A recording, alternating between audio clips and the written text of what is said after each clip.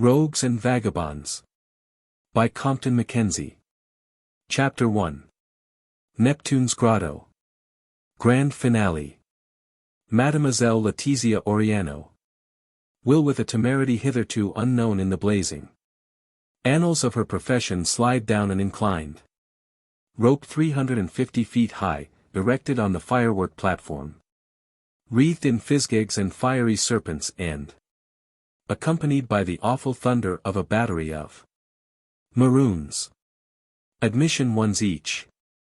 Gardens open at 7:30 and commences at 9 o'clock precisely. Neptune's Grotto was one of the many pleasure gardens that in the days when the Londoner was comparatively a free man helped to amuse his leisure. Yet even by the 9th year of the reign of King George IV 13 most of the famous resorts of the preceding century had already been built over. And now that Lord Grosvenor was developing the manor of Ebury, Buckingham Palace appearing fixed as the metropolitan abode of the sovereign, Neptune's Grotto was likely to vanish soon and leave no more trace of its sparkling life than the smoke of a spent rocket. Indeed, change was already menacing.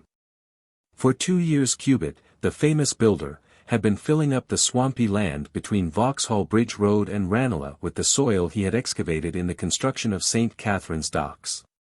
His cadaverous grey plastered terraces were creeping nearer every week.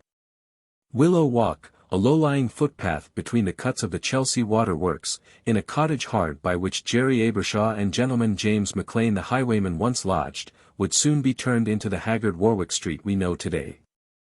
The last osier bed would ultimately be replaced by the greasy aucubas of Eccleston Square, and Lupus Street would lie heavy on ancient gardens. The turnpike at Ebury Bridge had been gone these 4 years. The old country road to Chelsea would within a lustrum be lined by houses on either side and become Buckingham Palace Road. Even the great basin of the Grosvenor Canal would run dry at last and breed from its mud Victoria Station. However, in 1829 Neptune's Grotto still remained much as it had been for over a century. The house of mellow red brick was covered with lattice-work, which on this warm July evening was all fragrant and ablow with climbing roses. Only the box trees had changed the pattern of their topiary. In place of earlier warriors or statesmen you would have found Lord Nelson and the Duke of Wellington at this date, the general more freshly trimmed than the admiral, but likely to go unpruned in the years of his unpopularity that were coming. His Sacred Majesty King George III had been allowed to sprout into the rounder bulk of His Sacred Majesty King George IV, but the new portrait was hardly more attractive than the 14 Blowsy original. The garden paths were bordered with stocks and hollyhocks. There were bowling greens and fish ponds, and a dark alley in emulation of the notorious dark alley of Vauxhall. Most of these amenities, however, had been made familiar by a score of other pleasure gardens all over London. What gave Neptune's Grotto its peculiar charm was the wide green lawn running down to the edge of the great reservoir.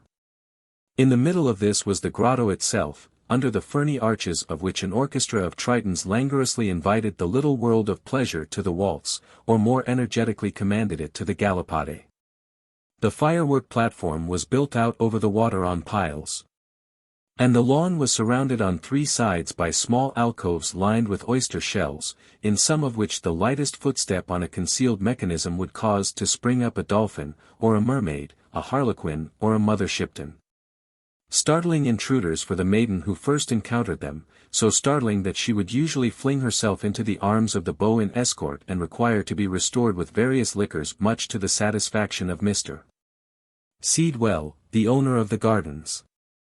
High tortoise-shell combs and full curled hair, wide skirts of Gros de Naples flounced and pinked and scalloped and fluted, white stockings and slippers of yellow prunella.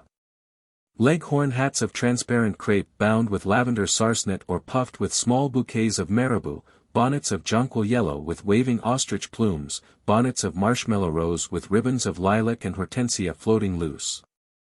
Double Vandyke collars of Indian muslin, grass-green parasols and purple reticules, leg-of-mutton sleeves and satin roulades, pelisses and pelerins most fashionably of camelopard yellow, ivory shoulders, cannas and spencers and gauze capotes.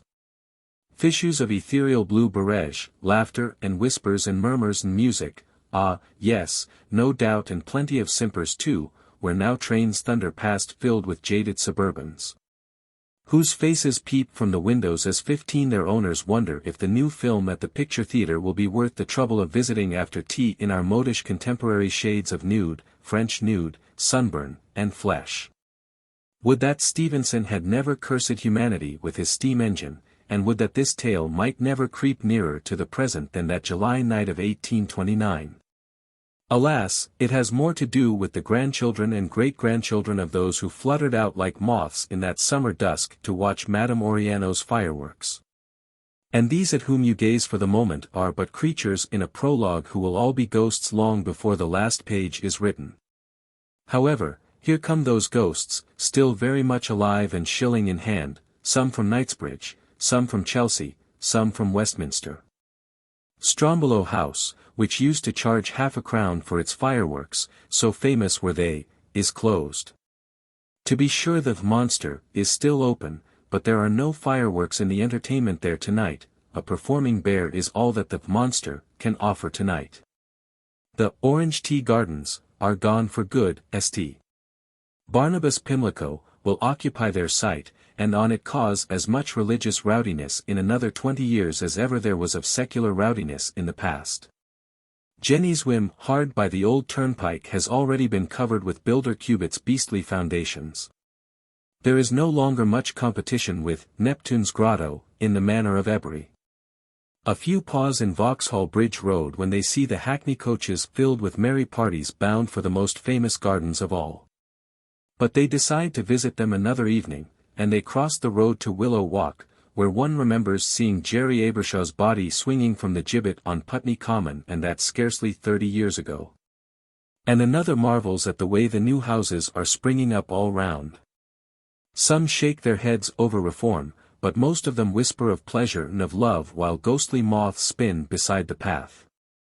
And the bats are seen hawking against the 16 luminous west, and the dog star which was glimmering long before his fellows is already dancing like a diamond in the south. While the public was strolling on its way to Neptune's Grotto, within the gardens themselves Mr. Seedwell, the proprietor, and Madame Oriano made a final inspection of the firework platform. "You think she can do it?" he was saying. "Off a course she can do it," Madame replied sharply. Mr. Seedwell shook his head in grave doubt. Weighing 18 stone and a bit over, he found it hard to put himself in Mademoiselle Letizia's place. "I don't want an accident," he explained. "The magistrates are only too glad of an excuse to close us down these days." "Dear Willa not be no accident," Madame Oriano assured him. And Mr. Seedwell, looking at the raven-haired and raven-beaked and raven-eyed woman beside him, took her word for it and went off to see that all was ready inside the house for the entertainment of his guests.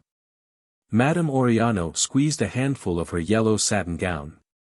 "Bagnotto," she murmured to herself. Then looking across to one of the alcoves she called out in a shrill harsh voice, "Caleb. Caleb Fuller." Wet. A beetle could not have left his carapace more unwillingly than Caleb Fuller that alcove. He was a young man, certainly not more than 25. Perhaps not as much, whose lumpish and pasty face suggested at first an extreme dullness of mind until one looked a little closer and perceived a pair of glittering granite grey eyes that animated the whole countenance with an expression that passed beyond cunning and touched intelligence. Beside the dragonfly vividness of his employer he appeared, as he shambled across the lawn to hear what she wanted of him, like an awkward underground insect. With his turgid 17 rump and thin legs in tight pantaloons and his ill-fitting tailcoat of rusty black. "Dissa English climat non est possible," Madame shrilled. "Everything will be wet before we begin to fire." "It's the heavy dew," said Caleb. "Oh, diavolo. What do it matter which it is, if the fireworks will alla be, how you say, spilt?" "Spoilt," he corrected gloomily. "Che lingua di animali, questa English linguage." "Where is a John Gum?" "In the tap room," Caleb informed her. "Drinking. Drinking," she shrilled. "Why you don't to keep him nada to drink before we are finished." John Gum, who was Madame's chief firer, had already imperiled by his habit several of her performances. somebody musta go and putta clothes on the fireworks. Non voglio che abbiamo un fiasco, I don't wish it. You hear me, Caleb? I do not want us to have a fiasco. Caleb was used to these outbursts of nervous anxiety before every display, and on most evenings he would have humored Madame by bullying the various assistants and have enjoyed giving such an exhibition of his authority. But this evening he would not have been sorry to see the damn pair make the whole display such a fiasco as Madame feared, for he bitterly resented the public appearance of Letizia Oriano, not so much for the danger of the proposed feat, but for the gratification the sight of her shapely legs would afford the crowd. In fact, when Madame had summoned him to her side, he was actually engaged in a bitter argument with Letizia herself and had even gone so far as to beg her to defy her mother and refuse to make the fire-clad descent. There won't be enough dew to prevent the firing, he argued. And more's the pity, he added, gathering boldness as jealousy began once more to rack him. More's the pity, I say, when you're letting your only 18 child expose herself to danger. He managed to gulp back the words he just lacked the courage to fling at her, and though his heart beat, Jezebel, he dared not say it out. Dear is nothing's dangerous, she snapped. She has walked the slacker rope and the tighter rope since she was a bambina. Her phaser has learned her to do it. Caleb groaned within himself. Letizia's father was as mythical and as many-sided as Proteus. Italian prince, English nobleman, play-actor, ballet-master, acrobat, with as many aliases as a thief, he was whatever Madame chose he should be to suit her immediate argument. Nobody knew his real name or his real profession. Once, when Caleb had remonstrated with her for being apparently willing to sell Letizia to a rich and sniveling old rake, she had actually dared to argue that she was better capable of guarding her daughter's virtue than anybody else because the father of her had been a cardinal. Caleb, who was sick with love for Letizia and sick with hate for popery, was near losing his reason. Luckily, however, the old suitor fell into a hopeless palsy, and since then Madame's financial affairs had prospered sufficiently to make her independent of Letizia's cash value. That her affairs had prospered was largely due to Caleb himself, who, entering her service as a clerk when he was hardly 19, had lost no time in gathering into his own plump white hands the tangled skeins of the business so that he might unravel them at his own convenience without ever again letting them go.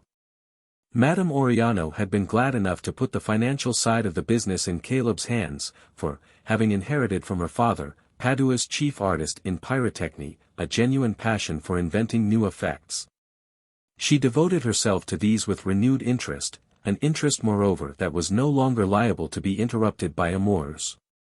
She had grown gaunt and her temper, never of the sweetest, had long made her an impossible mistress for any man however young he might be. At the age of 1916 she had eloped from her father's house in Padua with an English adventurer. After a year of doubtful bliss he had left her stranded in a Soho garret with a cageful of love-birds and 20 pairs of silk stockings. He had intended these as a present for the schoolgirl he was planning to abduct. But in the confusion of escaping from his old sweetheart he had left them behind him. Maria Oriano entered upon a period of fortune-telling, then went into partnership with an Italian pyrotechnist to whom with intervals of amorous escapades she remained loyal for 10 years, in fact till he died. After which she carried on the business in her own name. Letizia was born when her mother was approaching 40, and since neither Letizia nor anybody else ever discovered who the father was, it may safely be assumed that Madame really did not know herself which of her lovers might be congratulated. She had a dozen in tow about this time. No solution of the mystery had ever been provided by Letizia herself, who now, at 17, was the image of her own mother when she, a year younger, ran away from Padua, a dark and slim and supple and lustrous-eyed young termagant. There she was now, fretfully tapping the floor of the alcove with her dainty foot and wondering what her mother could want with Caleb.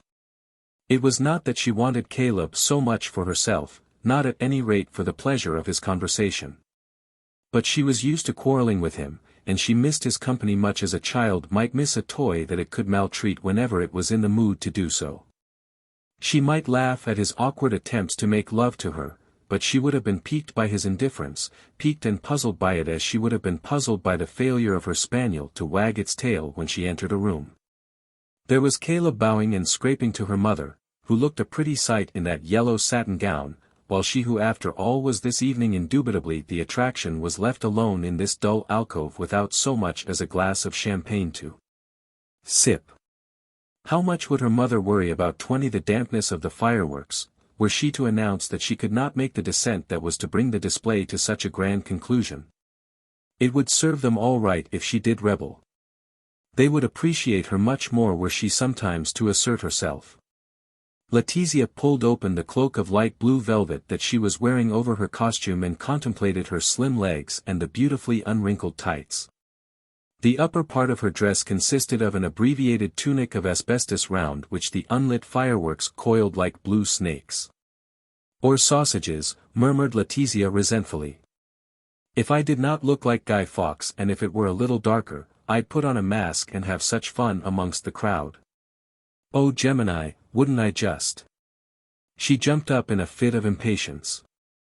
Her foot pressed the concealed mechanism in the floor of the alcove, and immediately there sprang up before her a life-size Mother Shipton, quivering all over and shaking her steeple hat and seeming in the twilight most horribly real.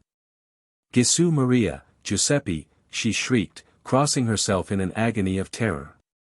Caleb, whose first thought was that some young buck was trying to kiss Letizia, paid no more attention to Madame Oriano's complaints of Gum's drunkenness and the dewy nightfall, but plunged off to the rescue. Splitting the seat of his pantaloons in an effort to move his clumsy legs really fast. "Oh Gemini, Caleb, the devil's been sitting beside me all the time and I never knew it," Letizia cried, when she saw him. "I make no doubt he has," said Caleb in lugubrious agreement. "But this ain't him. This ain't no more than one of those fortune-telling figures you'll see at fairs. That's what they call fun, that is," he groaned. "It sprang up so sudden, Caleb. The devil couldn't have sprung up no faster. Oh Gemini, it set me off praying, Caleb." "Praying," he scoffed. "I wouldn't give much for you 21 if the devil did come to take you, and you had to trust to your prayers. It's made my heart thump, Caleb. Only feel how fast it beats." The young man snatched his hand away from her. "Hussy. Not would please you so well as to lead me on into sin." It was Caleb's heart that was beating now, so fast indeed that he turned in desperation to strike down the puppet that seemed to be leering at him like an old bawd in a dark entry. "Oh, you sicken me," she pouted. "I'll surely never have the courage to mount to the top of the mast now. At least, I won't unless I have some champagne, Caleb." There was no answer. "Did you hear me, Caleb?" she pressed softly. "I said champagne." He turned his back and feigned not to hear. But a passing waiter heard and came into the alcove, rubbing his hands in anticipation of serving them. "Champagne, Caleb." "Yes, ma'am."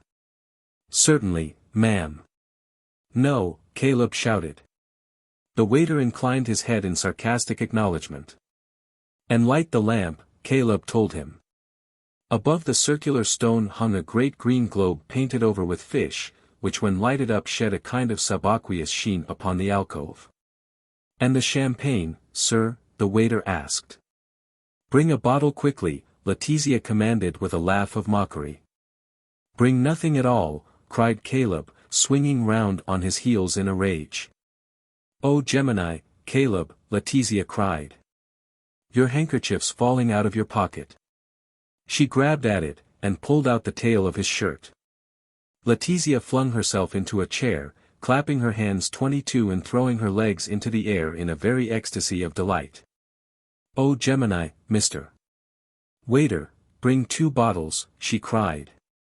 "And a needle and a thread, for I'll burst my own trunks next and never dare stand on a chair, let alone come sliding down to the ground from a mast." The waiter departed to obey her commands, a wide grin on his insolent face. "Listen to me, Letizia," Caleb cried in a rage, seizing her wrist. "I'll pay for not one drop of champagne, d'ye hear me?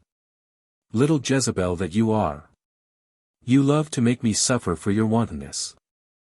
I was pure till your popish gypsy eyes crossed mine and turned them to thoughts of sin. Isn't it enough that you're going to mount that accursed firework platform for every gay young sprig to stare at you carnally and gloat on your limbs and lust after you? Isn't it enough, I say, for one evening? You're a fine one to accuse me of making myself a show, she retorted, wresting herself from his grasp. And you with the tail of your shirt sticking out of your breeches. You'd better call it your flag of truce, Caleb, and cry peace. I'll make no peace with you, young Jezebel, in this wanton humor. Why then, catch me if you can, Mr. Preacher, for I'll have my champagne, and Mr. Devil can pay for it, if you won't. With this she stood mocking him from the lawn outside. Come back, he groaned, the sweat all beady on his forehead. I won't come back neither, laughed Letizia, pirouetting. Pull your cloak round you, shameless minx. No, and I won't do that, neither. She flung it farther from her and taunted him with the 23 side of her legs so slim and so shapely in the light blue silk. You dursn't run after me, Caleb, or you'll be taken to Bedlam for a lunatic when the people see you running after me like a draggle-tailed duck. Quack quack, Caleb. I'm the grand finale tonight, and if you won't give me champagne I'll find someone who will, and he'll have the grandest finale of all. Unfortunately for Letizia, when she turned round to run away she ran into her mother, who caught her by the ear and led her back into the alcove. Say pazza, she demanded. If I am mad, it's his fault, protested Letizia angrily. Let go of my ear, mamma. You're hurting me. Voi far la putanella, cried Madame Oriano furiously, squeezing her daughter's ear even harder. You want to play the little wanton, basta, mamma. Or I'll be no grand finale tonight for you or nobody else. I only asked for champagne because that old witch jumped up out of the floor and frightened me. If you hadn't been screaming so loud yourself, you might have heard me scream. Enough. Insolent, cried Madame, making coral of her daughter's ivory cheeks with several vicious slaps. Luckily for Letizia the waiter came back at this moment with a tray on which were glasses and a bottle of champagne. This gave Madame Oriano a real opportunity. Picking up her skirt as if she were going to drop a curtsy, she raised one foot and kicked the tray and its contents up to the oyster-inlaid ceiling of the alcove. She might have been giving the signal for the fireworks to begin, for just as the contents of the tray crashed to the ground the thunder of the maroons reverberated about the pale sapphire of the 9 o'clock sky. Madame hurried out into the excited crowd of spectators, clapping her skinny hands and crying, "Bravo, 24 bravissimo," at the top of her voice.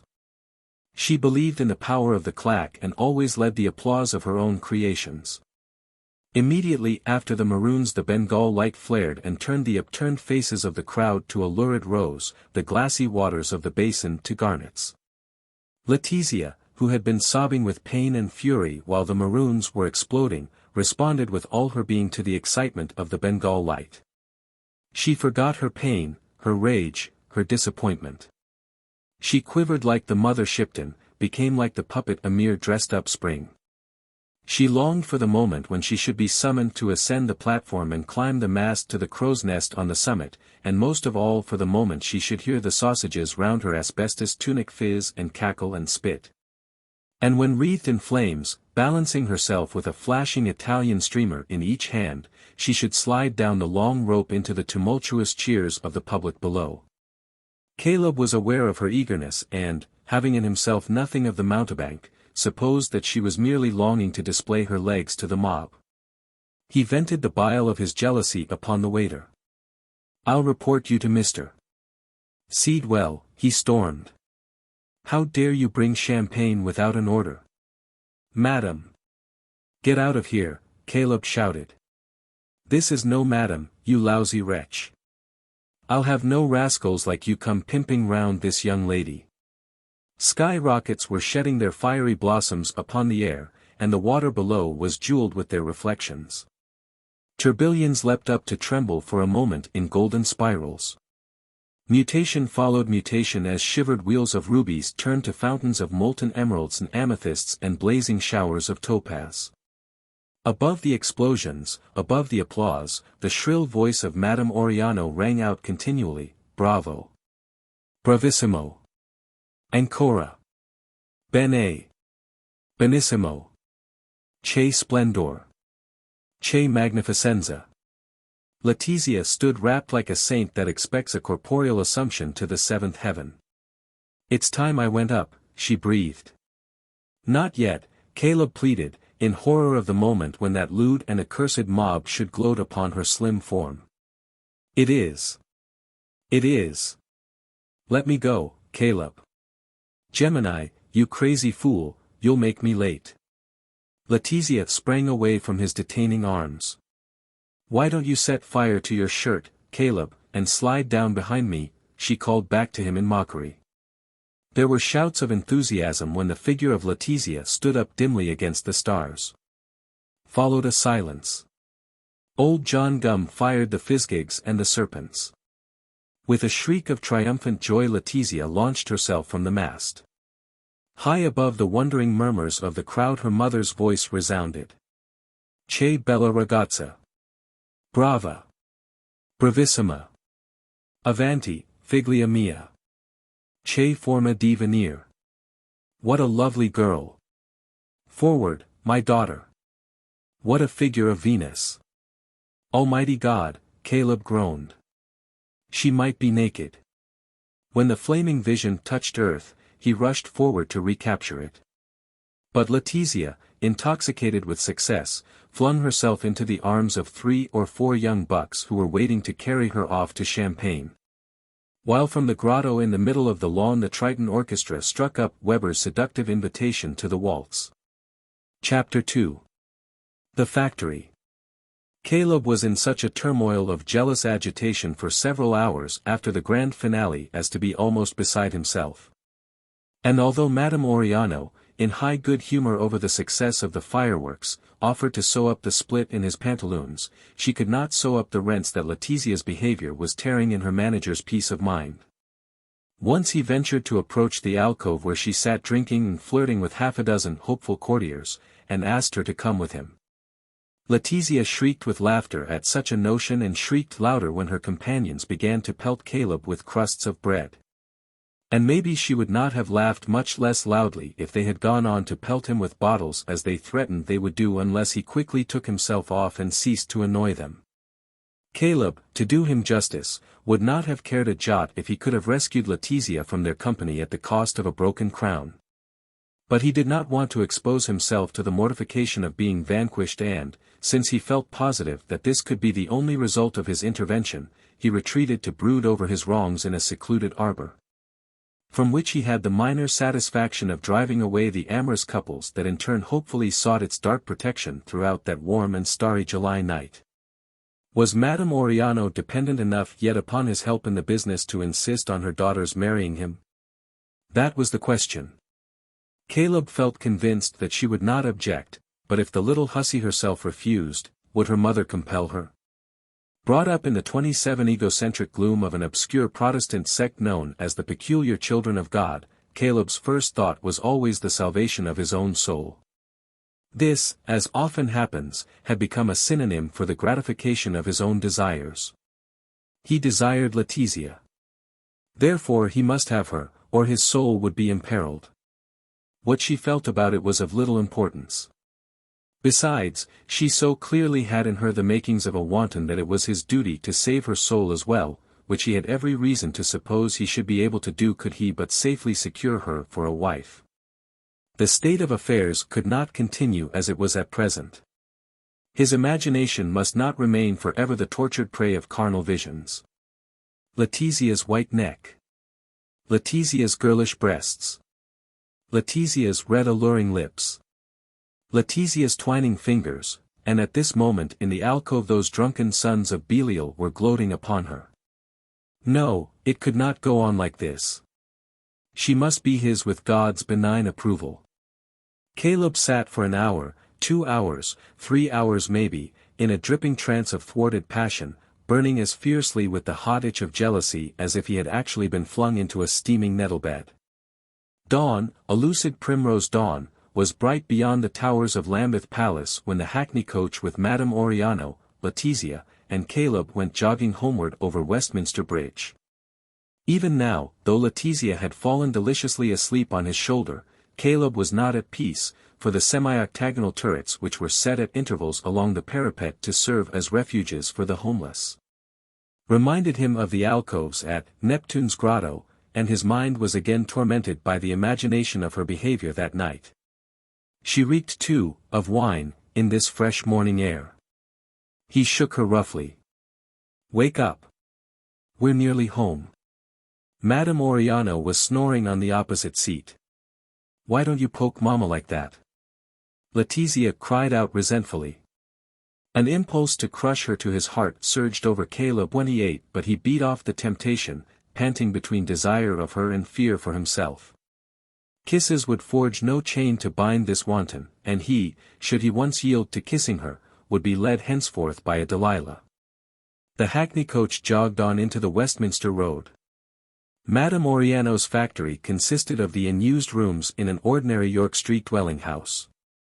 Special precautions to isolate the dangerous manufacture were practically unknown at this date. All firework making by an Act of Dutch William was still illegal. And from time to time prosecutions of pyrotechnists were set on foot at the instigation of the magistrates when the boys of a neighborhood became too great a nuisance on the 5th of November. Inasmuch, however, as firework displays were a feature of coronations, peace declarations, births of royal heirs, and other occasions of public rejoicing, the law adopted then as ambiguous an attitude as it does now in this early 20th century. Toward betting. Until Caleb arrived in London from the Cheshire town where he had been born and bred, Madame Oriano produced her fireworks in fits and starts of inventive brilliance that were symbolical of the finished product. Most of her workmen were habitual drunkards. No kind of attempt was made to run the business side with any financial method. From time to time the proprietress put a card in the window advertising her need for an accountant. Clerks came and clerks went until she began to look on the whole class as no better than predatory nomads. It was in answer to one of these cards in her window that Caleb presented himself. His conscience troubled him at first when he found with what mountebank affairs firework making was likely to bring him into contact, but he was seized by a missionary fervor and began to devote all his energy to making the business respectable. Only John Gum, the chief firer, managed to survive Caleb's cleansing zeal. The rest of the drunken workmen were sacked one after another, and their places taken wherever it was possible by young lads and girls that Caleb procured from the poorhouse. 29 The long hours and bad food he inflicted upon these apprentices seemed to bring the business nearer to genuine respectability.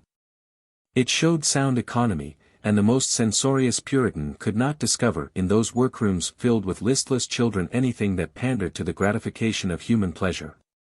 One could feel that when the fireworks left the factory there was nothing against their morality. Their explosion under the direction of Madame Oriano and drunken John Gum was of course regrettably entertaining, but the rest of the business was impeccably moral. Not only did Caleb attend to the accounts, to the management of the workers, and to the judicious purchase of materials, but he also studied the actual art of pyrotechny. And early this very year he had discovered how to apply chlorid of potash to the production of more brilliant colors than any that had hitherto been seen.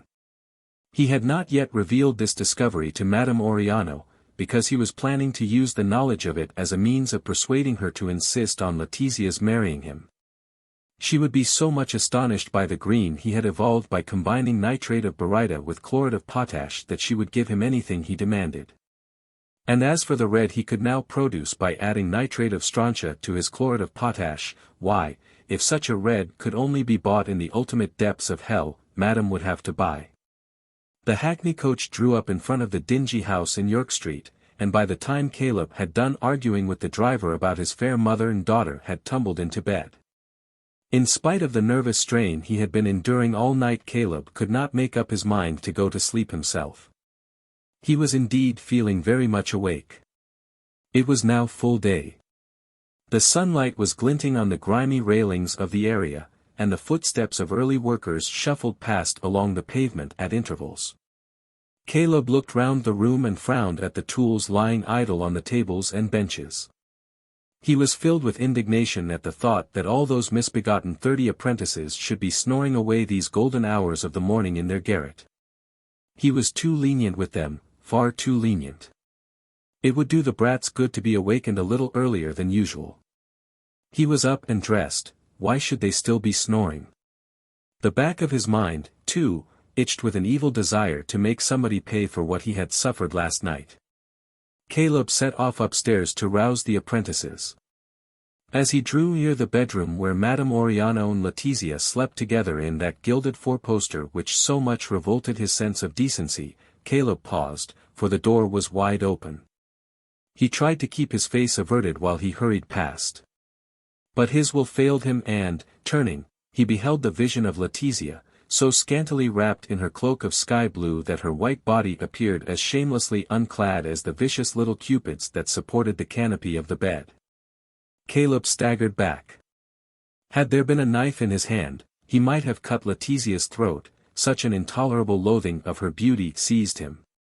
He rushed madly past the open door, and a moment or two afterwards he stood in the garret, surveying with hate the sleeping forms of the apprentices.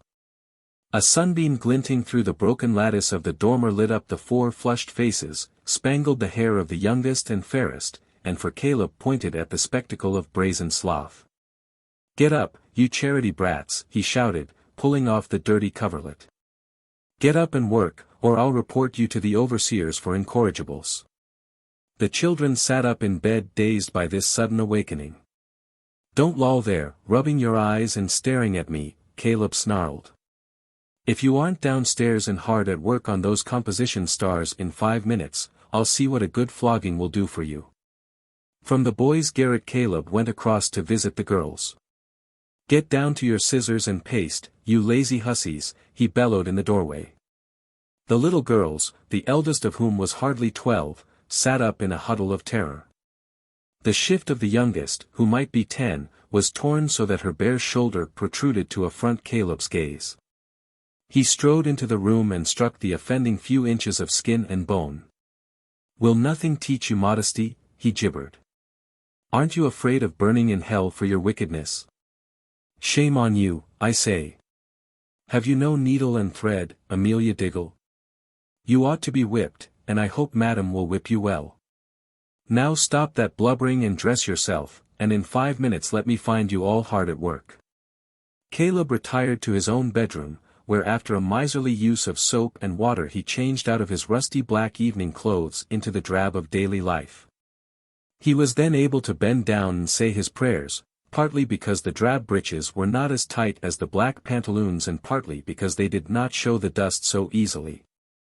In contemplating Caleb while he is kneeling to ask his savage deity to give him Letizia and to bless his discovery of chlorid of potash as a color intensifier and to fructify his savings and to visit his wrath upon all unbelievers, one may feel that perhaps it was being unduly sentimental last night, a trifle wrought upon by music and starshine and colored lamps, to wish that this tale might remain in the year of grace 1829. Caleb rose from his knees and, fortified by his prayers, succeeded this time in passing the open door of Letizia's bedroom without so much as one swift glance within. He came down to the basement and with a good deal of complacency gloated over the sight of those children all so beautifully hard at work. He would have liked to tell them how lucky they were to be in the care of somebody who took all this trouble to rouse them early and teach them the joys of industry. The thought of how many more composition stars would be made today than were made yesterday was invigorating. He regarded the 32 tousled heads of the apprentices with something like goodwill. "That's the way, boys, work hard and well and in 3 hours you'll be enjoying your breakfast," he promised. Then suddenly he looked sharply round the room. "Why, where's Arthur Wellington?" At this moment the foundling thus christened, a fair-haired child of 11, appeared timidly in the doorway, and shrank back in terror when his master demanded where he had been. "Please, Mr. Fuller, I was looking for my shoe," he stammered, breathing very fast. "Oh, you were looking for your shoe, were you, Arthur Wellington? And did you find your shoe?" "No, Mr. Fuller," the boy choked. "I think it must have fell out of the window." His blue eyes were fixed reproachfully, anxiously, pleadingly, on Joe Hilton, the eldest apprentice, who bent lower over his task of damping with methylated spirit the composition for the stars, the while he managed to scowl sideways at Arthur. "So you've been loitering about in your room while your companions have been hard at work, Arthur Wellington?" "I haven't been loitering. I've been looking for my shoe." "Contradict me, will you, Arthur Wellington?" said Caleb softly. "Show me your other shoe. Come nearer, Arthur. Nearer. Take it off and give it to me."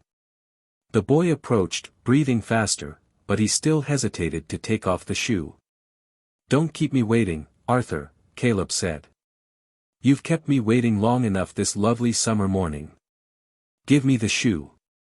Arthur did as he was told. "Don't go away, Arthur Wellington. I'm talking to you for your good." "This lovely summer morning," XXIII said. "Perhaps you didn't hear me." "Eh? Perhaps you're deaf." "Deaf, are you, you workhouse brat?" Caleb gripped the boy's puny shoulder and banged him several times on the head with the shoe. "Perhaps you won't be so deaf when I've knocked some of the deafness out of you," he growled. "Blubbering now, you miserable little bastard. Look up, will you? Look up, I say."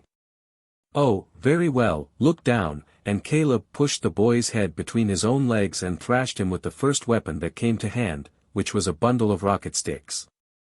"Button yourself up, Arthur Wellington," said Caleb, when he had finished with him and flung him to the floor where he lay writhing and shrieking and unbraced.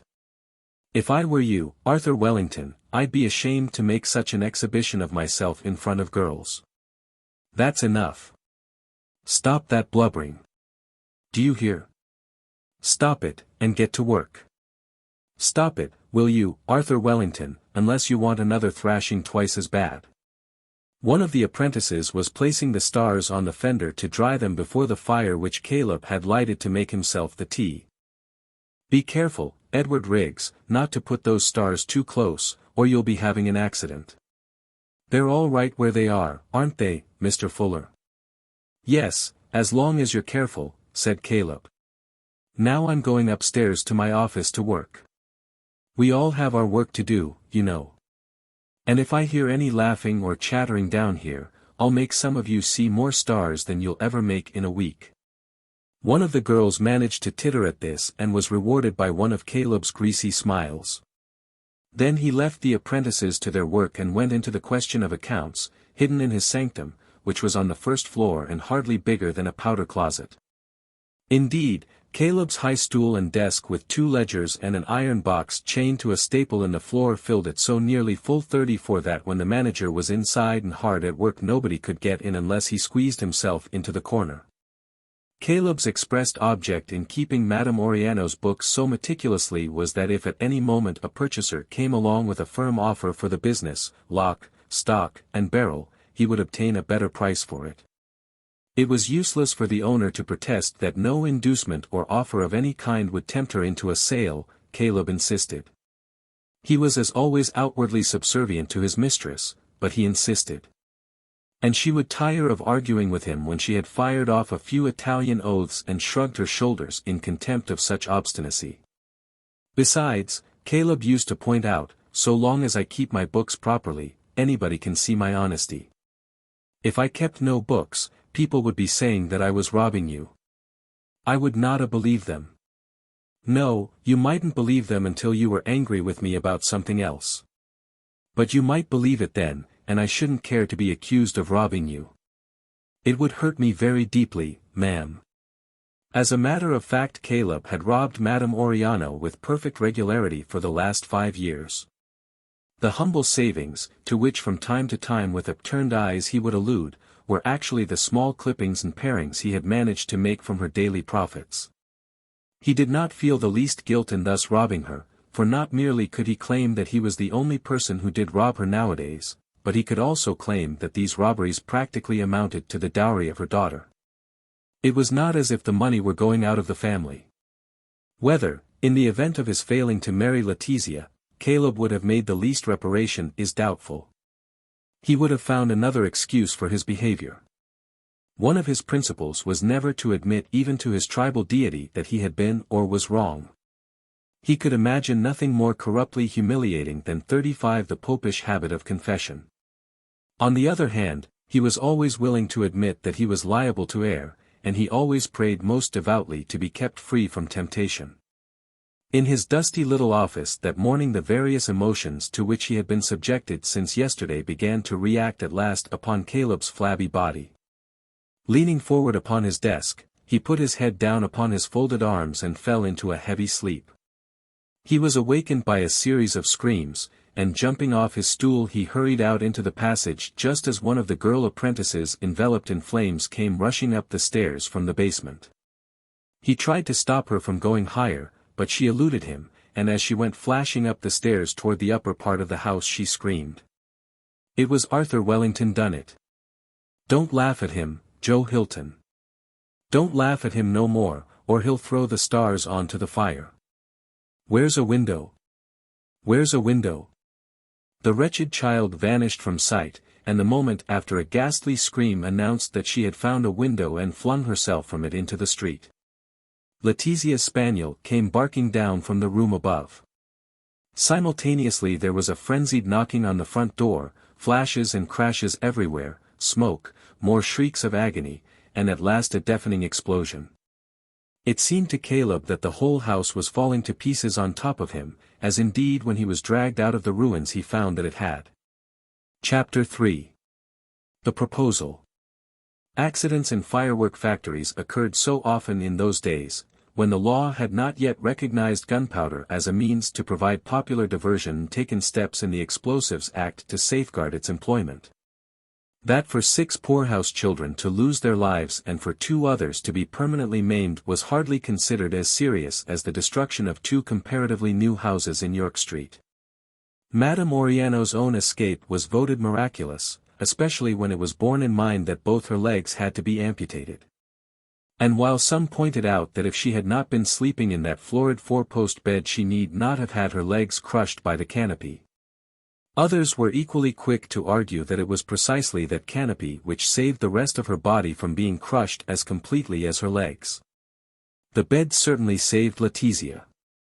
The accident was attributed to the inhuman carelessness of a parish apprentice known as Arthur Wellington, whereby he had placed a composition star on the hob of a lighted fire in order to dry it more expeditiously before being rammed into the casing of a Roman candle. Caleb in his evidence suggested that parish apprentices were inclined to make up for lost time in this abominable way. Everybody shook his head at the wickedness of parish apprentices, but nobody thought of blaming Caleb for the arrangement of a workroom that permitted such a dangerous method of making up for lost time. As for Caleb himself, when he had recovered from the shock of so nearly finding himself in heaven before he had 37 planned to retire there from the business of existence, he began to realize that the destruction of the factory was the best thing that could have happened for an earthly future that he hoped long to enjoy. He took the first opportunity of laying before Madame Oriano his views about that future. Should his proposal rouse her to anger, he could feel safe, inasmuch as she could certainly not get out of bed to attack him and was unlikely to leave the hospital for many weeks to come. Well, I willa always say dissa one ting, my friend, and dutta is I have never had no explosion in alla my life before dissa one. Such fortuna could never last forever, I am secure. My legs, they macka me a little bad, dutta is all. Caleb regarded his mistress where she was lying in bed looking like a sharp-eyed bird in tropical vegetation, under the gaudy satin coverlet of her 4-poster which she had insisted on having mended and brought to the hospital. I'm sure we ought all of us to be very thankful to our Father who put his loving arms around us and kept us safe, he oozed. Madame Oriano, become an old lady since her accident, smiled grimly. Peccato che nostro padre non ha pensato per mia povera gam, she muttered. What did you say? Caleb asked timidly. He could never quite rid his mind of the fancy that the Italian language had a dangerous magic, an abracadabral potency which might land him in hell by merely listening to it. I say it is a damn pity he does not put his arms around my legs. That is what I say, Caleb. He knows best what is good for us, Caleb gurgled, turning up his eyes to the ceiling. Può essere, the old lady murmured. Perhaps he do. But what I've really come to talk about, Caleb went on, is the future of the business. Your presence, of course, will be sadly missed. But you'll be glad to hear 38 that I have managed to fulfill all our engagements up to date, though naturally with such a terrible loss of material the profits will be small, dreadfully small. No doubt Caleb was right, and even what profit there was he probably put in his iron box which had comfortably survived the destruction of the factory. I don't aspect no profit, said Madame Oriano. But I have been turning things over in my mind, Caleb pressed, and I hope very much that you will be pleased with the result of my, turnings. Yes, I'm hoping that very much indeed. Caleb took a deep gulp before he went on, staring away out across the chimney stacks to escape the old lady's arched eyebrows. Madame Oriano, when I came to London 6 years ago and entered your service, you were a mother to me. I can never forget your beautiful maternal behavior, ma'am, and, oh, ma'am, I am so anxious to be a son to you now in the hour of your trouble, a true son. You never could not be a son for me, Caleb. Siete troppo grasso, caro. You are too big. How you say? Too fat. Ah, Madame Oriano, don't say you won't let me be a son to you till you've heard all I have to tell you. I want to marry your daughter, ma'am. I want to marry your Letizia. I loved her from the first moment I set eyes on her, although of course I knew my position too well to allow myself to indulge in any hopes that would have been wanting in respect to my employer. But I have worked hard, ma'am. Indeed, I venture to think that my love for your daughter is not near so presumptuous at this moment as it would have been when I first entered your service. Sicuro. She has 17 years old now, said Madame Oriano sharply. She had only 11 years then. Sweet 17. Caleb sighed. Non credo che sia tanto dolce. Oh, I do wish that I understood Italian a little better, Caleb groaned unctuously. I say I do not think she is so very damn sweet. I think she is, how you say in English, one beach. No doubt, Caleb profoundly agreed with this characterization of Letizia, held he up never so plump a Protestant hand. Oh, do give your consent to our marriage, he gurgled. I know that there is a difference of religion. But I have ventured to think once or twice that you could overlook that difference. I have remarked sometimes that you did not appear to attach very great importance to your religion. I've even ventured to pray that you might come in time to perceive the errors of Romanism. In fact, I have dreamed more than once, ma'am, that you were washed in the blood of the Lamb. However, do not imagine that I should try to influence Letizia to become one of the peculiar children of God. I love her too dearly, ma'am, to attempt any persuasion. From a business point of view, and, after all, in these industrious times it is the business point of view which is really important, from a business point of view the match would not be a very bad one. I have a few humble savings, the fruit of my long association with you in your enterprises. Caleb paused a moment and took a deep breath. He had reached the critical point in his temptation of Madame Oriano, and he tried to put into his tone the portentousness that his announcement seemed to justify. Nor have I been idle in my spare time, ma'am. No, I have devoted much of that spare time to study. I have been rewarded, ma'am. God has been very good to me and blessed the humble talent with which he entrusted me. Yes, ma'am. I have discovered a method of using chlorid of potash in combination with various other chemicals which will undoubtedly revolutionize the whole art of pyrotechny.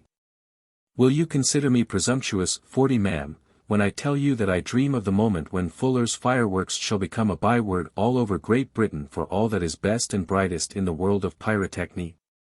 Madame Oriano's eyes flashed like Chinese fire, and Caleb, perceiving that he had made a false move, tried to retrieve his position. Pray do not suppose that I was planning to set myself up as a manufacturer of fireworks on my own. So long as you will have me, ma'am, I shall continue to work for you, and if you consent to my marrying your Letizia I shall put my new discovery at your service on a business arrangement that will satisfy both parties. Madame Oriano pondered the proposal in silence for a minute. Yes, you can have Letizia, she said at last. Caleb picked up the hand that was hanging listlessly over the coverlet and in the effusion of his gratitude saluted it with an oily kiss. "And you'll do your best to make Letizia accept me as a husband," he pressed. "If I say you can have Letizia, Caro, you will have her," the mother declared. "You have made me the happiest man in England," Caleb oozed. Whereupon he walked on tiptoe from the room with a sense even sharper than usual that he was one of the Lord's chosen vessels, a most peculiar child even among the peculiar children of God. Just when the hot August day had hung 2 dusky sapphire lamps in the window of the room, Madame Oriano, who had been lying all the afternoon staring up at the shadows of the birds that flitted across the ceiling, rang the bell and demanded her daughter's presence. "Letizia, devi sposarti," she said firmly. "Get married, Mama." "But I don't want to be married for a long time." "Non si entra, cara. Devi sposarti. Sarebbe meglio, molto meglio. Sei troppo sfrenata. That doesn't come into it, my dear. You must get married.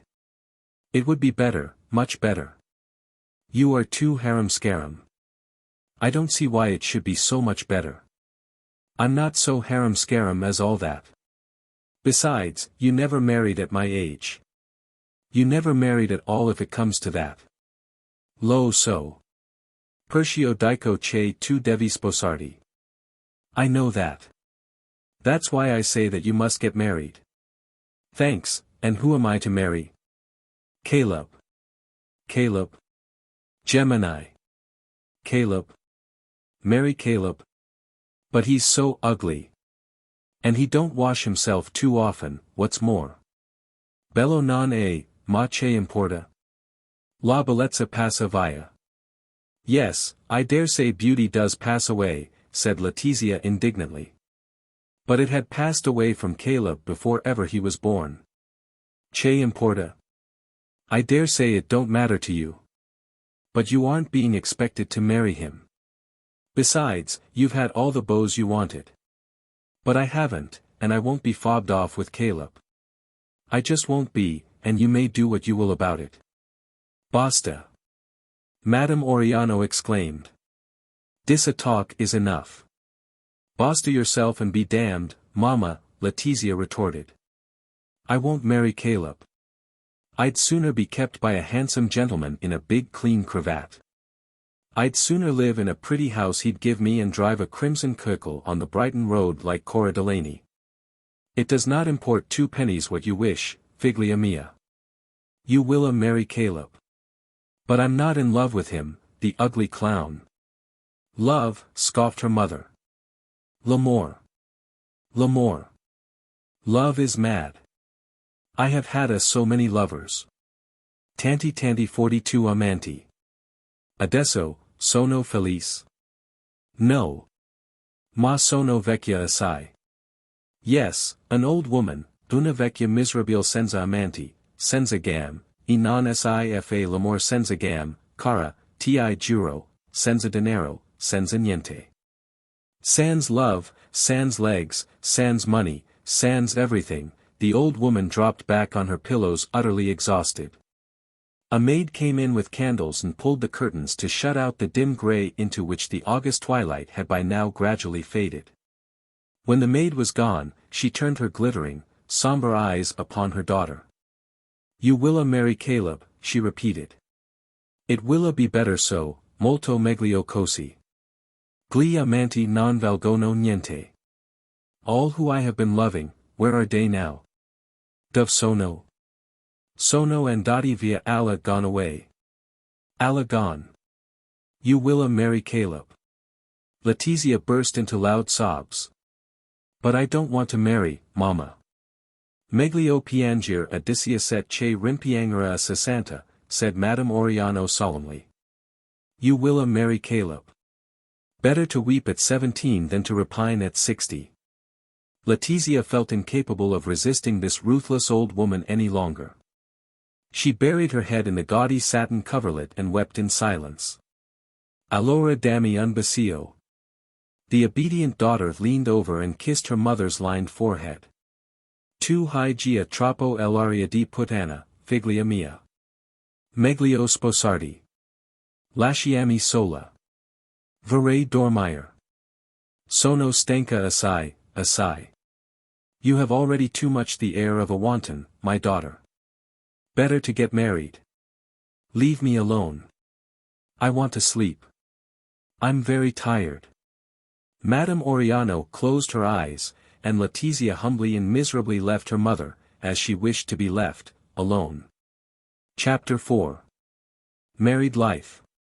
So, Caleb Fuller married Letizia Oriano and tamed her body, as without doubt he would have succeeded in taming the body of any woman of whom he had lawfully gained possession. Madame Oriano did not long survive the marriage. The effort she made in imposing her will upon her daughter was too much for a frame so greatly weakened. Once she had had her way, the desire to live slowly evaporated. Yet she was granted a last pleasure from this world before she forsook it forever. This was the satisfaction of beholding with her own eyes that her son-in-law's discovery of the value of chlorid of potash as a color intensifier was all that he claimed for it. That it was likely to prove excessively dangerous when mixed with sulfur compounds did not concern this pyrotechnist of the old school. The prodigious depth and brilliant clarity of those new colors would be well worth the sacrifice of a few lives through spontaneous ignition in the course of manufacturing them. The first public demonstration that Caleb gave was on the evening of the 5th of November in a Clerkenwell tea garden. It is unlikely that Madame Oriano ever fully comprehended the significance of these annual celebrations. If she ever did wonder who Guy Fawkes was, she probably supposed him to be some local English saint whose martyrdom deserved to be commemorated by an abundance of rockets. As for Caleb, he justified to himself some of the pleasure that his fireworks gave to so many people by the fact that the chief festival at which 44 they were employed was held in detestation of a papist conspirator. On this particular 5th of November the legless old lady was carried in an invalid's chair through the press of spectators to a favorable spot from which she could judge the worth of the improved fireworks. A few of the rabble jumped to the conclusion that she was a representation of Guy Fawkes himself, and set up the ancient chorus. Please to remember the 5th of November. Gunpowder treason and plot. We know no reason why gunpowder treason should ever be forgot. A stick and a stake for King George's sake. A stick and a stump for Guy Fawkes's rump. Holla, boys. Holla, boys. Huzzah! Madame Oriano smiled grimly when Caleb tried to quiet the clamor by explaining that she was flesh and blood. Let a dem sing, Caleb. Non fa niente a me. It don't matter nothing to me. A maroon burst to mark the opening of the performance. This was followed by half a dozen rockets, the stars of which glowed with such greens and blues and reds as Madame Oriano had never dreamed of. She tried to raise herself in her chair.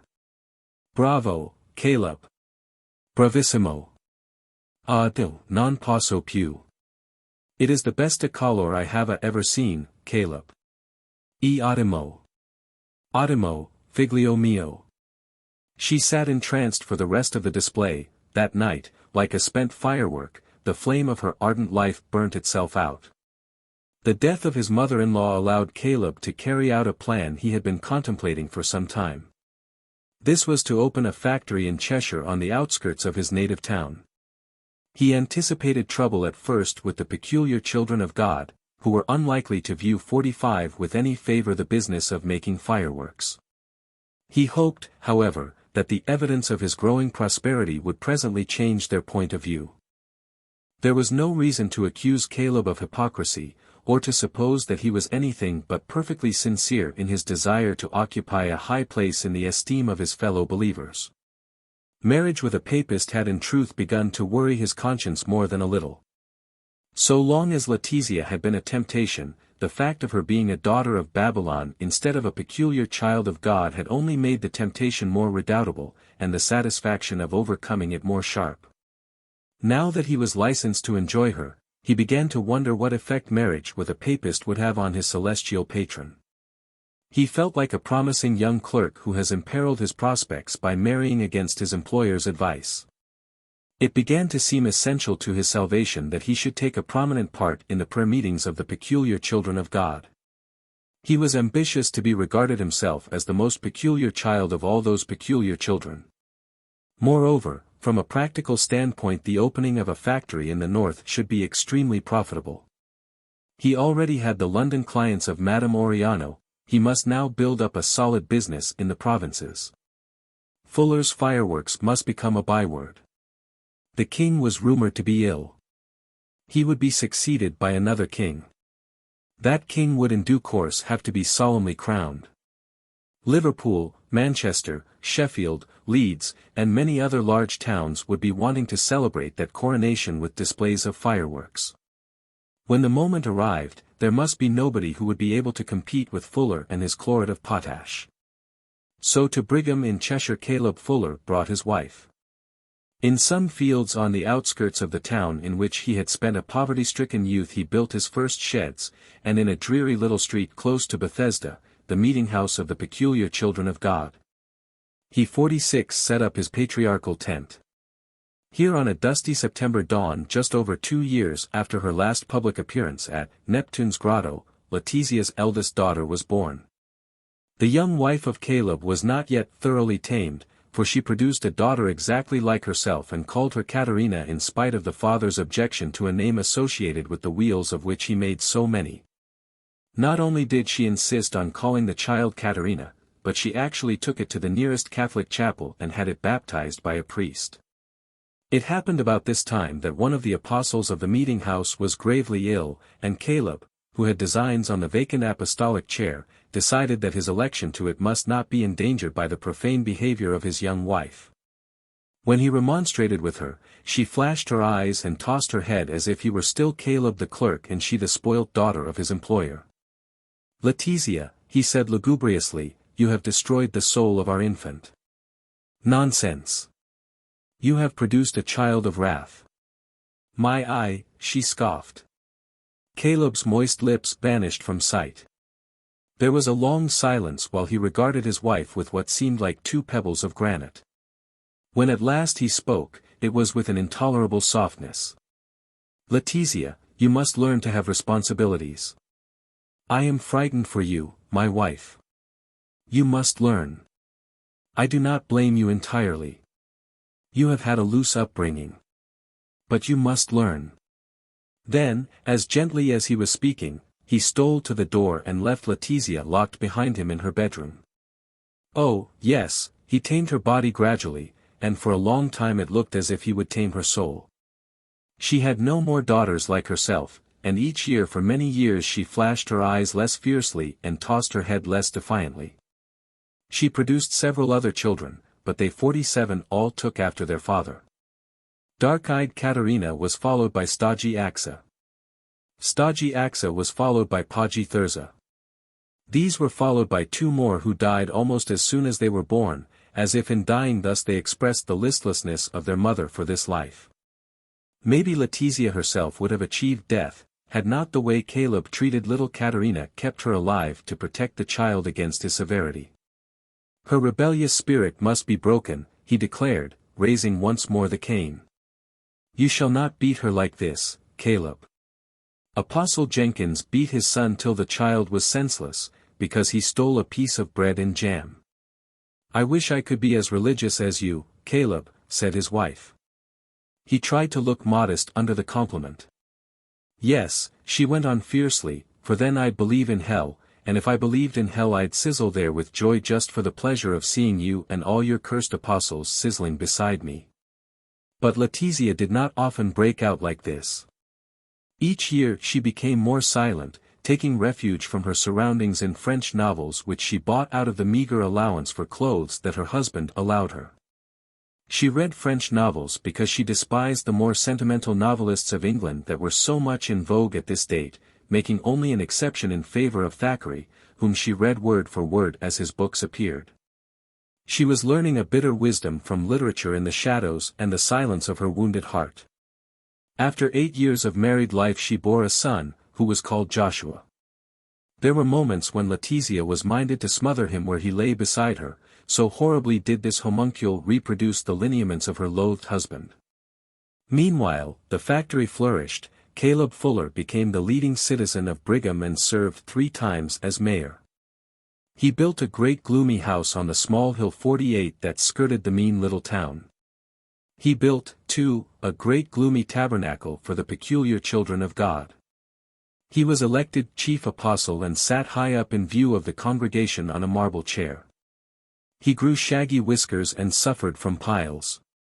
He found favor in the eyes of the Lord, sweating the poor and starving even the cows that gave him milk. Yes, the renown of Fuller's fireworks was spread far and wide. The factory grew larger year by year. And with it year by year waxed plumper the belly and the purse of Caleb himself, even as his soul shriveled. In 1851, after 20 years of merciless prosperity, Caleb suffered his first setback by failing to secure the contract for the firework displays at the Great Exhibition. From the marble chair of the chief apostle he called upon the peculiar children of God to lament that their father had temporarily turned away his countenance from them. Caleb beat his breast and bellowed and groaned, but he did not rend his garments of the best broadcloth, because that would have involved his buying new ones. The hullabaloo in Bethesda was louder than that in a synagogue on the Day of Atonement, and after a vociferous prayer meeting the peculiar children of God went back to their stuffy and secretive little houses, coveting their neighbors' wives and their neighbors' maids, but making the best of their own to express an unattainable ideal. Horrid stuffy little bedrooms with blue jets of gas burning dimly through the night time. Heavy lumps of humanity snoring beneath heavy counterpanes. Lascivious backbiting of the coveted wives and maids on greasy conjugal pillows. Who in all that abode of prurient respectability and savage industrialism should strip Caleb's soul bare? Who should not sympathize with the chief apostle of the peculiar children of God? Yet, strange to say, Caleb found that God's countenance continued to be averted from his own. He was still licking the soreness of his disappointment over the exhibition fireworks when one morning in the prime 49 of June his eldest daughter left the great gloomy house on the hill, never to return. While Caleb stormed at his wife for not taking better precautions to keep Katerina in bounds, he was aware that he might as well be storming at a marble statue. He lacked the imagination to understand that the soul of Letizia had fled from its imprisonment in the guise of Katerina's lissom body. But he did apprehend, however dimly, that henceforth nothing he might say or do would ever again affect his wife either for good or for ill. Cold dark eyes beneath black arched brows surveyed him contemptuously. He had never yet actually struck Letizia, but he came near to striking her at that moment. She wanted to go on the stage. A play actress. My eldest daughter a play actress. Alas, neither she nor I can cup those drops of blood she owes to you. But her soul is hers and mine. You had no part in making that. Even if you did crawl over my body and eat the heart out of me, you slug. Do what you like with the others. Make what you can of them. But Katerina is mine. Katerina is free. As if I had not suffered enough this year, Caleb groaned. Suffered? Did you say that you had suffered? His wife laughed. And what about the sufferings of my Katerina all these years of her youth? I pray she'll starve to death, he went on. She was starving to death in this house. I suppose that's what the church folk will be saying next. The idle, good-for-nothing slanderers. Not content with accusing me of starving my cows, they'll be accusing me of starving my children now. But the dear Lord knows. You poor dull fool, Letizia broke in, and with one more glance from her cold dark eyes she left him. Katerina had as dissolute a career as her father could have feared and as miserable an end as he could have hoped, for about 12 years later, after glittering with 50 conspicuous shamelessness amid the tawdry gilt of the Second Empire. She died in a Paris asylum prematurely exhausted by drink and dissipation. Better to die from without than from within, said her mother when the news was brought to Brigham. What do you mean by that? Caleb asked in exasperated perplexity. It's all these French novels you read that makes you talk that high-flown trash. You talk for the sake of talking, that's my opinion. You used to talk like a fool when I first married you, but I taught you at last to keep your tongue still. Now you've begun to talk again. One changes in 34 years, Caleb. Even you have changed. You were mean and ugly then. But you are much meaner and much uglier now. However, you have the consolation of seeing your son Joshua keep pace with you in meanness and in ugliness. Joshua Fuller was now 26, an eternal offense to the eyes of his mother, who perceived in him nothing but a dreadful reminder of her husband at the same age.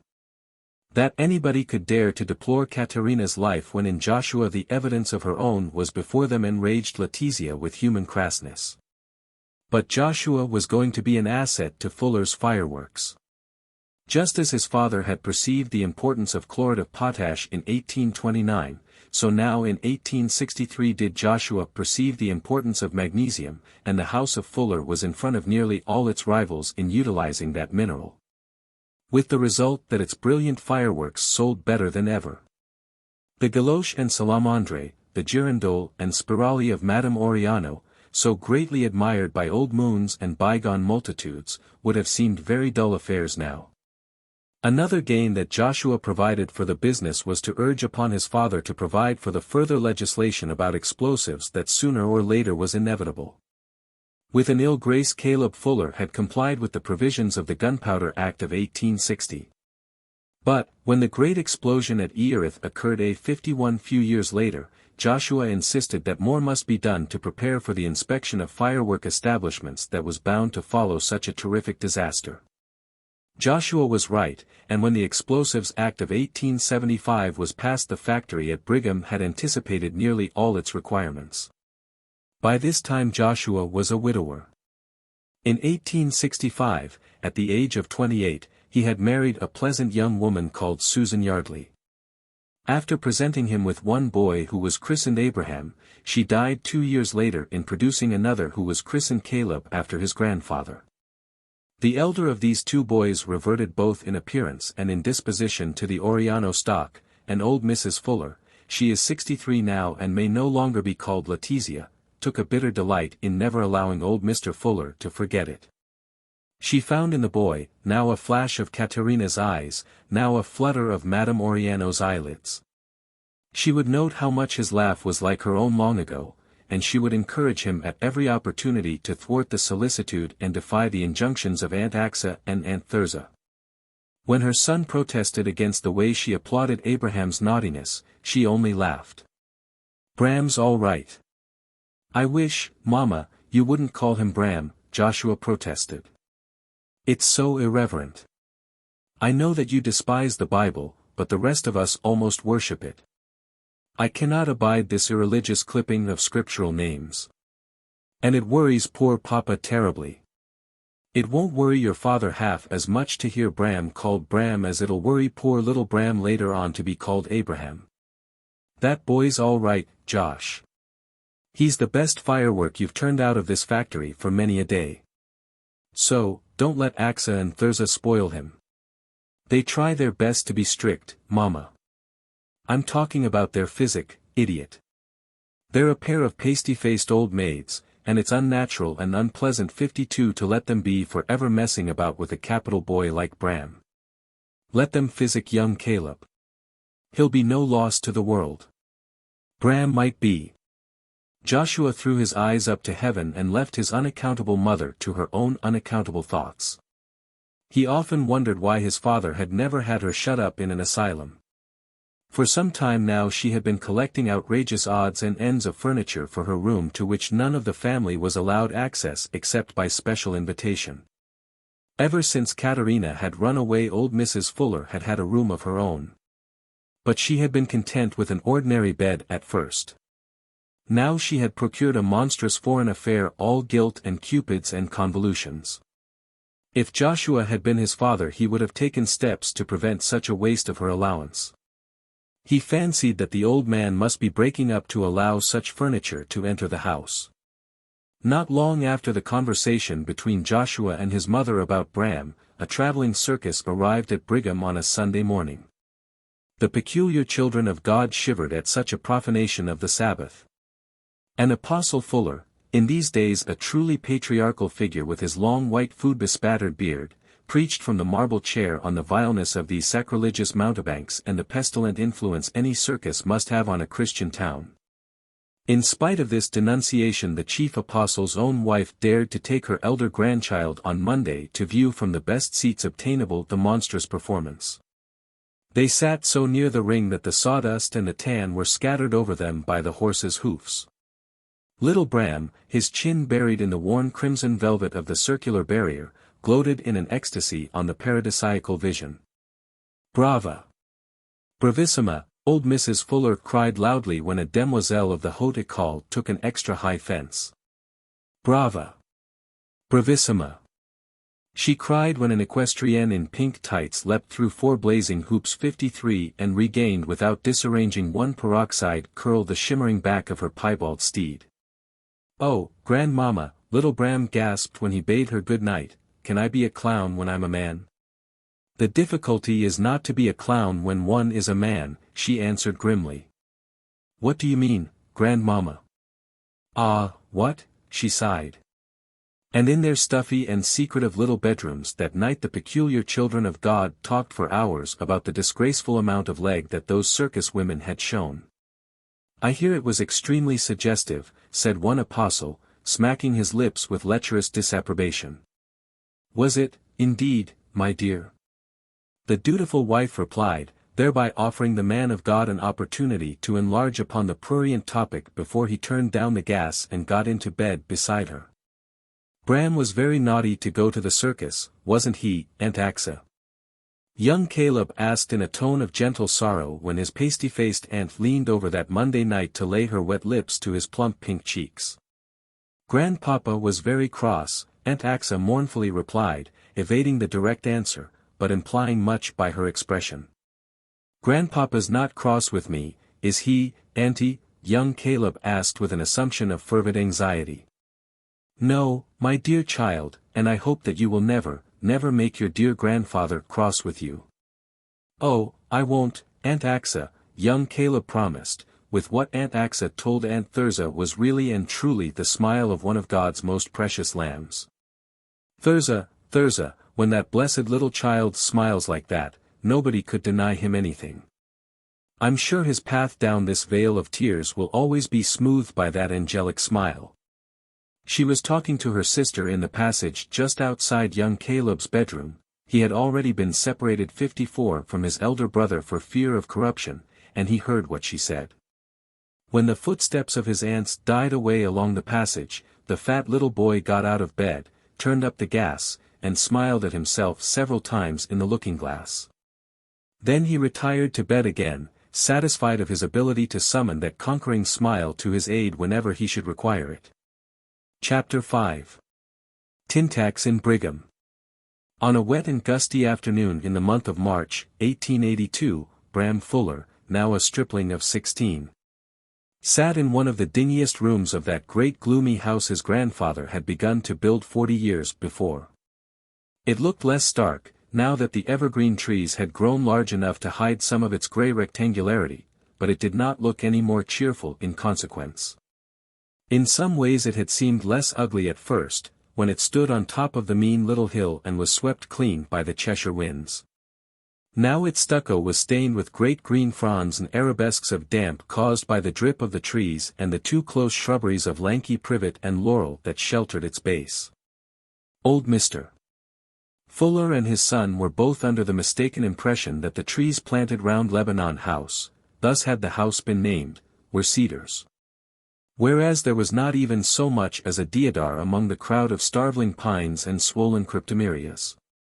Noah's original ark perched on the summit of Ararat amid the surrounding waters probably looked a holier abode than Lebanon House above the sea of Brigham roofs. The town had grown considerably during half a century, and old Mr. Fuller had long ago leased the derelict pastures, in which his cows had tried to eke out a wretched sustenance on chickweed and sourdock, to accommodate the enterprising builder of rows of little two-storied houses, the color of underdone steak. The slopes of the hill on which the house stood had once been covered with fruit trees, but the poisoning of the air by the various chemical factories, which had increased in number every 56 years, had long made them barren. Joshua had strongly advised his father to present the useless slopes to Brigham as a public recreation ground. It was to have been a good advertisement both for the fireworks and for the civic spirit that was being fostered by the peculiar children of God. As a matter of fact, Joshua himself had some time ago made up his mind to join the Church of England as soon as his father died. He was beginning to think that the Bethesda Tabernacle was not sufficiently up to date as a spiritual center for Fuller's fireworks, and he was more concerned for the civic impression than the religious importance of the gift. On this March afternoon, however, the slopes of Lebanon were still a private domain, for old Mr. Fuller could never bring himself to give away 9 or 10 acres of land for nothing. He was much too old to represent Brigham in Parliament himself, and it never struck him that Joshua might like to do so. So, Bram Fuller was able to gaze out of the schoolroom window, to where, beyond the drenched evergreens hustling one another in the wind, the drive ran down into Brigham between moribund or skeleton apple trees fenced in on either side by those raspberry-tipped iron railings that his grandfather had bought so cheaply when the chock-a-block parish churchyard was abolished and an invitingly empty cemetery was set apart on the other side of the town for the coming generations of Brigham dead. Bram was still a day boy at the grammar school, and as this afternoon was the first half-holiday of the month he was being allowed to have a friend to tea. Jack Fleming was late, though. There was no sign of him yet coming up the slope through the wind and wet. Bram hoped that nothing had happened to keep him at home. He was so seldom allowed to entertain friends that Jack's failure to appear would have been an overwhelming disappointment. He looked round the schoolroom dejectedly. Never had it seemed so dingy and comfortless. Never had that outline portrait of Queen Victoria, filled in not with the substance of her regal form, but with an account 57 of her life printed in minute type, seemed such a futile piece of ingenuity. Never had the oilcloth seemed infested with so many crumbs, nor the tablecloth such a kaleidoscope of jammy stains. Old Mrs. Fuller had been right when she recognized in the baby Bram her own race. She and he had their way, and Abraham was never heard now except in the mouth of the grandfather. Yes, he was almost a perfect Oriano, having inherited nothing from his father, and from his mother only her pleasant voice. He was slim, with a clear-cut profile and fine dark hair. Had one observed him idling gracefully on a sun-splashed piazza, he would have appeared more appropriate to the setting than to any setting that Brigham could provide. He was a popular and attractive youth with a talent for mimicry, and a gay and fluent wit. His young brother, who fortunately for the enjoyment of Bram and his friend had been invited forth himself this afternoon, was a perfect Fuller, save that he had inherited from his mother a fresh complexion which at present only accentuated his plumpness. All the Fuller characteristics were there, the greedy grey eyes, the podgy white hands, the fat rump and spindle legs, the full wet lips and slimy manner. To all this young Caleb could add his own smile of innocent candor when it suited his purpose to produce it.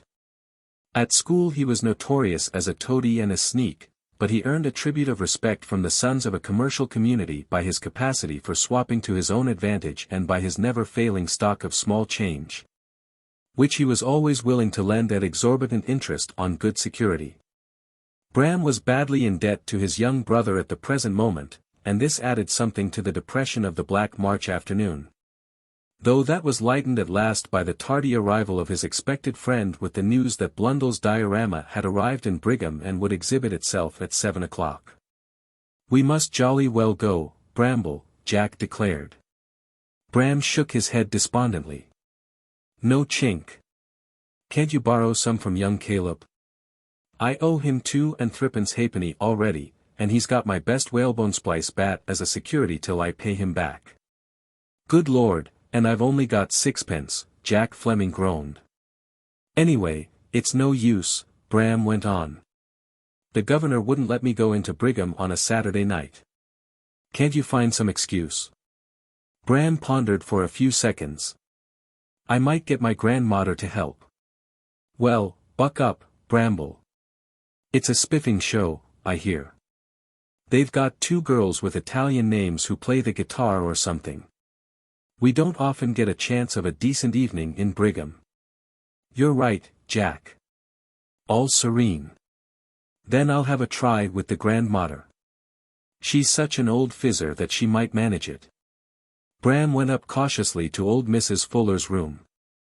She was 70 now, but still able to hate fiercely her octogenarian husband who was forever browsing among dusty commentaries on the Old Testament nowadays, and extracting from the tortuous fretwork of bookworms such indications of the divine purpose as the exact date and hour of the Day of Judgment.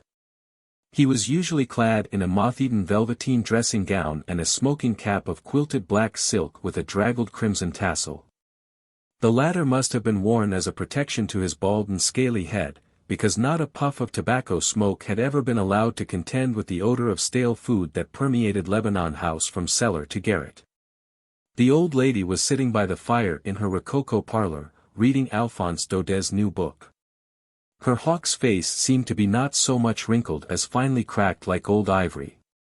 Over her shoulders she wore a wrap of rose and silver brocade. "Why, Bram, I thought you were entertaining visitors this afternoon." "I am. He's downstairs in the schoolroom." "Jack Fleming, I mean. Is that a son of that foxy-faced solicitor in High Street?" Bram nodded. "But Jack's rather decent. I think you'd like him, grandmama." "Ah, I'm too old to begin liking new people." Bram kicked his legs together, trying to make up his mind what line to adopt for enlisting the old lady's sympathy. "Blundell's diorama is here," he announced at last. "What's that? A new disease?" The boy laughed. "It does sound rather like a disease, doesn't it?" "No, it's the same sort of thing as Poole's Miriorama." "I'm no wiser." "Well, it's a set of large colored pictures of places in foreign parts. And there are some singers with guitars. Italian perhaps." "Ah, cunning Bram. Italian, eh? And you want to gaze into their liquid and passionate orbs, eh?" "I would rather like to, only as a matter of fact I haven't got any chink. Caleb lent me some, but he won't lend me any more till I pay him back. I've had to give him my best bat till I do." "How much do you owe the little alligator?" 2 and 3 halfpenny, and 6 interest up to date, and 2 for the linseed oil for oiling the bat, because he said he'd have to keep it in good condition during the winter. 2 and 11 halfpenny altogether. Mrs. Fuller grunted. "And anyway Papa won't let me go down into Brigham unless I can get a good excuse." "And so you want an excuse from me?" "Ho capito." "Well, Bram, it's a strange thing, but my rheumatism has suddenly become very bad and I'd be much obliged if you'd go down into Brigham and buy me a bottle of embrocation. Here's 5 shillings. "I don't want the change. St. Jumbo's oil is the name of the embrocation. It'll probably take you all the evening to find it, and if you don't find it I shan't really mind, because my rheumatism is bound to be much better by the time you come back." "I say, grandmama, you are. But Bram could not find any word to describe her suitably without blushing too deeply to attempt it. Blundell's diorama, which filled the Brigham Corn Exchange, not much corn was sold there by this date, was an entertainment at which the least sophisticated would scoff in these cinematographic days. It consisted of a series of crude and highly colored views of the world's beauty spots treated in the panoramic manner of the drop curtain. The lighting was achieved by gas footlights and floats with occasional assistance from amber, green, and crimson limes. Mr. Blundell himself, a gentleman with a mustache like an Aintree hurdle, and dressed in a costume that was something between a toreador's, a cowboy's, and an operatic brigand's, stood in front to point out with a stock rider's whip the chief objects of interest in each picture that was unrolled for an absorbed audience. This scene to which I now have the pleasure of inviting your earnest attention represents the world-famous Bay of Naples. Vidi Napoli e poi mori, as Dante said.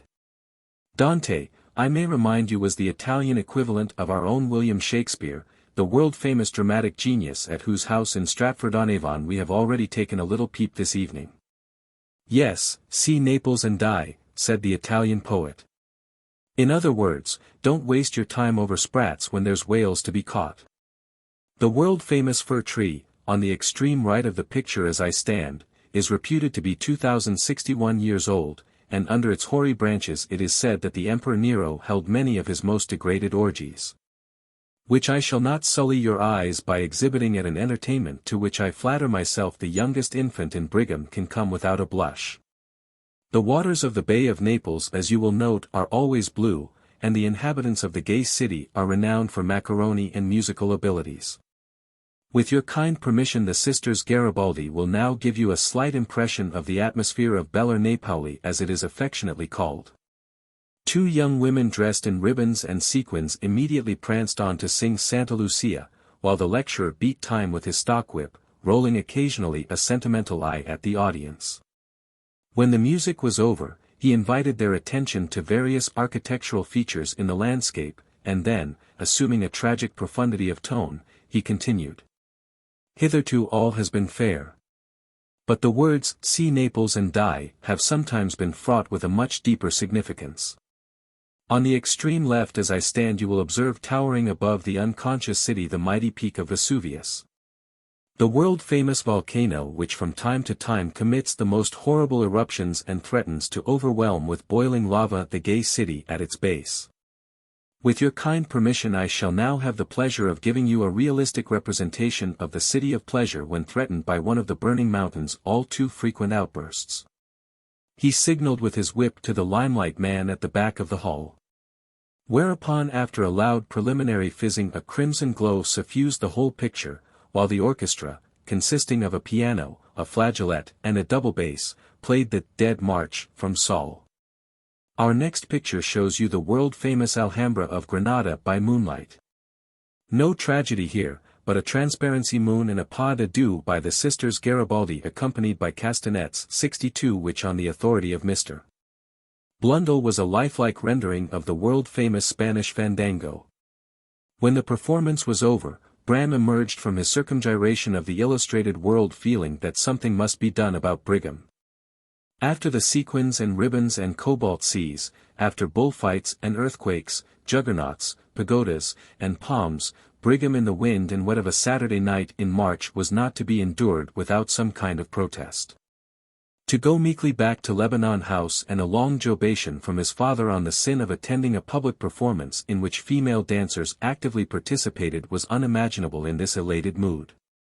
If there had to be a row, why couldn't there be a row over something that really deserved it? My gosh, Jack, I'm just itching to do something, he confided to his chum. Don't you wish we had wings and could fly right away to the other end of the world now? What's the use of wishing for wings? Objected young Fleming, who had enjoyed the entertainment, but was not prepared to be mentally extravagant in its honor. Well, of course I don't mean real wings, Bram explained. Only, I simply can't stick Brigham much longer. I couldn't stick it even if I left school. They were passing Bethesda as Bram was speaking, and the sight of its hideousness looming up in the empty wet gaslit street revolted the boy. I wish I could burn that down, he exclaimed savagely. Well, you can't do that either, said his friend. So what's the good of wishing? I say, Jack, there's a window open.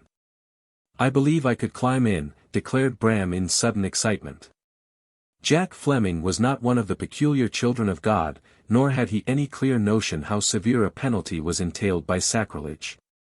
But the idea of climbing into any place of worship by night, church, chapel, or meeting-house, filled him with superstitious dread, besides alarming him in its legal aspect. Don't be a mad ass, he adjured his friend. What would you do if you did climb in? Oh, I don't know. Just mess it up, said Bram. But supposing you were caught? Well, it would be worth a row. You don't know my governor, Jack. If you knew him, you'd do anything that was worthwhile getting pyjaws for. I get pyjaws now for nothing. If you funk it, don't stay with me. But I'm going to climb into that rotten old tabernacle, and if I can burn it up, I jolly well will burn it up. Jack Fleming was seized with panic. Bram was always a mad sort of chap, but this project was far madder than anything of which he had fancied him capable. Look here, I've got to be in soon, he protested. And you've farther to go than I have. Don't play the giddy goat. But Bram's mind was dancing with the brightness of Blundell's diorama. He had no patience with the dull brain of his friend. I tell you I'm going to climb in, he insisted. Well, I tell you I'm going home, said Jack. All right then, go. Bram could not forbear shooting a poison shaft. Only if there's a row, don't peach, that's all I ask. You needn't sneer at a fellow just because he doesn't happen to be quite such a giddy goat as yourself, said Jack. But Bram was riding over the deserts of Arabia, he was away on the prairies farther than Fenimore Cooper or Mayne Reid had ever taken him. Chimborazo towered above his horizon, not the chimney-pots of Brigham. See you on Monday as usual, he called back cheerfully to his friend as he leapt up and caught hold of the sill. A moment later his lithe shape had vanished in the darkness of Bethesda. Jack Fleming hesitated a moment, but after all he was not one of the peculiar children of God, and if it became a case for the magistrates, they might take a more serious view of his behavior as the 64th son of a church-going solicitor than of Bram's. Who was the grandson of a chief apostle? Jack turned his face homeward. Meanwhile, inside the tabernacle Bram was wondering what he should do with the beastly place. He struck a match, but the shadows it conjured all over the great gaunt building made him nervous, and he soon abandoned the project of burning the whole place to the ground. He thought and thought how to celebrate his adventure at the expense of the worshippers when they gathered together tomorrow morning to groan loudly over their own sins and louder still over the sins of other people. He could think of nothing. Inspiration was utterly lacking. Had he known beforehand that he was going to break into Bethesda like this, what a multitude of tricks he would have been ready to play. As it was, he would just have to climb out again and be content with the barren triumph of having climbed in. He had struck another match to light his path out among the benches without barking his shins as he had barked them feeling his way in from the window, and it illuminated a cardboard packet of tin tacks evidently left there by the caretaker, who must have been renovating something or other in honor of the approaching Sabbath. Bram did not hesitate, but forthwith arranged 4 tin tacks on each of the pitch-pine chairs of the 11 apostles and actually half a dozen, and these carefully chosen for their length and sharpness, on the marble chair of the chief apostle himself. For once in a way he should look forward to Sunday morning, for the first time in his life he should be able to encounter with relish the smell of veils and varnish in Bethesda. Of course, it would be too much to hope that all the 50 tin tacks would strike home, but the chances were good for a generous proportion of successes. Because it was the custom of the 12 apostles to march in from the apostolic snuggery and simultaneously take their seats with the precision of the parade ground. While Bram was having to stand up and listen to a 65 long pie jaw that night on his return, he nearly laughed aloud in thinking that tomorrow morning in Bethesda his father who occupied at present the chair of James the Less would wish that he was standing too. Before going to bed Bram went to wish good night to his grandmother and thank her for the way she had helped him. I wish I could travel round the world, grandmama. Ah, child, be glad that you can still have wishes. It's when all your wishes turn to regrets that you can begin sobbing. Here am I, with only one wish left. What's that? The grave, said the old lady. Bram was startled when his grandmother said this with such simple earnestness. Death presented itself to his young mind as something so fantastically remote that thus to speak of it as within the scope of a practical wish seemed to demand some kind of distraction to cure such excitability. You never go to Bethesda, do you, grandmama? She laughed and shook her head. I wish you'd come tomorrow morning. What, at 70 become a peculiar child of God? No, Bram, I may be in my second childhood, but it's not going to be a peculiar second childhood. All the same, I wish you would come. I think you'll laugh. Bram's dark eyes were twinkling so brightly in anticipation of the scene tomorrow morning that his grandmother's curiosity was roused. However, he would not tell her why he advised her to sample the meeting house for the first time in her life tomorrow. He still retained enough of the child's suspicion of the grown-up's theory of what is and what is not a good joke to make him cautious even with her, though he was extremely anxious to give the old lady the benefit of the diversion he had prepared. He was so urgent indeed that in the end she actually promised to come if she felt able to stand the prospect in the morning. Before going to bed Bram went into his brother's room and paid him back the loan with interest. And I'll have my bat tonight, thank you very much," he said.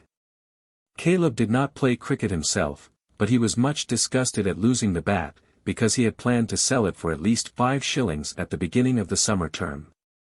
"Look here, I'll give you 3 shillings for it, if you don't want to pay me back the money, Bram." "No, thanks." Caleb tried his last resource. Sleep was heavy on his eyelids, yet he managed to suffuse his pink podgy countenance with that bland, persuasive smile. "It isn't really worth more than 2 shillings, Bram, but as you're my brother I don't mind giving you 3 for it." Bram had 1 tin tack left in his pocket. This he dug into Caleb's fat leg. "Ouch! You cad," Caleb squealed. "You cad. You cad. What is it?" "A tin tack," said Bram coolly. "Want it in again?" "No." "All serene. Then hand over the bat." He retired with his rescued treasure to his own room. And for 5 minutes in the joy of repossession he practiced playing forward and back to the most devilishly tricky bowling until at last he caught the leg of the bedstead a whack which clanged through the nocturnal quiet of Lebanon House like an alarm bell. Whereupon Bram hurriedly put out the gas and jumped into bed. People were right when they said he was very young for his age and wondered how Joshua Fuller ever produced such a flipperty-gibbet of a son. The next morning was fine, and old Mrs. Fuller's announcement that she was going to visit Bethesda threw the household into consternation. "Mama," the eldest daughter gasped. "Why, you've never—" Mrs. Fuller quelled poor Axa instantly. "Thank you, my dear, I am not yet in my dotage. I know precisely what I have done and what I have not done in my life." "You don't think you'll catch cold?" suggested Thirza. "Not if your father preaches about hell," said the old lady. "If you're coming to mock, Mama," her son interposed, "I can't help feeling it would be better if you stopped away." "Hoity-toity, Master Joshua," the old lady chuckled. What the chief apostle thought about his wife's intention did not transpire, for he was so deaf nowadays that his family considered it wiser not to apprise him of the sensational news. He would probably never understand what they were trying to tell him, but if he should, the nervous shock might easily render him as mute as he was deaf, to the detriment of his weekly discourse, which was the delight of the older peculiars. Flavored as it was with the brimstone and sulfur of the sect's early days. The chief apostle, no doubt partly on account of his pyrotechnical knowledge, could conjure hellish visions against any preacher in the land. There was some discussion about who should drive to chapel in the Fuller brougham, a dreadful old conveyance looking like a large bootblack's box, which had been picked up cheap at the sale of a deceased widow's effects. Either Axa or Thirza usually accompanied their father. There was no room for a third person when Mr. Fuller and his beard were inside. "Don't disturb yourselves," said Mrs. Fuller. "I've sent the boy to fetch a fly from the hotel. Bram can be my beau." When she and her grandson were driving off together, she turned to him and said, "Now what is the reason for having dragged me out in this musty fly on a Sunday morning?" Her regard was so humorous and candid that the boy 68 surrendered his suspicion and confided to her what he had prepared for the apostles. "I'll give you 6 pence for every tin tack that goes hard home," the old lady vowed. "I'd give you a sovereign apiece, if I had the money." The congregation of Bethesda seemed to be composed of candle-faced men and fiery-nosed women. The atmosphere literally did stink of respectability, for even scented soap was considered a diabolic weapon. However, in spite of the discouragement at the male peculiars accorded to the vanity of female dress, the female peculiars were as well equipped with panniers and bustles as the fashionable females of other sects. In view of what was waiting for them, it was unfortunate for the men that they too did not wear bustles. Bram cast an eye on the apostles' chairs and whispered to his grandmother that the tin tacks were undisturbed. She emitted a low chuckle of approbation such as that with which a parrot welcomes some special effort of ventriloquism by a human being. The door of the apostolic snuggery opened. Shambling along with an exaggeration of the way he used to shamble as a young man, followed by a trail of dismal men, most of whom had mutton-chop whiskers, came Caleb Fuller making for the chair of Simon Peter, oblivious presumably of the popish claims thereby implied. The sons of Zebedee were represented by two grocers in partnership, Messrs. Giddy and Dopping. Andrew suitably had an expatriated Scotsman in the person of Maclison the chemist. Philip, Bartholomew, Matthew, and Thomas were earthily represented by Mr. Honeybum, Mr. Rabjohn, Mr. Campkin, and Mr. Balmy. The seat of James the Less was Joshua Fuller's. Simon and Jude found their types of apostolic virtue in Mr. Pavitt and Mr. Peed, and finally Mr. Fricker, a sandy-haired young man who walked the shop of Mr. Rabjohn the draper, followed humbly in the rear as the co-opted Matthias, hoping no 69 doubt one day to lead the lot as patriarchally as Mr. Fuller was leading them this morning. Brethren, the chief apostle groaned. I am 80 years and 2 in the sight of the Lord, and my sins are as scarlet. Made with chlorid of potash, muttered Mrs. Fuller, so bright as scarlet are they. Brethren, groan with me. The peculiar children of God groaned lustily. Brethren, we will now be seated until one of us shall be moved by the Spirit of the Lord to testify. The congregation rustled down into their seats. The apostles sat down firmly and austerely as became leaders of religion. The congregation remained seated. The apostles rose with a unanimous howl, moved not by the Spirit, but by the 50 tin tacks, every one of which, by old Mrs. Fuller's reckoning when she paid over 25 shillings to Bram, must have struck hard home. Of course, there was an investigation into the lamentable affair by the apostolic body of the peculiar children of God. The caretaker was invited to explain the presence of all these tin tacks on the apostolic chairs. It was idle for the caretaker to deny all knowledge of tin tacks, because in the chapel accounts there was an item against her, proving that she had only this week purchased for use in Bethesda a large packet of tin tacks. This purchase of tin tacks she made no attempt to deny, but she maintained, without her evidence being in the least shaken, that when she last saw the tin tacks the bulk of them remained in the cardboard box from which she had taken only 2 or 3 to nail down the strips of carpet on the benches where they had come loose. It seemed equally idle for the apostles to accuse such a ramshackle old woman of having deliberately arranged the tin tacks as weapons of offense. Nor could it seriously be argued that mere carelessness was responsible for leaving them about point upward in groups of 4. Some of the older apostles were inclined to blame the devil for the assault. 70 but the younger members of the apostolic body, reacting to the spirit of intellectual progress that was abroad, could not accept the theory of so literally diabolic a practical joke. Mr. Fricker, the junior apostle, put forward an opinion that the outrage had been committed by members of the Salvation Army, a body which was making considerable and most unwelcome progress in Brigham. The result of the investigation, however, was to leave the horrid business wrapped in mystery.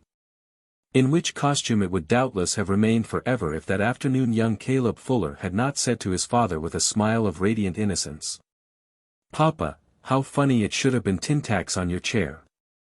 "What do you mean by funny, my boy?" demanded Joshua angrily. "What are you grinning at?" "I didn't mean to grin, Papa," said Caleb, turning out his smile as swiftly as if it were a flaring gas jet. "What I meant was funny was that last night Bram had a tin tack in his pocket, because he ran it into my leg." "Bram had a tin tack?" repeated the father. "Yes, and he was out late last night, and Mrs. Peed was saying outside Bethesda that she'd noticed one of the windows in the chapel was left open all last night." Joshua Fuller's pasty face pulsed and sweated like a boiling beefsteak pudding. "Where's Bram now?" "He's upstairs in Grandmamma's room, and they were laughing, Papa." "I thought it funny they should be laughing like that on a Sunday afternoon." "You thought it funny, did you?" Joshua growled. "If you don't look out for yourself, my boy, I'll thrash you soundly when I've finished with your brother." "What have I done, Papa?" Caleb began to blubber. "I thought you wanted to find out who put the tin tacks on the apostles' chairs." But his father did not stop to listen. His only idea was to punish Bram. The threat to Caleb was really 71 nothing more than the effervescence of his rage. In the hall he picked out from the umbrella stand a blackthorn stick, armed with which he entered his mother's parlor, where he found her feeding Bram with crumpets. "So it was you, was it?" he chattered. "Go up to your bedroom and wait for me." "What are you going to do to the boy?" old Mrs. Fuller demanded. "What am I going to do to him? I'm going to teach him a lesson with this." He banged the floor with the blackthorn. "You'll never use that on him, Joshua," said his mother. "Won't I?" "Never. Bram, don't let your father touch you with that stick. If he strikes you, strike him. You're as good a man as he is in a fight. Strike him hard, hard, d'ye hear? Are you mad, Mama, to encourage the young ruffian in this way? He'll be mad if he lets you strike him." While the other two were talking, a very white Bram was settling his future as rapidly as a drowning man is supposed to review his past. 50 tin tacks at 6 pence apiece. 25 shillings in his pocket. The only time he had ever been rich in the whole of his life. This would mean leaving the grammar school. He would have to work in the factory. The bottom of the ladder, my boy, that's the way to begin. No pocket money. Sticking at accounts, Brigham, eternally, hopelessly. Always Brigham.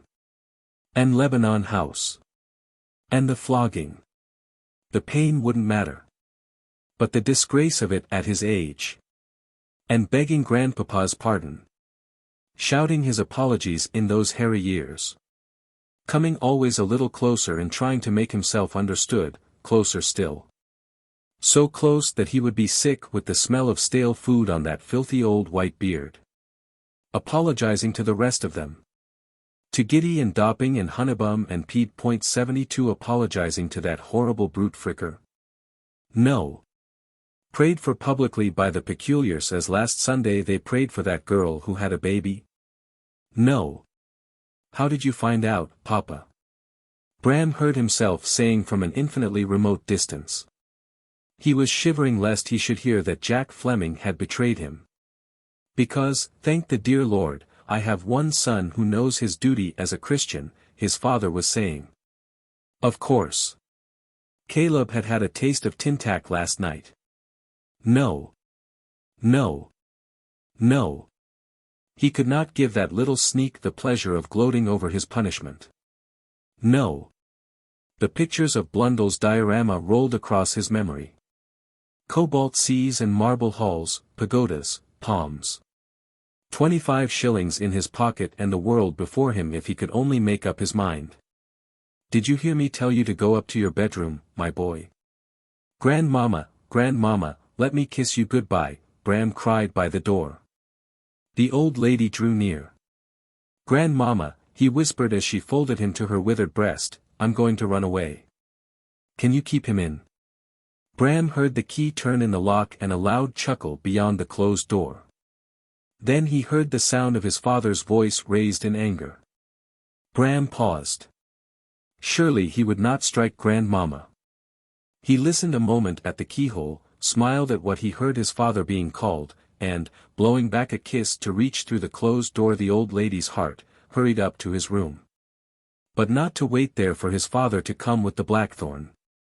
No, just to throw a few clothes into an old carpet bag and a minute or two later to go swinging out of Lebanon House forever. On his way down the drive he remembered that he had not licked Caleb for peaching. It was a pity to let the little brute escape like that. He hesitated, decided that it was not worth while to run the 73 risk of being caught merely in order to lick Caleb, and swung on down the drive. He had no plans, but he had 25 shillings in his pocket, and there was a train to Liverpool in half an hour. As a dissipation he had sometimes watched its departure on the Sunday afternoons when he managed to escape from Lebanon House and Bible readings, which was not often. Of course, there would be plenty of people to tell his father where he had gone. But Liverpool was a larger place than Brigham, and, if he could not get taken on by the captain of an outward bounder, he would be a stowaway. Something would turn up. Bram hurried on.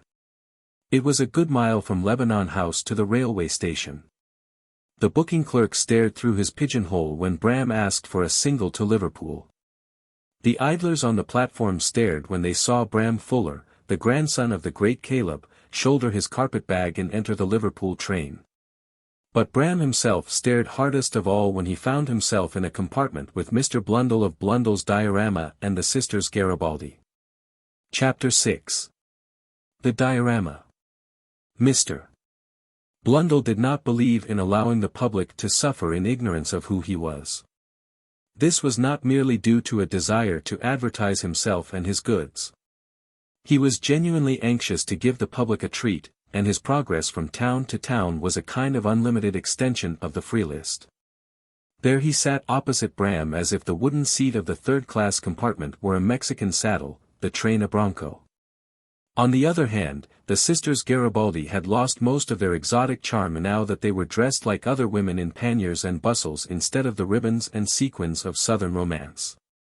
What was left of it vanished for Bram when he heard one of them say to the other in an unmistakably Cockney accent, "Did that masher in front send you the chocolates he promised, dear?" "No, he didn't, the wretch. I told you he'd have to pawn his trousers before you ever saw those chocolates, didn't I, dear? I wouldn't like to say what you've told me and what you haven't told me, dear. You wagged your tongue a good deal faster than what a dog wags its tail." Mr. Blundell doffed his sombrero and revealed a head of hair that was ridiculously out of keeping with that haystack of a mustache. For it looked as if somebody had unwound the shining black twine from the handle of a cricket bat and tried to wind it again with less than half the quantity. "Now, girlies," he remonstrated in a fruity voice, "don't make things uncomfortable all around by arguing. .75 Us men don't like to see little birdies pecking at one another. That's right, isn't it?" This appeal was addressed to Bram, who smiled as politely as he knew how and received in exchange a wink from Mr. Blundell so tremendous as almost to give the impression that he had pulled down the curtain of the compartment window and let it go up again with a snap. "Going far?" he continued genially. "Liverpool. By thunder, so are we. The long arm again. You can't get away from it in this world. My name's Blundell." This information was vouchsafed with an elaborate nonchalance. "On when you, Blundell," he added. "I was enjoying the diorama last night," Bram said. "It was simply splendid." "Ah, you were in front. Dainty little show, isn't it? Instructive, yet at the same time très amusant as the froggies say. Bright, but never coarse. Rich, but never ostentatious. Funny thing, I suppose I've knocked about the world more than most of us have, and yet I've always set my face against anything the teeniest tottiest little bit coarse. Did you notice I said my name was on when you, Blundell? Got me, as our cousins the Americanos say. The initials by themselves would be coarse, and my entertainment is refined from start to finish." One of the sisters Garibaldi giggled. "Now, Clara," he said severely. "By the way, permit me, Miss Clara Garibaldi, Miss Mona Garibaldi, Mr. Bram Fuller. No relation to Fuller's Fireworks, I suppose?" Bram explained that he was. "By Jenkins, the long arm again. Why, only last week at Burton-on-Trent I used a packet of Fuller's squibs for the eruption of Mount Vesuvius. But I had to give it up. Yes, I found it frightened the women 76 and children too much. They were so shook by the effect that when the moon rose behind the Alhambra they thought that was going off with a bang and started screaming again, so the fandango went rotten." "It certainly did," the sisters Garibaldi agreed in a huffy chorus. "Coming back to my name," said Mr. Blundell. "What do you think my second name is? I'll give you a sovereign if you can guess it in 3. That offers on tap to any stranger with who I have the pleasure of a heart-to-heart. Give it up." "I thought you would." "Ursula." "But that's a girl's name, isn't it?" Bram said in astonishment. "Of course it is. But my dear old mother got it into her head that it was a boy's name. The parson argued with her. The sexton argued. The godfathers and godmothers argued. The only one that didn't argue was my poor old dad, who knew better. So, Ursula I was christened, by thunder. On went Ursula Blundell. The confidential manner of the showman invited confidence in return, and before the train had puffed out of more than 2 of the stations between Brigham and Liverpool he was in possession of Bram's history. "So you're thinking of going to sea? It's a hard life, my young friend. Can't you think of a better way of earning a living than rolling down to Rio? What about the boards?" Bram looked puzzled. "The stage. The profession. Tragedy. Drama. Comedy. Farce. Well, I'd like to be an actor," said Bram eagerly. "But could I act? My grandmother said I was a jolly good mimic." "There you are. What more do you want?" "But aren't I rather young?" Bram asked, in a sudden panic that he was making a fool of himself. "I mean, who would give me anything to act?" That's where Onwenu, Blundell enters, my young 77 friend. "Let's figure out your case. You want to keep out of the way of your father. You don't want to be hauled back to Brigham and set to work in an office. Am I right?" Bram nodded. "So far, so good. Now we're up against the long arm again. I want a young cannibal chief as an extra attraction for the diorama. Why shouldn't you take on the job? It'll mean staining yourself brown and talking some kind of gibberish when I give the cue. I'll stand you in board and lodging and pay you 5 shillings a week for yourself. What's more, I'll teach you how to look like a cannibal chief, and how to act like a cannibal chief. I'd want a short war dance every night. The girls will fake up something tasty there. Then before the show begins you could shake hands with the audience at 2pence a head. Mind you don't forget to shiver all the time. That'll make the women take an interest in you. But you mustn't forget you're a cannibal. If anybody with a bit of ombongpong comes in to take a peep at you, you'll want to gloat some. You know what I mean. Look as if you was thinking which was the best slice. That'll go great. I was thinking of touring a big baboon, but a cannibal chief's worth 2 baboons. Nothing derogatory, if you follow my meaning. We'll make you a prince, so as you'll be treated with respect. Prince Boo Boo. You want to give them a nice easy name so as they can talk about it to their friends without thinking that some Mr. Know-all in the corner's going to jump up and correct them all the time. Nobody could go wrong over a name like Boo Boo. An infant in arms could say it. Prince Boo Boo, the world-famous cannibal chief from the savage Solomon Islands. The youngest son of the world-famous King Know-o, who boasts of having eaten 23 missionaries, 9 traders, and 14 shipwrecked mariners since he ascended the throne. Prince Boo Boo himself was taken as a hostage for the lives of 3 French sailors who had been captured by his father. 78 Unfortunately the king's appetite was so ferocious and the sailors were so fat that without thinking about his youngest son he went and ate the lot.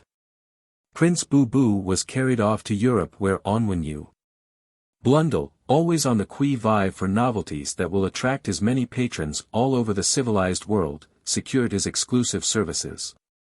Come on, say the word, and we'll get the bills printed and the costume made in Liverpool, and on Monday week we'll show them what's what when we open in St. Helens. The runaway did not hesitate. Mr. Blundell's offer solved the problem of his immediate future far more swiftly and far more easily than he would ever have dared to hope. Bram was a great success as a young cannibal chief. His natural shivers during the excesses of an English summer filled the hearts of all the women with the warmest sympathy, and a moment later the way he gloated over imagined tidbits of their anatomy made them shiver as realistically as himself. It's going great, laddie, Onwenu, Blundell declared. To rights, it's going.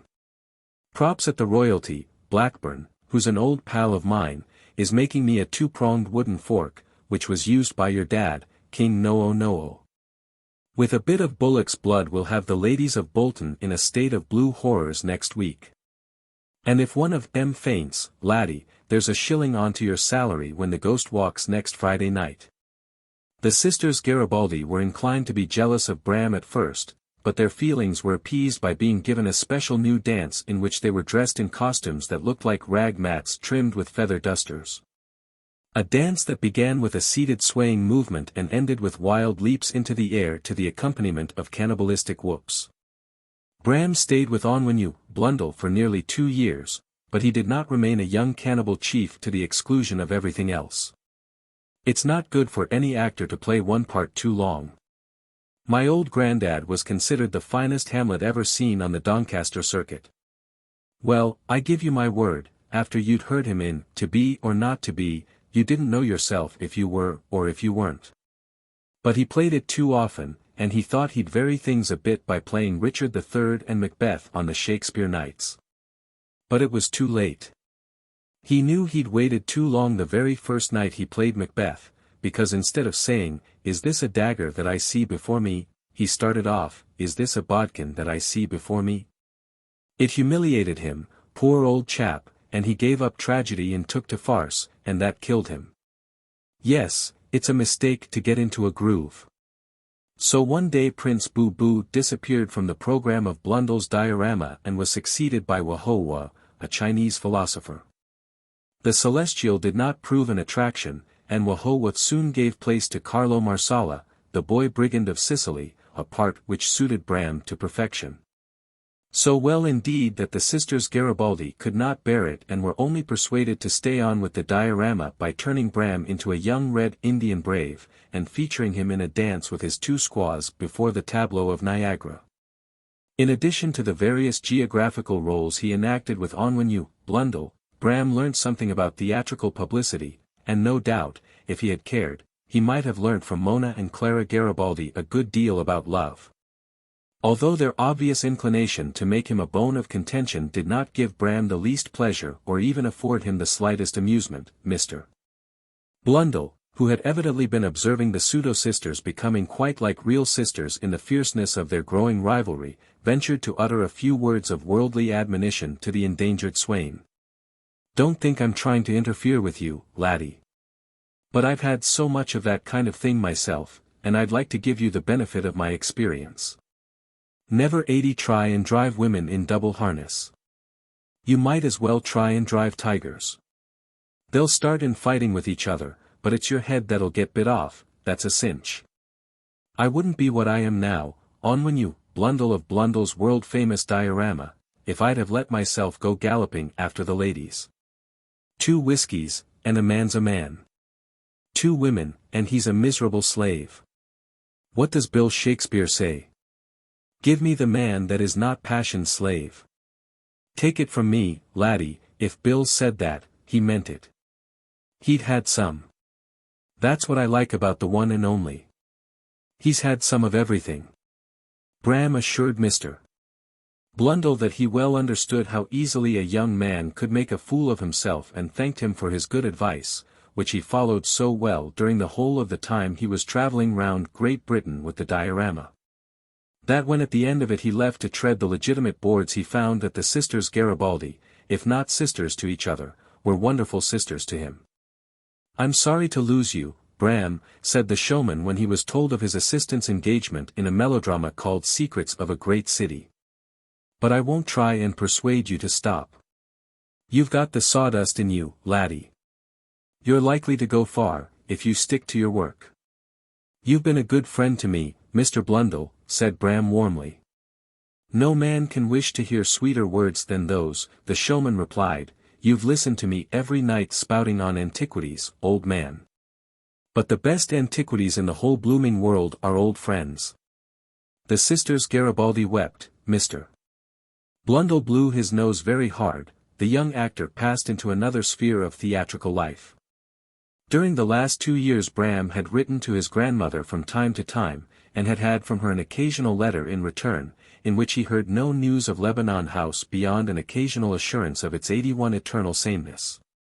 However, just before he left Blundell to join the melodrama company he did receive a letter, in which her large spidery handwriting crossed and sometimes recrossed was spread over several sheets of notepaper.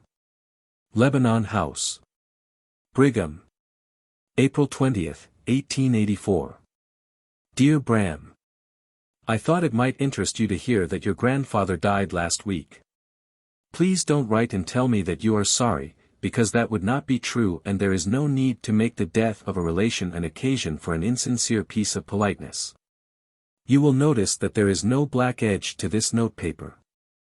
Remember that, when you next write to me. What is more, if there were any red ink in the house I would use it. Your brother is leaving school to take up a chair in your father's office.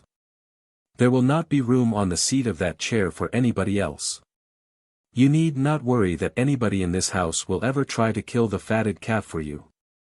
They wouldn't give you a slice of cold mutton if you came back tomorrow. They wouldn't give you a pickled onion. So stay where you are, and write sometimes to that withered leaf.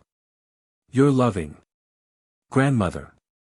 Bram made rapid strides in his profession, too rapid really, for by the time he was 23 he already had a reputation in the provinces as what was, and no doubt still is, known as a utility man. Such a reputation, serviceable enough in the provinces, is likely to prove a barrier to ultimate success. Paradox though it be, the better actor all round a man is, the less likely he will be ever to achieve success in London. It is the old tale of the general practitioner and the Harley Street specialist. However, to be playing good parts at so early an age was enough for Bram. He had no ambition to become famous for a novel mannerism, and he was always ready 82 to act anything, low comedy, light comedy, heroes, villains, heavy fathers, and walking gentlemen. He was never out of an engagement, and as he would have starved rather than ask help of his relations, this was his chief concern. To fame and fortune on a grand scale he did not aspire. Chapter 7. True Love. It was when Bram was 23 that he first found himself in the same company as Nancy O'Finn. She was then a tall dark-haired girl of 18 with misted blue lakes for eyes and cheeks rose-burnt to the sharp crimson of a daisy's petals. Her voice with just a touch of a brogue in it had the rich tones of a violoncello. Her figure was what was called fine in those days when women were not anxious to look as if a steamroller had passed over their bodies during the night. She was with her father, Michael O'Finn, who had been supporting Mrs. Hunterhart in heavies for 15 years, ever since Mrs. Hunterhart had set out to tour the provinces with a repertory of Shakespeare's comedies. Mrs. Hunterhart was now nearly 50, some declared she was several years over, but her Portia, her Viola, her Rosalind, her Beatrice, and her Katrina, were ageless. This admirable veteran did not fear the rivalry of youth. So here was Bram at 23 playing Gratiano, Sir Andrew Aguecheek, Corin, Verges, and Biondello, and Nancy O'Finn at 18 playing Nerissa, Maria, and Audrey. Indeed most of Mrs. Hunterhart's company, with the exception of Michael O'Finn and herself, were under 30. Bram was enjoying himself so much that out of sheer goodwill toward life he fell deep in love with Nancy. For a while, everybody in the company watched the affair sympathetically. Even Miss Hermione Duparc, the second lady, who had never understood why Mrs. Hart had cast Nancy for the part of Nerissa and herself for Jessica, was heard to murmur intensely that the little affair lent quite a sparkle of romance to spring in the '84 black country and that it was pretty to see the way those two children were enjoying themselves. However, the affair presently became serious when the young lovers announced that they were going to be married and Michael O'Finn woke up to the fact that he was in danger of losing his only daughter. But, O'Finn, you've only had Nancy touring with you for a few months, Bram protested, when the heavy father, one hand thrust deep into his button frock coat, strode up and down the unusually spacious sitting room he and Nancy were sharing that week in Birmingham, and proceeded to give a performance of a character that had slipped between King Lear and Shylock and fallen into melodrama. I had dreamed, the old actor declaimed in a voice that rustled with Irish foliage and was at the same time fruity with pompous tragic tones, I had dreamed of many harpy years before us, harpy years in which I would behold my only daughter growing more like her beloved mother whose loss has darkened the whole of my existence. Since I laid her to rest to wait for the last trump to ring out above the moil and toil of Newcastle-on-Tyne. Young man, you have wounded a father in his tenderest spot. You have shattered his hopes. You have torn the fibers of his heart. In my mind's eye I perceive my little daughter still clutching at the dear maternal breast, and you blast that sacred vision by proposing to commit matrimony with this tender suckling. But, oh Finn, you didn't object to her acting in other companies till she was 12 years old, and for 4 years after that she lived with an aunt in Dublin, so that you hardly ever saw her. Young man, do not taunt an unhappy parent with what he has missed. She and I were clutched by the iron hand of circumstance. The practical considerations of finance ruled that we should live sundered until now. But now at the very moment when the clouds are breaking to a glorious day, you descend upon us like a thunderbolt 85 out of a clear sky and propose to marry this motherless child and drench the cheeks of a stricken father with tears. Idle tears. But, oh Finn, Nancy isn't as young as all that, Bram protested. Spare your taunts, young man. I charge you, spare them. Be content with the havoc you have wrought, but do not gloat like a vulture upon the reeking ruins.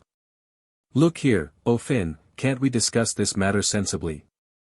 Sensibly, cried the heavy father, throwing up his arms as a suppliant at the throne of heaven. Sensibly. Ha ha. Tarquin's loathly form steals into my domestic hearth and ravishes my daughter's love, and I, the broken-hearted parent, am invited by the ravisher himself to discuss the matter sensibly.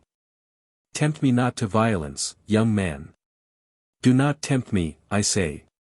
For 20 years, whenever I have had occasion to visit the metropolis of the Midlands, I have stayed in Mrs. Prattman's comfortable lodgings without ever breaking so much as a humble egg cup.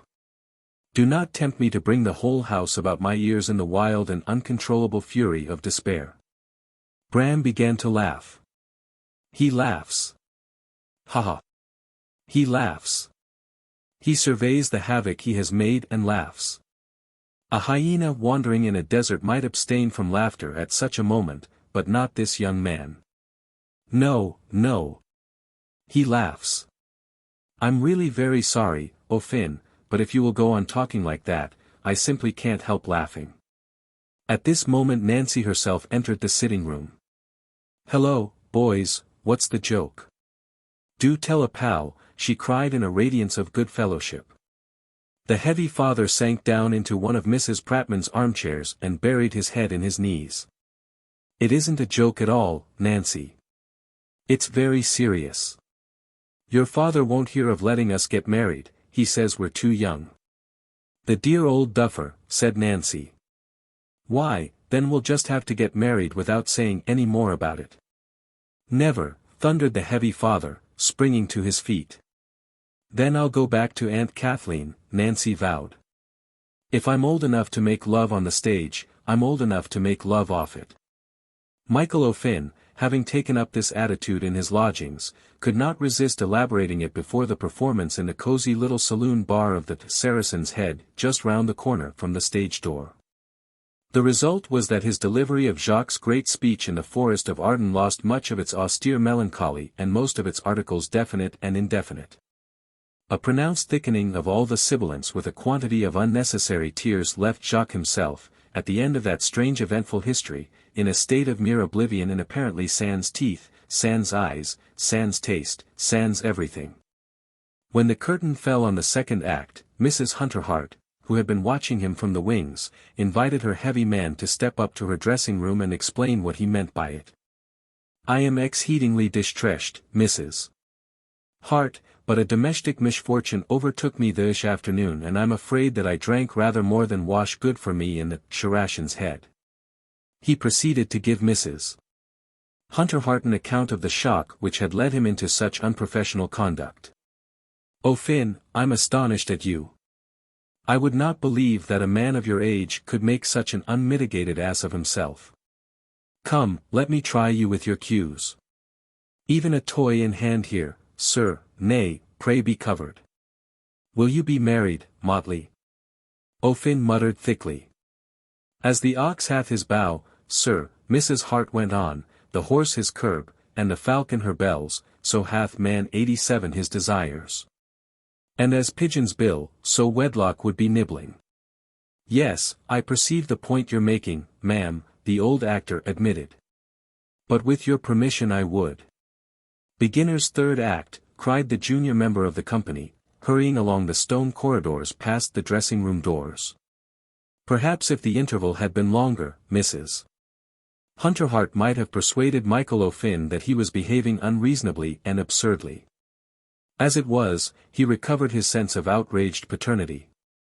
And on the following night he worked up his feelings in the bar of the Saracen's Head to such a pitch that several members of the company began to think that Bram really must have been behaving rather badly with Nancy.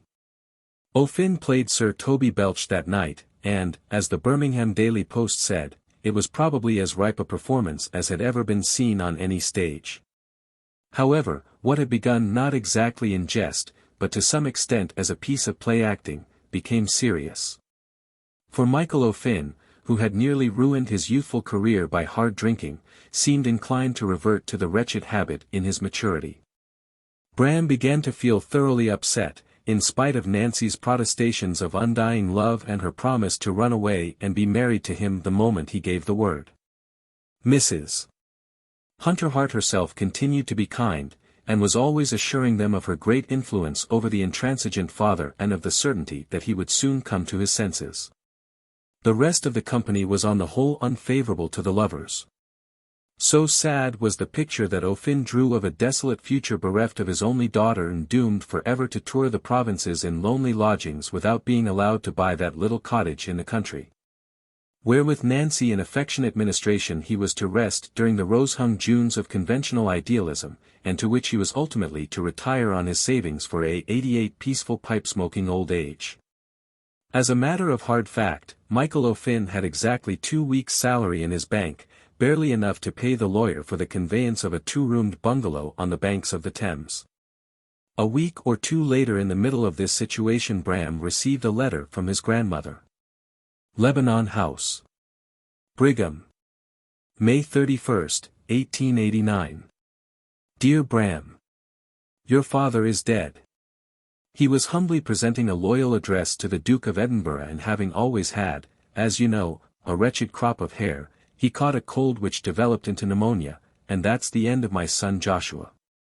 I understand that Caleb is the sole heir subject to certain annuities payable to your aunts and an injunction not to let his mother starve. You are not mentioned in the will. However, since Caleb won't come of age for a month or two, the executors, neither of whom are peculiars, think that, if you were to return home immediately, pressure could be brought to bear on your brother to come to an equitable arrangement by which, if you consented to devote yourself to the business, you should be made a partner in the firm. It lies with you, my dear boy. Is it worth while to make yourself pleasant to that sleek Jacob for the sake of perhaps £1,000 a year? I don't think you'd get more out of it, or would you prefer to remain poor, free, and honest? I know which I should choose if I were you. You know that I would like to see you before I die, though I'm bound to say that at the present there is no sign of my dying. More's the pity, for I am heartily sick of this life, and though I admit I am now faced with the dread of another much longer one hereafter, I'm hoping that the rumor prevalent about eternity has been grossly exaggerated. I rarely leave my own room nowadays, and my eyes have been giving me a good deal of trouble, so that I find it almost impossible to read. However, luckily I have unearthed in Brigham a pleasant young woman with a respect for commas and 89 colons who reads aloud to me in a not quite intolerable French. She winces at Zola, but then so do I, for he's such a rank bad writer. Nevertheless, I cannot resist the rascal, just as once upon a time I could never resist staring into shop windows. How your grandfather hated that habit of mine! He never knew what it might lead to. People feel the same about Zola, I suppose. Strange your father dying abruptly like this. I had figured him as a perpetual phenomenon like the smoke of the Brigham chimneys. If you do decide to come home, you should come quickly. Your loving grandmother. Bram contemplated the sheets of sprawling spidery handwriting and wondered what he ought to do. His grandmother did not know what a problem she was putting before him. It was not so easy to laugh at the idea of £1,000 a year, now that he was engaged to Nancy. A settled prospect was likely to make her father take another view of their marriage. It would be deuced hard to eat humble pie to Caleb, but with Nancy as a reward he could achieve even that. And life in Brigham? Ugh. Well, even life in Brigham with Nancy laughing beside him would be sweeter and lovelier than life in paradise without her. He showed the letter to his sweetheart and asked her advice. Afterwards, he used to wonder how he could ever have doubted for a moment what her answer would be. "Go home," she exclaimed. "Why, Bram darling, you must be mad to think of such a thing. What's 1,000 a year compared with your self-respect? I thought your father might take a more reasonable view of our marriage, if I could be doing something more solid than acting in the provinces. Has he ever done anything more solid himself? Never in his life. Well, listen to me, Bram, if you go back home and crawl to that brother of yours, I swear 90 I'll break off our engagement. Now there it is straight. You know there's only one reason would make me go home. Well, you'll have to marry a squib, my dear, for you'll certainly never marry your Nancy if you do. There doesn't seem much chance of my ever marrying you as things are now," Bram sighed. "Will you elope? Now listen to me, I'm serious. I'm after thinking that an elopement is the only solution for us. What is it Touchstone sings to Audrey? Come, sweet Audrey. We must be married, or we must live in bawdry. At least he doesn't sing it in our version, because dear old my heart is so damn genteel she wouldn't have such a sentiment uttered by a member of her pure company. But it's in Shakespeare, for I read it when I was studying the part. But your father, you lunatic. Och, my father. He can't drink any more than he's drinking now, and it would give him a gentlemanly excuse for getting drunk if he was to celebrate his daughter's wedding. Listen. You've enough money to buy the ring and the license. Oh, I've saved £12 this tour already. Next week's Leamington and Coventry, and the week after's Leicester. Let's be married in Leicester on Saturday week. That's the only way to deal with father, and indeed it's a kindness to the man, for he's getting tired of playing the ill-used father, and a little bit of geniality for a change will do him all the good in the world." Bram caught her to him. "You won't regret it, Nancy." "Why should I regret it?" You shan't, dear Nancy. Listen, I haven't said anything about this before, because I didn't want to give you the idea that I was trying to make a bargain over you. But I don't believe in mixed marriages, and 91 I think I'd like to be a Catholic. My grandmother's a Catholic, you know, and she's the only creature in the world I really care for, except you, my sweetheart. Ah, now, don't think it's so easy to become a Catholic. You'll have to have the devil's own amount of instruction first. You can be married without knowing a thing at all about it. But the priest won't baptize you so easy as he'll marry you. Conversion can wait till we have a little more time to ourselves. So, on the 16th of June at Leicester, Bram and Nancy were married. The ceremony achieved. They went for a long drive in a fly through the not very beautiful Leicestershire country and arrived back at Michael O'Finn's lodgings about 5 o'clock to announce the state of affairs at the favourable hour when he should be digesting his dinner over a cigar. It was the last evening of the tour and 12th night was in the bill, so that, if he should go out and get drunk before the performance, he was less likely to disgrace himself as obviously as in any of his other parts. "Well, we've done it, father," Nancy began. "Done what?" he demanded, crackling the leaves of the stage and scowling at Bram over the top of it. "We're married." "Yes, we were married in St. Aloysius' Church this morning at 12 o'clock. There's nothing to be done about it, father." "Nothing to be done about it," repeated O'Finn. "There is a very great deal to be done. Come to my arms, my beloved child. Weep upon my shoulder in the excess of your newfound happiness. Weep, I say. Spare not one single tear. Weep, weep. Young man, give me your hand. I have entrusted you with the guardianship of the being I hold most sacred of earth's creatures. Honor that trust, young man. Rejoice a father's heart by your devotion. God bless you both, my children. And now let us make arrangements to celebrate this auspicious event by a supper to our friends and intimates at that best of hostelries, the Old Blue Boar. There is not a 92 moment to be lost. Mine host will want to make his arrangements with the authorities for an extension of the license to some seasonable small hour that will suitably hallow the occasion. I will leave you here to bill and coo. Did you see what the stage said about my Tranio this week? Read it, my boy. You'll be delighted with the way the notice is written. Judicial, very, very judicial. With this Finn, humming the wedding march in his rich bass, left the newly-wed pair to themselves. Well, I'm bothered, Bram gasped. He's completely turned round. I rather thought he would, Nancy said. I've never known him refuse a fat part. He was getting tired of gloom. When Nancy and Bram went down to the theatre that night, Finn met them at the stage door, beaming with goodwill. I've seen my dear old manageress.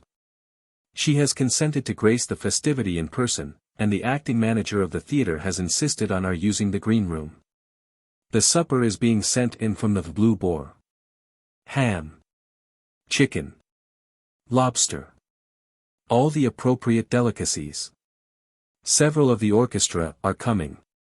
Very jolly fellows. We'll have some capital fiddling.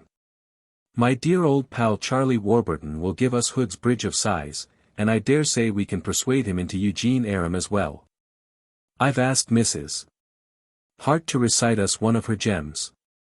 In fact, the whole crowd will oblige. We are going to make a memorable night of it. You couldn't have chosen a better time to get married. We've had a splendid Whit week, and that showery Whit Monday put Mrs. H.H. into such a delightful humor. The last day of the tour. By gad, girl, I'm proud to be your poor old father. And the booking tonight is splendid, I hear. We shall have a bumper house for 12th night. It was a merry evening in the old green room of the Opera House, Leicester, now, alas, fallen from its 93 companionable status and turned to some practical and businesslike purpose. Gilded mirrors on the walls, glittering gasoliers, bright silver, and shining faces, warmth and happiness of careless human beings gathered together for a few hours in fellowship, all are vanished now. Files and dockets and roll-top desks have replaced them. There is no doubt that the central figure on that genial night was Michael O'Finn. The bride and bridegroom were teased and toasted, but the central figure was the erstwhile dejected father. How many speeches he made it would be hard to say, but he certainly made a very great many. He proposed everybody's health in turn, and when everybody's health had been proposed and drunk, he proposed corporate bodies like the theatre orchestra, the town council of Leicester, and Mrs. Hunterhart's Shakespearean company. And when he had exhausted the living he sought among the dead for his toasts, raising his glass to the memory of Will Shakespeare, Davy Garrick, Ned Keane, and Mrs. Siddons. When the mighty dead were sufficiently extolled he proposed abstractions like art and the drama. His final speech was made about 4 o'clock in the morning, to the memory of the happy days, old friends, and jolly companions. Ladies and gentlemen, I am sure that you will agree with me that we have all spent a very enjoyable and delightful evening. Those who have not, hold up their hands. As I suspected nemini contradicent, carried unam. But there is one more toast to which I will invite you to raise your glasses. Ladies and gentlemen, another night of our earthly pilgrimage has waned. The sun of tomorrow already gilds the horizon, though we may still seem to be living in tonight. We have all wished long life and happiness to my beloved daughter and the excellent young man, may I add excellent young actor, who has joined his future with hers, in short, who has married her. But there is yet another toast to which I must bid you raise your glasses. Ladies 94 and gentlemen, we have reached the end of a happy tour with my dear old friend and manageress, Mrs. Hunterhart. Some of us will meet again under her banner in the last week of July on the sunny south coast, others will not. We shall probably never find ourselves all together at the same festive board. Let me beg you therefore to drink all together, for perhaps the last time in this mortal life, to the toast of happy days and sweet memories, old friends and jolly companions. Ladies and gentlemen, I confess without shame that a teardrop lurking in the corner of my eye has coursed down my cheek and alighted upon the lapel of my coat as I give you this solemn toast. Happy memories. What a world of beautiful images those two words conjure up. I see again the little cradle in which my mother rocked me to sleep. I kneel once more by her knees to say my childish prayers. Anon I am a happy urchin tripping and gambolling down the lane to the village school. Anon I stand before the altar with my dearly beloved and alas, now forever absent wife beside me. I hear once more the vociferous plaudits of the crowded pit as I cry to Macbeth, turn, hellhound, turn. I live again through the delightful moments of first meeting my dear old friend and manageress, Emmeline Hunterhart, who has upheld the banner of the legitimate drama against odds, ladies and gentlemen, odds, fearful, tremendous, overwhelming odds. She has seen on all sides the hosts of evil in the shape of these vile problem plays that have degraded, are degrading, and will continue to degrade the sacred fane of Thespis. Happy memories, ladies and gentlemen. And surely I may ask you to count this night as one of your happiest memories. To the young couple who this morning resolved to face the storms of life together, surely this night will be a happy memory. Happy memories, and, let us not forget them, old friends, for are not all our happiest memories bound up with old friends? Ladies and gentlemen, I give you the double toast to which I hope you will accord full musical honors by 95 joining with me in singing friendship's national anthem, the moving song of the immortal Robbie Burns, Should Old Acquaintance Be Forgot. The party broke up. The footsteps of the company died away along the cobbled streets of Leicester. The night became a happy memory. The bride and bridegroom went dreaming homeward, life before them, the dewy freshness of June around them, and overhead the faded azure of the empty morning sky. Chapter 8. Rogues and Vagabonds. The first thing that Bram and Nancy vowed to each other was that they would never accept anything but a joint engagement. It sounded so easy at first, but during the next 4 years many anxious moments were caused by that rose-flushed resolution of early married life. However, they did manage it, and not only that but they managed somehow to take with them on tour the baby girl who was born on the 16th of July, just a year and a month after they were married.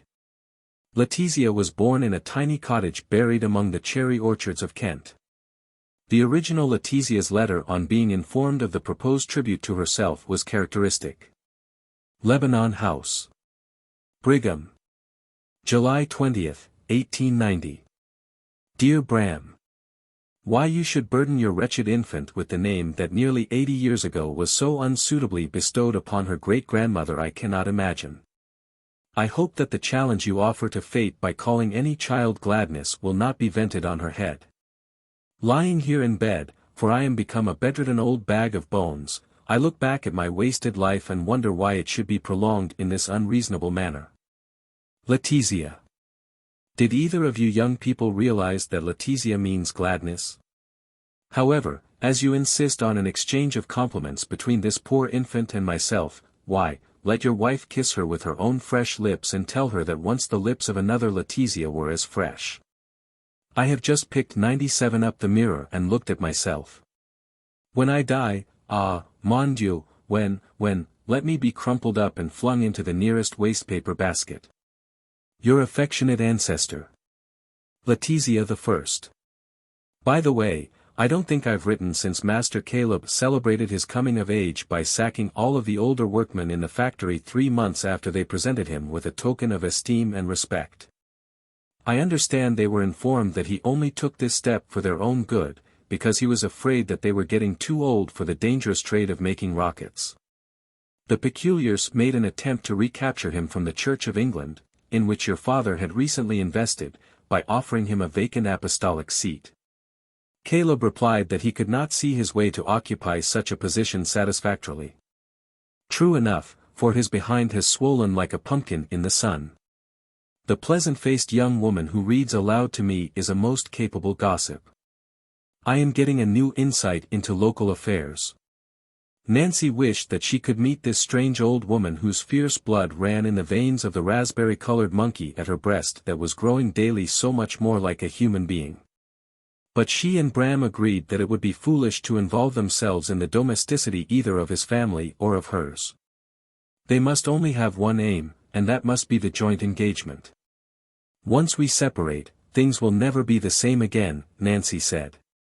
"Oh, don't I know it, dearest. But we won't separate." Nor did they. Difficult though it was sometimes, they did always manage to keep together, those rogues and vagabonds, and what is more they did manage to keep Letizia with them. "I wonder you don't let your little girl stay with some relation while you're on tour," a jealous mother would observe. "I like to have her with me during these first years. Time enough to lose her when she goes to school," Nancy would reply. "But surely the continual change and traveling cannot be good for so young a child," the critic would insist. "I think change of air is good for everything," Nancy would reply firmly. So, up and down the length of England, in and out of Wales, across to Ireland and over the border to Scotland, for the next 4 years Bram and Nancy wandered. In every new company the first thing they pitched was Letizia's canvas traveling cot with its long poles and short poles and cross pieces and canopy which all fitted ingeniously together until the final business of lacing up the back like a pair of stays was finished and Letizia was tucked away inside. Always the same luggage, the tin bath packed so full of Nancy's clothes that it was a great struggle to fasten it, Bram's second-hand portmanteau with its flap like an elephant's ear and bulging middle, the trim wicker luncheon basket, and big wicker theatrical basket smelling of grease paint and American cloth and old wigs. Endless journeys on Sundays in trains without corridors and on some lines still lighted with oil lamps so that the baby Letizia, lying on the horsehair cushions of the railway carriage, would drop asleep to the rhythmic movement of the oil swaying to and fro in the glass container. Long waits at stations like York and Crewe, where the only Sabbath traffic in those days seemed to be touring companies and all the compartments in all the trains were labeled engaged. Long waits while stout men with red noses and blue chins greeted old pals and ran up and down the length of the train, and cracked jokes over flasks of whiskey or brandy. Long waits in big smoky junctions, sometimes catching sight of the Dorothy Company with its pack of hounds, to the great excitement and joy of Letizia, who would be held up to admire the barking of the bow-wows. Late arrivals in smoky northern towns when the only fly at the station 99 would be collared by the manager and the humbler members of the company would have to shoulder their light luggage and walk to their lodgings. Late arrivals in snowstorm and rainstorm, in fog and frost, when the letter ordering the meal had miscarried and the landlady was a gaunt stranger who thoroughly enjoyed telling the weary vagabonds that, not having heard from them, she had not lighted the fire in the sitting-room.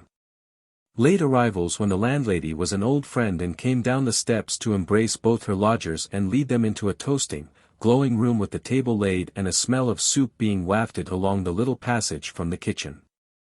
Early morning starts when every lady in Nancy's carriage wanted a different corner and signified her choice with an exaggerated and liverish politeness.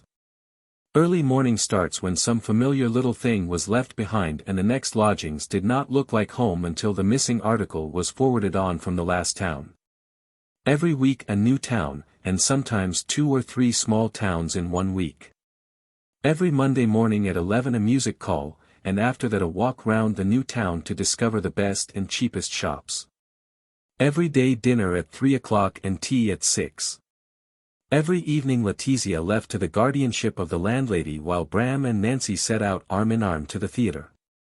Every night except Sunday the swing of a dingy door and the immemorial smell of the theatre within. Our modern young actors and actresses do not know that smell. It vanished in its perfection when electric light took the place of gas, and unretentive encaustic tiles lined the corridors instead of bare stone or whitewashed bricks. It requires something more than the warmth of hot water pipes to ripen and conserve that smell. It may have lost some of its quintessential peculiarity when gas supplemented candles. But those gas jets covered with wire guards, on which the ladies and gentlemen of visiting companies were requested by the management not to boil 100 kettles, must have added a beautiful richness of their own. Thou glorious ancient smell of the theatre, thou sublime potpourri of grease paint, wig paste, Vaseline, powder, perspiration, old clothes, oranges, tobacco, gas, drains, hair, whitewash, hot metal, and dusty canvas. Where mayest thou still be savoured instead of that dull odour of Condy's fluid and fire extinguishers which faintly repels us as we pass through the stage doors of our contemporary palaces of amusement? Our particular vagabonds found it easier to obtain joint engagements in musical shows. Nancy's contralto voice, untrained though it was, grew better and better each year, and Bram had developed into a capital comedian. In the third and fourth winters after they were married they played together in pantomime, and for the Christmas season of 1894 they were engaged at the Theatre Royal, Greenwich, Bram as Idle Jack in Dick Whittington and Clown in the Harlequinade. Nancy as Fairy Queen and Columbine. It was a pity that by now the Harlequinade was already a moribund form of entertainment, for Bram had a genuine talent for getting that fantastic street life over the footlights.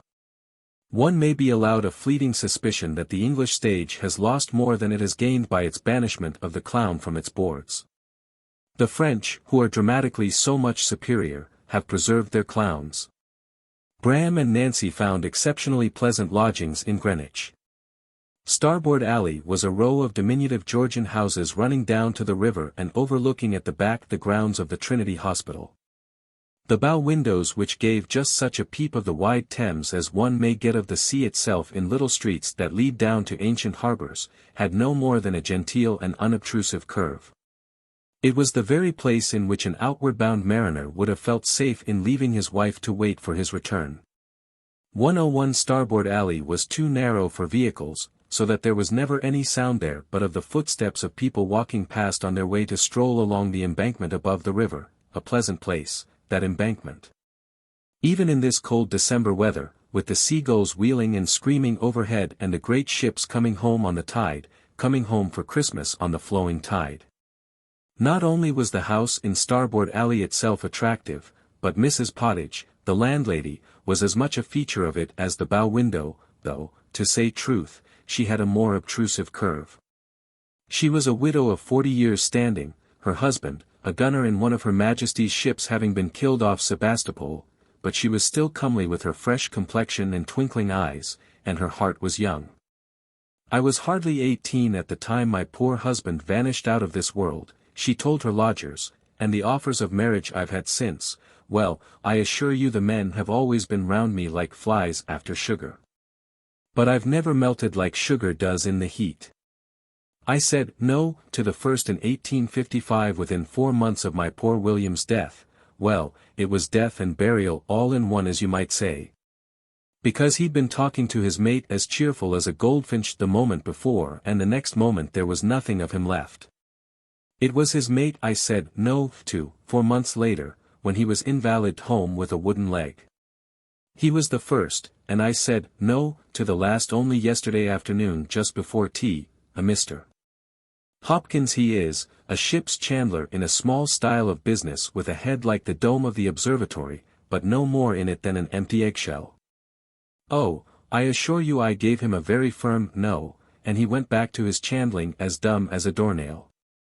Yes, you might really call it quite a hobby of mine refusing eligibles. I used to put the dates down in the butcher's book or the baker's book as the case might be, but I got charged for them 1 year as extra loaves and ever since then I've kept the dates in my head. Off to rehearsal now, R102U. Well, fancy them having a rehearsal on Christmas Eve. I call that making a great demand on anybody's good nature. In fact, if anybody didn't mind being a bit vulgar, it's what they might call blooming sauce. And you'll leave your little girl with me? What's her name, Leadershire? Said with a sneeze, I suppose. Never mind, I'll enjoy having her hanging on to my skirts. I never had no children myself. Well, I was just getting over the first shyness and beginning to enjoy married life when all of a sudden that Crimean War broke out and my poor William had to leave me. Well, it was a mean crime, and no mistake. Got to start off to the theatre now. Wrap yourselves up well, for it's biting cold tonight. It's my opinion we're in for a real old-fashioned Christmas. Good job, too, I say, the size women are wearing their sleeves nowadays. Balloon sleeves they call them. Balloonatic sleeves I should say. Well, Turalura. I'll pop your little girl into her cot and have the kettle on the boil for you when you come back. Ugh! What a perishing evening. The vagabonds arm in arm set out toward the theatre, the north wind blowing fiercely up Starboard Alley across the Thames from Barking Flats, a searching wind, fierce and bitter. The Dick Whittington Company had been rehearsing hard during the previous week. And now 2 days before the production on Boxing Day it was seeming incredible that the management would ever have the impudence to demand the public's money to see such a hopelessly inadequate performance. "We've been in some bad shows, my dear," Bram said to Nancy on their way to the theatre, "but I think this is the worst. I'm too tired to know anything about it. But your songs will go all right, I'm sure." He shook his head doubtfully. "Yes, but that fellow Sturt who plays the dame is a naughty actor. He really is dire. I simply cannot get 103 him to work in with me. That's the worst of taking a fellow from the halls. He hasn't an elementary notion how to help other people. He can't see that it takes 2 people to make a scene funny." "Never mind," said Nancy, yawning. "It'll all be splendid, I expect, on Wednesday." "Oh, dear, I am tired." "They've given you a good trap act in the Harlequinade." "Yes, that's all right. But do you know, Nancy, it's a queer thing, but I funk trap acts. I'm never happy till I've gone through the last one." He stopped short and struck his forehead. "Great Scott! What is the matter? We haven't got anything for Letizia's stocking." "Bram!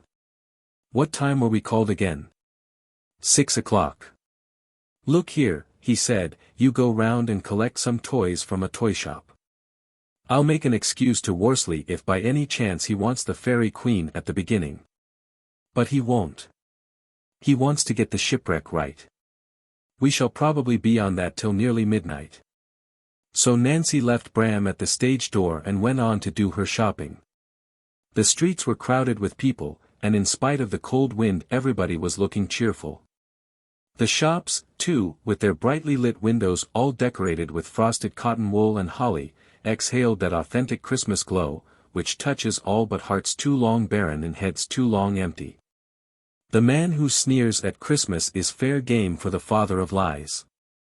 Nancy reveled in the atmosphere, and for a while she allowed herself to drift with the throng, hearing in a dream the shrill excited cries of the children, the noise of toy instruments, the shouts of the salesmen offering turkeys and geese. Smelling in a dream that peculiar odor of hung poultry mixed with crystallized fruit, oranges, and sawdust. And perceiving in a dream the accumulated emotion of people who were all thinking what they could 104 buy for others, that strange and stirring emotion which long ago shepherds personified as a troop of angels crying, "Peace, goodwill toward men." She felt that she could have wandered happily along like this for hours, and she was filled with joy to think that in a short while she should be welcomed by some of these children as the spirit of good.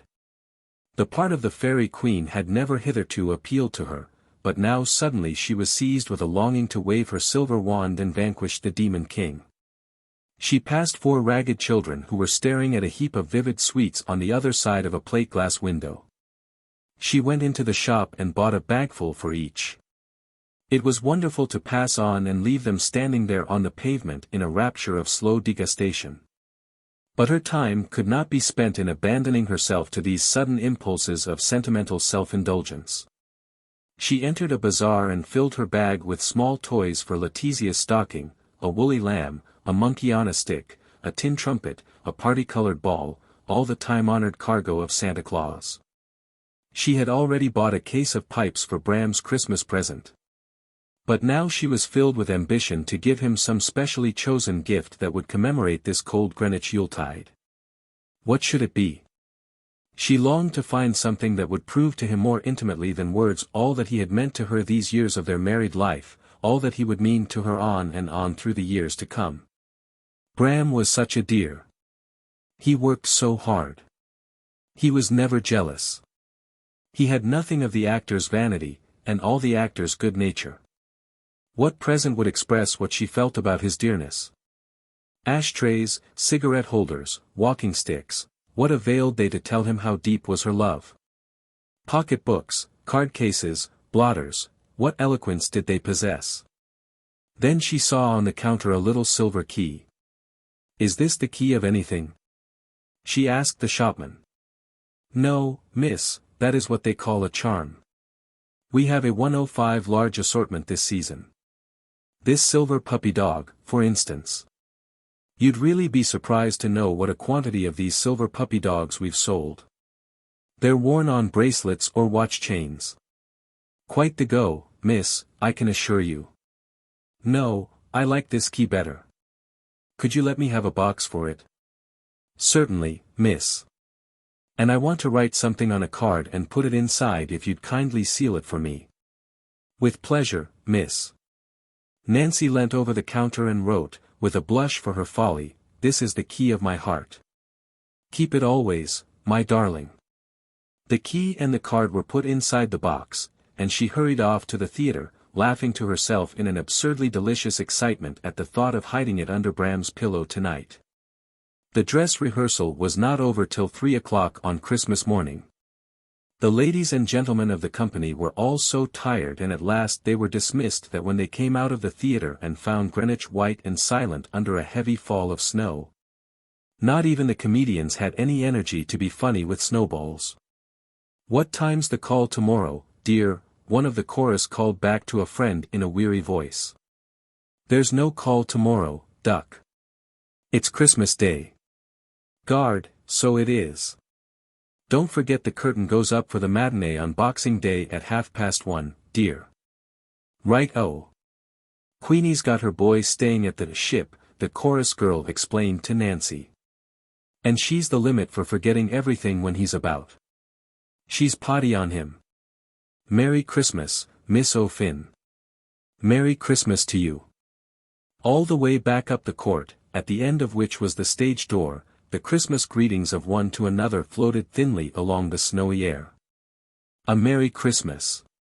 A Merry Christmas." Bram took Nancy's arm, and they hurried away back as fast as they could to Starboard Alley, where they found Letizia safe in her cot, one of Mrs. Pottage's stockings hanging like a coal sack over the foot of it. "You never told me which stocking to put out," said the landlady. "So I hung up one of my own."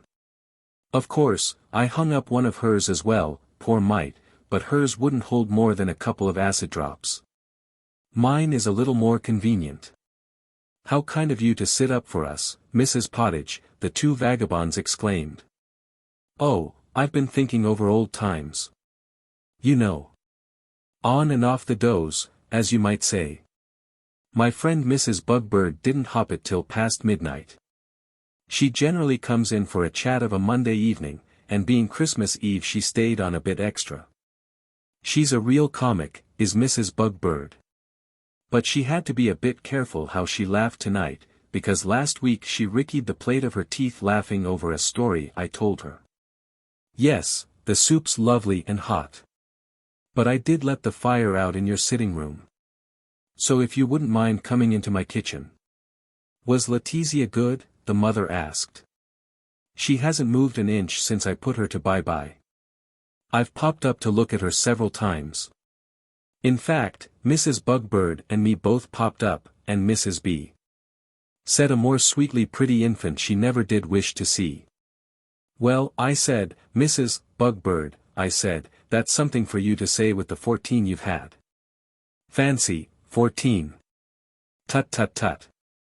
Still if I'd accepted half my proposals, I'd have had more like 40 by now." A canary stirred upon his perch and chirped. "Hear that?" said Mrs. Pottage. "That blessed bird understands every word I say. Don't you, my beauty? 107 now come along, drink up your soup, and do eat a little bit of the nice cold supper I've put out for you." While her lodgers were enjoying the cold roast beef, Mrs. Pottage examined the purchases made for Letizia's stocking. "Oh, dear, how they do get things up nowadays," she exclaimed, holding at admiring arm's length the monkey on a stick. "Lifelike, isn't it? You'll want an orange and an apple, don't forget. And I wouldn't put in too many lollipops if I was you, or she won't be able to eat any turkey. I got you a lovely little turkey. £9. Well, you don't want to sit down to an elephant.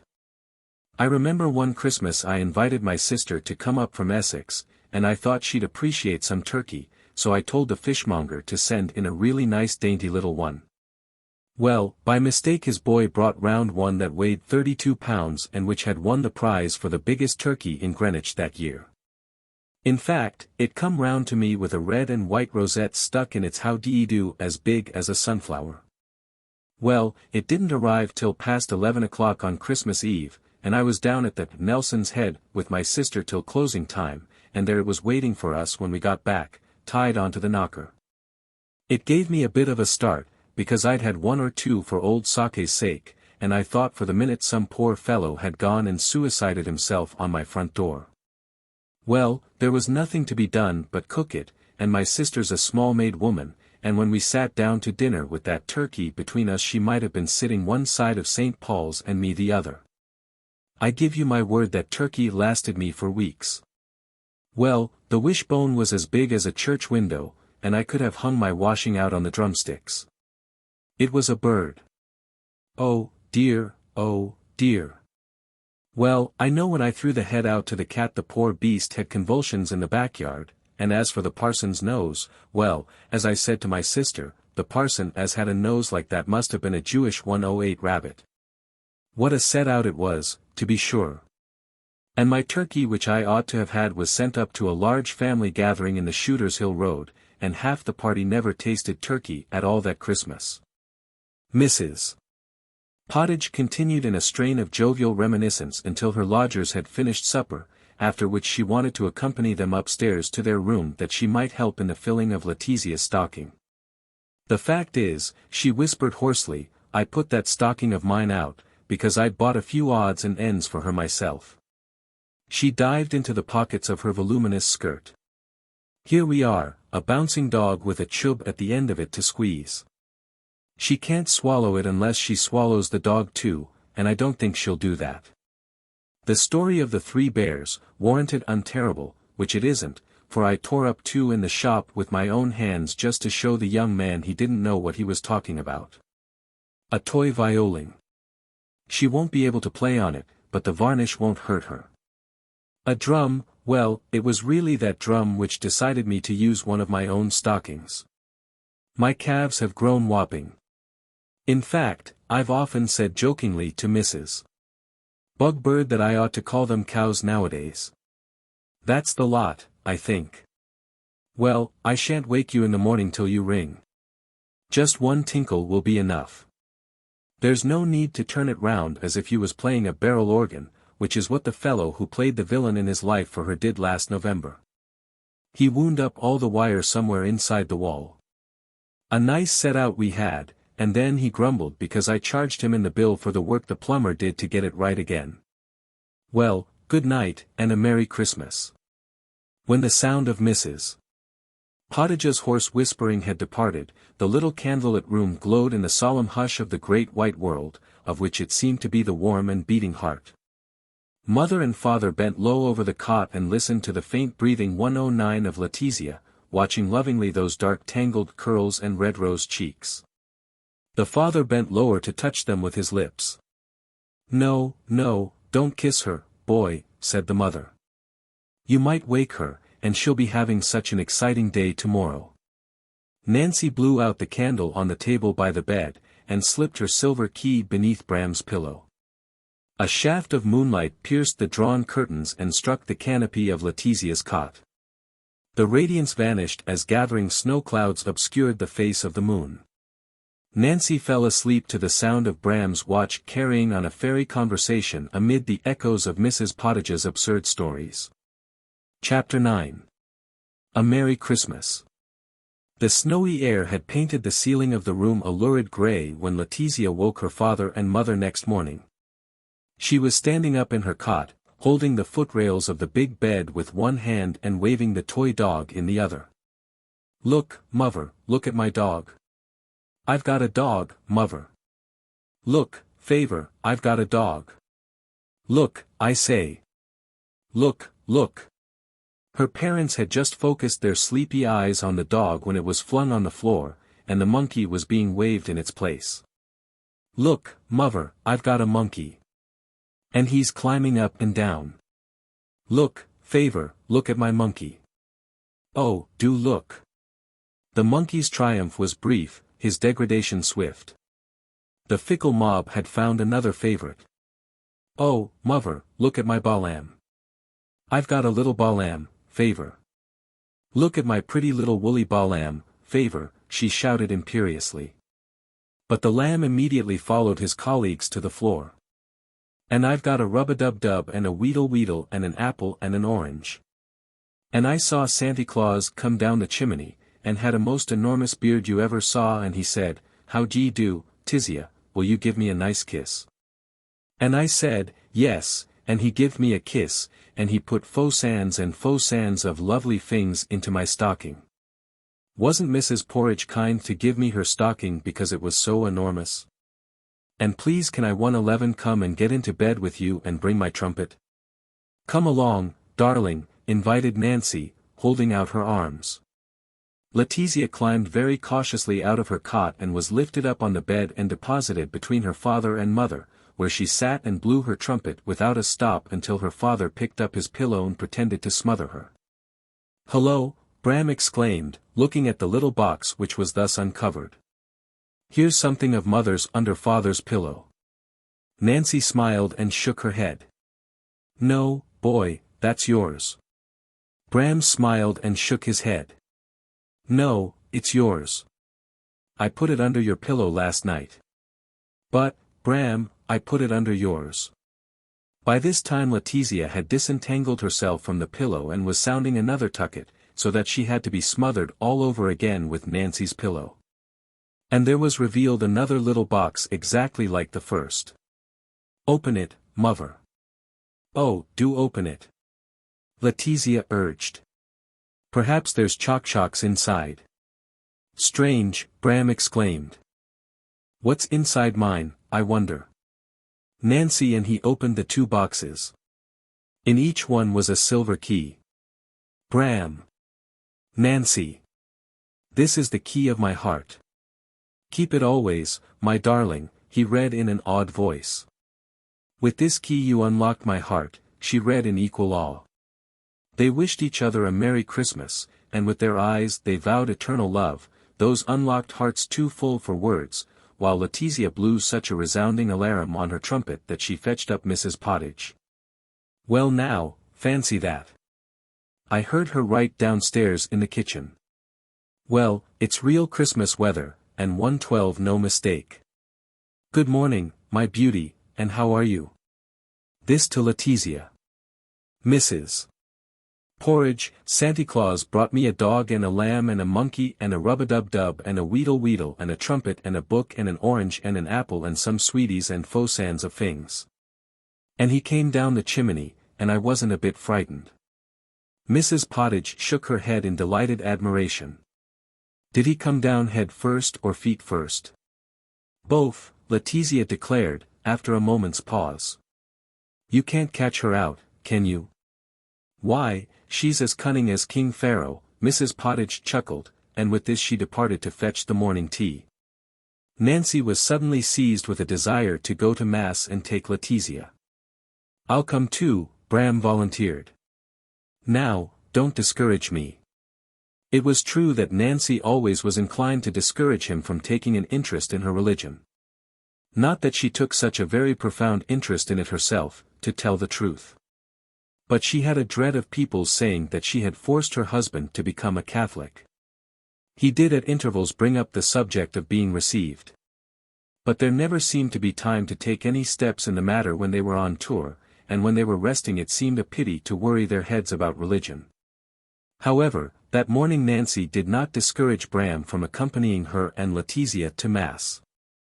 Letizia was very full of her visit to the crib, when she saw Mrs. Pottage again. "And I saw the baby Jesus in his nightgown, Mrs. Porridge." "You did?" "Yes, and he was lying on his back and kicking his legs up in the air ever so high. And there was a moo cow smelling him." "No, darling," her mother interrupted, "the moo cow was praying to him." "Well, he was smelling him too. You'd have to start walking the week before last to get in front of her, said Mrs. Pottage. There was a letter from Nancy's father to greet with seasonable wishes, her and hers, and as a kind of Christmas present there was an extra flourish to his already florid signature. He had been engaged to play Sir Lucius Otrigger in a production of The Rivals at a West End theatre, and he felt sure that this meant finally abandoning the provinces for London. There was, too, a letter from old Mrs. Fuller written by her companion. Lebanon House, Brigham, December 23, 1894. Dear Bram, I can no longer hold a pen, even to wish you a Merry Christmas and a fortunate New Year, and as much to your Nancy and that unhappily named Letizia. Although I am indecently old, 82, I ought still to be able to write, but I've had a slight stroke and I who once died to live now only live to die. Your loving grandmother. Besides these 2 letters there were a few cards from friends, but not many, for it is difficult to keep up with people's whereabouts on tour. The Christmas dinner was entirely a small family affair, but only the more intensely enjoyed for that very reason. Mrs. Pottage was invited in to dessert, and also Mrs. Pottage's assistant, a crippled girl, who was imported to help in the household work on occasions of ceremony. Quite what help Agatha Wilkinson was no one ever discovered, for she could only move with extreme slowness and difficulty on a pair of crutches. Perhaps her utility lay in being able to sit quietly in a corner 114 of the kitchen and listen to Mrs. Pottage's conversation, which increased in volubility, the more she had to do. There was a pineapple on the table, a slice of which the landlady emphatically declined. No, thanks, not for me. That's a thing I only eat from the tin. Raw, I'd sooner eat a pinecone any day. Would you like to try a slice, Aggie? Agatha was too shy to refuse when Bram put a slice on her plate, and Mrs. Pottage watched with obvious gratification her fearful attempts to manipulate it. Ah, I thought she wouldn't like it. You needn't eat any more, Aggie, if it puts your teeth on the edge. Yes, it's my opinion if pineapples cost 2d apiece instead of 10 shillings people might buy a few just to throw at strange cats. To scrape your boots on. Yes. To eat? No. That's my opinion about pineapples. In the evening, when Letizia had been put to bed after a number of uproarious games in which Bram had surpassed even his own wonderful record as an animal impersonator, Mrs. Pottage came in as magnificent as a queen dowager in black satin to ask if her lodgers would give her the pleasure of their company in the parlor. I've got a few friends coming in to celebrate Christmas. Mrs. Bugbird's here, and 2 of my unintendeds, Mr. Hopkins, the chandler. Well, I thought I'd ask him, though he's no more addition to anything than a knot, which is what he looks like, and then there's Mr. Watcher. Yes, Watcher's a good name for him, for he watches me like a dog watches a bone. He and Mr. Hopkins can't bear the sight of one another. Well, I dare say there's a bit of jealousy in it, if it comes to that, just because I happened to refuse him before I refused Hopkins. His business is coal. Sells it, I mean. I don't think even Watcher would have had the nerve to propose to me if he'd have actually been a coalman. Oh dear, who does marry coalmen, that's what I ask myself. Or sweeps, if it comes to that. And then there's Mr. and Mrs. Breadcut, who's an inspector of nuisances 115 for the London County Council. So, if you'll come in and join us, we shall be a very nice merry little party. Though they were feeling rather tired, Bram and Nancy accepted the invitation, because Mrs. Pottage had been so kind to them and they knew she would be terribly disappointed if they refused. However, they stipulated that she must not persuade them to stay very late on account of the matinee, to which, they reminded her, she had promised to take Letizia tomorrow. Oh, I hadn't forgotten. In fact, I thoroughly enjoy a good pantomime. It's a pity Mrs. Bugbird's got to go and see her relations over in Putney, because that woman so loves a bit of fun and always laughs so hearty that she'd make any panto a success just by being there.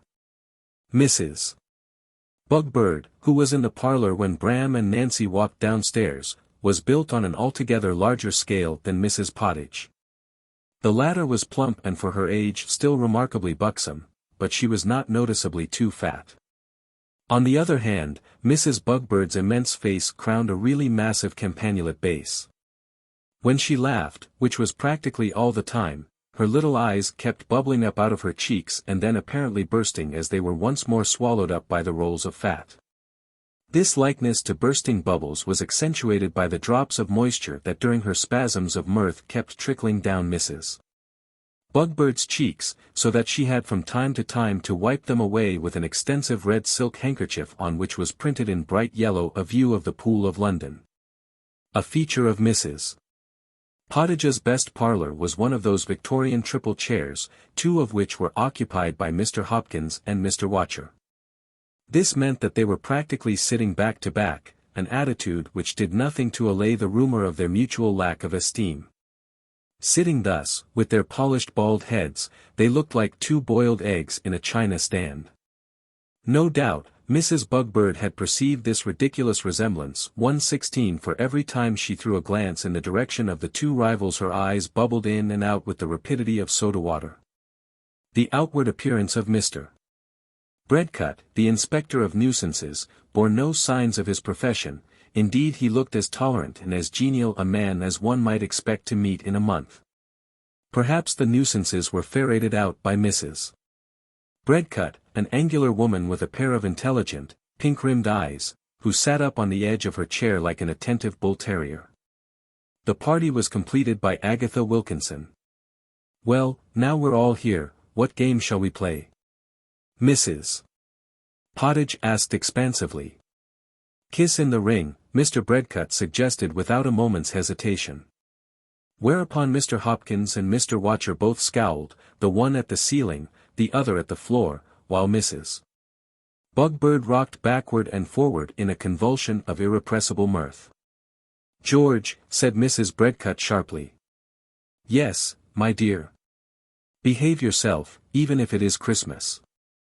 You ought to know better at your age than suggest such a game in a little room like this." "That's just why I did suggest it," Mr. Breadcut retorted. "I'd have a chance of catching Mrs. Pottage and helping myself to a good one." Mr. Hopkins and Mr. Watcher turned simultaneously at this outrageous admission to glare at the inspector of nuisances. Unfortunately, Mr. Hopkins turned his head to the left and Mr. Watcher turned his head to the right, so that their eyes met, and instead of glaring at Mr. Breadcut they glared at each other. "Well, I'm going to call on Mr. Fuller for a song," said Mrs. Pottage. She apologized later for thus dragging him into a performance on his night off. "But really," she said, "I thought Hopkins and Watcher was going to fly at one another. They looked like a couple of boxing kangaroos." Bram obliged the flattered company with 2 or 3 1/17 songs which Nancy accompanied on the ancient piano, the noise of which was the occasion of another apology by the hostess. "More like teeth clicking than music, isn't it?" "Well, it hasn't really been used since the year excepting for a bookcase. It belonged to my dear old dad, and he only bought it to cover up a spot in the wall where the roof leaked. He couldn't bear music, the dear old man. When he was over 70, he nearly got fined for squirting a syringe full of the stuff he washed his greenhouse with into the big end of a cornet and which a blind man was playing outside his house. Of course, as he explained, he wasn't to know the poor fellow was blind or he'd have spoke before he spouted. But I'm very fond of music, I am." And to prove her sincerity Mrs. Pottage sang 2 Lovely Black Eyes, a performance which so utterly convulsed Mrs. Bugbird that she fell off her chair, and sat undulating on the floor for nearly 5 minutes, until the united efforts of the male guests got her back again, when in order to deal with the moisture induced by such excess of mirth, she had to produce her reserve handkerchief, on which was printed a gruesome picture of the execution of Mr. and Mrs. Manning. Then Nancy sang to Bram's accompaniment, after which Bram gave imitations of familiar animals to the intense pleasure of Mr. Breadcut, who slapped his leg and declared he was a blooming marvel. "George," snapped his wife. "Yes, my dear. Don't swear. Blooming isn't swearing. It's as near as not to be worth an argument," she said severely. This caused Mr. Breadcut to wink at Mr. Watcher, who thought he was winking at Mrs. Pottage and did not respond. Then Mr. Hopkins tried to remember for the benefit 118 of the company what he assured everybody was a capital game that he often used to play at social gatherings 20 years ago. "We all sit round in a circle," he began in a doleful voice. "Wait a minute, what do you do next?" "Oh, yes," he went on, as soon as he was sure that Mr. Watcher had been successfully isolated from Mrs. Pottage. "Now we all join hands." Perhaps the emotion of finding her plump hand firmly imprisoned in his own was too much for the ship chandler, for he could not remember what was the next move. "Wait a minute," he implored, holding Mrs. Pottage's hand tighter than ever. "Don't move, and I'll remember in a jiffy." "Oh, yes, I've got it. I knew I would. Somebody has to be in the middle of the circle. Mr. Watcher, perhaps you'd stand in the middle, will you? Hadn't you better stand in the middle yourself?" The coal merchant replied. "You thought of this game. We aren't guilty." "Don't be so gruff, Watcher," said Mrs. Pottage sternly. "You've been sitting like a skeleton at the feast ever since you arrived. Wake up and be a man, do." Thus adjured, Mr. Watcher unwillingly stood up in the middle of the circle. "What's he do now, Hopkins?" Mrs. Pottage asked. "I'm trying to remember." "Oh, yes, of course, I know. I know. I know. He's blindfolded, Mr." Hopkins exclaimed in a tone as near to being cock-a-whoop as his low-pitched funereal voice could achieve. "Mrs. B, you've got a nice big handkerchief. Tie Watcher up, there's a good soul," the hostess ordered. "Mrs. Bugbird," in a gurgle of suppressed laughter, muffled the coal merchant's disagreeable countenance with her reserve handkerchief, from which his bald head emerged like one of those costly Easter eggs that repose on silk in the center of confectioners' shops. "Now what does he do, Hopkins?" "Just a minute, Mrs. Pottage. I'm stuck again. No, 119 I'm not. I remember perfectly now. Turn him round 3 times. This was done, and there was another pause. "Well, what next?" everybody asked impatiently. "That's just what I'm bothered if I can remember," said the chandler at last. "It's on the tip of my tongue too, but wait, yes, no, yes, I've got it. He asks, no, that's wrong, he doesn't ask anything, we ask him. Now what the juice is it we do ask him? Don't say anything, because I'll remember in a minute. I'm bound to remember. You see, it's such a long time since I played this game that some of the rules. Look here, Mr. Watcher's irate voice growled through the folds of the handkerchief, if you think I'm going to stand here wrapped up like a Stilton cheese while you remember what game you played with Noah in the Ark, you're blooming well mistaken. And that's that. If you'd only have a morsel of patience, Mr. Watcher. I can't remember the whole of a big game all at once, protested the chandler, still clinging desperately to Mrs. Pottage's hand. But I will remember it. It's on the tip of my tongue, I tell you. Well, what's on the tip of my tongue to tell you, shouted Mr. Watcher, I wouldn't like to tell anybody, not in front of ladies. With which he pulled down the handkerchief round his neck and stood glaring at the other players with the expression of a fierce cowboy. Mr. Breadcut, in order to quiet the coal merchant, proposed as a game familiar to everybody blind man's buff. Not me, you don't blindfold again, said Mr. Watcher. And if Mr. Hopkins starts in to try, I'll blindfold him without a handkerchief. Well, what about a snack of supper, suggested the hostess, who felt that the situation required a diversion. And her supper was such a success that before it was over the two rivals were confiding in each other various 120 ways of getting the better of their common enemy, the purchaser. When it was time to adjourn again to the parlor, Bram and Nancy begged to be excused from enjoying themselves any longer in Mrs. Pottage's company in view of the hard day before them at the Theatre Royal. You've given us such a jolly Christmas, dear Mrs. Pottage, said Bram. A lovely Christmas, Nancy echoed. Well, I'm sure I've enjoyed myself, and Mrs. Bugbird said she's never laughed so much in all her life as what she did when Mr. Fuller was imitating them animals. Lifelike, she said they was, and she spent her girlhood on a farm, so that's a bit of a compliment coming from her. Well, good night. Oh, dear, before we know where we shall be seeing in the new year. I'm bound to say, what with one thing and another life's full of fun. Chapter 10. The Pantomime. Now listen, Letizia, you're to be a very good little girl and do anything that Mrs. Pottage tells you without arguing, Nancy admonished her small daughter before she left Starboard Alley next morning to dress for the matinee. Can I take my lamb what Santa Claus gave me to the pantomime? Yes, I dare say Mrs. Pottage will let you. And my dog? And my monkey? And my rub-a-dub-dub and my weedle-weedle and my... No, darling, you can take the lamb, but the others must stay at home.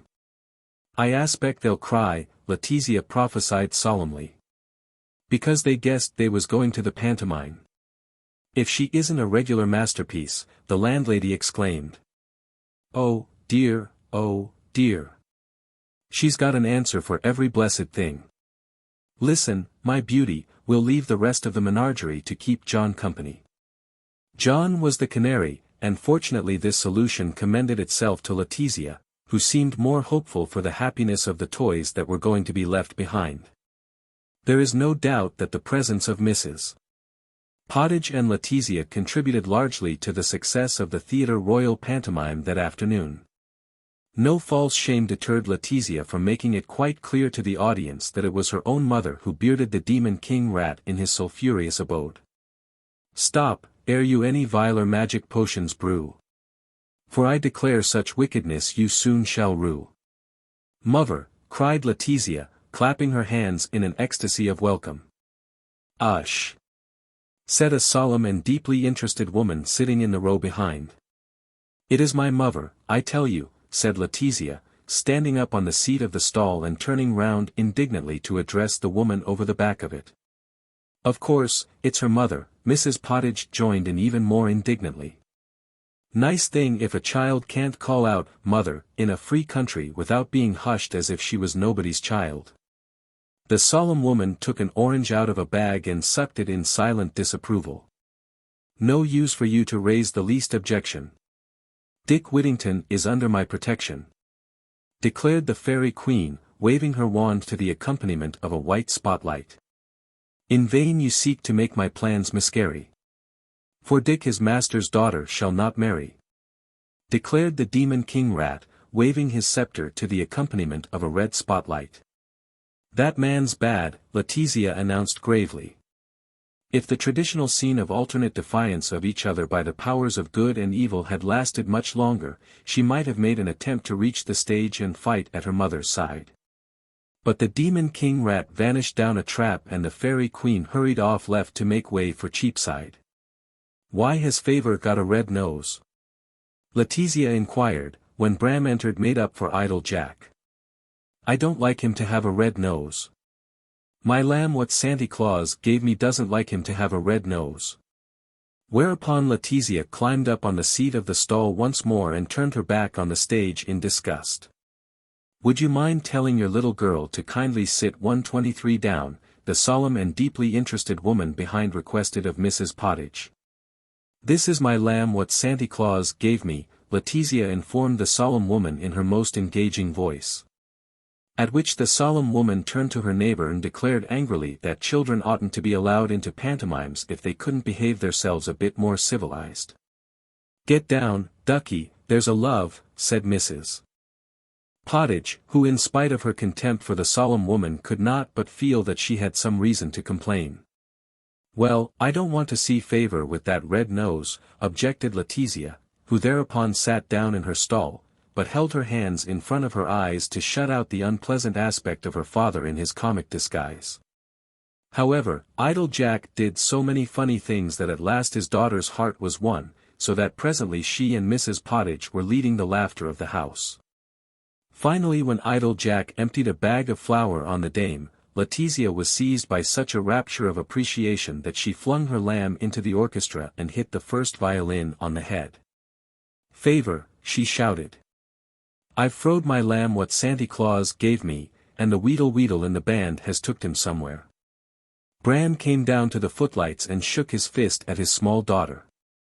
An intimate touch that drove the house frantic with delight and caused the solemn woman to observe to her neighbor that she didn't know who did come to the theater nowadays, such a common lot of people as they always seem to be.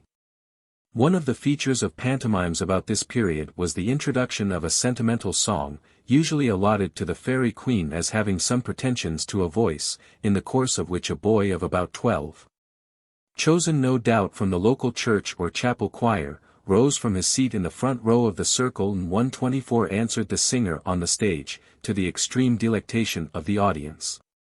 The refrain of the song this year went, "Sweet Suzanne, I'll be your young man. They've never made your equal since the world began. Won't you take my name? For my heart's aflame for love of you, my pretty Sue, my sweet Suzanne." And again, "Your lips are red as rubies. Your eyes are diamonds rare. So while I have you, my lovely Sue, I'm as rich as a millionaire." Why the fairy queen should suddenly enter and break into this drivelling song was an unanswerable enigma. And why a little boy in an Eton suit with a very white collar and a very pink face should rise from the front row of the circle and sing each verse over again, while the fairy queen walked backward and forward with one hand held to her apparently entranced ear, was an equally unanswerable enigma. At any rate Letizia thoroughly disapproved of the anomaly. While all the women in the pit and gallery and stalls and circle were exclaiming, "Oh, isn't he a little love? Well, I declare, if he isn't really lovely. Oh, do listen to the little angel," Letizia was frowning. Then with great deliberation, unobserved by Mrs. Pottage, who was languishing upon the sibilant cockney of this detestable young treble, she stood up on the seat and shouted, "Mother!" The fairy queen, while still holding one hand to an entranced ear, shook her wand at her little mortal daughter. But Letizia was not to be deterred from the problem that was puzzling her sense of fitness. "Mother," she shouted again. "Why is that boy?" Then Mrs. Pottage woke from the trance into which the duet had flung her and pulled Letizia down again into a sitting posture. "Ducky, you mustn't call out and spoil the lovely singing." "I don't like that boy," said Letizia firmly. "Yes, but listen. And my lamb what Santa Claus gave me doesn't like him."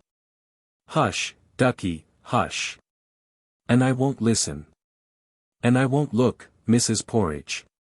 Come, come, be a good girl." But Letizia struggled out of Mrs. Pottage's arms and retreated under the seat of the stall from which she did not emerge until this enigmatic interlude in the life of the fairy queen came to an end amid a tumult of applause from the profoundly moved audience.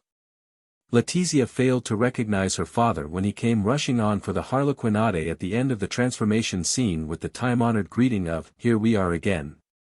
And when Mrs. Pottage told her who the clown was, she merely shook her head violently and reiterated, "No, no, no, no, no."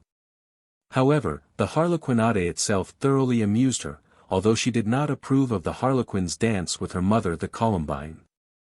"Who is that spotted man?" she asked. "Why does he throw mother up like that? I don't like him. I don't like his black face. I won't let him throw up my lamb what Santa Claus gave me." "Well, you threw it up yourself just now and hit the poor fiddle."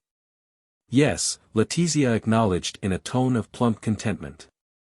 The harlequinade came to an end with a wonderful trap act, in which the clown was pursued by the policeman head first through one shop window, head first out through another, up a long flight of stairs that turned into planks just as they both reached the top, so that they both rolled down to the bottom and disappeared into a cellar. Out again and diving through more windows, whirling round doors without hinges, climbing over roofs, sliding down chimneys, until at last the policeman's pursuit was shaken off and the clown, after bounding up 10 feet into the air through a star trap, alighted safely on the stage whence, after snatching a basket that was hanging up outside a shop window, He began to pelt the audience with crackers while the orchestra stood up to play God Save the Queen, and the curtain slowly descended on a great success at the Theatre Royal, Greenwich. Chapter 11. The End of the Harlequinade. "I don't think you were a very good little girl," said Nancy reproachfully to her daughter when she was brought round to the dressing-room by Mrs. Pottage after the matinee. "Yes, yes, yes, yes, yes," averred Letizia, entirely impenitent. "My lamb, what Santy Claus gave me said I was a very good little girl. He said, oh, Tizia, you is a good little girl." The landlady beamed. "There's one thing, she thoroughly enjoyed her little self, and so did I'm bound to say, even if we was a bit noisy." "I'm afraid Letizia was very noisy indeed." "Yes, but nobody minded 2 pennorth of gin except a dismal-faced widow woman sitting just behind us, and she'd had more than 2 pennorth before ever she come out, which is my opinion. My husband and I won't have time to dress and come home between the shows," said Nancy. "We're having some dinner sent in to us here. The curtain goes up again at 7, and it's nearly 6 now." There was a tap on the door, and Bram, still in his clown's dress but without the tufted wig, peeped round the corner. "Well, you're a nice one," he said to his daughter. "I nearly sent the policeman down to you. Was you that white man with a funny face?" Letizia asked incredulously. "There you are, I told you it was your dada," Mrs. Pottage put in. "Yes," said Letizia, and in the tone of the affirmation a desire to admit frankly that she had been wrong was mingled with a slight resentment that Mrs. Pottage should have been right. When Letizia had departed with the landlady, Bram and Nancy joined several other members of the company at a picnic meal. The talk was mostly of the pantomime, of how this song had gone and how that joke had got across, of whether it would not be wiser to cut this scene out altogether and shorten that one. "Of course it'll play closer tonight," said one of the company. "And they'll be a little quicker with the changes. Or it's to be hoped they will. That Limelight man is a bit of a jay," said the Demon King gloomily. "Would he follow me with that spot? Not he. And when I was singing my song, the fool was jigging it all over the stage like a damned rocket. His mate was better with you, Miss O'Finn." "He was on me all right," Nancy allowed. "But he ruined the last verse of my first song by letting it fizz till I could have knocked him off his perch with my wand." "I think our trap act went great, old boy," said the policeman to the clown. "I've never known a trap act go so smooth the first time." The house was eating it. Bram nodded. "Yes, it went all right," he admitted without enthusiasm. "But that star didn't seem to me to be working properly again. Which reminds me, I must get hold of Worsley and tell him to have a look at it." "Who wants Worsley?" inquired the stage manager, coming into the dressing-room at that moment. "It was about that star trap, old man," said Bram. "Now, that's all right, old chap, don't you worry. I've been down under the stage, and it's working to rights now." "Lovely. I thought I wasn't coming through this afternoon," Bram grumbled. "Why, you came up like a bird," Worsley assured him. "What are you talking about?" "Yes, I know I did come up," Bram replied irritably, for he was feeling thoroughly tired. "But it did stick for a second or two, and you know what it would mean if I got caught." "Oh, Mr. Worsley," Nancy exclaimed in a panic, "for God's sake, see it's all right tonight." "Now, don't you worry yourself, Miss O'Finn," the stage manager begged. "Good Lord, you don't suppose I want to have an accident? I wish you'd speak to that blasted Limelight man about getting his red spot on me," said the Demon King. "He ruined every entrance I've got, and I haven't got too many." The stage manager decided that he should be happier elsewhere, and left the assembled diners. "Have a drink, old man," somebody called after him. But Mr. Worsley suspected a quid pro quo and shouted back. "Haven't time now, old man. I'll join you after the evening show. I've got to see the property man." And they heard his voice go shouting along the corridors. "Props. Props. Where the deuce is Props?" "Poor old Mangle Worsley," said the Demon King, with a gloomy shake of the head. He never ought to have gone in for panto. He's not up to it. He'd have done better to stick to Shakespeare. I saw his production of Macbeth for Wilson Forbes. Very pretty little show it was, too. Very pretty. But this sort of thing is too big for him altogether. He can't grasp the detail. Result? My entrances go for nothing. For absolutely nothing. It stands to reason, if a red spotlight's thrown right center when I come on down stage left it kills me dead. But that doesn't trouble Worsley, because he doesn't realize the importance of ensemble. He niggles 1:30 and it's a pity, because within limits he's quite a good stage manager. How full the Theatre Royal was that Boxing night. And Morton's Theatre, the rival house, was just as full. People went to the pantomime even in days as near to us as the early 90s. They could not amuse themselves then by sporting with Amaryllis in the shade of a picture palace while black-eyed heroes dreamed in profile during 2 hours of a monotonous reel or black-lipped heroines smeared their cheeks with Vaseline and, intolerably magnified, blubbered silently at an unresponsive audience. The audience of the Theatre Royal that night was there to enjoy the performance, even though it lasted from 7 o'clock till midnight. People went to the theatre in those days to see and to hear, to love and to hate. They were not sitting jam-packed in that reek of oranges and dust for the sake of cuddling one another. Nobody dressed up like a fireman came and squirted antiseptic perfumes over them. The odor of its own wedged-in humanity was grateful, an entity that breathed, cheered, laughed, and wept as one. The Grand, Islington, the Britannia, Hoxton, the Standard, Shoreditch, the Transpontine Surrey, yes, and in those days Old Drury itself still defiant of change, all these theatres held people. Not fidgety shadows gazing with lackluster eyes at a representation of fidgety shadows. In spite of their fatigue the company played Dick Whittington that night at Greenwich with treble the vigor of the afternoon performance. Everything went better, in spite of the absence of Mrs. Pottage and Letizia. Even the limelight men managed to keep their beams steadily fixed on the object of their enhancement whensoever he might enter, whithersoever he might move, wheresoever he might stand. The billows of the Demon King's bass rolled along twice as majestically. Nancy's psalm with the overwashed chorister in the circle earned a double encore. Principal boy, principal girl, dame, knockabout comedians, all gained the goodwill of the house. But the 131 success was Bram. After his first scene Idle Jack had only to appear on the stage to send the audience into a roar. The tritest line of dialogue was received as heavenly wit. The stalest piece of fooling was welcomed in a rapture. "Darling, you are being so funny tonight," Nancy told him, when for a moment they found themselves side by side in the wings. "I don't feel at all funny," Bram said. "In fact, it's because I'm feeling so tired and depressed off, I suppose, that I'm trying to cheer up by being extra funny on." He squeezed her hand, and a moment later she heard the deep-voiced laughter of the house greeting another of his entrances. Bram's success as Idle Jack that night was consolidated by his Joey.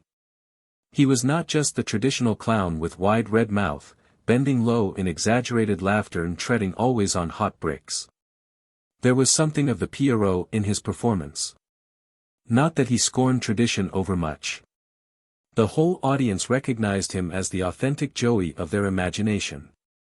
But he did contrive to be somehow the incarnate spirit of that London street much more essentially than the heavy-footed Harlequin, much more essentially than Columbine, whose short pink tarlatan skirt did not become Nancy's height.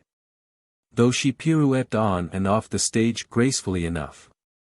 Pantaloon, too, was good, and the actor did manage to represent that hoary-headed ancient Londoner in his absurd Venetian disguise.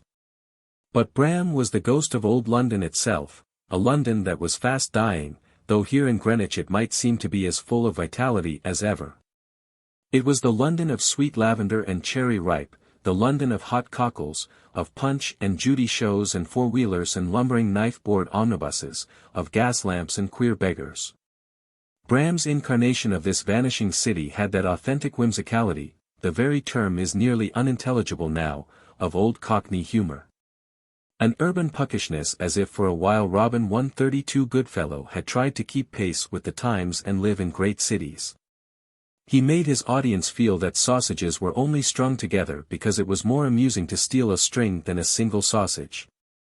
His red-hot poker itself glowed with such a geniality of warmth as made the audience feel that everybody to whose seat it was applied was being slapped on the back in the spirit of the purest good fellowship. Nancy had flitted for the last time across that most fantastic yet so utterly ordinary street. And she paused in the wings for a moment, before going up to her dressing room, to listen to the tumultuous laughter of the house at the great trap act which was the climax of the harlequinade. She saw Bram's white figure come diving through the shop window and safely caught by the scene hand stationed on the other side. She saw the policeman follow close upon his heels, and watched the pair of them chase each other round and round the revolving door. She heard the thunders of applause as the trick staircase shot the protagonists from top to bottom, and the still louder thunder when Bram appeared among the chimney-pots. Then she turned away and had just reached the door of her dressing room when the corridors which had been echoing with the distant applause became suddenly still as death. "I hope that husband of mine's not doing some particularly breakneck feat to thrill the bank holiday crowd," she said to the principal girl with whom she shared a room and who was by now nearly dressed. "What has happened?" Nancy repeated. This quiet was unnatural. A gust of overwhelming dread sent her hurrying back down the corridor, as she heard the agonized voice of Worsley crying, "Ring down! Ring down! For the love of God, ring down!" At the head of the stairs she met the pantaloon, beardless, with startled eyes, who waved her back. "Don't come down on the stage for a minute, Miss 133 O'Finn. There's been an accident. He was caught in the star trap. The spring must have broken." "Bram!" He nodded, and burst into tears. Nancy hurried past him toward the stage. Beyond the dropped curtain she could hear the murmur of the anxious and affrighted audience. Bram was lying beside the closed trap, the pointed sections of which were red. "There isn't a doctor in the whole audience," Worsley was saying. "But several people have run to fetch one. How do you feel now, old man?" Nancy pushed her way through the staring group, and knelt beside Bram, now unconscious, a bloody belt round his white dress, his head pillowed on the string of sausages. "My precious one," she cried. "Oh, my precious one." His eyelids flickered at her voice, and his limp body quivered very faintly. "A doctor will be here in a minute, Miss O'Finn," Worsley said. "A doctor," she cried. "Damn you, damn you. A doctor. He told you the trap wasn't working properly. If he dies, it will be you that has killed him." By now, several of the ladies of the company had joined the group round the prostrate clown. "Hush, dear," said one of them, "don't say anything you may regret afterwards." Nancy did not answer this pacific woman, but bent low over her husband. "My precious one, my precious one." The doctor came at last. When he had finished his examination, he shook his head. "He is injured mortally." "Dying?" Nancy whispered. "He can hardly live many more minutes with these injuries." "Has he any relations here?"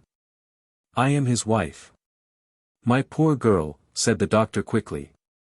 "I didn't realize 134 that. But I couldn't have hidden the truth. He must lie here. He's unconscious. Even to move him to a dressing room would probably kill him." The group round the dying man moved away and left him alone with his wife and the doctor, on that silent bright unnatural stage. "And is there nothing we can do?" she asked. "Nothing, my poor girl. It is kinder to leave him unconscious and not try to revive him. He will suffer less." But presently Bram's lips moved, and Nancy bending low to his mouth heard the dim voice speaking with a fearful effort. "I'm dying, Nancy darling, I wish, I wish." The dim voice died away. "Oh, my only love, my darling, what do you wish? Do you want to see Letizia?" "No, no, better not kind for baby girls to see death, better not, Mrs. Pottage very kind, kind and good, I wish, I wish. Again the dim voice was lost. What, my precious one? What do you wish? Nancy, if things are difficult, we haven't saved much money, difficult, go to Caleb, too bitter about my people, too hard, faults on both sides, Nancy, kiss me once, quick, quick, I don't think I shall know soon if you kiss me. She touched his cold lips with hers.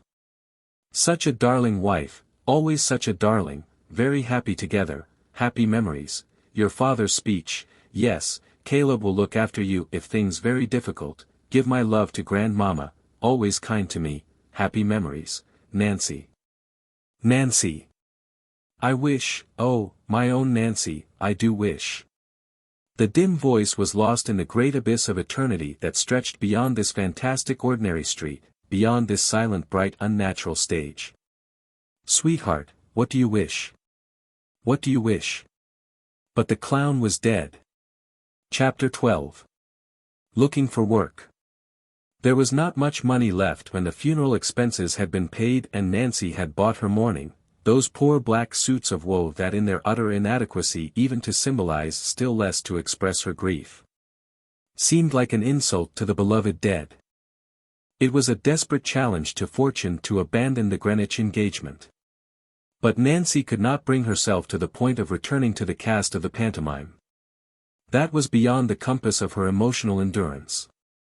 The management offered her a larger salary to play the Fairy Queen only, without appearing as Columbine, but she refused. The Employers' Liability Act did not exist at this date. And when the management suggested, as a reason for not paying her direct compensation, that the accident had already cost them dearly enough in the gloom it had shed over what promised to be a really successful production, Nancy's grief would not allow her even to comment on such a point of view. Bram was dead. People told her that she had a good case against the theatre. But Bram was dead. He was dead. He was dead. All she wanted was to leave Greenwich forever, and when Mrs. Pottage offered her hospitality she refused. It's not pride, dear Mrs. Pottage, that prevents my staying on with you. You mustn't think that. It's simply that I could not bear to go on living alone where he and I live together. I'm sure to find an engagement presently. I have enough money left to keep Letizia and myself for quite a little time. Well, don't let's lose sight of each other for good and all, said the landlady. Let's meet some day and go 136 down to Margate together and have a nice sea blow. I've got a friend down there, well, friend, I say, though she's a relation really, but she is a friend for all that, a good friend. Well, this Sarah Williams has a very natty little house looking out on the front. And we could spend a nice time with her when she's not full up with lodgers. I'd say, come down now, but Margate in January's a bit like living in a house with the windows blown out and the doors blown in and the roof blown off and the walls blown down.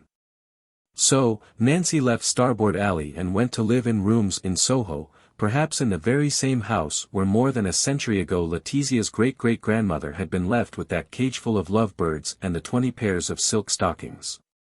The houses in Black Boy Passage were flat-faced, thin, and tall like the houses in Hogarth's Night. At one end an archway under the ancient tavern that gave its name to the small and obscure thoroughfare led into Greek Street. At the other end a row of inebriated posts forbade traffic to vehicles from Frith Street. The houses had enjoyed a brief modishness in the middle of the 18th century, but since then their tenants had gradually declined in quality while at the same time steadily increasing in quantity. By this date nearly every one of the tall houses had a perpendicular line of bells beside its front door and a ladder of outlandish names. The house in which Nancy found lodgings was an exception, for all of it except the basement belonged to Miss Fuchs, who was her landlady. Miss Fuchs was a dried-up little woman of over 50, with a long sharp nose, and raddled cheeks so clumsily powdered as to give to her face the appearance of a sweet which has lost its freshness and been dusted over with sugar. Incredible as it now might seem, Miss Fuchs had had a past. She had actually been in the Orient Ballet once, and the mistress of several men, each of whom was a step lower in the scale than his predecessor. From each of these temporary supporters she won 37 had managed to extract various sums of money, the total of which she had invested in furnishing this house in Black Boy Passage, where for many years she had let lodgings to the profession. In spite of her paint and powder and past, Miss Fuchs wore an air of withered virginity, and appeared to possess little more human nature than one of her own lace antimacassars. Her thin prehensile fingers resembled the claws of a bird. Her voice was as the sound of dead leaves blown along city pavements. Letizia disliked Miss Fuchs as much as she had liked Mrs. Pottage. Nor did Miss Fuchs like Letizia, whose presence in her lodgings she resented in the same way that she would have resented a pet dog's.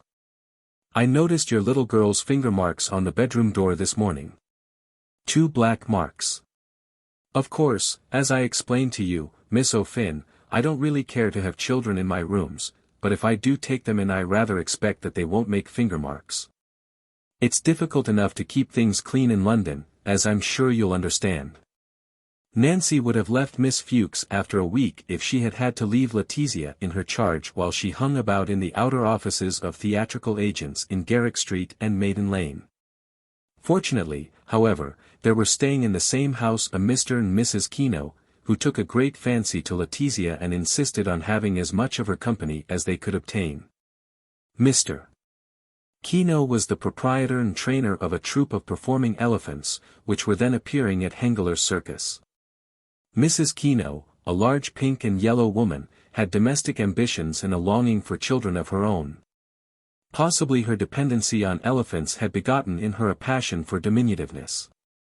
At any rate, until Letizia won her heart, she spent all her time in stringing beads for little purses. Even when she made friends with Letizia, the toys she always preferred to buy for her were minute china animals and Lilliputian dolls, for which she enjoyed making quantities of tiny dresses. "Too large, ducky, much too large," was her comment when Letizia showed her the cargo of her Christmas stocking. Miss Fuchs sniffed when she saw the china animals. "Silly things to give a child," she said. "Next thing is she'll be swallowing them and have to be taken in a cab to the hospital, but, then, some people in this world go about looking for trouble and, when they get it, expect everyone else to sympathize. Ugh! I've no patience with them, I haven't." Nancy had found it impossible to persuade Letizia that she would never see her father again in this world. "I aspect he's only went away," she insisted. "I aspect he'll come back down the chimney one night. My lamb what Santy Claus gave me said he was perfectly sure favor would come back down the chimney one night. So, I think we'd better leave the gas burning, don't you, because he wouldn't like to come back all in the dark, would he?" Mrs. Kino was in the room when Letizia put forward this theory and with a dumpy hand she silently patted the black sleeve of Nancy, who had turned away to hide the tears. Perhaps the kindest thing that fortune could have done for the young widow was to throw difficulties in the way of her obtaining an engagement. Had she found a shop immediately and gone out on tour alone after those happy years of joint engagements, the poignancy of her solitude might have overwhelmed her. The battle for a livelihood kept her from brooding. But it was a battle through that icy winter, with the little pile of sovereigns growing shorter and shorter every day and Nancy nearly starving herself that Letizia might lack nothing. "Some people burn coal as if it was paper," Miss Fuchs sniffed. She did not know that every half-hundredweight meant no lunch for her lodger, and if she had, she would only have despised her for it. "Nothing this morning, I'm afraid," the agent would say. "But something may be turning up next week. 2 or 3 companies will be going out presently. Look in again, Miss O'Finn. I'm not forgetting you. You shall have a chance for the first suitable engagement on my books. Cold weather, isn't it? Wonderful how this frost holds. Good morning." Down one long flight of draughty stone stairs in Garrick Street. Up another flight of tumble-down wooden stairs in Maiden Lane. 2 hours wait in an icy room with nothing to warm one but the flaming posters stuck on the walls. "Ah, is that you, Miss O'Finn? I'm glad you looked in today. Mr. Howard Smythe is taking out the new dress. Have you seen it? Capital little farce. There's a part that might suit you. Any part would suit her, Nancy thought, for she was beginning to lose hope of ever being engaged again. Look in this afternoon, Miss O'Finn, round about 3. Mr. Howard Smythe will be here then to interview a few ladies. Down the long flight of tumble-down wooden stairs and out past the Adelphi stage door into the Strand. What was the time? 1:30. Mrs. Kino was taking Letizia to the circus. Not worth while to go home. She would find a tea shop for lunch. A damp bun and a glass of London milk. A greasy marble table, and opposite a hungry-eyed clerk reading Gibbon's Decline and Fall of the Roman Empire while he eked out his bun and glass of milk. The waitress, who had 9 warts on her fingers, flung down the skimpy bills with equal disdain for both these customers. Outside, the roar of the Strand on the iron-bound air. Inside, the rattle of plates and the harsh giggles of the waitresses. Outside, the grey frozen sky. Inside, leathery poached eggs and somebody arguing in a corner of the shop that he had ordered coffee. "That is coffee," said the waitress, tossing her head. "Is it? Well, I must have meant tea. After lunch a walk along the embankment to get warm. Gulls screaming and quarrelling for the crusts that were being flung to them. Wretched men and women freezing on the benches. Plane trees hung with their little black balls that stirred not in this emotionable and icy air. Back to Maiden Lane, and up the tumble-down wooden stairs once more. Another endless wait in the cold anteroom. "Ah, good afternoon, Miss O'Finn. I'm sorry, but Mr. Howard Smythe has filled up the vacancies in his cast. But if you look in again next week, perhaps I shall have something that will suit you." "Anything will suit me," Nancy sighed. "Ah, but you won't suit everything," the agent laughed. "You're so tall, you know. The real tragedy queen, eh? And managers do not want tragedy queens these days." "Och, damn it, don't try to be funny," Nancy burst out. "You know I'm not a tragedy queen." "Sorry, I was only making a little joke." "Well, after a month of agents in this weather one loses one's sense of humor," Nancy replied. At home Nancy found Letizia in a tremendous state of excitement after her visit to the circus, which had concluded with an introduction to Mr. Kino's elephants. "And I touched Jumbo's trunk, muvver, and it was all hot. And he wagged his tail. And Mrs. Jumbo opened her mouth as wide as that." Here Letizia endeavored to give an elephantine yawn to illustrate her story. "Yes, she took to my elephants," said Mr. Kino. "In fact, I was nearly offering her an engagement to appear with them." Nancy laughed. "No, I'm serious, Miss O'Finn. What do you say to £3 a week? And, of course, the missus and I would look after the kid as if she was our own." "Och, no, it's very sweet of you both, but I couldn't give her up like that." "Arthur's joking about the performing part," Mrs. Kino put in. "He knows very well I wouldn't let her do any performing. But we would like to have her with us when we leave on Sunday week." "You're leaving on Sunday week?" Nancy asked in alarm. "Yes, we're going out on a long tour." Nancy was terribly worried by the prospect of her fellow lodger's departure. It would mean asking Miss Fuchs to look after Letizia while she was out. In her bedroom she counted over the money she had left. Only £7, and out of that there would be this week's bill to pay. Things were getting desperate. Until now Nancy had avoided meeting her father in London, because she felt that she could not bear the scene he would be sure to play over her widowhood. Her life with Bram was too real and wonderful for histrionics.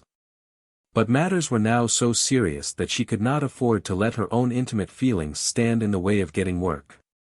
Her father might be able to help her to an engagement. He might even be able to lend her a little money in case of absolute necessity. So Nancy sent a note to the Piccadilly Theatre, where he was playing. And 3 days later she received an answer from an address in Earl's Court to say that owing to severe illness he had to resign his part at the Piccadilly a week or 2 before. Would Nancy visit him, as he was still too unwell to go out? "Mr. O'Finn," repeated the slatternly girl who opened the door. "Can you see Mr. O'Finn?" "Who is it, please?" It's his daughter, Miss O'Finn. The slatternly girl opened her eyes as wide as their sticky lids would let her. He's not expecting anybody this afternoon, she muttered. He may not be expecting anybody this afternoon, 142 said Nancy sharply, but his daughter is not exactly anybody. He has been ill and I want to see him. The slatternly girl evidently felt incapable of dealing with this crisis, for she retreated to the head of the basement stairs, and called down. Mrs. Tebbit, here's somebody wants to see Mr. O'Finn. Will you come up and talk to her, please? A sack-like woman with a flaccid red face and sparse hair excavated herself slowly from the basement. I understand my father has been very ill, Nancy began. Ill? Gurgled Mrs. Tebbit breathlessly. It's an illness a lot of people would like to die of. He's been on the drink for the last month. That's what he's been. He's drunk now, and in another hour or so he'll be blind drunk, because he's just sent out for another bottle of brandy. If you say you're his daughter and insist on seeing him, well, I suppose you'll have to, but his room's in a disgusting state and which is not my fault.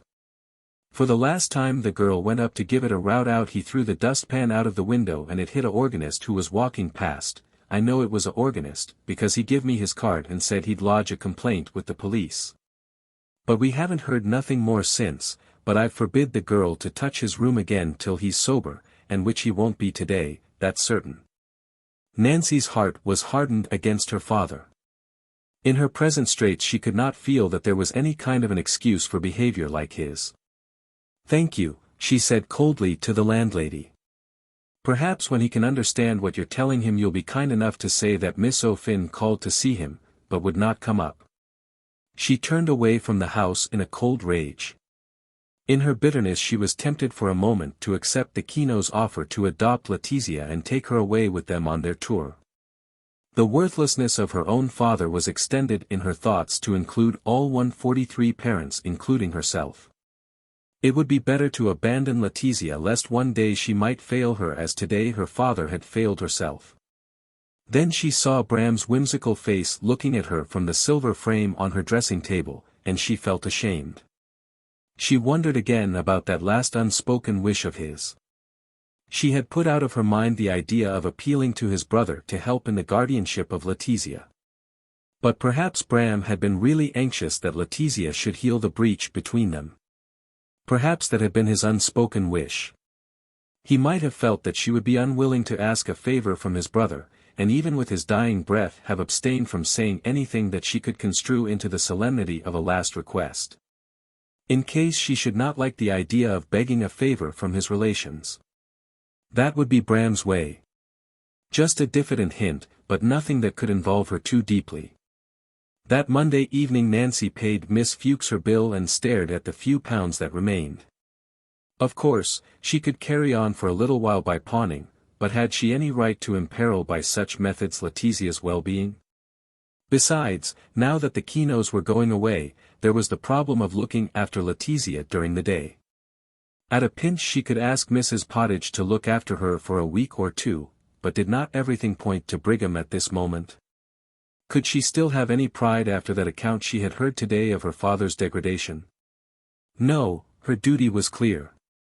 She would make one more round of the agents, and then if she was still without an engagement on Thursday, she would take Letizia to her husband's relations. Chapter 13. Lebanon House.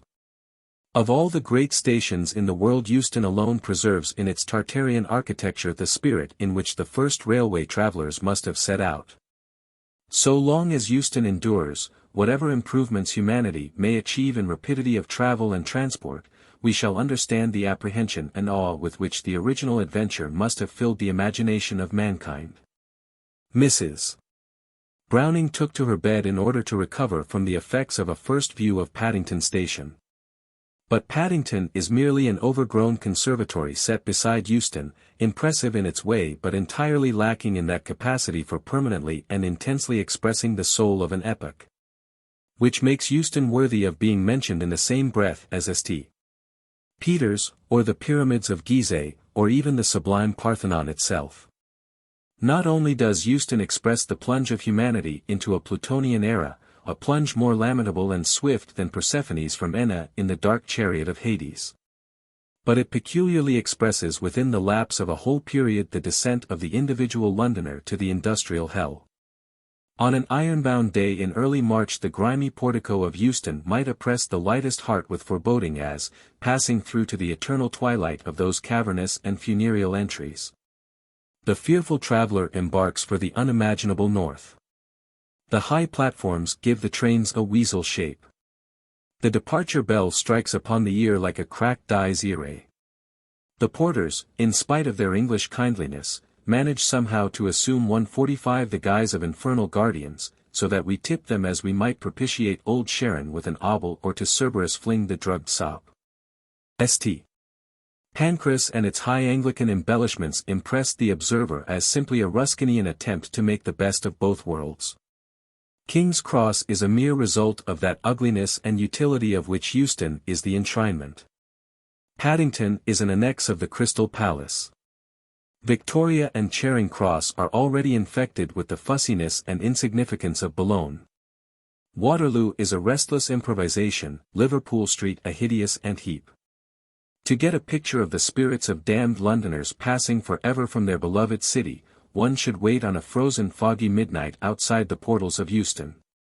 Nancy may not have read Virgil, but her heart was heavy enough with foreboding when with Letizia, a tiny Red Riding Hood, she entered the train for Brigham on that ironbound morning early in March. She wished now that she had waited for an answer to the letter announcing her visit. Visions of a severe manservant shutting the door in her face haunted her. She tried to recall what Bram had told her about the details of his family life, but looking back now she could not recall that he had told her anything except his hatred of it all. And anyway, what could he have known of the present state of his family, apart from the sardonic commentary upon it in his grandmother's infrequent letters? It was 12 years since he had escaped from Lebanon House. His brother had been a boy of 14, his father was still alive then, his grandfather too, and that strange old grandmother, the prospect of meeting whom had kept Nancy from wavering in her resolution, was not bedridden in those days. "Mother," said Letizia, who had been looking out of the window at the Buckinghamshire fields, "I can count to 15. I counted 15 moo cows, and then I counted 15 moo cows again. You are getting on, aren't you?" "Yes, I am, aren't I?" Letizia echoed, whereupon she burst into a chant of triumph, which caused an old gentleman in the opposite corner of the compartment to look up in some alarm over the top of his newspaper. "Hush, darling, don't sing like that. You'll disturb the ladies and gentlemen who want to read." "Why do they want to read?" "To pass the time away." "I would like to read, mother." Nancy produced her book. A cat sat on a mat. A fat rat sat on a mat, she proclaimed aloud. "No, darling, if you're going to read you must read to yourself. The gentleman opposite isn't reading his paper aloud." "Why isn't he?" "Because it might worry other people and wouldn't be good manners." "Is that gentleman good manners?" "Of course, he has." "Hush, darling, don't go on asking silly questions.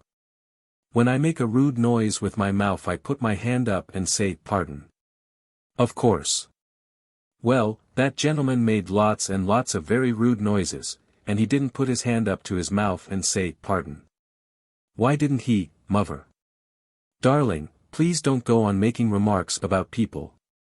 It's not kind." Letizia was dejected by this insinuation, and sat silent for a space. Then she cheered up. "Mother, if that gentleman makes a rude noise again, would it be kind for me to put up my hand to my mouth and say, 'Pardon'?"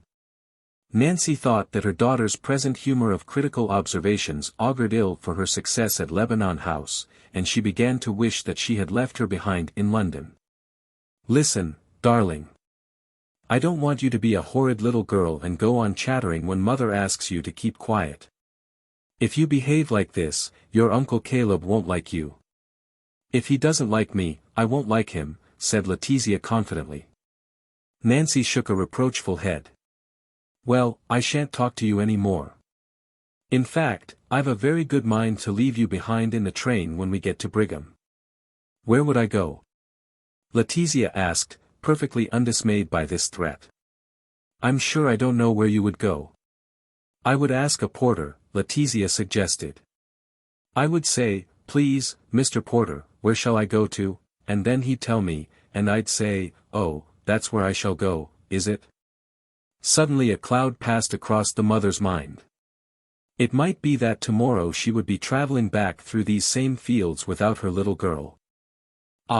Nothing that Letizia said could justify her in making mock threats of abandoning her in the train when in her heart was the intention of abandoning her in the house of that unknown brother-in-law. In swift contrition she picked Letizia up and kissed her. "My sweetheart," she whispered. Rugby was left behind, Lichfield in its frosty vale, the smoky skies of Crewe and Stafford. The country outraged by man's lust for gold writhed in monstrous contortions. About the refuse heaps of factories bands of children roamed as pariahs might, and along the squalid streets women in shawls wandered like drab and melancholy ghosts. "Brigham, Brigham," cried the porters. On the cold and dreary platform Letizia in her scarlet hood made the people turn round to stare at her as if she were a tropical bloom or some strange bird from the sweet south. "Lebanon House?" the driver of the fly repeated in surprise. "Mr. Fuller's, do you mean, ma'am?" And every time he whipped up the smoking horse his perplexity seemed to be writing on the grey air a note of interrogation. Letizia drew a face on the mildewed window strap and another larger face on the window itself. "Aren't you making your gloves rather messy, darling?" her mother inquired anxiously. "I was drawing," her daughter explained. "This teeny little face is Tizia." She pointed to the inscribed strap. "And this enormous big face is you." She indicated the window. The horse must have been startled by the sound of Letizia's laughter which followed this statement, for it broke into a bony canter at the unwanted sound. A corpse chuckling inside a coffin would not have sounded so strange as the ripple of a child's laughter in this fly musty with the odor of old nosebags and dank harness. Looking out at the landscape, Nancy perceived a wilderness covered with sheds, some painted grey, some scarlet. A hoarding was inscribed in huge letters "Fuller's Fireworks." That must be the factory. Presently the fly began to climb a gradual slope between fields dotted with swings, giant strides, and various gymnastic frames. Another hoarding proclaimed the Fuller Recreation Park. Nancy did not think much of it. She did not know that Joshua Fuller might perhaps have swung himself into Parliament from one of those swings, had he only lived a little longer. At the top of the slope the fly passed through a varnished gate, swept round a crackling semicircle of gravel between two clumps of frost-bitten shrubs, and pulled up before the heavy door of Lebanon House. Nancy looked in dismay at the grim stucco walls stained with their aqueous arabesques and green pagodas of damp. That the bright little form beside her could be left within those walls was beyond reason. Better far to flee this 149 spot, and, whatever happened in London, rejoice that her baby was still with her. Yet perhaps Bram had really fretted over his separation from his family, perhaps in dying he had wished that Letizia might take his place in this house. Before she could be tempted to tell the driver to turn round, Nancy jumped out of the fly and rang the front door bell. It was answered, not by that severe manservant of her anxious prefigurations, but by an elderly parlour-maid, who must have been warned of her arrival, for she immediately invited her to step in. Nancy hesitated a moment, for now that she was here it seemed too much like taking everything for granted to send the fly away and ask the maid to accept the custody of her dressing-case. She had not liked to presume an inhospitable reception by arriving without any luggage at all, and yet, now that she saw her dressing-case standing on the hall chair, she wished she had not brought it. However, it would really be too absurdly self-conscious to keep the fly waiting while she was being approved. So, she paid the fare and tried not to resemble an invader, a thief, or a beggar. "What is this house, mother?" Letizia asked as they were following the elderly maid along the gloomy hall. "Is it a house where bad people go?" "No, it's where your Uncle Caleb lives, and your two aunts." Nancy broke off in a panic, for she simply could not remember either of their names. "Were they Rachel and Sarah?" This was serious. "How is Mrs. Fuller?" she asked, in the hope that the elderly maid would feel inclined to be chatty about the health of the whole family and so mention the names of the two aunts in passing. "Mrs. Fuller is the same as usual," said the maid. "And Miss Fuller?" Nancy ventured. "Miss Axa and Miss Thirza are both quite well." What was the name of the first one? The stupid woman had said it so quickly. However, she had got the 150 name of one. Thirza, Thirza. She must not forget it again. The elderly maid left Nancy and Letizia in a somber square room overcrowded with ponderous furniture and papered with dull red flock. On the overmantel was a black marble clock with an inscription setting forth that it was presented to Caleb Fuller, Esquire, by his devoted employees on the occasion of his 21st birthday. But did she not remember that Caleb had sacked all his employees on that auspicious occasion? Perhaps he had not liked the gift, she thought with a smile. Above the clock hung a large steel engraving of what Nancy at first imagined was intended to represent the Day of Judgment, but on examining the title she found that it was a picture of the firework display by Messrs. Fuller and Son in Hyde Park on the occasion of the National Thanksgiving for the recovery of H.R.H., the Prince of Wales. "Why does this room smell like blot paper, mother?" Letizia inquired. "Now, darling, I beg of you not to ask any more questions at all. Will you be kind to mother and do that?" Letizia wriggled one fat leg against the other for a moment. "Yes," she whispered at last resignedly. "There's a pet," said Nancy, lifting her on a mahogany chair, the seat of which was covered with horsehair. "Ouch!" Letizia exclaimed, rubbing her leg. "It's all fistless, and where my drawsers have gone away and left a piece of my leg the fistless have bitten it." "Your drawsers don't go away and leave a piece of your leg.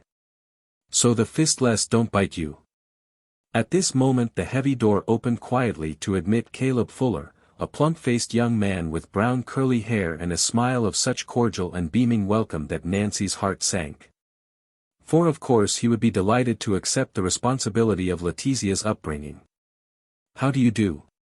How kind of you to come and see 151 us," said Caleb. "So very kind. I can't say how much we appreciate it. You'll stay and have tea with us, won't you?" "Thank you very much," said Nancy, wondering how on earth she was going to suggest what she had come all the way from London to suggest. "You'll excuse our lack of ceremony. We're such simple people. I suppose you drove up from the station. And this is poor Bram's little girl, I suppose." Caleb's beaming expression had changed in a flash to one of extreme wide-eyed mournfulness. "Will you give your Uncle Caleb a kiss, my dear?" he asked in smugly sentimental accents. "No, thank you," Letizia replied, evidently supposing that she was behaving extra well in refusing so politely. Nancy could not bring herself to reprove her daughter's disinclination. She felt that, if she had been a little girl of Letizia's age, she should not have cared to kiss this very old young man. Caleb turned on his smile to dispose of the rebuff. "Let me see, how old is she?" 5 next July. "Can she talk much?" "I'm afraid she can talk a great deal too much," Nancy laughed. "Being with grown-up people all the time has made her a very precocious little girl, I'm afraid." She was wondering how she could manage to keep the conversation trained on Letizia until she could muster up the courage to ask her brother-in-law the favor she desired. "I think it's such a pity to let children grow up too soon," Caleb sighed in a remote and dreamy tone that trembled like the vox humana stop with the tears of things.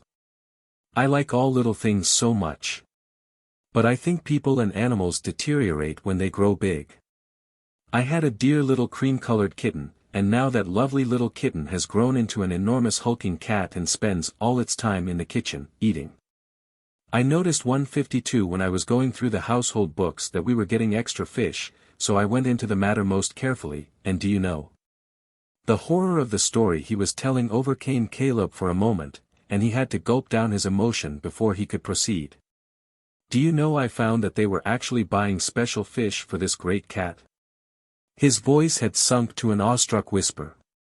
It came as a terrible shock to me that such a pretty little tiny kitten which only seemed to lap up a small saucer of milk every now and then should actually have become an item in the household expenditure nowadays. Of course, he added hastily, I told the cook she had no business to give it anything except scraps that couldn't be used for anything else. But still. Caleb allowed his narrative to evaporate in a profound sigh. Bram spoke of you just before he died, Nancy began abruptly. How very kind of him, Caleb observed, reassuming quickly that expression of devout and wide-eyed sentimentality, though in the tone of his voice there was an implication of the immense gulf between Bram's death and his own life. He seemed to regret the breach between himself and his family, she continued. It was always a great grief to us, Caleb observed. He was still apparently as gently sympathetic.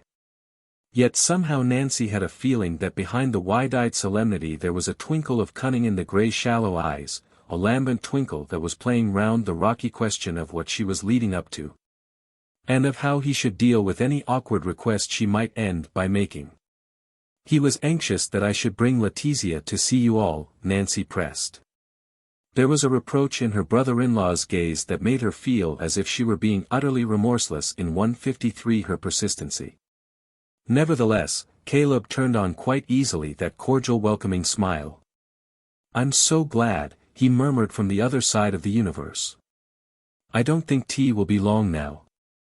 Oh, please don't bother about tea, she begged. Caleb beamed more intensely. Oh, please, he protested on his side. My aunts and I would be very much upset indeed if you didn't have tea. And today's Thursday. Nancy looked puzzled. I see I shall have to let you into a little family secret. We always have a new cake on Thursday, he proclaimed, smiling now with a beautifully innocent archness.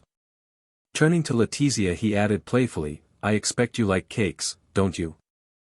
I like the cakes what Mrs. Porridge makes for me, Letizia replied. Oatmeal cakes? Caleb asked in bewilderment. Letizia, her mother interrupted quickly, please don't answer your uncle in that horrid rude way. Mrs. Pottage was our landlady at Greenwich, she explained. Caleb looked coldly grave. He disapproved of landladies with their exorbitant bills. You must find it very unpleasant always being robbed by landladies, he said. Bram and I were very lucky usually. We met far more pleasant landladies than unpleasant ones.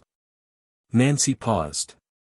She was wondering if she should be able to explain her mission more easily if the subject of it were not present. I wonder if Letizia's aunts would like to see her. Oh, I'm sure they would, Caleb answered. We'll all go into the drawing room. I'm sure you must be wanting your tea. If we could leave Letizia with her aunts, I would like very much to talk to you for a minute or two alone. Caleb squirmed. Don't be anxious, Nancy laughed. I'm not going to ask you to lend me any money. Oh, of course not, he said with a shudder. I never thought you were going to do that. I knew Bram would have explained to you that I really couldn't afford it. We have had the most dreadful expenses lately in connection with the factory. I have had to lock up several £1,000s. He made this announcement with as much judicial severity as if he had actually condemned the greater part of his fortune to penal servitude for life. Yes, it must be horrible to have a lot of money that can't behave itself, Nancy agreed. Her brother-in-law regarded her disapprovingly. He resented few things more than jokes, for he objected to wasting those ready smiles of his almost as much as he hated wasting his ready money.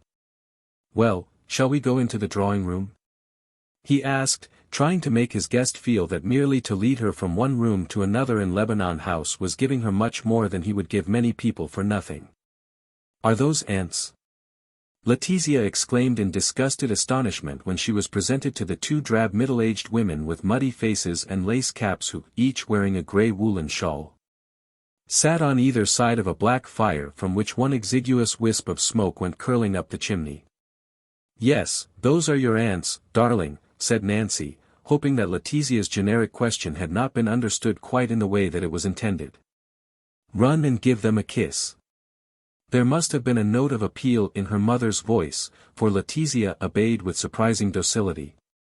Even if she did give an impression by the slowness of her advance that she was going to stroke two unpleasant-looking animals at the invitation of a keeper. Then it was Nancy's turn to embrace the aunts, much to the amazement of her daughter, who exclaimed. "You kissed them too? Was you told to kiss them? May I leave Letizia with you while I finish my talk with Caleb?" Nancy asked her aunts. Caleb looked positively sullen over his sister-in-law's pertinacity, and he was leading the way back to what was apparently known as the library, when the elderly maid appeared with the tea. He beamed again. "You must have tea first. I'm sure you must be wanting your tea. I was telling, Nancy about our Thursday cake, Aunt Axa." Caleb's face was richly dimpled by the smile for which the family joke was responsible, and at which Aunt Axa and Aunt Thirza tittered indulgently. Nancy was saying over in her head the name of the elder aunt so that she should be able to remember it in future. Then she gazed round in depression of spirit at the curtains and upholstery and wallpaper, all in somber shades of brown, and at the bunches of pampas grass, dyed yellow, blue, and red, which in hideous convoluted vases on bamboo stands blotched the corners of the room with plumes of crude color. Could she leave Letizia in this house? Would Bram really wish it? Aunt Axa and Aunt Thirza had by now wound themselves up to express the sorrow that they felt convention owed to Nancy. "He was a wild boy and a great anxiety to us," Aunt Thirza sighed. "But we were very fond of him. It nearly killed his poor father when he took to the stage," Aunt Axa moaned. "He had such a beautifully religious bringing up that it seemed particularly dreadful in his case. Of course, we do not believe that there may not be some good men and women on the stage, but all the same it was terrible, really terrible for us when Bram became an actor." "But didn't you have a sister who went on the stage?" Nancy asked. The two drab women stared at her in consternation. How did this creature know the story of the lost Katerina? 156. Why, their mother must have told Bram. The shameful secret was a secret no more. Caleb knitted his brows, and his granite-gray eyes gleamed. So, this was the woman's game. Blackmail. This was why she wanted to talk to him alone. He would soon show her that he was not the kind of man to be frightened by blackmail. As a matter of fact, Caleb himself, who had only heard when he came of age about the shameful past of his Aunt Katerina, had been much less impressed by the awfulness of the family secret than his aunts had expected. "Yes, we did have a sister who went on the stage," Aunt Thirza tremulously admitted. "But that was many, many years ago, and she has long been dead." Nancy was merciful to the aunts and forbore from pressing the point about the existence of good people on the stage. She was not merciful, however, to Caleb when tea came to an end and he showed no sign of adjourning with her to the library. "Are you sure you won't have another piece of cake?" "Do have another piece of cake," he begged, turning on the smile almost to its full extent. That he could not quite manage the full extent was due to the irritation this obtrusive young woman's pertinacity was causing him. "No, indeed, I really couldn't," said Nancy, donning a bright little smile herself as a cyclist hopes his oil lamp will avail to protect him against the dazzling onrushing motor car. "Letizia, darling," she added firmly. "I'm going to leave you here with Aunt Axa and Aunt Thirza for a little while. You will be good, won't you? But I'd like to stroke the puss-cat." "The cat?" Aunt Axa exclaimed. "What cat?" "The puss-cat what that man was talking about to mother," Letizia explained. "The cat isn't allowed in the drawing room," Aunt Thirza said primly. "Why isn't he? Does he make messes?" The two aunts shuddered. It was only too sadly evident 157 that the stage had already corrupted even this 4-year-old child. "Cats live in kitchens," Aunt Axa laid down dogmatically. "Well, can I go to the kitchen, mother?" Letizia asked. "Because I would like to see the puss-cat. I think puss-cats are much, much nicer than ants." "No, darling, I want you to stay here," and with this Nancy hurried out of the room, followed reluctantly by her brother-in-law. When they were back in the library, which, now that she had a clue to its status, Nancy perceived did contain half a dozen bound volumes of the Illustrated London News, 3 or 4 books of religious reading, and a decrepit Bradshaw. She came straight to the point. "Caleb, times are rather bad for theatrical business, and—" "Business is bad everywhere," Caleb interrupted. "Of course, you know that I am engaged in manufacturing fireworks. My brother no doubt has told you that. Trade has never been so bad as it is this year, and only recently an order in council has made it illegal to use chloride of potash with sulfur compounds. That is a very serious matter indeed for firework manufacture. Indeed, if it had not been for our discovery that aluminium can be successfully used for brightening our color effects, I don't know what would have happened to the business. Luckily, I was one of the first, if not the first manufacturer to realize the advantages of aluminium, and so I had already ceased to use chloride of potash with sulfur for quite a long time, in fact. Ever since as a boy of 20 I found myself practically in sole charge of our factory. My brother's desertion of his father 12 years ago ruined all my chances. I was getting on so splendidly at school. I was winning prizes for Latin and Scripture and all kinds of subjects, and my masters were so enthusiastic about my education. But when I was only 15, my father said to me, 'Caleb, you can either go on with your 158 school work or you can give up school and enter the business at once on a small salary.' It was a hard choice, but I didn't hesitate. I gave up all my schoolwork, because after my brother's desertion I felt it was my duty to enter the business. And I did. You don't know how hard I've worked while my brother was amusing himself on the stage. But I don't bear his memory any grudge. Please don't think that I'm criticizing him, because of course I wouldn't like to say anything about one who is no longer with us. I only want you to understand that my position is by no means easy. In fact, it's terribly difficult. So, though I would be happy to lend you lots of money, if I had any to spare, I'm sure you'll understand that, with all the expenses I've been put to over this order in council and changing my factory and one thing and another. It simply isn't possible. I'm not asking you to lend me any money," Nancy said, as soon as her brother-in-law paused for a moment to take breath. "But Bram when he was dying—" "Oh, please don't think that I don't sympathize with you over my brother's death. It was a shock to us all. I read about it in the local paper. I'd had a little trouble with the proprietor over our advertisements, so he printed all about Bram being a clown in great headlines. But in spite of the shocking way he died like that on the stage, I showed everybody in Brigham how much upset we all were by asking for the recreation ground to be closed for 2 whole days. So please don't think we weren't very much shocked and upset. Bram, when he was dying in my arms," she went on, "told me if I was ever in difficulties to go to you, because he was sure that you would want to help me." "Yes, that's just the kind of thing my brother would say," said Caleb indignantly. "He never cared a straw about the business. He hated the factory. He always had an idea that money was only made to be spent." "I don't think that Bram expected me to borrow any money from you," said Nancy. "But he thought that 159 you might care to assume the responsibility of bringing up Letizia. He thought that she might be a link between him and his family."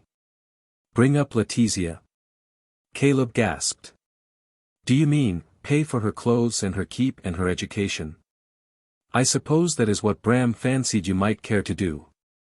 I would not have come here today, if I had not believed that I owed it to his child to give her opportunities that her mother cannot give her. Please don't think that I want to lose Letizia. It has cost me a great deal." Her voice wavered. "But you could have told me what you wanted in the letter, and that would have saved you your railway fare," said Caleb reproachfully. "I didn't mean the money it cost. I meant the struggle with my own feelings.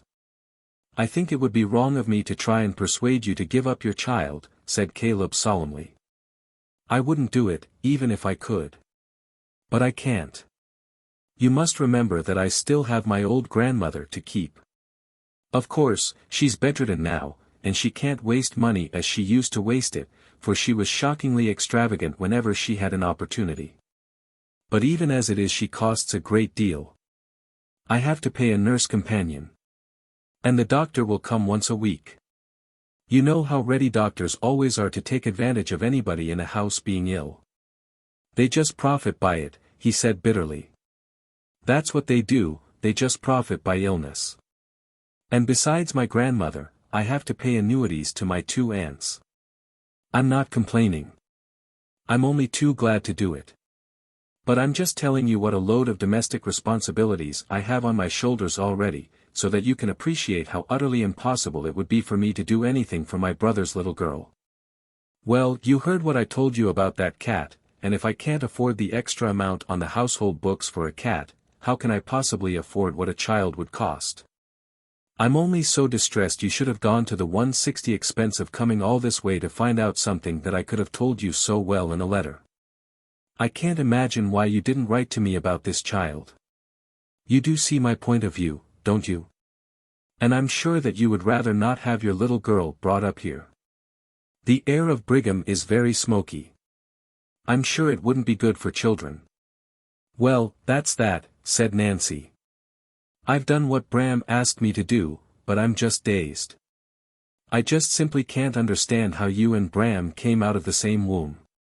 Caleb winced. Of course, I know that you do talk very freely on the stage, he said deprecatingly. But I wish you wouldn't use such words in this house. We're simply provincial people, and we think that kind of expression rather unpleasant. I dare say we may appear old-fashioned, but we'd rather be old-fashioned than hear a lady use words like that. I'm afraid, by what you just said, that you haven't really understood my point of view at all. So, I'm going to take you into my confidence, because I do want you to understand it and not bear me any ill will. My motives are so often misjudged by people, he sighed. I suppose it's because I'm so frank and don't pretend I can do things when I can't. So I'm going to give you a little confidence, Nancy. Here Caleb beamed generously. It's still a secret, but I'm hoping to get married in June, and of course that means a great deal of extra expense, especially as the lady I am going to marry has no money of her own. I hope you'll be happy, Nancy said. Thank you, said Caleb in a tone that seemed to express his personal gratitude for anything, even anything so intangible as good wishes, that might contribute a little. A very little toward the relief of the tremendous weight of responsibility that he was trying so humbly and so patiently to support. Thank you very much. Nancy was wishing now with all her heart that she 161 had not been so foolish as to bring that dressing case with her. She only longed now to be out of this house without a moment's delay. She wished too that she had not dismissed the fly, for it would be impossible to carry the dressing case and Letizia all the way to the railway station. Here she would have to remain until another fly could be fetched.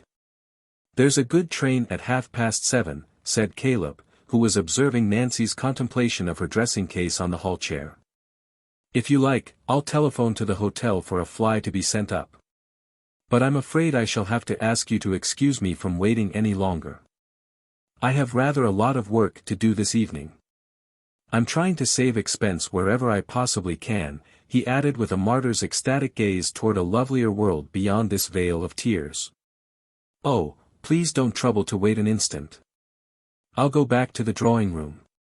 Yes, there's a fire in there, Caleb observed, it seemed a little resentfully.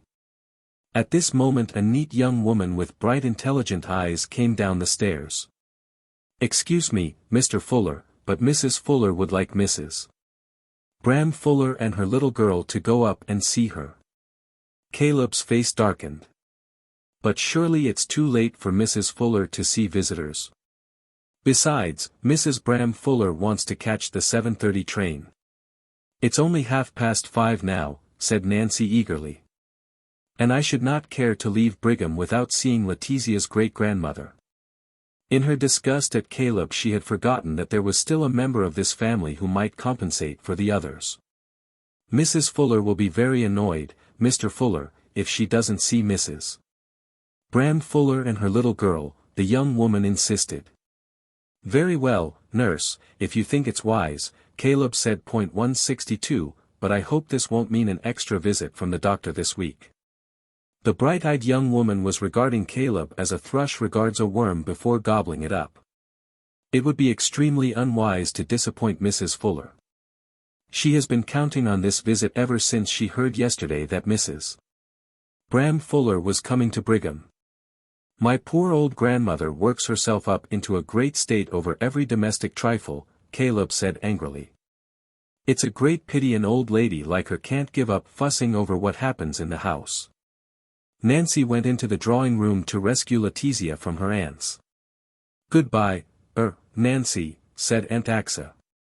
I hope you won't think that I am intruding on your private affairs if I say to you how grieved both your Aunt Thirza and myself are to find that our poor little grandniece apparently knows nothing whatever about our Heavenly Father. We do hope that you will try to teach her something about him.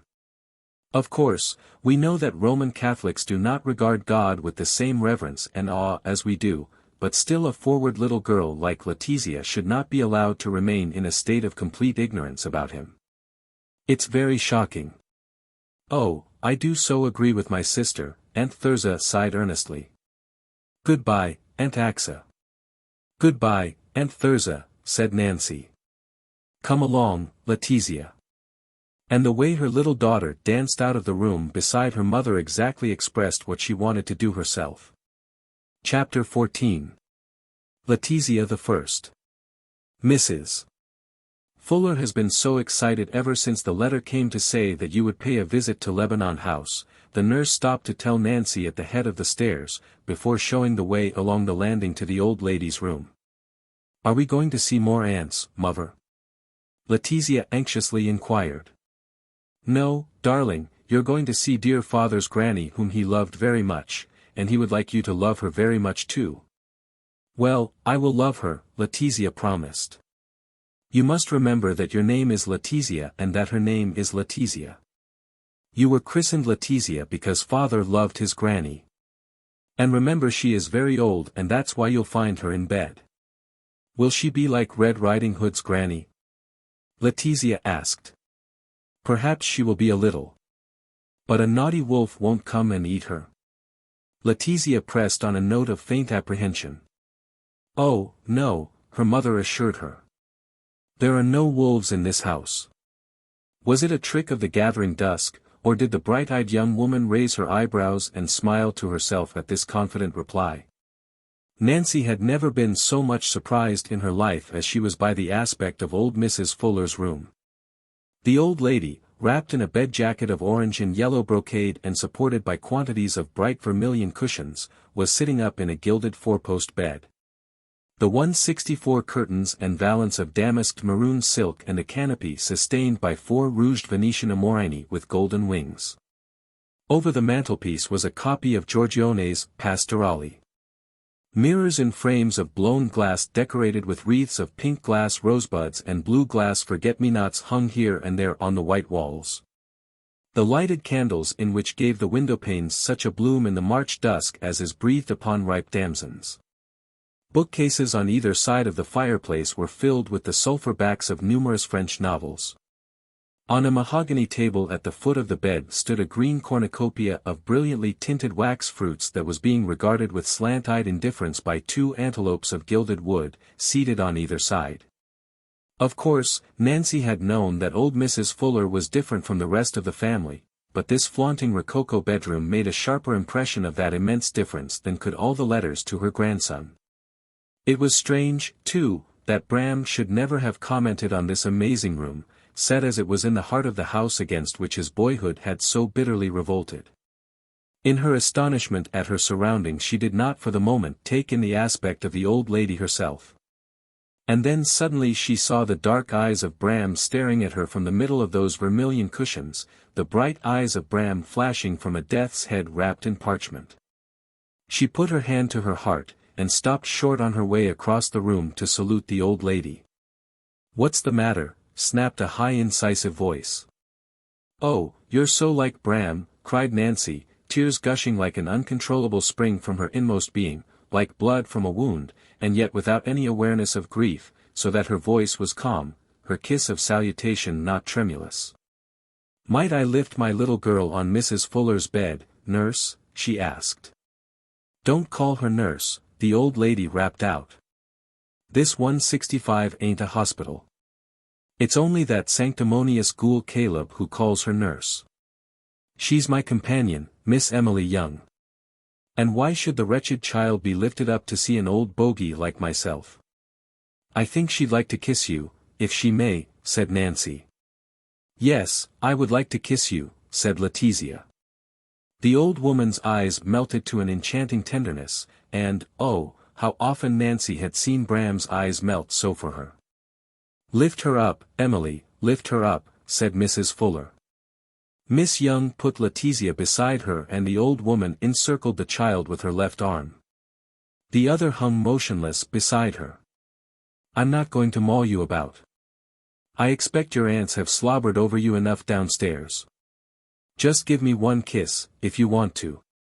But if you don't want to, now that you're so close to my skinny old face, why, say so, and I shan't mind. But Letizia put both arms round her great-grandmother's neck and kissed her fervidly. And now sit down and tell me how you like Lebanon House, she commanded. Is this Lebanon House? The old woman nodded. I like it here, but I don't like it where those ants are. Have you seen those ants, Granny? I made them. Why did you make them, Granny? I don't think they was very nicely made, do you? I don't think their dresses was sewed on very nicely, do you? You're an observant young woman, that's what you are. What is observant? Why, you have eyes in your head and see with them. I see those gold stags, said Letizia, pointing to the antelopes. Ah, you see them, do you? Did Santa Claus give them to you? He give me a 166 lamb and a monkey and lots of things, so I aspect he did. I expect he did too. But they're antelopes, not stags. Antelopes? Letizia repeated dubiously. Will Santa Claus put gold ants in your stocking at Christmas? Mon Dieu, I hope not, the old lady exclaimed. So you like antelopes better than ants? Yes, I do. And I like pusscats better.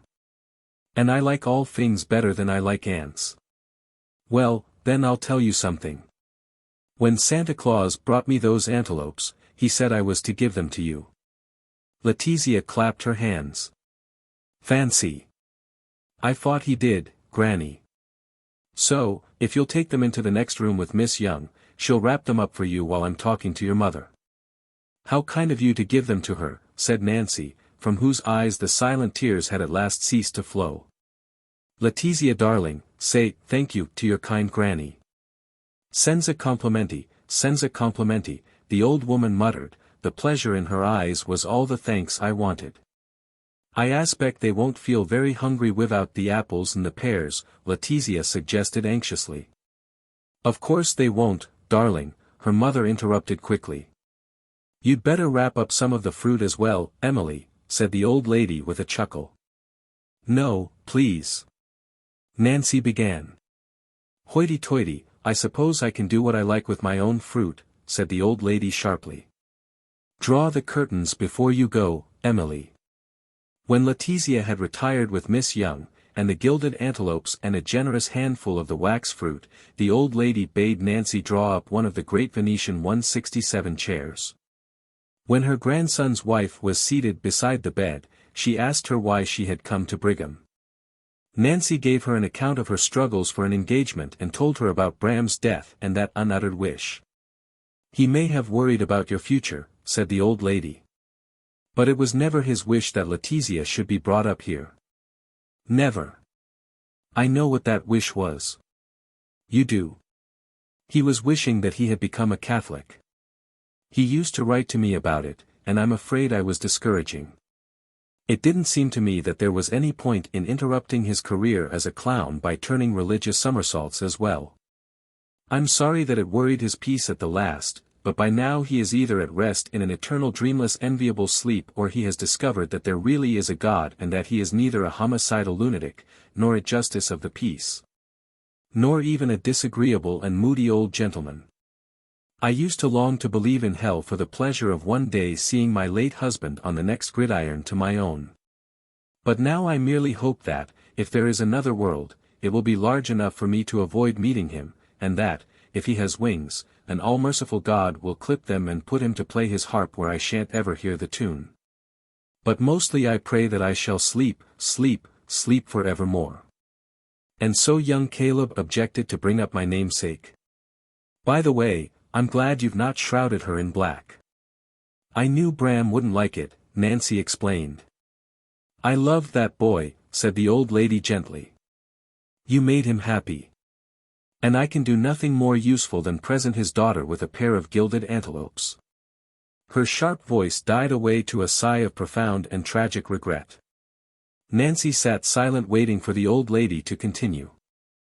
Of course, I could have written and warned you not to ask young Caleb for anything, she suddenly began 168 again in her high incisive voice. But I wanted to see you. I wanted to see Letizia II. I must die soon. So I didn't attempt to stop your coming. And, as a matter of fact, you've arrived before I could have written to you. No, don't hand your child over to young Caleb, girl. Just on 66 years ago my mother handed me over to old Caleb. I suppose she thought that she was doing the best thing for me. Or it may have been a kind of jealousy of my young life, who knows. Anyway, she has been dead too long to bother about the reason for what she did. And at least I owe her French and Italian, so that with books I have been able to lead a life of my own.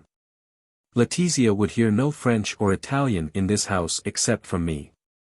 And even if I could count on a few more years of existence, what could I teach that child? Nothing, but my own cynicism, and that would be worse than nothing. No, you mustn't hand her over to young Caleb. That would be in a way as wrong as what my mother did. Your duty is to educate her. Yes, you must educate her, girl, you must be sure that she is taught well. She seems to have personality. Educate her. She must not be stifled by young Caleb and those two poor crones I brought into this world. It would be a tragedy. I had another daughter, and I was not strong enough in those days to secure her happiness. Perhaps I was still hoping for my own. Perhaps in trying to shake myself free from my husband I did not fight hard enough for her. She ran away. She went utterly to the bad. She died of drink in a Paris asylum. Katerina Fuller. You may read of her in raffish memoirs of the Second Empire as one of the famous cocottes of the period. If my mother had not married me to Caleb, I dare say I should have gone to the bad myself. Or what the world calls bad. But how much worse my own respectable degradation.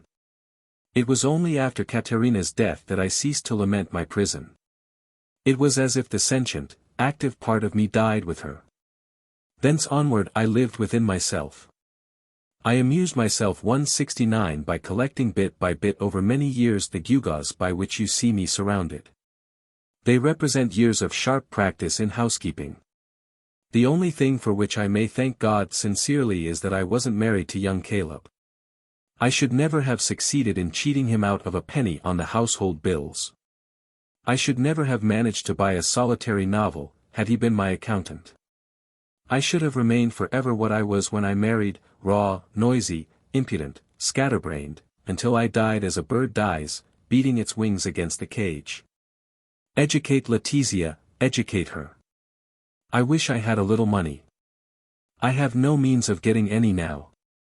I had some, but I spent it on myself, every penny of it. Don't despair because you've not had an engagement since Christmas. It's only early March. Mon Dieu, I haven't even a ring that you could pawn. But I don't worry about you. I'm convinced you will be all right. Easy to say, yes. But I say it with belief, and that isn't so easy. I shall live on for a few weeks yet, and I know that I shall have good news from you before I die. All the while the old lady had been talking, her face had been losing its expression of cynicism, and by the time she had finished it was glowing with the enthusiasm of a girl. It was as if she had beheld reincarnate in little Letizia her own youth and as if now with the wisdom of 83 years she were redirecting her own future from the beginning. Presently, after a short silence, she told Nancy to search in the bottom drawer of a painted cabinet for a parcel wrapped up in brown paper, and bring it to her. With this she fumbled for a while with her left hand and at last held up a tunic made apparently of thick sackcloth and some fragments of stuff that looked like a handful of cobwebs. "The silk has faded and perished," she murmured. "This was once a pair of blue silk tights. I wore them when I made my descent down that long rope from the firework platform. It was a very successful descent, but my life has perished like this costume, all that part of 170 which was not fireproof like this asbestos tunic. Take this miserable heap of material and never let your daughter make such a descent. However brightly you might plan the fireworks should burn, however loudly you might hope that the mob would applaud the daring of her performance, however rich and splendid you might think the costume chosen for her. Yes, this wretched bundle of what seemed once such finery represents my life. Wrap it up again and take it out of my sight forever, but do you, girl, gaze at it sometimes and remember what the old woman who once wore it told you a few weeks before she died." There was a tap at the door, and the elderly parlour maid came in to say that the fly for which Mr. Fuller had telephoned was waiting at the door. "Do you mean to say that Mr. Fuller hasn't ordered the brougham to take Mrs. Fuller to the station?" the old lady demanded angrily. "I think that the horse was tired, ma'am," said the elderly maid, retreating as quickly as she could. "I wish I had my legs. I wish I had both arms," the old lady exclaimed, snatching at the small handbell that stood on the table at the left of the bed, and ringing it impatiently. Miss Young brought Letizia back. "Emily, will you drive down with my visitors to the station? I shan't need anything for the next hour." It was useless for Nancy to protest that she did not want to give all this trouble. The old lady insisted. And really Nancy was very grateful for Miss Young's company, because it would have been dreary on this cold March night to fade out of Brigham with such a humiliating lack of importance. "Goodbye, little Letizia," said her great-grandmother. "Goodbye, Granny. I've told my antelopes about my lamb and about my dog and about all my things, and they wagged their tails and would like to meet them very much they said." On the way to the station Miss Young talked about nothing else except Mrs. Fuller's wonderful charm and personality. "Really, I can hardly express what she's done for me. I first came to her when she was no longer able to read to herself. I happen to know a little French, and since I've been with her I've learned Italian. She has been so kind and patient, teaching me. I used to come in every afternoon at first, but for the last 2 years I've stayed with her all the time. I'm afraid Mr. Fuller resents my presence. He always tries to make out that I'm her nurse, which annoys the old lady dreadfully. She's been so kind to my little brother too. He comes in 2 or 3 times a week, and sometimes he brings a friend. She declares she likes the company of schoolboys better than any. She has talked to me a lot about your husband, Mrs. Fuller. I thought that she would die herself when she heard he had been killed like that. And the terrible thing was that she heard the news from Mr. Fuller, whom, you know, she doesn't really like at all.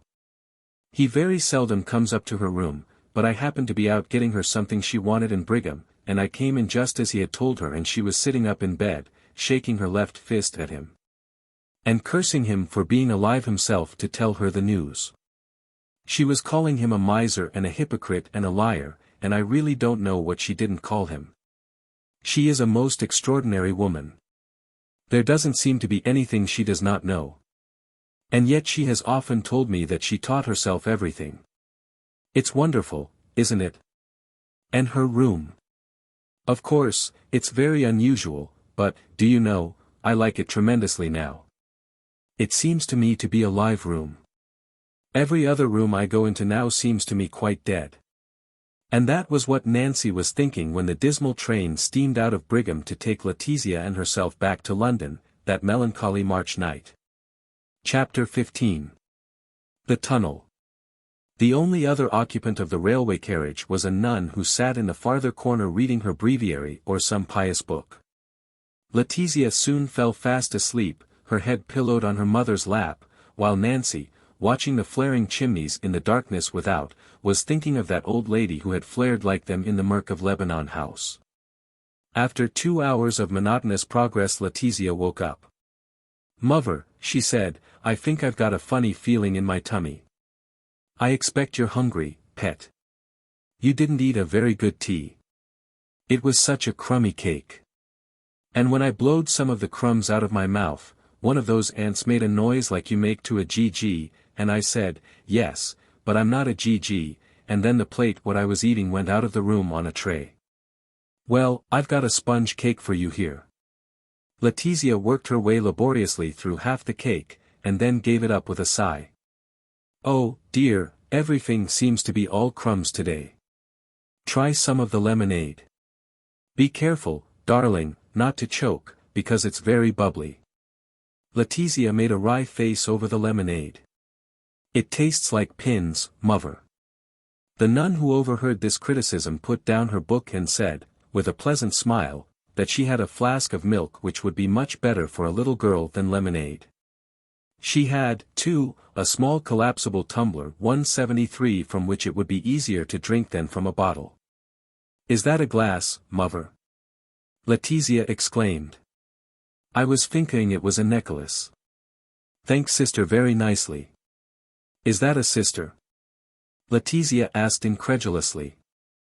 The various relationships to which she had been introduced this day were too much for Letizia, and this new one seemed to her even more extraordinary than the collapsible metal tumbler. Nancy explained to the nun that they had been making a family visit to hitherto unknown relations in Brigham, to which the nun responded by saying that she, too, had been making a kind of family visit inasmuch as she had been staying in Lancashire at the mother house of the Sisters of the Holy Infancy. Right out on the moors. Such a lovely position, though of course it's just a little bleak at this time of year. She had laid aside her pious book and was evidently glad to talk for a while to combat the depression that nocturnal journeys inevitably cast upon travelers in those days before corridors were at all usual in trains. In those days a railway compartment seemed such an inadequate shelter from the night that roared past in torrents of darkness on either side of it. The foot-warmers, glad though one was of them, only made the chilly frost that suffused the upper portion of the carriage more blighting to the spirit.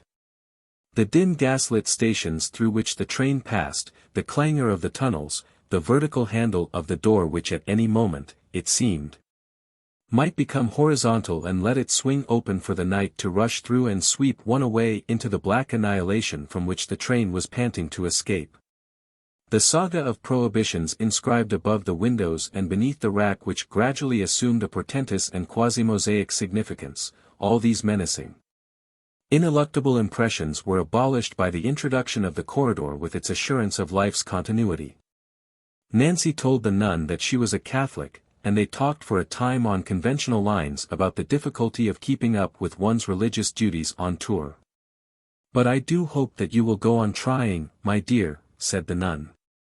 The young actress felt a little hypocritical in allowing her companion to presume that until this date she had never relinquished the struggle. Yet she was not anxious to extend the conversation into any intimacy of discussion, nor did she want the nun to feel bound by her profession to remonstrate with her for past neglect. So instead of saying anything either about the past or the future, she smiled an assent. You mustn't let me be too inquisitive a traveling companion, said the nun, but I notice that you're in deep mourning. Have you lost someone who was very dear to you? My husband. The nun leaned over and with an exquisite tenderness laid her white and delicate hand on Nancy's knee. And you have only this little bright thing left, she murmured. Letizia had been regarding the nun's action with wide-eyed solemnity. Presently she stood up on the seat and putting her arms round her mother's neck, whispered in her ear. I think the lady tied up with a handkey is nice. You have conquered Letizia's heart, said Nancy, smiling through the tears in her eyes. I'm very proud to hear it. I should guess that she wasn't always an easy conquest. Indeed, no. Letizia, the nun repeated. What a nice name to own. Gladness. You know Italian? My husband's grandmother was Italian. I often wish that I could speak Italian and teach my small daughter. What is Italian, mother? Letizia asked. Italian, Letizia, said the nun, is the way all the people talk in the dearest and most beautiful country in the world.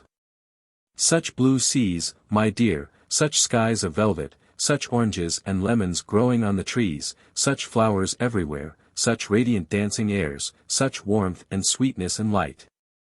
I lived in Italy long ago, when I was young. Nancy looked up in amazement as the nun stopped speaking, for her voice sounded fresh and crystalline as a girl's, her cheeks were flushed with youth. Her eyes were deep and warm and lucent as if the southern moon swam face to face with her in the cold March night roaring past the smoky windows of the carriage. Yet when Nancy looked again she saw the fine lines in the porcelain frail face, and the puckered eyelids, and middle age in those grave blue eyes. In Italy, then, was written the history of her youth, and in Italy the history of her love, for only remembered love could thus have transformed her for a fleeting instant to what she once was. At that moment the train entered a tunnel and went clanging on through such a din of titanic anvils that it was impossible to talk. For which Nancy was grateful because she did not want Letizia to shatter the nun's rapture by asking questions that would show she had not understood a great deal about Italy or Italian. Presently the noise of the anvils ceased, and the train began to slow down until at last it came to a stop in a profound silence which pulsed upon the inner ear as insistently as a second or two back had clanged those anvils. The talk of people in the next compartment began to trickle through the partition, and one knew that such talk was trickling all the length of the train, and that, though one could not hear the words through all the length of the train, people were saying to one another that the signals must be against them. One felt, too, a genuine gratitude to those active and vigilant signals which were warning the train not to rush on through that din of anvils to its doom. And then abruptly the lights went out in every single 176 compartment. The blackness was absolute. People put up windows and looked out into the viewless tunnel, until the vapors drove them back within. Now down the line were heard hoarse shouts and echoes, and the bobbing light of the guard's lamp illuminated the sweating roof of the tunnel as he passed along to interview the engine driver. In a few minutes he came back, calling out, "Don't be frightened, ladies and gentlemen, there's no danger." Heads peered out once more into the mephitic blackness, and the word went along that there had been a breakdown on the line ahead and that their lighting had by an unfortunate coincidence broken down as well. Everybody hoped that the signals behind were as vigilant as those in front and that the red lamps were burning bright to show that there was danger on the line. "I aspect the poor train wanted a rest, mother," said Letizia. "I aspect it was sleepy because it was out so late." "I know somebody else who's sleepy." "Perhaps a little bit," Letizia admitted. "Dear me, she must be tired," her mother said across the darkness to the nun. "Well, then, put your head on my lap, old lady, and go right off to sleep as soon as ever you can." For some time the two grown-ups in the compartment sat in silence while the little girl went to sleep. It was the nun who spoke first. "I wonder whether it will disturb her if we talk quietly. But this utter blackness and silence is really rather dispiriting." "Oh, no, sister, we shan't disturb her. She's sound asleep by now." "Does she always travel with you when you're on tour?" the nun asked. "Until now she has. You see, my husband only died at Christmas and we were always together with her. I am a little worried about the future, because I can't afford 177 to travel with a nurse and landlady's very and of course she has to be left in charge of somebody." "Yes, I can understand that it must be a great anxiety to you." Nancy thought how beautiful the nun's voice sounded in this darkness. While the train was moving, she had not realized its quality, but in the stillness now it stole upon her ears as magically as running water or as wind in pine tree tops or as any tranquil and pervasive sound of nature. In her mind's eye she was picturing the nun's face as it had appeared when she was speaking of Italy, and she was filled with a desire to confide in her. "That is really the reason I've been to Brigham," Nancy said. "I thought that I ought to give my husband's relations the opportunity of looking after Letizia. Not because I want to shirk the responsibility," she added quickly. "Indeed I would hate to lose her, but I did feel that she ought to have the chance of being brought up quietly. My own mother died when I was very young, and my father who is on the stage allowed me to act a great deal as a child, so that really I didn't go to school till I was over 12, and it wasn't a very good school. Because I was living in Dublin with an aunt who hadn't much money. Indeed, I never really learnt anything, and when I was 16 I went back to the stage for good. I'm only 24 now. I look much older, I think. I shouldn't have said that you were more than that, the nun replied. But how terribly sad for you, my dear, to have lost your husband so young. Many years ago, before I became a nun, I was engaged to be married to a young Italian, and he died. That was in Italy, and that is why I still always think of Italy as the loveliest country and of Italian as the most beautiful language. But you were telling me about your relations in Brigham. Nancy gave an account of her visit, and particularly of the interview with Letizia's great-grandmother. I think the old lady was quite right. I cannot imagine that bright little sleeping creature was intended to be brought up in such surroundings. Besides, I don't think it is right to expose a Catholic child to Protestant influences. Far better that you should keep her with you. Yes, but suppose I cannot get an engagement? As a matter of fact, I have only £1 or £2 left, and the prospect is terrifying me. I feel that I ought to have gone on acting at Greenwich. But to act on the very stage on which my husband had died in my arms. I couldn't. I simply couldn't have done it. My dear, nobody would ever dream of thinking that you could. It's cruel enough that you should have to act on any stage at such a time. However, I feel sure that you will soon get an engagement. Almighty God tries us in so many ways, ways that we often cannot understand, so that sometimes we are tempted to question His love. Be sure that He has some mysterious purpose in thus trying you even more hardly. Nobody is worth anything who cannot rise above suffering to greatness of heart and mind and soul. Do not think to yourself that a foolish old nun is just trying to soothe you with the commonplaces of religious consolation. To be sure, they are commonplaces that she is uttering, but subtleties avail nothing until the truth of the great commonplaces has been revealed to the human soul. Our holy religion is built up on the great commonplaces. That is why it is so infinitely superior to the subtleties of proud and eccentric individuals as encouraged by Protestantism. What a long time we are waiting in this darkness. Yet we know that however long we have to wait, we shall sometime or other get out of this tunnel. Yes, but if we wait much longer, said Nancy, I will have another problem to face when we get to London, for I will never dare arrive back at my present landlady's too late. I can solve that problem for you, at any rate, said the nun. I shall be met at Euston by a vehicle, and I 179 know that our guest room is free tonight. So don't let your night's lodging worry you. After this they sat silent in the darkness for a long time. The presence of the nun filled Nancy with a sense of warm security and peace of mind. Gradually it seemed to her that this wait in the tunnel was a perfect expression of the dark pause in her life, which, beginning with the death of Bram, had ended in her visit to Brigham. A conviction was born in her brain, a conviction which with every minute of this immersion in absolute blackness became stronger, that somehow the presence of the nun was a comforting fact. The importance of which was not to be measured by her importance within the little space of the railway carriage, but that the existence of this nun was going to influence the whole of her life. Which must soon begin again when the train emerged from the tunnel. The curtain would rise once more upon the pantomime, and, whatever the vicissitudes that she as the heroine of it might have to endure, there would always be a fairy queen waiting in the wings to enter and shake her silver wand against the powers of evil. It was very childish and sentimental to be sitting here in the dark dreaming like this, Nancy kept telling herself. But then once more the mystery of the tunnel would enfold her as one is enfolded by those strange half-sleepy clarities of the imagination that flash through the midway of the night when one lies in bed and hopes that the sense of illumination that is granted between a sleep and a sleep will return with daylight to illuminate the active life of the morning. Her thoughts about the nun reassumed their first portentousness. The comparison of her own life to a pantomime appeared once more with the superlative reality of a symbol that might enshrine the whole meaning of life. Then suddenly the lights went up, and after a few more minutes the train was on its way again. Nancy was glad indeed on arriving at Euston toward 2 o'clock of a frore and foggy night to drive away with 180 Sister Catherine in the queer conventual vehicle like a covered-in wagonette with 4 small grilled windows. To have argued with Miss Fuchs about her right to enter the tall thin house in Black Boy Passage at whatever hour she chose would have been the climax to the Brigham experience.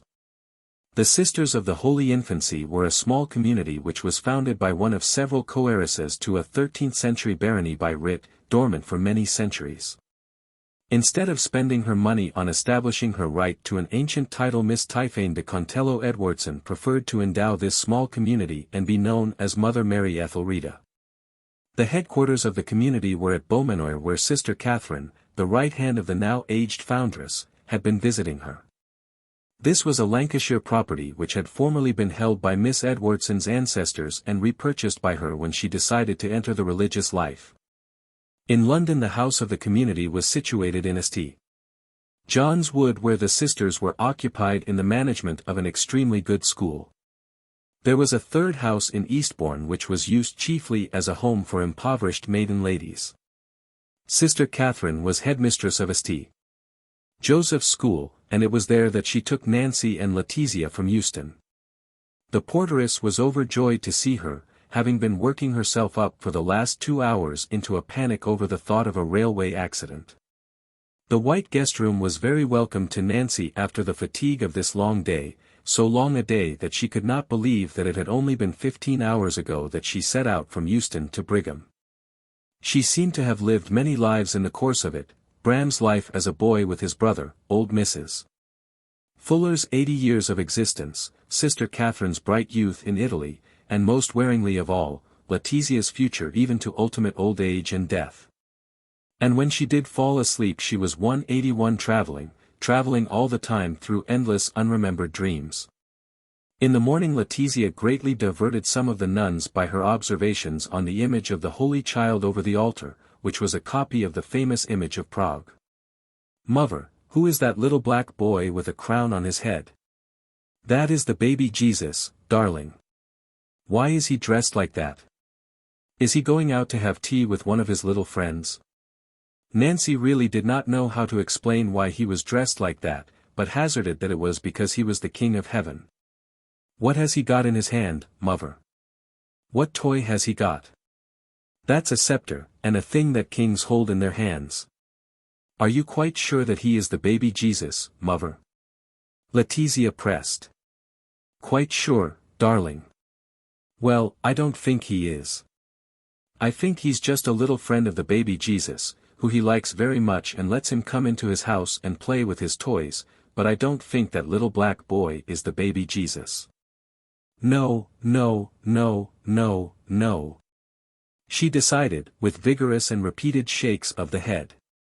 Nancy was sorry when they had to leave St. Joseph's School and return to Black Boy Passage. "I think here's where the little friend lives," Letizia announced. "Oh, darling, you really mustn't be so terribly ingenious. You quite frighten me.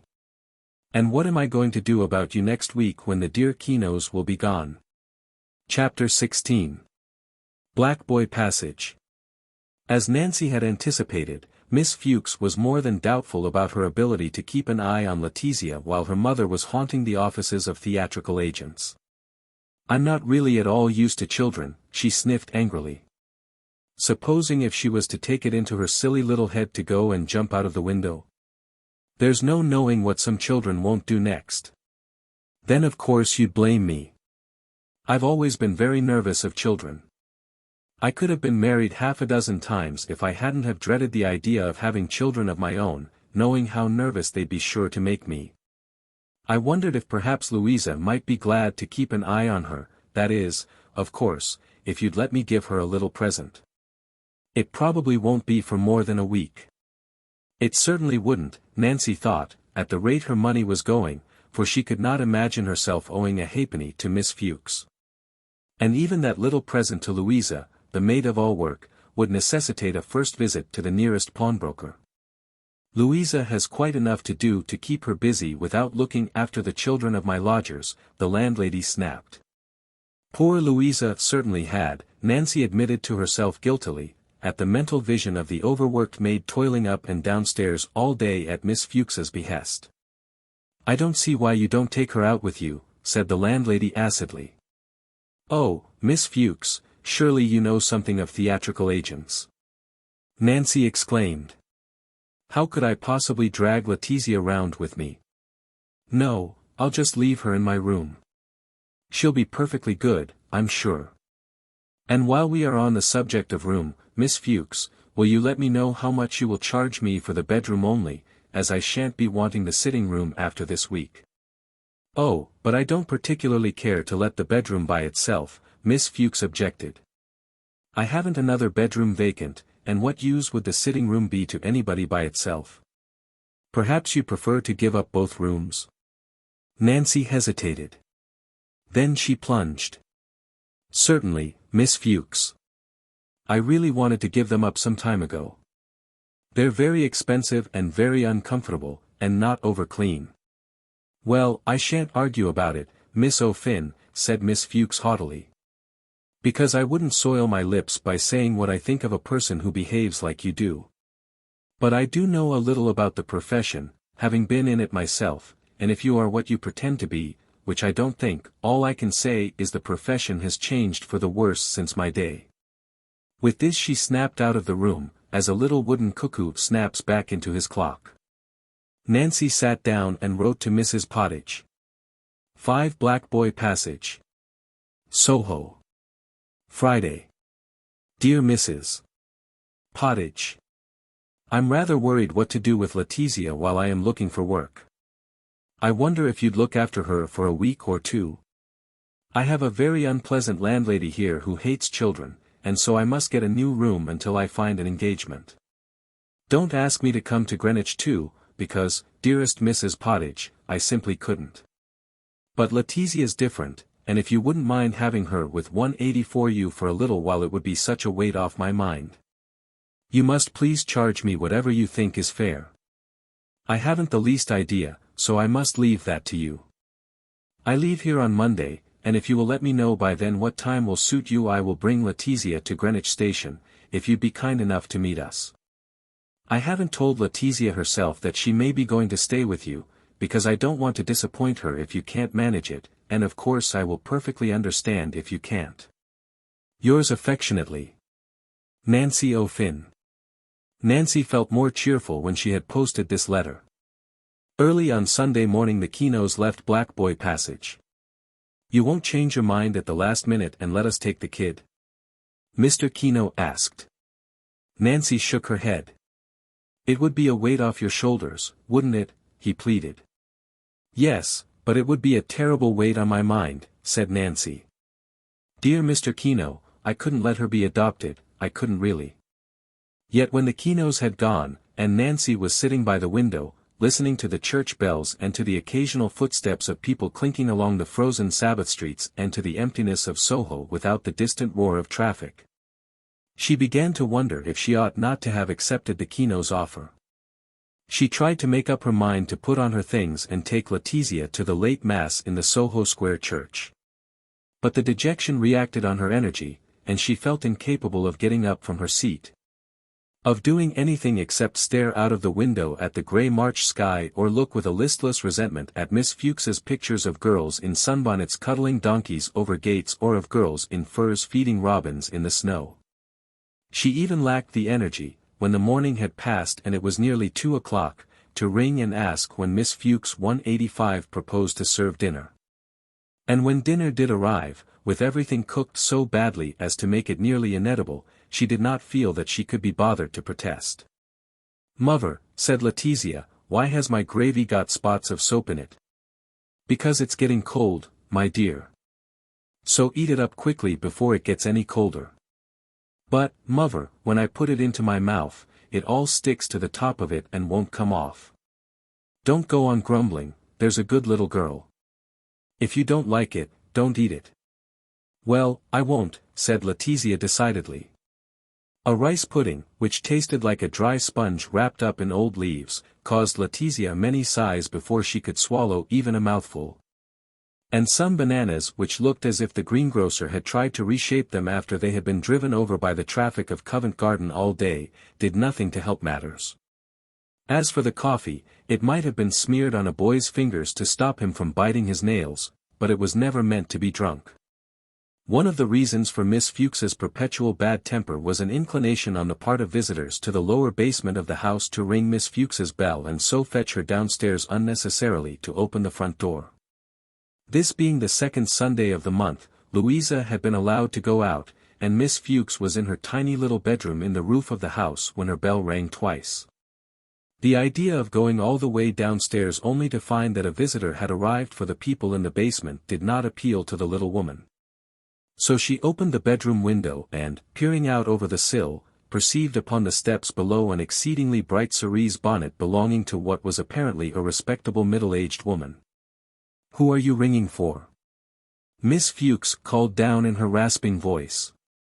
The cerise bonnet bobbed about for a while until at 186 last it discovered from what window it was being addressed, when it looked up and shouted back. "What's it got to do with you who I'm ringing for? If you're the servant here, just you come down and open the door the same as what I would if anybody rung my front bell. Do you want Mr. and Mrs. Blanquet?" Miss Fuchs called down. "Because if you do, it's the broken bell by the area gate and kindly ring that." "Do I want who?" the cerise bonnet shouted back. "Mr. and Mrs. Blanquet." "No, I don't, you saucy old outhandabout. What next are you going to ask? You just come down and open the door the same as I should myself." Miss Fuchs slammed her window down and left the cerise bonnet on the steps. After ringing about a dozen times, it went down the steps again and standing in the middle of the pavement shouted "Hi" several times in rapid succession. A small boy blowing a mouth organ stared at the cerise bonnet for a moment, stopped his tune, and asked it if it had lost anything. "What would I be staring up at the top story of a house for, you saucy little image, if I'd have lost anything, unless I'd dropped my umbrella out of a balloon, and which I haven't. Hi." On hearing the cerise bonnet begin to shout again, the small boy put the mouth organ in his pocket and looking up in the air shouted "Hi" too. Two little girls dragging behind them a child of doubtful sex smeared with barley sugar stopped to gaze, and then 3 more small boys arrived on the scene and proceeded to augment the duet of "Hi." A policeman, who had been lured from Dean Street into Black Boy Passage by the noise, inquired of the cerise bonnet what its need was. "Can't you get into your house, Mum?" "No, I can't. I want to visit a lady friend of mine who lives at 5 Black Boy Passage, and when I rung the 187 bell a female like a potted shrimp poked her head out of a top-floor window and asked me if I wanted Mr. and Mrs. Blanquet." "Mr. Blanquet lives at number 5, one of the small boys volunteered. "Down in the basement, he lives." "Well, what's that got to do with you, you pushing little eel?" "I don't want the man. I want to see my lady friend." "Perhaps you've got the wrong number," the policeman suggested. "Wrong number be, well, I won't say what I was thinking, because it doesn't always do." It was at this moment that Letizia, who had been trying vainly for an hour after dinner to make her mother play with the gilded antelopes, decided to look out of the window. "Mother! Mother!" she shouted, clapping joyful hands. "I can see Mrs. Porridge in the street, and she's talking to a policeman." Nancy jumped up, and ran to the window. "Why, so it is. Dear, dear Mrs. Pottage. I'll go down and open the door. There you are. Mrs. Pottage exclaimed triumphantly to the policeman after she had embraced Nancy. "Didn't I tell you my lady friend lived here?"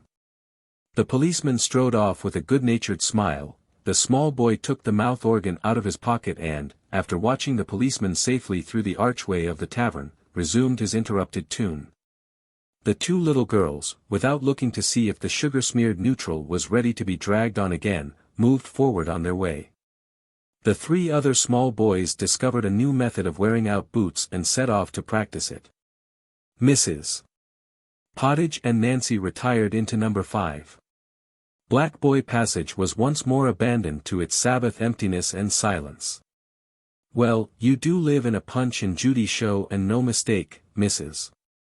Pottage declared, as she followed Nancy 188 up the stairs, the jet bugles of her best bonnet tinkling and lisping as she moved. My landlady doesn't like being called down to open the door, and the girl's out, Nancy explained. Landlady you call her? Sky lady I should call her. That is if I called her a lady at all, and which I most certainly never shouldn't not if I lived to be as old as Methuselah. Letizia was waiting at the head of the stairs to welcome Mrs. Pottage, into whose outspread arms she flung herself in a rapture of welcome. Mrs. Porridge. Mrs. Porridge. My heart's jewel. Oh, Mrs. Porridge, where have you been? I didn't know where you could be. And I went to a circus and touched an effluent on his trunk and it was all hot and I saw a little friend who the baby Jesus liked and I saw my big granny and the wolf didn't eat her at all and I saw 2 ants and they smelt all funny like the inside of a dirty clothes basket and we had rice pudding for dinner and it sticked my teeth together. And I've got 2 golden antelopes and they eat apples made of soap. My good gracious, if you haven't been going it, Mrs. Pottage declared, with a critical glance round the sitting room of the lodgings. Pokey. Very pokey. And not at all clean. Why, that grate don't look as if it had been swept since the fire of London, and, oh dear, just look at the dust on those pictures. If a water pipe burst in this house you'd have weeds growing on the frames. Well, I suppose I haven't got to tell you who I've come to fetch. Nancy smiled. I knew you wouldn't fail me. Yes, but wait a minute. I didn't at all like the tone of that letter you wrote me. Nancy looked worried. Not at all I didn't like it. Yes, I see myself sending in a bill for that blessed infant's keep. Why, you might 189 as well ask me to charge you for the sun shining in at your windows. Nancy saw that she had genuinely hurt the good soul by mentioning money in connection with Letizia's visit. Dear Mrs. Pottage, you could hardly expect me to plant her down on you without at least offering to pay, but I won't offend you by arguing further. You know exactly how I feel about your kindness, my dear soul. Kindness be. Oh, dear, now that's twice in the last half hour I've nearly said that word. It comes of keeping company with Mr. Curry. Let me see, you won't have heard of him, because he's only been courting me since I gave the go-by to Watcher and Hopkins. He's a very hasty-tempered man, and his language is a bit of a colored supplement. Mrs. Bugbird passed the remark to me I'd really have to mind my P's and Q's, and I said it wasn't my P's and Q's I had to look out for, it was my B's and D's. Of course, Mrs. Bugbird herself didn't mind. Oh, no, she's a very broad-minded woman. In fact her father, so she's often told me, used to preach regularly at street corners against any kind of religion at all. But I shan't keep this Curry hanging around much longer. No, he gets me into bad habits, and the next time he proposes marriage will be the last. Besides, even if I liked him, I don't like his business which is fried fish. Fancy me in a fried fish shop for the rest of my life. Why, I'd sooner marry an engine driver and live in a railway station. Well, an engine driver did propose to me once. But I saw he had the habit of driving too much, and that would never have suited me. Why, even of a Sunday afternoon he wasn't happy if he couldn't walk me round Greenwich Park at 60 miles an hour. I remember once just for a joke I started whistling the same as an engine might, and everybody stopped and begun staring, and which made him a bit annoyed. In fact he thought I was touched in my head, and that Sunday was his last. Well, he's the only one of all my many who didn't wait for me to say, no, definite, 190 but went and hooked it himself. And going back to the subject of my language this last month, it wouldn't do at all if Leticia's coming home with me, so I think I'll drop him a PC and not wait for the 3rd time of asking. Am I coming home with you, Mrs. Porridge? Letizia asked, clapping her hands. You're coming home with me this blessed afternoon just as soon as your dear ma's packed up your tidless. Your friend Mrs. Bugbird will be popping in, and we'll have a sprat tea together. And dear Aggie Wilkinson's dancing about on her poor crutches, because you're coming home to your Mrs. Porridge. She took Nancy aside, and continued in a lower voice. I read between the lines of your letter, dearie, and I knew you didn't want to come near Greenwich. So I just skipped into my Sunday best and come along to fetch her. She can stay as long as you like. I'd say she could stay forever. Only she wants a better bringing up than what a woman like me could give her. Oh, but I'm sure to get an engagement very soon, Mrs. Pottage, and then of course she'll go on tour again with me. I wouldn't have bothered you now, if I hadn't thought you'd be glad to have her for a while, and if I hadn't wanted to leave these rooms as soon as possible. And I don't blame you. I'd sooner live in a dustbin. But where are you going when you leave here? Oh, I shall find somewhere tomorrow. I'm so glad you did come today for Letizia. It will make it ever so much easier for me. The only thing I'm worrying about is the luggage. Well, why don't you let me take what luggage you don't want down to Greenwich, and then when I bring you Leticia, I can bring you your luggage at the same time. There's no sense in traveling a lot of luggage round with you like a peacock's tail. We can just pop what you don't want into a four-wheeler and take it to London Bridge. Nancy hesitated. She was wondering if she had enough money left to pay the cab now, and Miss Fuchs's bill tomorrow morning. However, if she hadn't, she could visit the pawnbroker early and pledge some odds and ends, so she decided to accept Mrs. Pottage's offer. Now who's going to fetch the four-wheeler? Mrs. Pottage wanted to know when the packing was finished. Shall I give a holler to her landladyship upstairs? Ask Miss Fuchs to fetch a cab? Nancy exclaimed. Why, she'd. Words failed her to express what Miss Fuchs would do. But what is this Miss Fuchs? Demanded Mrs. Pottage indignantly. 3 ha'porth of nothing from what I could make out of her. Still, rather than create a row on a Sunday afternoon, I'll go and fetch the four-wheeler myself. I'll stand in Shaftesbury Avenue till one comes along. There's one thing, the police won't be so likely to take me for a curbstone fairy as what they would Lady Fuchs. Oh, dear, oh, dear. Well, I'm bothered if some people nowadays don't give theirselves as much airs as if they was Margate, Ramsgate, and Brighton all rolled into one. In about 10 minutes Mrs. Pottage returned, followed by a burly old cab driver in a dark blue beaver coat with treble capes and a shiny bowler hat. I've brought a most obliging driver along with me, she proclaimed. The first cab I got, the fellow wouldn't leave his horse at the corner to come and help down with the luggage. Afraid of his horse, he said. I suppose you're afraid it'll fall down and never stand up again if you let go of the reins? I said. Never heard of a horse running away, I suppose, he answers back very sarcastic. What, said I, that poor Skellington run away? Why, it couldn't walk away. It might fade away, yes. And if it didn't run away of itself, I'm sure nobody wouldn't ever run away with it. Not even a cat's meat man, and they'll run away with anything as looks a little bit like flesh and blood. But that horse of yours don't. 192 That horse of yours looks more like a clothes horse than a real animal. Only I'd be very afraid to hang a towel on its back for fear it might break in half under the weight. And with that I walked on and found this driver who's been most obliging, I'm sure. The cabman touched his hat in acknowledgement of the flattery, and asked which piece they wanted down first. But now a greater obstacle to the departure of the luggage than an unwilling cab driver presented itself, for Miss Fuchs appeared. Her tow-colored hair elaborately done as it always was on a Sunday afternoon to resemble a brand-new yacht's fender from which state it gradually wore away during the stress of the week. And what is the meaning of this? She demanded, folding her arms. Nancy explained why her luggage was going away this afternoon.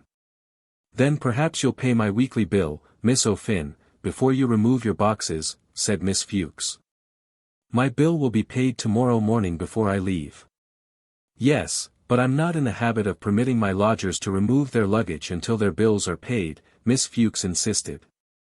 Mrs. Pottage gasped. Well, of all the impudence I ever did hear.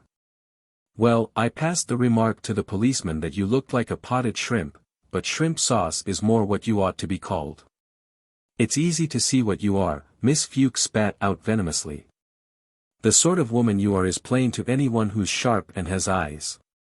At this point, the burly cab driver, who was evidently afraid of being involved in this feminine dispute, retired downstairs until the matter was settled. "It is easy to see what I am," Mrs. Pottage agreed. "Because I'm a decent made woman. But it's far from 193 easy to see what you are, let me tell you, very far from easy, because you aren't as big as a second helping of underdone mutton at an eating house. You may have eyes.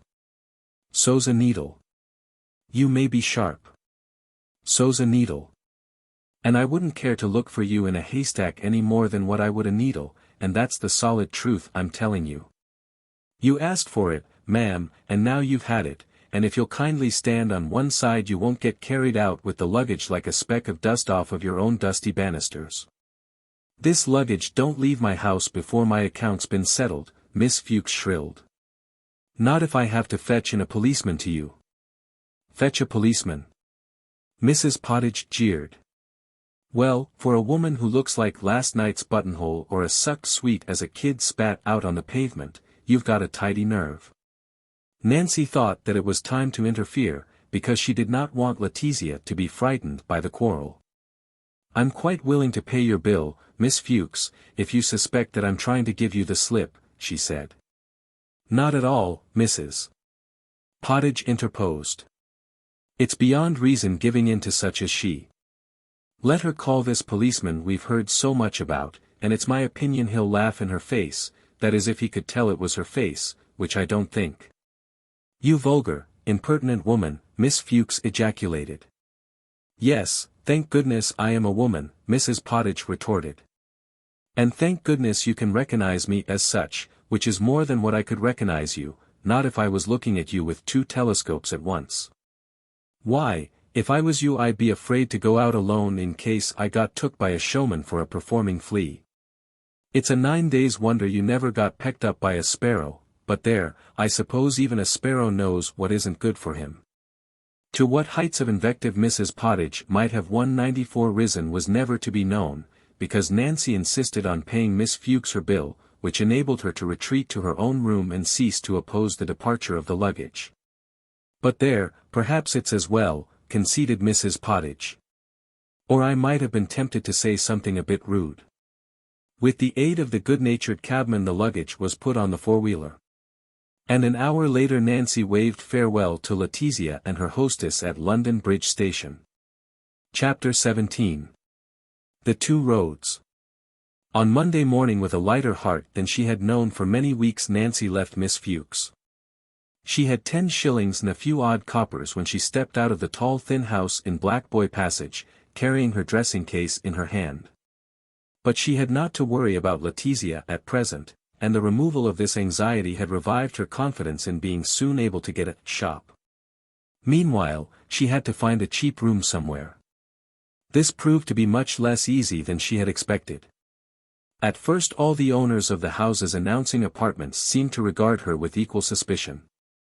"I don't keep the kind of room you want," said one. "I wouldn't mind taking you in myself," said another. "But my husband don't like having women in the house." "If you're looking for gay rooms," said a third with brutal directness, "you'd better try the other side of Oxford Street. You won't find anything to suit you round here. We have to be too careful of the police." When at last Nancy did reach a quarter where landladies appeared less dismayed by the prospect of letting to a single woman, she found that the most exorbitant prices were asked in every house. £2 a week for a bedroom only," said one. "Or if you have a latchkey, £3. "But why should I pay £1 a week for a latchkey?" Nancy asked in astonishment. "Well, if you have your own latchkey, I shouldn't make any extra charge for the gentleman you brought home. Otherwise I'd have to charge you 5 shillings a head." Nancy laughed. "But I don't want to bring gentlemen home with me. I'm on the stage," she explained. The stolid countenance of the woman with whom she was negotiating did not change its expression. "If you don't want to bring men back, you don't want a room in my house." With this she slammed the door in Nancy's face, obviously annoyed at the waste of her time. Another landlady was quite distressed by the suggestion that Nancy should have a bedroom for 10 shillings a week. "A nice-looking girl like you doesn't want to come down to that," she exclaimed. "You trust your luck a bit, my dear. Why don't you take my 2 nice rooms on the ground floor and cheer up? They've always been lucky rooms to girls like you. The last one who had them got off with a wine merchant somewhere up north, and he's fitted her out with a lovely little flat of her own. He only comes up to London for a day or 2 every month, so she has a nice easy time of it.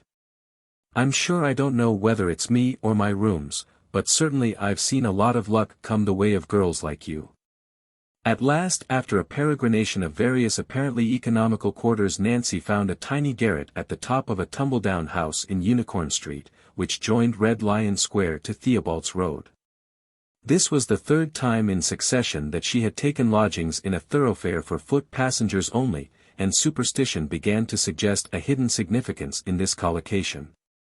The 3rd time. It might be from here that she would discover the main thoroughfare of her future life. Unicorn Street was dark and narrow, and the upper portions of several of the houses overhung the pavement so far as almost to meet. These relics of London before the Great Fire had by this date already been condemned, although they were not actually pulled down for another 10 years. The majority of the shops belonged to second-hand 197 booksellers, whose wares seemed as tattered and decrepit as the moldering old houses above. Their trade was mostly done from shelves outside the shops containing books labeled at various prices from 1 penny to a shilling. There were of course other books inside, but these were usually stacked anyhow in tottering heaps and simply served to replenish the shelves and boxes on the contents of which, when the weather allowed it, seedy men of various ages browsed slowly, humping their backs from time to time like caterpillars when they thought they had caught sight of a rarity.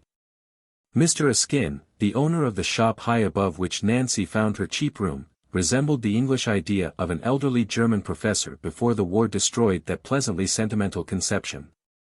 His lanky white hair hung over his collar like greasy icicles, he wore blue glasses, carpet slippers, and a frock coat, he even smoked a long china pipe. The prospect of seeing his shop pulled down to make way for blocks of eligible offices did not disturb him, because he had made up his mind that within 2 years he was going to be drowned. As he apparently never moved a yard away from his shop, Nancy was puzzled by this confident belief, and ventured to ask him on what it was based. "Have you studied the effects of the moon?" he inquired contemptuously. Nancy admitted that she never had. Whereupon he put his forefinger against his nose and said very solemnly, "Then don't meddle in what you don't understand. If I say I'm going to be drowned before 2 years are out, then it means I've studied the question and come to my own conclusions and resigned myself to what must be. And that's that, isn't it? So try and not talk so silly, young lady." Mr. XVIII had bought enough books, according to his calculations, to outlast him and leave a trifle over for his widow. These had at one time filled every room in 198 the house. But as soon as they were sold, the empty rooms were furnished with a few odds and ends and let. The top stories were now completely void of books, which was how Nancy managed to rent one of the garrets in the roof for the sum of 7 shillings a week. The other garret was inhabited by Maudie Pridgeon, the Askins maid of all work, who could not do enough for Nancy once she heard she was a real actress. "Oh, Miss O'Finn," she begged. "I wonder if you'd be kind enough to hear me recite The Lighthousekeeper's Daughter some afternoon, and tell me if I've got a chance to get on the stage myself. It's the dream of my life. I may not be a Sarah Bernhardt or an Elling Terry, but it's in me, Miss O'Finn. I feel sure it's in me. Sometimes I feel I could burst with what's in me. I was afraid it might be wind for a time after I'd been reading about some medicine or other. But it ain't, Miss O'Finn, it's acting. It is really. So sometime, when we have a moment to ourselves, I do wish you'd hear me recite and give me a bit of good advice. And of course I can rely on you not to say a word to Mrs. XVIII about my amishing, or she might pass some nasty remark about it. She never moves out of the back room behind the shop herself, and she'd never believe as I might be a star hiding my light under a bushel. The reason why Mrs. XVIII never moved out of that back room was her profound conviction that all men were thieves, and collectors of old books the greatest. So, day in day out, she sat in a flocculent armchair which at night was turned into her bedstead, watching with a suspicious eye the behavior of prospective customers. She was a dark unwieldy woman with a hairy chin, a profusion of tufted moles, and what was almost a heavy mustache. It was agreed when Nancy took the garret that she was not to expect any cooking to be done for her. And when she saw the Askins meals being prepared in that back room and Mr. and Mrs. Askin and Maudie each eating a disgusting plateful balanced on different 199 heaps of incredibly dusty books, she did not regret the arrangement. She managed to make her own garret fairly clean. And though it was perishingly cold up there under the ancient roof, though the bed was hard and the rats scampered round inside the raw-boned plaster walls, she had the satisfaction of feeling perfectly sure that nowhere in London could she be lodged more cheaply. The solitude of the long, long evenings when she used to go to bed at 8 o'clock in order to keep warm was immense, and yet she liked it, for she seemed, high up in this garret, to be as near to Bram as she could reach on earth. There was no blind to the decayed window of the dormer and, blowing out her candle, Nancy used to lie for hours staring out at the tawny London sky, while beneath her pillow Bram's watch was always ticking. His watch that she had never allowed to run down. And once in sleep he held her in his arms, and once she woke with his kisses warm upon her lips. But mostly when she dreamed of that beloved lost one it was of running with him along endless platforms to catch fantastic and unattainable trains. And of acting with him in nightmare plays without having studied the part in which she was being suddenly called upon to appear. Meanwhile, it seemed that the tangible and visible world was fast dissolving into an unstable dream when Nancy, after 3 weeks of pawnshops and agents' offices and of apparently being as far away as ever from any engagement, was persuaded by Maudie to hear her recite The Lighthousekeeper's Daughter and was asked at the end of it to advise her about a dramatic future. "I think you said it very well, Maudie," Nancy assured the little maid, whose cheeks were flushed and whose eyes were flashing with excitement. "But I must really advise you to give up all idea of the stage as a profession. Look at me. I am an experienced actress and yet I can't get an engagement.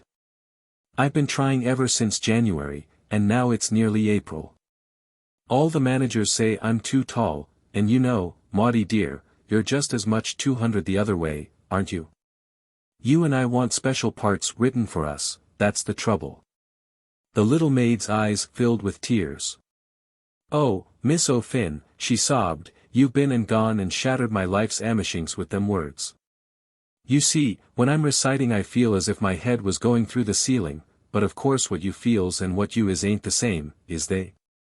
Still, it's always the darkest hour before the dawn, they say, and I've still got my young man. When I see him on Sunday night I'll tell him as I've given up my life's amishings, and he can start saving up for marriage as soon as he likes. It's broke my heart, but he'll be happy. He was always afraid he'd lose me, Miss O'Finn.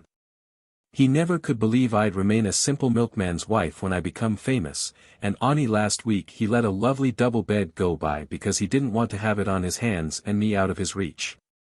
A few days after Nancy had destroyed Maudie's dramatic ambitions she received a letter from Mrs. Pottage.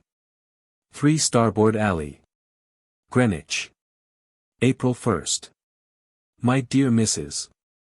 Fuller, it's a nice day to choose to write a letter to anyone, but there you won't get it till April 2nd, so you won't think anyone's sending you a live mouse or any silly joke like that.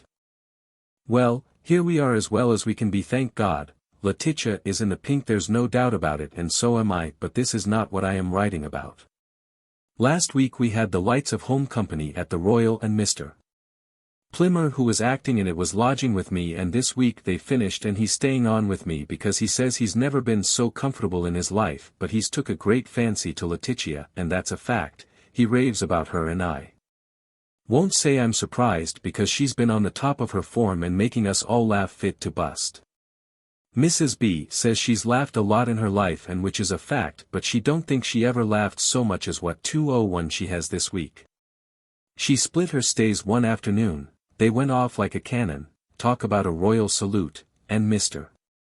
Plimmer says she's a born actress and ought to be on the boards without delay. Well, He's taking out a company himself in a drama. He's written something after the style of East Lynne, well about the same as far as I can see, only a bit more East in it from what I can make out, and he wants Letitia for the child and you for the mother. He'll write plenty of stuff for her because he says she'll knock them. Well, I'm bound to say I think she will, and Mrs. B's convinced of it, so I gave him your address and he's going to pop up to London tomorrow if you'll make arrangements to be in. I've given him your address. What a voice that kid has, he said to me, Mrs. Pottage. Good God, it would reach to the back row of the gallery in any theatre. Well, I hope this'll be the end of all your troubles, and which I think it will, dearie. Letitia sends her love, and so do I, and I hope this is an end of all your worries, even if it is April Fool's Day.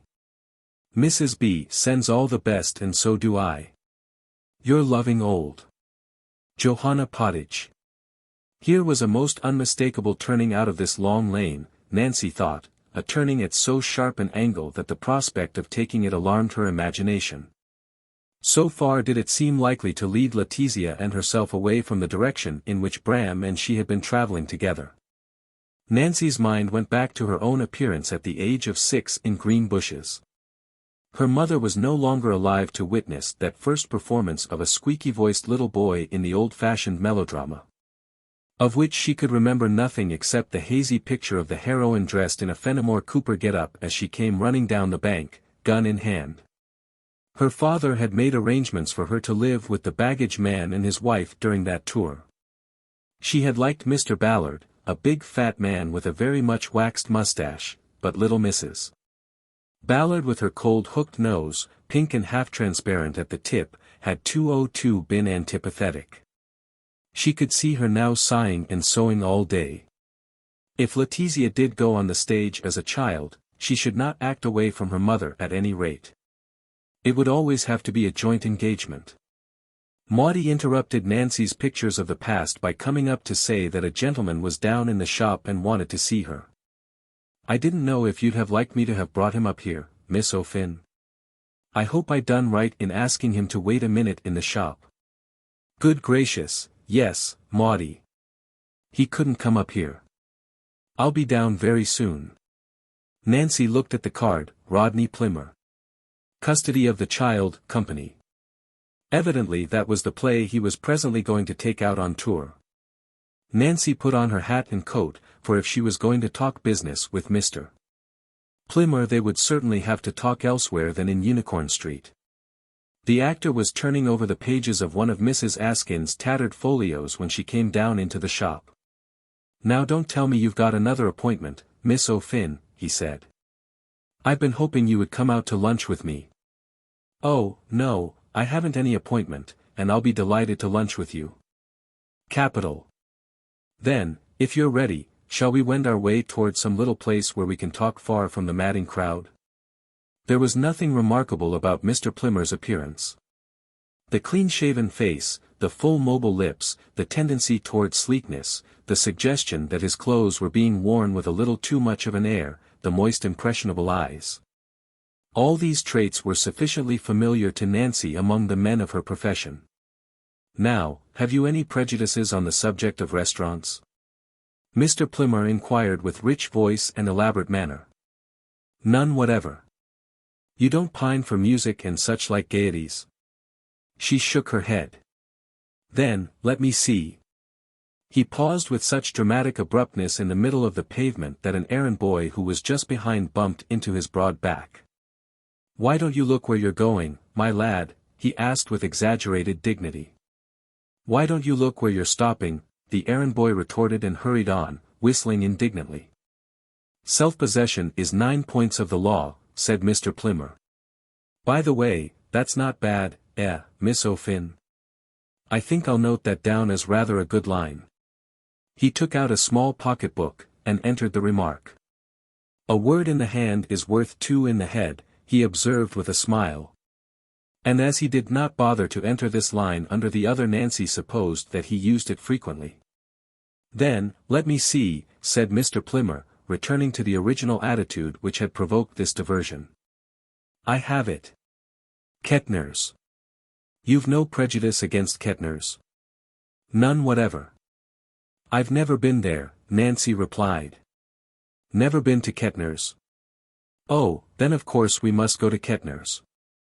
No music at Kettner's. And if there's one thing I hate, it's chops and sonata sauce. Mr. Plimmer blinked his moist eyes as if he were dazzled by the brilliancy of his own wit. And now what about a hansom? The drive from the corner of Theobald's Road to Kettner's was a strain on Nancy, because Mr. Plimmer was evidently extremely nervous in hansoms and talked all the time of the close shaves he had had when driving in them. If ever their driver showed the least audacity in passing another vehicle, Mr. Plimmer would draw in his breath with a hiss, or put his hand out over the apron as if he would seize the too urgent horse by the tail and 204 stop his going too fast. However, Kettner's was reached in safety, and Mr. Plimmer was no sooner on the pavement than he recovered all his suave composure, so that he entered the restaurant with the air of knowing exactly where to go and what to order, whenever he should choose to eat in London. "They know me here," he whispered to Nancy. "Ah, good morning, Gaston." The waiter who had just placed the menu before him looked slightly astonished at being thus addressed. But he was too urbane to put his client out of countenance by pointing out, as Nancy felt sure he could have pointed out, that his name was not Gaston. "Now, let me see, what is it I always have here?" said Mr. Plimmer. "Will you take the table d'hôte lunch, sir?" the waiter suggested. "Oh, you recommend that, do you? Let me see." The waiter began to translate rapidly the meaning of the various items, so rapidly that Mr. Plimmer did not even have time to say cheese instead of fromage. "Gaston always makes himself responsible for my lunch here," he explained to his guest. "He knows my tastes, and you can be sure he's going to give us something special." The waiter, having taken the order for the table d'hôte, returned with the wine list. "Aha, now this will take a bit of thought," said Mr. Plimmer. "Let me see now. Let me see. White or red wine, Miss O'Fin?" Nancy chose white. "What woman ever chose red?" he laughed romantically. "Now let me see. What's the number of that Chambertin I usually drink here, Gaston?" "Number 34 is a very nice wine, sir." "That's it. That's it. A bottle of 34. Extraordinary, isn't it, the way these fellows remember every customer's likes and dislikes," he observed to Nancy when the waiter 205 had retired to fetch the wine. "It must be quite a year since I was in Kettner's, and yet he remembered which was my particular tipple. But of course I always tip him well. Oh, yes, old Gaston has good reason to remember my tipple." Mr. Plimmer winked solemnly to indicate that the pun was intentional. After a little more talk about the advantages of establishing a personal relationship with waiters if you wish to fare well at restaurants, Mr. Plimmer came to business. "I think our excellent old landlady Mrs. Pottage has already written to you something of what I wanted to talk about. The fact is, Miss O'Fin, I have been completely subjugated by your little girl. And what an actress! I don't know if you've met Mrs. Pottage's friend with the queer name. Mrs. Bugbird? Just so. Well, your daughter's imitation of Mrs. Bugbird is simply marvelous. She has genius, that child. And genius is not a word that one uses lightly in our profession. No, Miss O'Fin, it is a word that one uses with caution, with extreme caution. But I don't mind telling you that during the last week I have been staggered by her possibilities. I'm afraid she comes of precocious parents," said Nancy. "My husband went on the stage when he was only 16, and I made my first appearance 10 years earlier. In my case, I'm afraid that such early promise was fatal." "I'm sure you do yourself an injustice," said Mr. Plimmer. "You are feeling discouraged at the moment. It is not to be wondered at. But I venture to think that the proposal I am going to make to you will open a brighter vista. How do you find the wine?"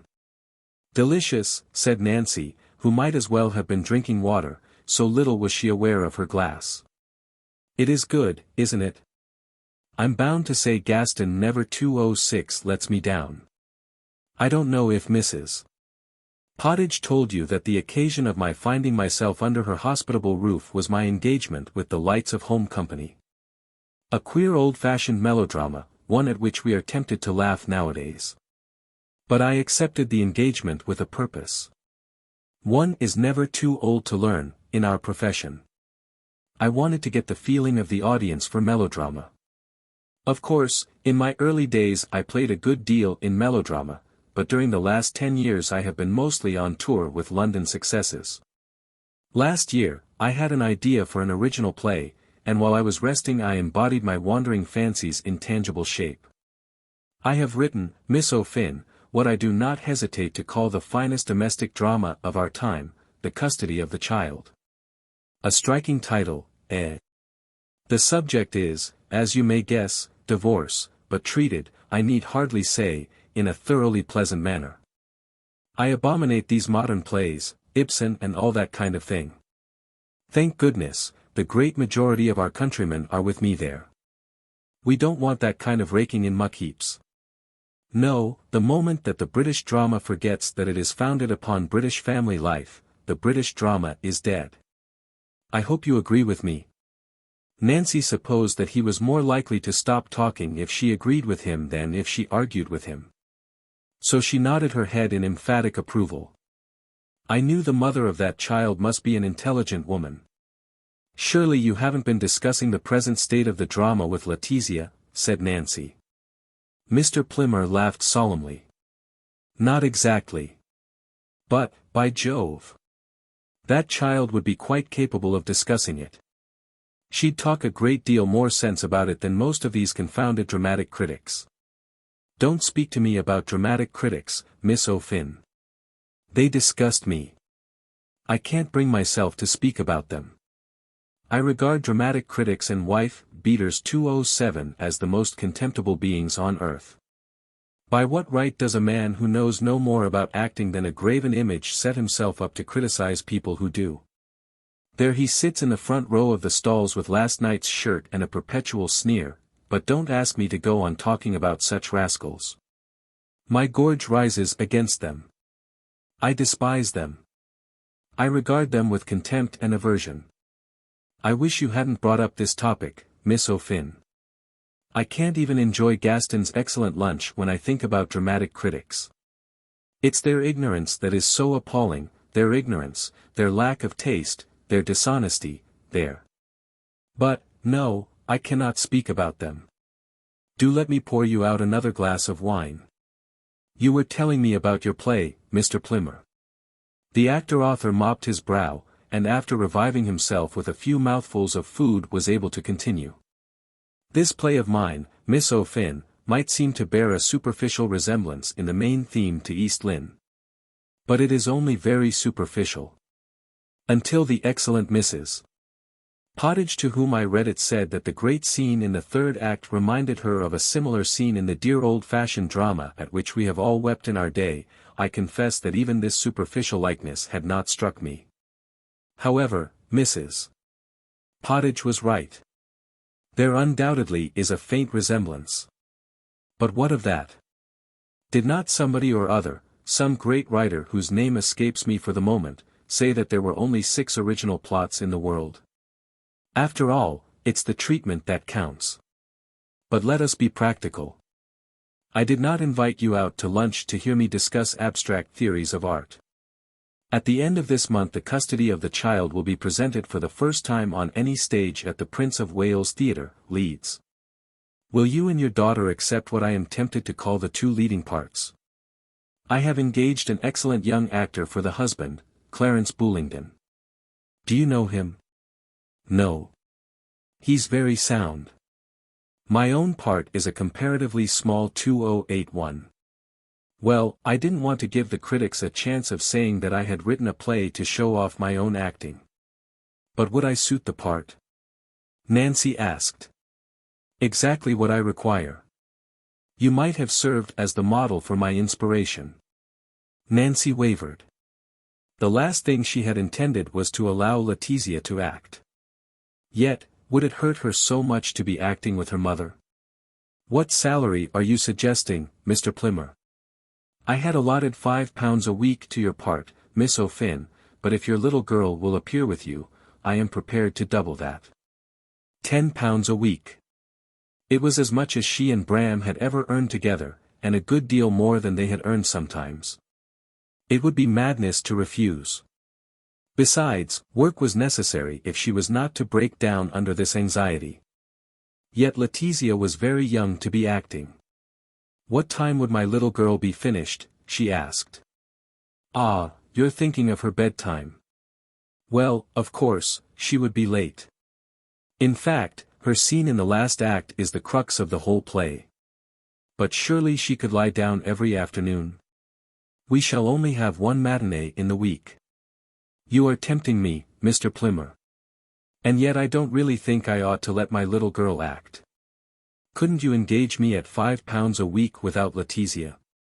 The actor shook his head. "Candidly, that would be a bit awkward, Miss O'Finn. The fact is that I have already half promised your part elsewhere, and if it were not for your little girl I should not care to break my word." "But I wouldn't like to keep another girl out of the part," said Nancy quickly. "That is being quixotic, unnecessarily quixotic, and 209 quixotic, dear lady, rhymes with idiotic. No, the other lady would perfectly understand my point of view in doing anything within reason to obtain the services of a good child actress in a play where so much, everything, in fact, depends on that child actress. I understand from Mrs. Pottage that you have been out of an engagement for some time, Miss O'Finn, and you will pardon me if I say that I judged from your lodgings that you are perhaps not in too healthy a financial condition. I am willing if you accept the engagement for your daughter and yourself to pay you half salary until we open at Leeds. Come, I think I have shown how really anxious I am to have your little daughter." "I'll let you know tonight," Nancy began. No, don't wait till tonight. Say, yes, now. Come, give me your purse and I'll put your first week's salary inside and post you the contract tonight." There was sixpence halfpenny in that purse, and tomorrow, Nancy thought, her last brooch would have to go to the pawnshop. After that there would only be a few dresses, and then Bram's watch must go and perhaps even her wedding ring. It would be madness to refuse. She pushed her purse toward Mr. Plimmer. "All right. Consider us engaged," she sighed. The actor was frankly delighted. He ordered a fresh bottle of Chambertin and talked for another half-hour enthusiastically about his play and the success that Letizia was going to make. But Nancy could not be merry. She was wondering what Bram would have said about Letizia's acting. The people in the restaurant faded out of sight, the noise of knives and forks died away, the conversation sank to less than a whisper, to less than the lisp of wind in grass. There stood Bram in the entrance, his eyebrows arched in a question, his eyes half laughing, half critical, his lips pursed. It seemed to Nancy that she rose from her seat and cried out to him. But in that instant the people in the restaurant reappeared and the noise of talk and plates was louder than ever. There 2:10 was no Bram in the entrance of the restaurant, no Bram anywhere in the world. Mr. Plimmer offered to drive Nancy to Unicorn Street, but she refused and bade him goodbye outside Kettner's. She wanted to be alone, and finding herself in Soho she thought that she would look in at her late lodgings and inquire if there were any unforwarded letters waiting for her, not that she expected any. But it might be that somebody had written to her at that address. It would be cheerful to find a letter from the Kenos. The Kenos? Ah, but it was not the same thing. It was quite another matter for Letizia to act in the same play as her mother. Miss Fuchs was ungracious when she opened the door to her late lodger. She had not let any of her rooms since the Kenos and Nancy went away. "There was a letter and a parcel came for you some days ago, but I don't know if I can find them. If you'd have left your address I could have forwarded it on. But I'm too busy to keep an eye on stray letters kicking about and getting in the way when I'm dusting." However, in the end she found what turned out to be a postcard from Mrs. Keno sending messages from herself and her husband. The parcel was a set of Japanese boxes, one inside the other down to the last one which was hardly bigger than a pin's head. These were for Letizia to play with. There was nothing about Miss Fuchs that invited one to stay and gossip with her. So Nancy went away with her post, and as she did not want to visit Black Boy Passage again, she left her address behind her in case any more letters did happen to come. That night Nancy lay awake for a long time, puzzling over the wisdom and morality of the step she had taken. Was it due to selfishness? Was it due to her own desire to be at work again? At work. At work again. No longer to lie here night after night, staring out of the curtainless window at the tawny London sky, her heart sick for his arms about her. The evenings might not be 2:11 so long when she was working again. There would be indeed the poignancy of once more treading boards that he and she had trod together, there would be the agony of seeing again the familiar platforms along which he had run with cups of tea for her. There would be continuous reminders of what she had lost. Reminders? What reminders were needed to make more empty this empty world? At work again. At work. Every week a new town. Always something to distract her from this eternal ache, some poor little futile change, but still change and work. Was it very selfish of her to sacrifice Letizia to her own need?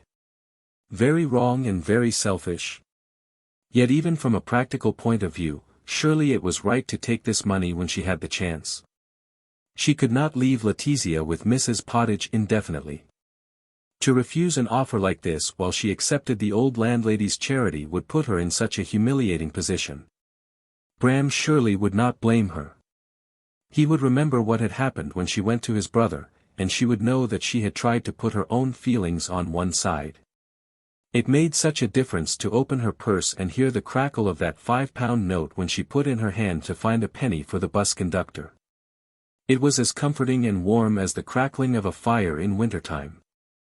"Oh, my darling," she cried toward the stars that were visible again at last after that unending black frost, "my precious one, I don't think I have any more courage left. I can't live alone any longer and wonder what I shall have to pawn of ours next." In the morning Maudie came in with 2 letters. The first envelope she opened held the contract from Mr. Rodney Plimmer with a note asking her to sign it and return to him at Greenwich. The handwriting on the outside of the second, which had been forwarded from Black Boy Passage, was unfamiliar, and the postmark showed that it was a week old. Miss Fuchs must have thought yesterday that she had lost it, and had therefore said nothing to 12 about it. It was lucky that she had called at her old lodgings. Or was it so lucky? The unfamiliar writing filled Nancy with foreboding, and her heart beat very fast as she tore open the envelope. St. Joseph's School. Sisters of the Holy Infancy. 5, Arden Grove. N.W. Annunciation B.V.M. Dear Mrs. Fuller. After our talk in the train 2 weeks ago I wrote to the Reverend Mother about you and your little girl. Unfortunately she has been laid up with a bad chill, so that only today I have had her answer. She gladly authorizes me to offer you the protection of the Holy Child for little Letizia. This would mean that the community will be utterly responsible for her education until she reaches the age of 18. I do not know of course if you will be willing to let her come to us so young. I did not speak to you on the subject, because I did not want to make any kind of half-promise without the authority of the Reverend Mother. We should perfectly understand your not wanting to lose her yet a while, and we shall be willing to accept the care of her at any time during the next 3 years. But if I may advise you, I think you would do right to send her to us now. You will not consider me too narrow-minded if I say that life on tour with all sorts of changing influences, some good and some perhaps bad, is not the best early influence for a little girl. Especially an intelligent and forward little girl like yours. However, this you must decide for yourself. Of course, she will have a very good education, and by being relieved of all financial responsibility you will be able to save money for her when she leaves us. Will you let me know what you decide? We are ready to take her immediately. I have thought a great deal about you this fortnight, dear child, and I humbly pray to Almighty God that He will give you His grace to choose what is best for yourself and for your little girl. Yours affectionately in J.C. Sister Catherine.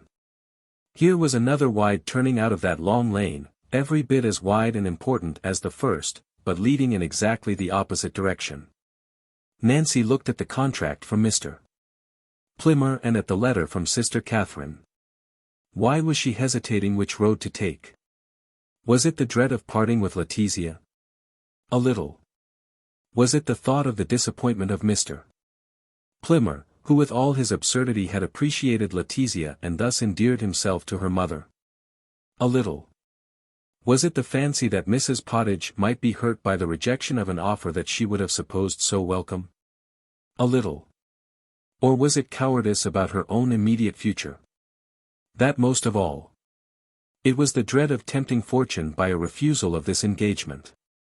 It was the dread of sending back that comfortably crackling £5 note and having to pawn her last brooch before she could even pay for the registered letter in which it ought to be sent. It was dread of the tawny London sky lowering at her through that curtainless window, of tumble-down wooden stairs in Maiden Lane and weary stone steps in Garrick Street, of seeing her wedding ring appraised by a pawnbroker's thick and grimy fingers. Of loneliness, eternal, aching loneliness. There recurred the picture of that old lady framed by vermilion cushions, and the sound of her high thin voice repeating, "Educate your child. Educate her." There came back the old lady's confident interpretation of her grandson's unuttered wish. Whatever the cost, Bram would surely choose the convent. Nancy was once more in that silent tunnel, listening to Sister Catherine's voice plangent with the echoes of her passionate fled youth. She remembered how deeply fraught with significance that conversation had seemed. And the impulse that had drawn her footsteps to Black Boy Passage to inquire for letters she did not expect. Who should dare to say it was not Bram himself who had guided her thither? So that between Letizia and the future offered her stood nothing except her mother's cowardice. Nancy took her brooch to the pawnbroker's and raised upon it the sum of 15 shillings and 6 pence. Of this she spent a shilling in sending this telegram. Sister Catherine. 5, Arden Grove. N.W. Your letter just received gratefully accept your kind offer will call and see you this afternoon. Nancy Fuller. Then she bought a registered envelope and slipped the £5 note inside it with a letter of apology to Mr. Plimmer.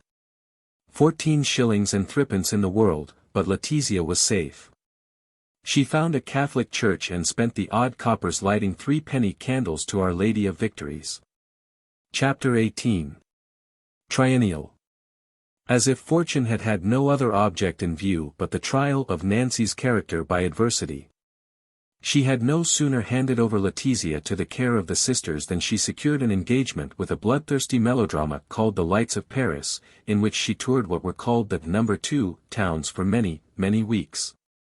Her part was very different from the one Mr. Plimmer had offered her.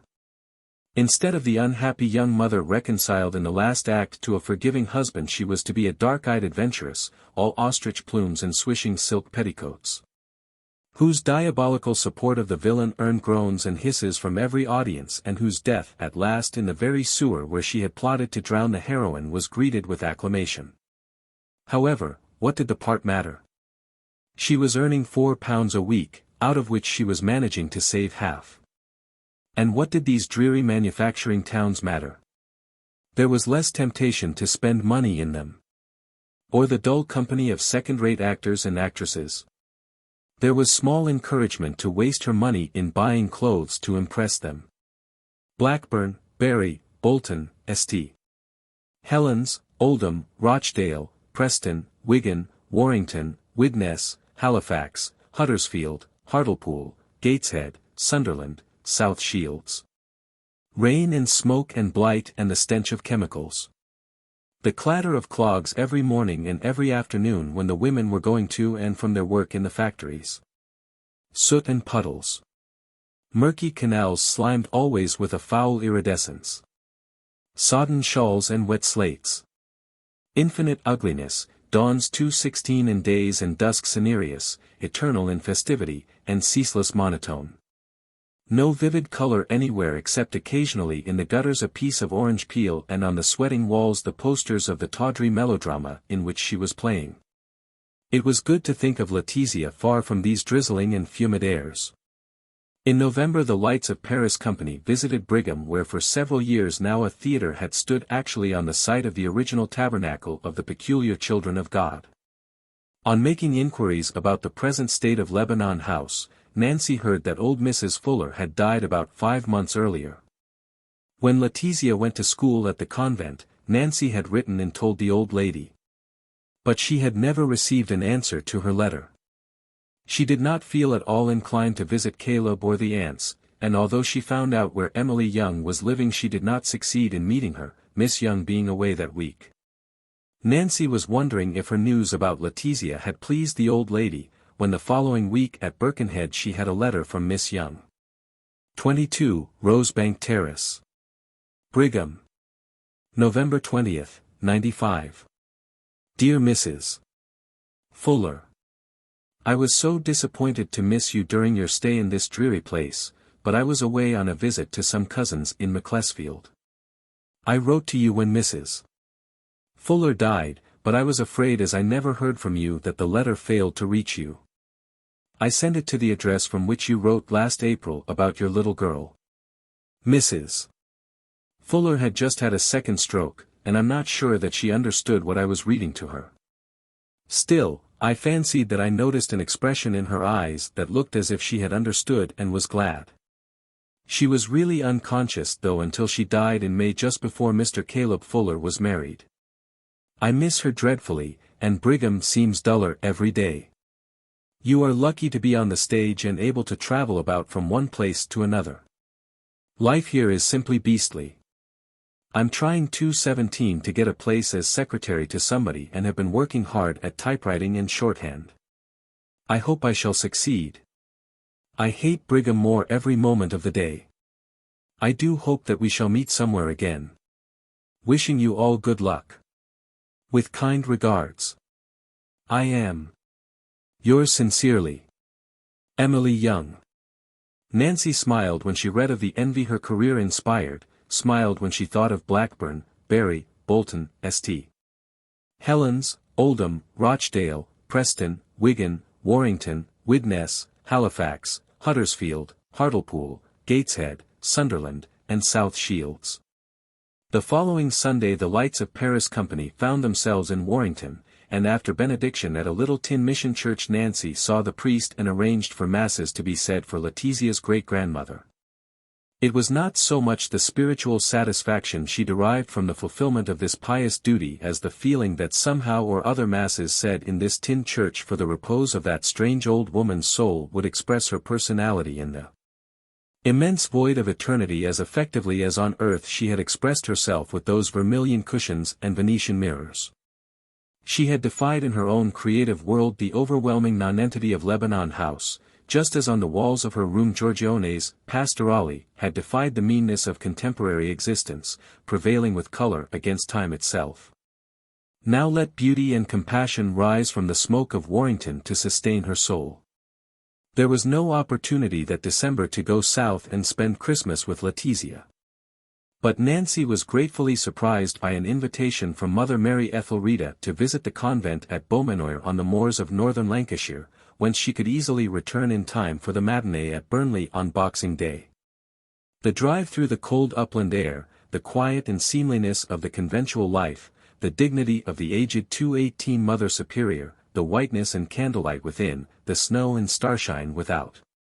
All united to compose Nancy's mind so that when she returned to the theatre she moved in a dream, like one who has voyaged from afar and whose body has arrived while the spirit still lingers on the way.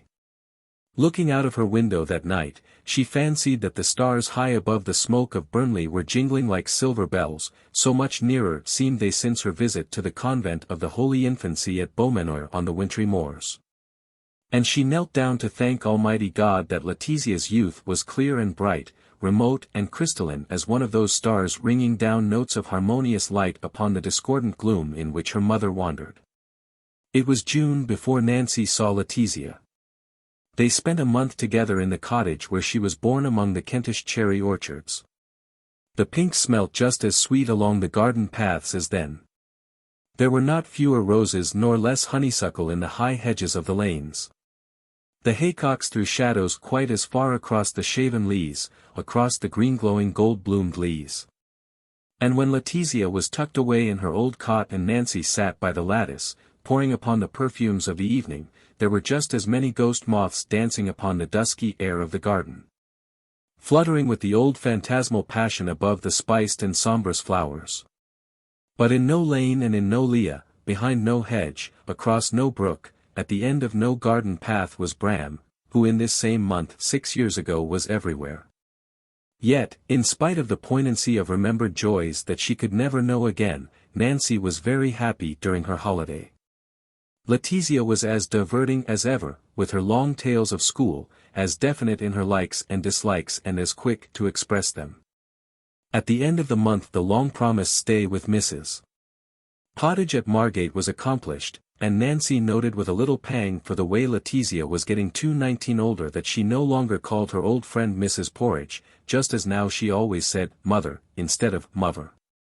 "Well, they haven't starved her at this convent," the old landlady declared after she had embraced Letizia and presented her cousin, Mrs. Williams, the pleasant and hospitable woman in whose house they were to stay.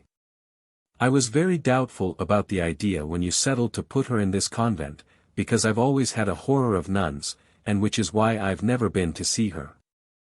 I know I read a story once about a poor girl they bricked up, and it gave me the horrors to that extent it was weeks before I could go down into the cellar and fetch up a scuttle of coal.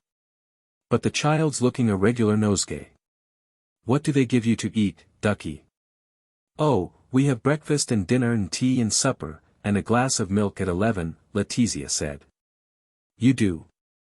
Mrs. Pottage exclaimed. Oh dear, they regular gourmandize you. I've got it all wrong about nuns. I suppose it's the name that sounds so empty. But certainly I fancied if you had 2 slices of dry bread and a glass of water you thought you'd done well for one day. Mrs. Pottage, when shall we go paddling?" Letizia asked persuasively. "Paddling?" said Mrs. Pottage. "You surely don't expect me to go paddling?" "Well, of course you must paddle," Letizia exclaimed. "Don't you know we're at the seaside? But if I take off my shoes and stockings and pull up my skirts they'll think the British Museum's broken loose," said Mrs. Pottage. "You haven't seen my legs, ducky. Talk about marble columns. Well, my legs would make a marble column look like a knitting needle. Besides, supposing I got my toe bit off by a kipper?" The next morning, armed with several baskets of strawberries and a large green-lined gingham umbrella 220 Mrs. Pottage set out with Nancy and Letizia to savor the delights of Margate Beach. "Fine weather for a sail, Mum," said one of the longshoremen. "Yes, but you'd be the one that was sold," Mrs. Pottage retorted. "Nice day for a row, Mum," suggested another longshoreman. "A shilling the first hour, and 6 pence every hour afterwards. Who do you think I am?" Mrs. Pottage demanded. "Grace Darling?" "No, thanks, young man, I'd sooner spend the money on winkles."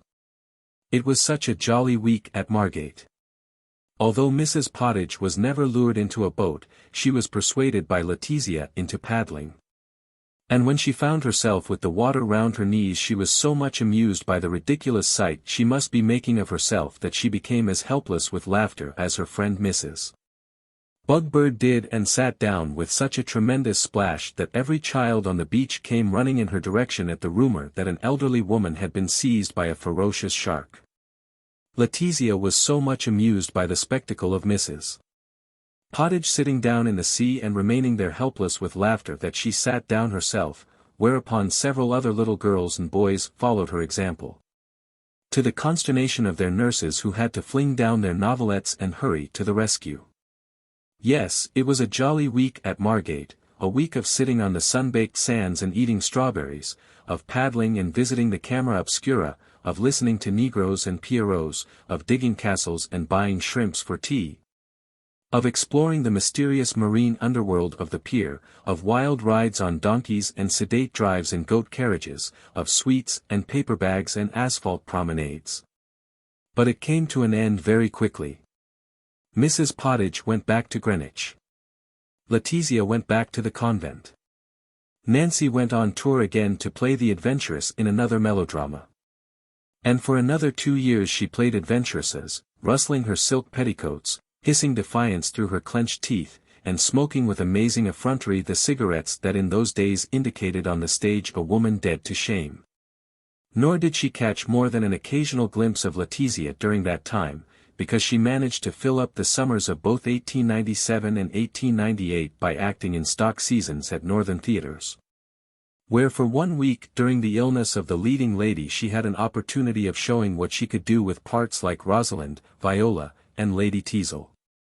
But the next week she was playing the colourless Celia, the tiresome Olivia, and the prototype of the modern adventuress, Lady Sneerwell.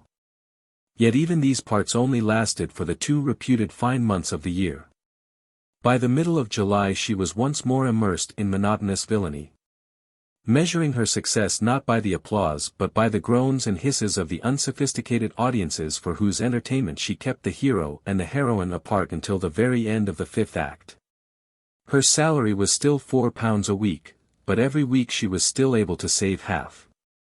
There was over £200 for Letizia in the bank when in the autumn of 1898 Nancy secured an engagement in the provincial tour of a popular musical comedy to sing a contralto part with a good song in each of the 2 acts and, what interested her much more, a salary of £5 a week. It was while she was with this company that she met John Kenrick. Chapter 19. Nancy's Contralto. The acquaintance began in Bristol by Nancy's finding a letter waiting for her at the stage door on the 2nd evening.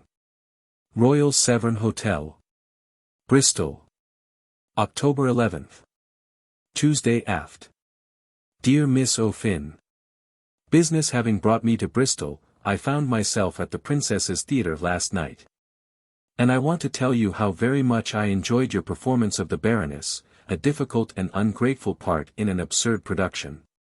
But apart from your acting I was tremendously struck by your voice. If it were well trained, I don't hesitate to say that you might go very far indeed in grand opera. Good contraltos are so rare, and good contraltos who can act are simply not to be found except in the unusual atmospheric conditions set up by a blue moon. To show my genuine enthusiasm, although my business in Bristol is at an end, I am staying on another night in order to give myself the pleasure of hearing you sing a second time. And will you set the seal upon the pleasure by joining me at supper in my hotel after the performance? I will call for your answer before going in front. Don't concern yourself about clothes. Such a supper as I can offer you will not be worthy of a grand toilette. Yours very truly, John Kenrick. Nancy was not used to getting letters of appreciation from the front of the house. Adventuresses of the type that she had been playing did not attract the susceptible pen. She really hardly knew how to reply. At the same 2:23 time it was pleasant to be told nice things about one's voice and one's acting. She reread the letter. Rather an affected way of writing, she decided, when she came to the remark about the blue moon. Still, the affectation of the host was not sufficient reason to decline supper with him. Grand opera? The man was mad. Grand opera? Did he know anything about grand opera? It might be interesting to go out to supper. After all, if he turned out to be an idle bore she was not bound to see any more of him. Business might detain him in Bristol. But she never would, if he were tiresome. Nancy borrowed a piece of notepaper from the stage doorkeeper and wrote a brief acceptance of the stranger's invitation. I've got off with an impresario, she told the lady who shared her dressing room. With a what, dear? Or a Lothario? I'm not quite sure yet, Nancy laughed. Have I put too much black on my left eyelid? The other asked intensely. It looks a bit smudgy, doesn't it? You're not much interested in my young man, said Nancy in mock reproach. I'm sorry, dear. I was so fussed by this god-awful liquid black I bought last week at Cardiff. Perhaps it was coal, Nancy suggested. Oh, you don't think it is really, exclaimed her companion. Oh, whatever shall I do? My God, if I wasn't a perfect lady I could say something. Whereupon Miss Pamela Fitzroy proceeded to express her opinion of Cardiff chemists and of the liquid black they supplied to poor actresses, in very strong language indeed. "What were you saying, dear?" she stopped suddenly to ask Nancy. "Weren't you saying something about getting off with a foreigner? You watch him, that's my advice. I had a Spanish boy following me round last tour when I was with the fun of the fair crowd, and what I went through, my dear. He'd only 224 got to look at me, and I'd feel like ringing the nearest fire alarm. And then he got jealous and took to walking up and down outside the stage door and glaring at all the men of the company. Of course it used to amuse them, and they'd whistle Toreador or whatever the song is. In the end, however, he ran out of money and got pinched for passing a dud check at Bradford." "But my young man isn't a foreigner," said Nancy. "Damn and blast this liquid black," swore Miss Pamela Fitzroy. With the consciousness that somebody in front was interested in her, Nancy sang her 2 songs better that night than she had ever sung them. She was feeling so much excited over the prospect of going out to supper while she was dressing after the performance that, though she knew she was being ridiculous, she simply could not resist saying to Miss Fitzroy, "I felt in voice tonight. I really enjoyed singing." "That's right," her companion replied indifferently. "A short life and a merry one. Do you know, dear, I think I've put on weight. My corsets. I believe I'll have to give up drinking Guinness. They say it's fattening. What a shame. Still, I don't want to get too fat. Men don't really like massive women nowadays. I wonder why. My dear old mother says they got had so often when women used to wear crinolines that they took to thin women in self-defense. You ought to meet my dear old mother. She's such a naughty old thing. You know, a real good sport. Weren't you saying you were going out to supper with a fellow in front, dear? Have a good time, and say 'champagne' in a firm voice. Don't let him think he can get away with Sauterne, or you'll find yourself going home on the last tram instead of in a cab. You want to watch these fellows in the provinces. They think an actress will give them a season ticket for paradise on a bottle of lemonade and 2 ham sandwiches." Nancy's admirer was waiting for her outside the stage door. He was a tall, dark, clean-shaven man with a heavy chin and large deep-set eyes. The impression of his size was accentuated by the long double-breasted overcoat he was wearing. His voice was deep and sympathetic in spite of his rather somber appearance. "So kind of you to accept my casual invitation," he murmured. "Come along, I've a decrepit vehicle waiting for us outside the front of the theatre." The dining room of the Royal Severn Hotel did not succeed any better than most provincial hotels in suggesting an atmosphere of nocturnal gaiety. The 2 waiters looked as if they had been dragged out of bed by the hair of their heads in order to attend to the wants of the unreasonable beings who required to be fed at this unnatural hour. Most of the tables suggested that they would welcome more cheerfully the eggs and bacon of the morning breakfast than the lobster mayonnaise of supper. The very flowers in attendance appeared heavy with sleep and resentful at not being allowed a night's repose with the other table decorations that were piled upon one of the sideboards like wreaths upon a coffin. Half the room was in twilight, so that the portion of it that was lighted was so uncomfortably bright as to seem garish. At one end 2 members of the chorus were trying to make a pair of youthful hosts feel at their ease by laughter that sounded as thin as broken glass. "I'm sorry to inflict this atmosphere of gloom upon you," said Mr. Kenrick. "Let's try to dissipate it in a bottle of champagne. I did my best to order a special supper, but my efforts were regarded with suspicion by the management. Your fellow performers over there seem to be enjoying themselves. Touring with them must be rather like traveling with an aviary of large and noisy birds."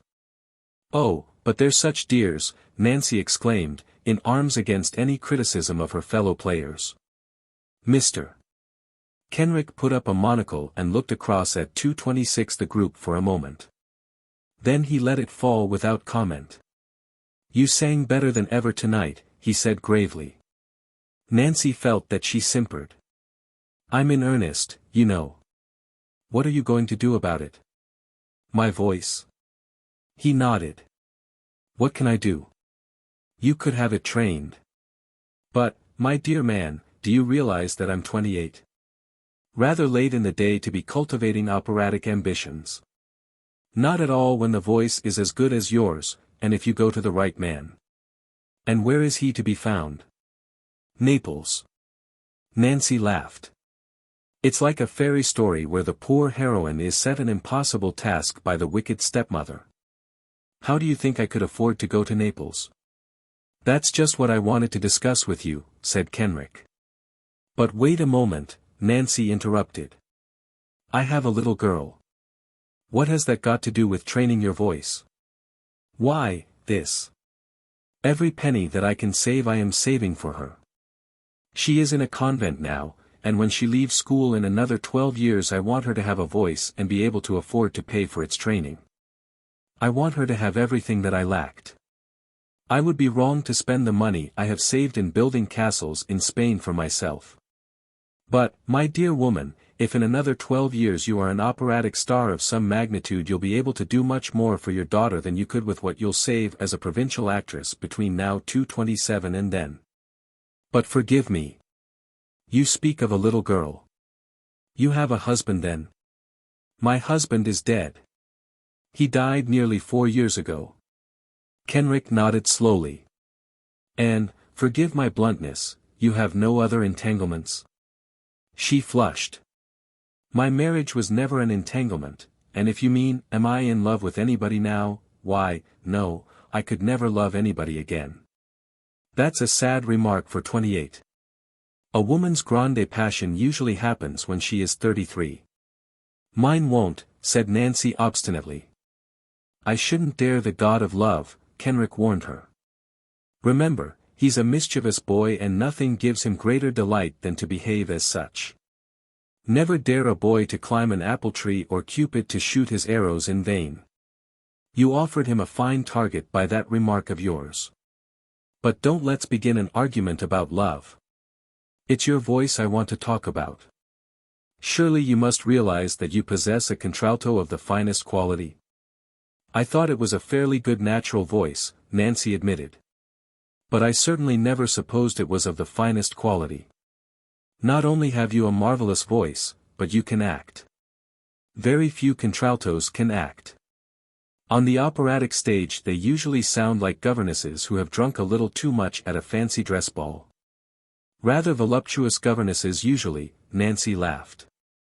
Yes, but with the healthy voluptuousness of women who have been eating plenty of the best butter and drinking quarts of the richest cream. You would be different. I hate to be rude, Nancy said. But do you know, 228 it always seems to me such a waste of time to talk about impossibilities. Perhaps I've no imagination. I'll talk as long and as earnestly as you like about the best way of traveling from one town to another, or of any of life's small problems. But to discuss which seaside resort in the moon would be the jolliest place to spend one's holidays surely isn't worthwhile. But why is your appearance in opera so remote from any prospect of being realized? I've told you, my dear man, said Nancy impatiently. I have planned my life so that my small daughter may have what I could not have. To indulge my own ambitions at her expense would be wrong. I can't pretend that I'm denying myself much, because, to be honest, until I had your letter I had never contemplated myself as an operatic star. I knew I had an unusually good contralto voice. I knew that I could act as well as most women and a good deal better than some. Your letter was a pleasure, because it is always a pleasure to feel that one has interested somebody. I am grateful to you for inviting me out to supper and saying nice things about my possibilities. But now let's talk of something else, for you'll never infect me with any ambition to do anything that could risk my ability to do what I can for my daughter, just by acting quietly in the provinces as I am acting at present. Listen to me, Miss O'Finn, said Kenrick earnestly. I am a businessman. That is my inheritance from a hard-working father. But I have one passion, and that is not business. My passion is the opera. My dream is to make enough money to be able to help the opera in England. But I am rich enough to do something for the individual artist, and I beg you to let me help you. Let me guarantee you what you would usually earn on the provincial stage. Let me pay for your lessons. The maestro I want to teach you is an old friend of mine. If at the end of 6 months he tells me that you are not the finest contralto of the time, why, then you can go back to your 229 life on tour. At the worst you will have spent 6 months in Italy to gratify the whim of an eccentric business man whose dreams are all of art. At the best you will be able to do what you like for your daughter in another 10 years, and long, long before that. We'll not talk about it any more tonight. Go home and sleep over my proposal. Think over it for a week. I must be back in town tomorrow. If at the end of a week you feel that you can risk 6 months in Italy to have the world at your feet, send me a line, and I will pay into your account the necessary funds. You can leave this absurd company when you like. Och, I would have to give a fortnight's notice, said Nancy quickly. Kenrick smiled. Very well, give your fortnight's notice. Today is the 11th. If you settle by next Saturday that will be the 15th. On the 1st of November you can quit the fogs and be on your way to Naples. It will probably be fine weather. It usually is about then in the south of Italy. You seem to have made up your mind that I'm going to accept your generosity, Nancy said. There is no generosity in gratifying one's own desires, Kenrick observed. But if you have any feelings of pride on the subject, why, you can pay me back when your position is secure. But why, really, are you doing this? Nancy asked, looking deep into the eyes of her host. Really and truly because I believe you have a great voice and may become a great singer, and because if you did I should get as much satisfaction from your success as if I had a voice and were a great singer myself, he replied. The thin laughter of the chorus girls at the other end of the room commented upon this grave assertion. The waiter put up a grubby hand to hide a yawn. When Nancy woke next morning she felt like the heroine of an Arabian Nights tale who has been carried half across Asia by a friendly jinn. But when she called at the theatre for her letters, the following note was a proof that she had not been dreaming. Royal Severn Hotel, Bristol, October 12th. Dear Miss O'Finn. Do think very hard over our talk last night. You can't lose anything by my offer, you may gain a very great deal. In fact, I am positive that you will. Let me know your decision at my London address, 42, Adelphi Terrace, and I will get into communication with Maestro Gamboni, and fix up your lessons. I suggest you live at an Italian pensione in Naples. The more Italian you can learn to speak, the better you will sing it. I'll find out a good place. Good luck to you. Yours sincerely, John Kenrick. It was a fine October day of rich white clouds and rain-washed blue deeps between. A faint haze bronzed the lower air and lent the roofs and chimneys of the city a mirrored peace, a mirrored loveliness. Nancy wandered down by the docks and in contemplation of the glinting masts tried to find an answer to the riddle of her future. Suppose her voice turned out to be less good than he had supposed. Well, that would be his bad judgment. But had she the right to accept money from a stranger in the event of failure? It would be his own fault if she proved a failure. It was a serious matter to leave a company in which she had expected to be playing until next summer. What would Sister Catherine say? Nancy remembered what Sister Catherine had said about Italy that night they met in the train. Sister Catherine would never be the one to blame her. She took Letizia's letter out of her bag and read it through again. St. Joseph's School. 5, Arden Grove. N.W. Sunday. My dear mother. I hope you are very well. I am learning Italian with Sister Catherine. It is very nice. I know 22 words now and the present indicative of I am. I like it very much. We have a new girl called Dorothy Andrews. She is very nice. She is 8.5 years old, but she is not so big as me. I must stop now because the bell is ringing for vespers and benediction. Your loving Letizia. She was safe for so many years, Nancy thought. Would it be so very wrong to embark upon this adventure? That night, when she was singing the first of her 2 songs, she tried to imagine that the piece was Ida and that she was Amneris. If I get a genuine encore, she promised herself, I'll write to him and accept. And she did get a most unmistakable encore. Your songs went very well tonight, dear, said Miss Fitzroy grudgingly. Had you got any friends in front? The next day Nancy wrote to John Kenrick and told him that she was going to accept his kind offer, and that on Sunday, October 23rd, she should be in London. He telegraphed back, Bravo will meet train if you let me know time. But she did not let him know the time of her arrival at Paddington, for she thought that there was really no reason why he should want to meet her train.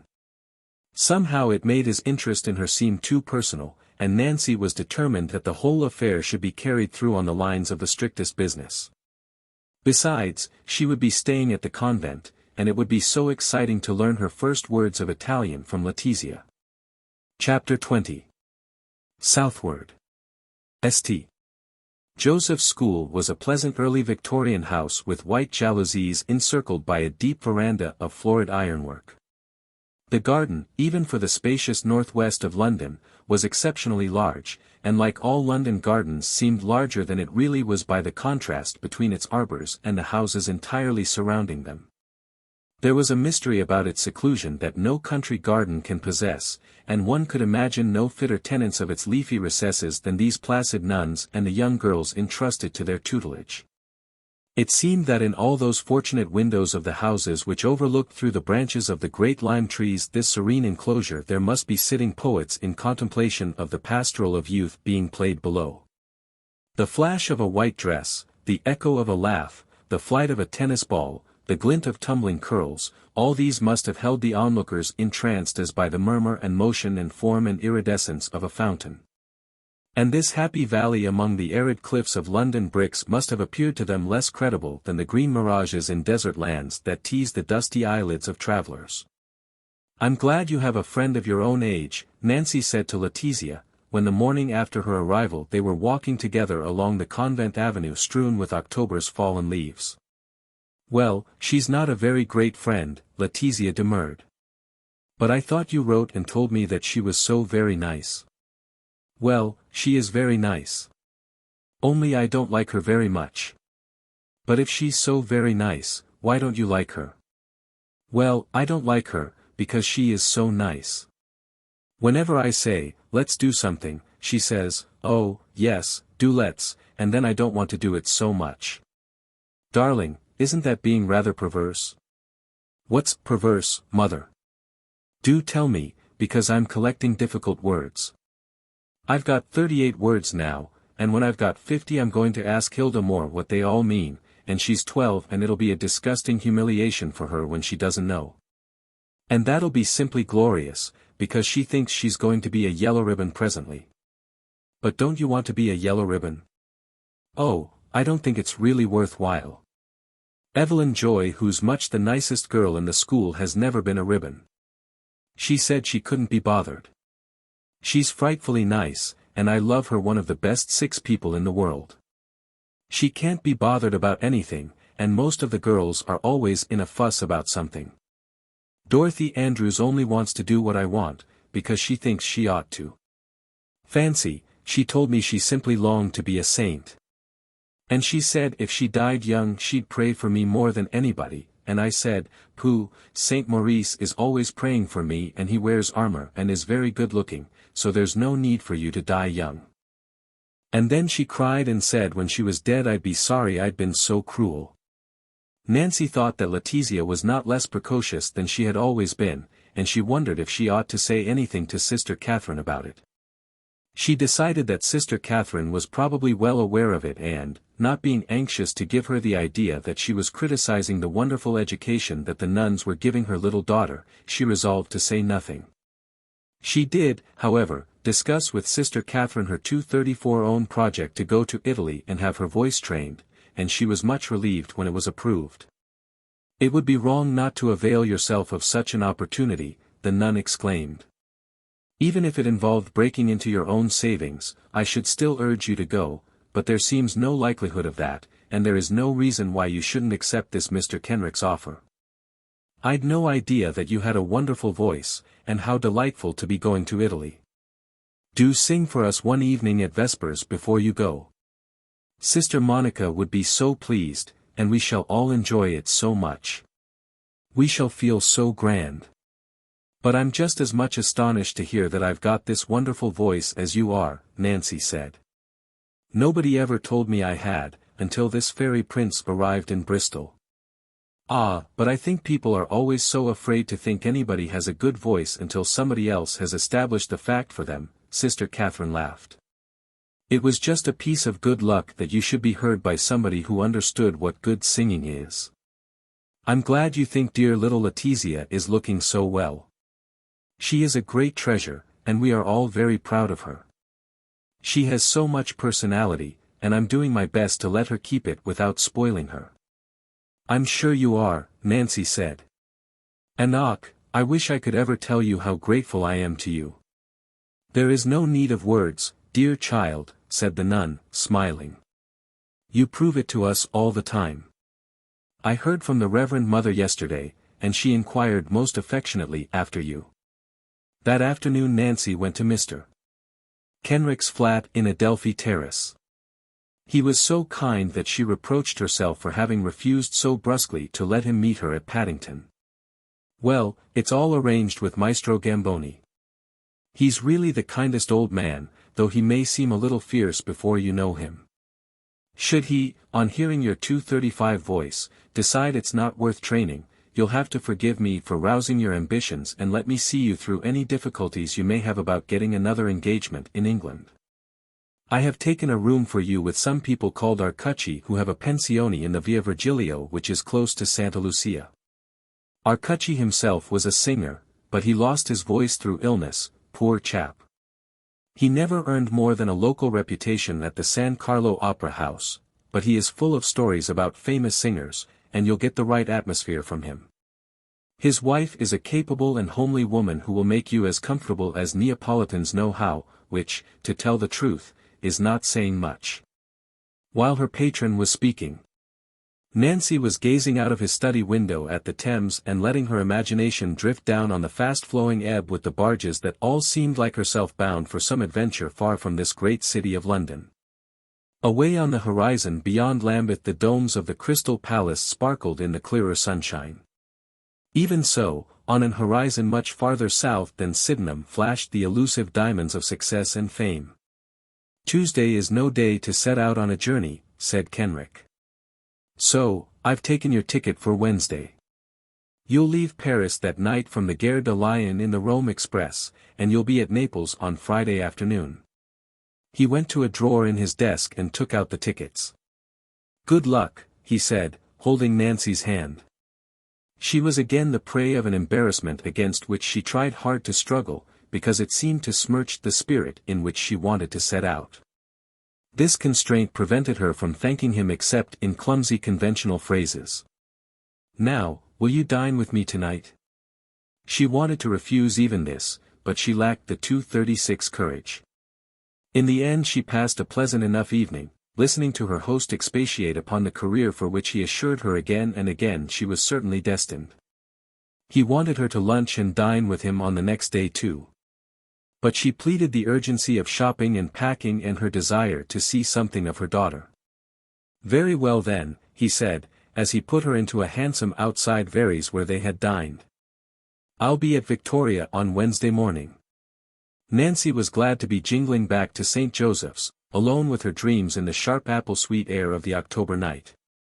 The next day Mrs. Pottage arrived to say good-bye and help Nancy with her shopping. By now she had long been an institution at St. Joseph's, where her conversation afforded the most intense delight to the nuns.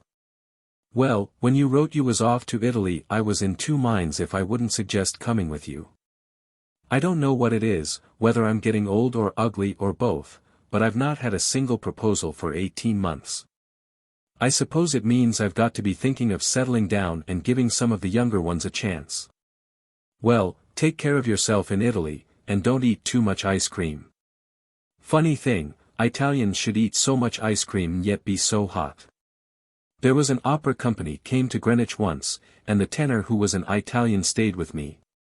Well, I said to myself, what he'll want is plenty of macaroni and ice cream. He looked a bit surprised, I'm bound to say, when I give it him for breakfast on a Sunday morning, but I thought he was only surprised at any one knowing his tastes so well. But, will you believe me, when I give it him for dinner again, he used language that was far from Italian, very far. In fact, I never heard any one swear so fluent in English before or since. It quite dazed me for the moment. But we got on all right as soon as I found he liked good old roast beef. He gave 2:37 me 2 passes for the Friday night, and Mrs. Bugbird and me thoroughly enjoyed ourselves. The opera was called Carmen and Mrs. B. Thought it was going to be all about them, and when she found it was actually the name of a woman she laughed herself silly. Every time this Carmen came on she'd whisper to me, "A good pull-up," and then she'd start off shaking like a jelly. But there, she's very quick to see the ridiculous side of anything, Mrs. Bugbird is. Well, goodbye, dear, and take good care of yourself. You know your old Mrs. Pottage wishes you all the best you can wish for yourself. Sister Catherine had repeated her request that Nancy should sing to them, especially as it was the Feast of All Saints. So after practicing with Sister Monica, who had charge of the music, she sang Mozart's motet Ave Verum Corpus at benediction amid the glowing candles and white chrysanthemums of the little chapel. "Mother, you don't often sing in church, do you?" Letizia asked. "Didn't I sing well?" said her mother with a smile. "Yes, I expect you sang very well, but I thought it was a little loud, didn't you? Sometimes it sounded like a man singing. I think you ought to be careful and not sing quite so loud, Mother." Luckily the nuns themselves enjoyed Nancy's rich contralto a great deal more than did their pupils. The warmth of femininity spoke to their hearts of something that they had lost, or rather of something that most of them had never won. It was easy to understand and sympathize with the readiness of the nuns to turn away for a few minutes from the austere ecstasies of Gothic art to worship some Dolores, mother of Guido Reni. A flush had tinged their cheeks so virginally translucent, as if a goblet of water had been faintly suffused by a few drops of red wine. Kenrick was at Victoria to see Nancy off next morning. Just as the train started, she leaned out of the 238 window of her compartment and exclaimed breathlessly, "Please don't think me ungrateful. I do appreciate tremendously what you are doing for me. Really, I do." His long, somber face lit up with a smile, and he waved his hand as Nancy withdrew from London into the train again. France dreamed in a serenity of ethereal blue. In the little wedding cake cemeteries black figures were laying wreaths of immortelles upon the graves. Nancy remembered with a pang that it was All Souls' Day and reproached her cowardice for not having laid flowers on Bram's grave at Greenwich before she left England. The bunch of carnations with which Kenrick had presented her became hateful to hold, and she longed to throw it out of the window. She would have done so, if 2 English old maids had not been regarding her curiously from the other side of the compartment, the one above her Baedeker, the other above the Church Times. Why should elderly English women traveling abroad look like butterfly collectors? "Parlez-vous anglais?" said one of them to the ticket collector, nodding her head and beaming as if she were trying to propitiate an orang-utan. "Yes, I speak English, madam," he said coldly after punching the tickets. The other elderly lady congratulated her companion upon the triumphant conversation. "He undoubtedly understood perfectly what you were saying, Ethel." "Oh, yes, I think we shall get along capitally after a time. I was always considered very good at French in my school days, and it's just beginning to come back to me." Her ambition had been kindled by her success with the first ticket inspector. With the next one who invaded the compartment she took a line of bold and direct inquiry. "Paris, Quand?" The inspector stared back, indignation displayed upon his countenance. "Comment?" "Non, Quand," said the elderly lady. The inspector shrugged his shoulders and slammed the carriage door as he retired. "That man seemed rather stupid, I thought, Ethel." "Most stupid," the ambitious Ethel emphatically agreed. Nancy felt thankful that Letizia would be taught French properly. Sister Catherine had already suggested to her that when she was 12 she should be sent for 3 years to a convent in Belgium with which the Sisters of the Holy Infancy had an arrangement of exchanging pupils. Nancy had been a little alarmed at first by the prospect of sending Letizia abroad all that time. But after these two absurd Englishwomen she felt no trouble was too great and no place too far and no separation too long that would insure Letizia against talking French like them in public. But presently Nancy was too much occupied with her own problems, transferring herself and her luggage from one station in Paris to another, finding out how the wagonlit toilet arrangements worked. How to reply to the Italian examination of baggage in the XXIII tunnel, and how to achieve the change at Rome into the Naples train, either to criticize anybody else or even to dream and speculate about her own operatic future. Then Vesuvius loomed above the russet orchards and disheveled vines on the left of the railway. Nancy suddenly remembered that when she and Bram were first married he had one day said how much he should like to visit Naples with her. He had told her that he had seen a picture of it when he was a boy and of what a thrill it had given him. Now here it actually was, and he was not by her side to behold it. Here Naples had been all these years, and he had never seen it. Time heals many wounds, but in some he makes a deeper gash every year with his inexorable scythe. Chapter 21. Classic Grief. Nancy was lost at first in the pensione to which Kenrick had entrusted her. The bareness of it seemed to reflect the bareness of her own mind amid the unmeaning sounds of a strange tongue. During the first week she felt that she should never, stayed she in Naples for years, acquire a single word of Italian, and the week after she was convinced that she should never be able to say anything more than the Italian for yes, no, please, thanks, good night, good morning, and bread. For a fortnight she was so completely stunned by the swarming rackety city that she spent all her spare time in the aquarium, contemplating the sea anemones. The stories of great singers with which Signor Arcucci was to have entertained her leisure seemed indefinitely postponed at her present rate of progress with Italian. She should have to become proficient indeed to follow the rapid hoarseness of that faded voice. Meanwhile, she must wrestle with an unreasonable upside-down language in which aqua calda meant hot water and not, as one might suppose, cold. Nancy cursed her lack of education 100 times a day, and an equal number of times she thanked heaven that Letizia already knew 22 Italian words and could say the present indicative of the verb to be. Signora Arcucci was a plump waxen-faced Neapolitan housewife who followed the English tradition of supposing that a foreigner would understand her more easily if she shouted everything she had to say about 4 times as loud as she spoke ordinarily.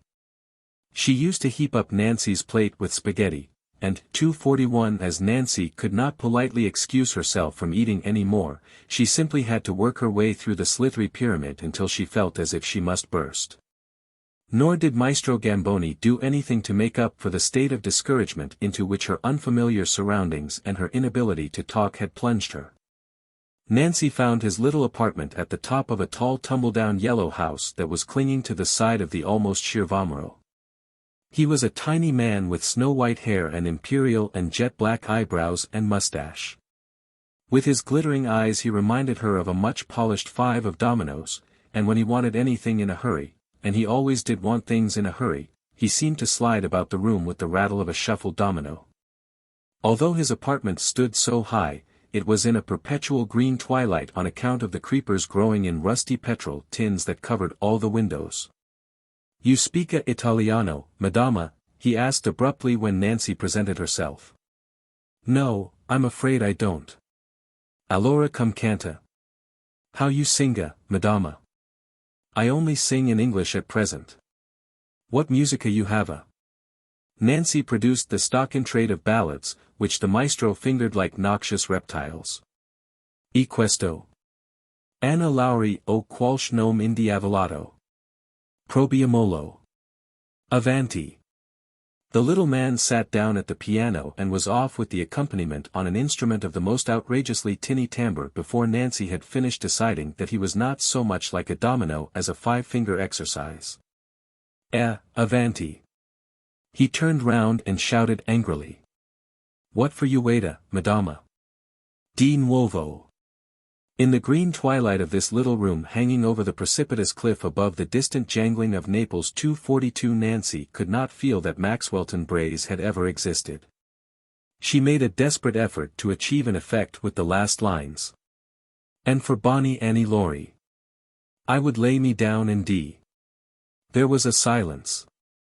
Then the maestro grunted, twirled his mustache, rose from the piano, and sat down at his desk. Here I write when you come, he said. Arrivederla e buon giorno. He thrust the paper into Nancy's hand and with the same gesture almost pushed her out of his apartment. The next thing of which she was conscious was walking slowly down the Vomero in the honey-colored November sunshine and staring at the hours and days written down upon the half-sheet of notepaper she held in her hand. So the lessons began, and for a month she wondered why she or anybody else should ever have suffered from a momentary delusion that she could sing. She knew enough Italian by that time to understand well enough that Maestro Gamboni had nothing but faults to find with her voice. Have I made any progress? She found the courage to stammer out one morning. Progresso? Ma c'è progresso? Non esse ancora camminare. Certainly if she did not yet know how to walk she could not progress. But when should she know how to walk? In her halting Italian Nancy tried to extract from the maestro an answer to this. Quando camminera? Chi sa?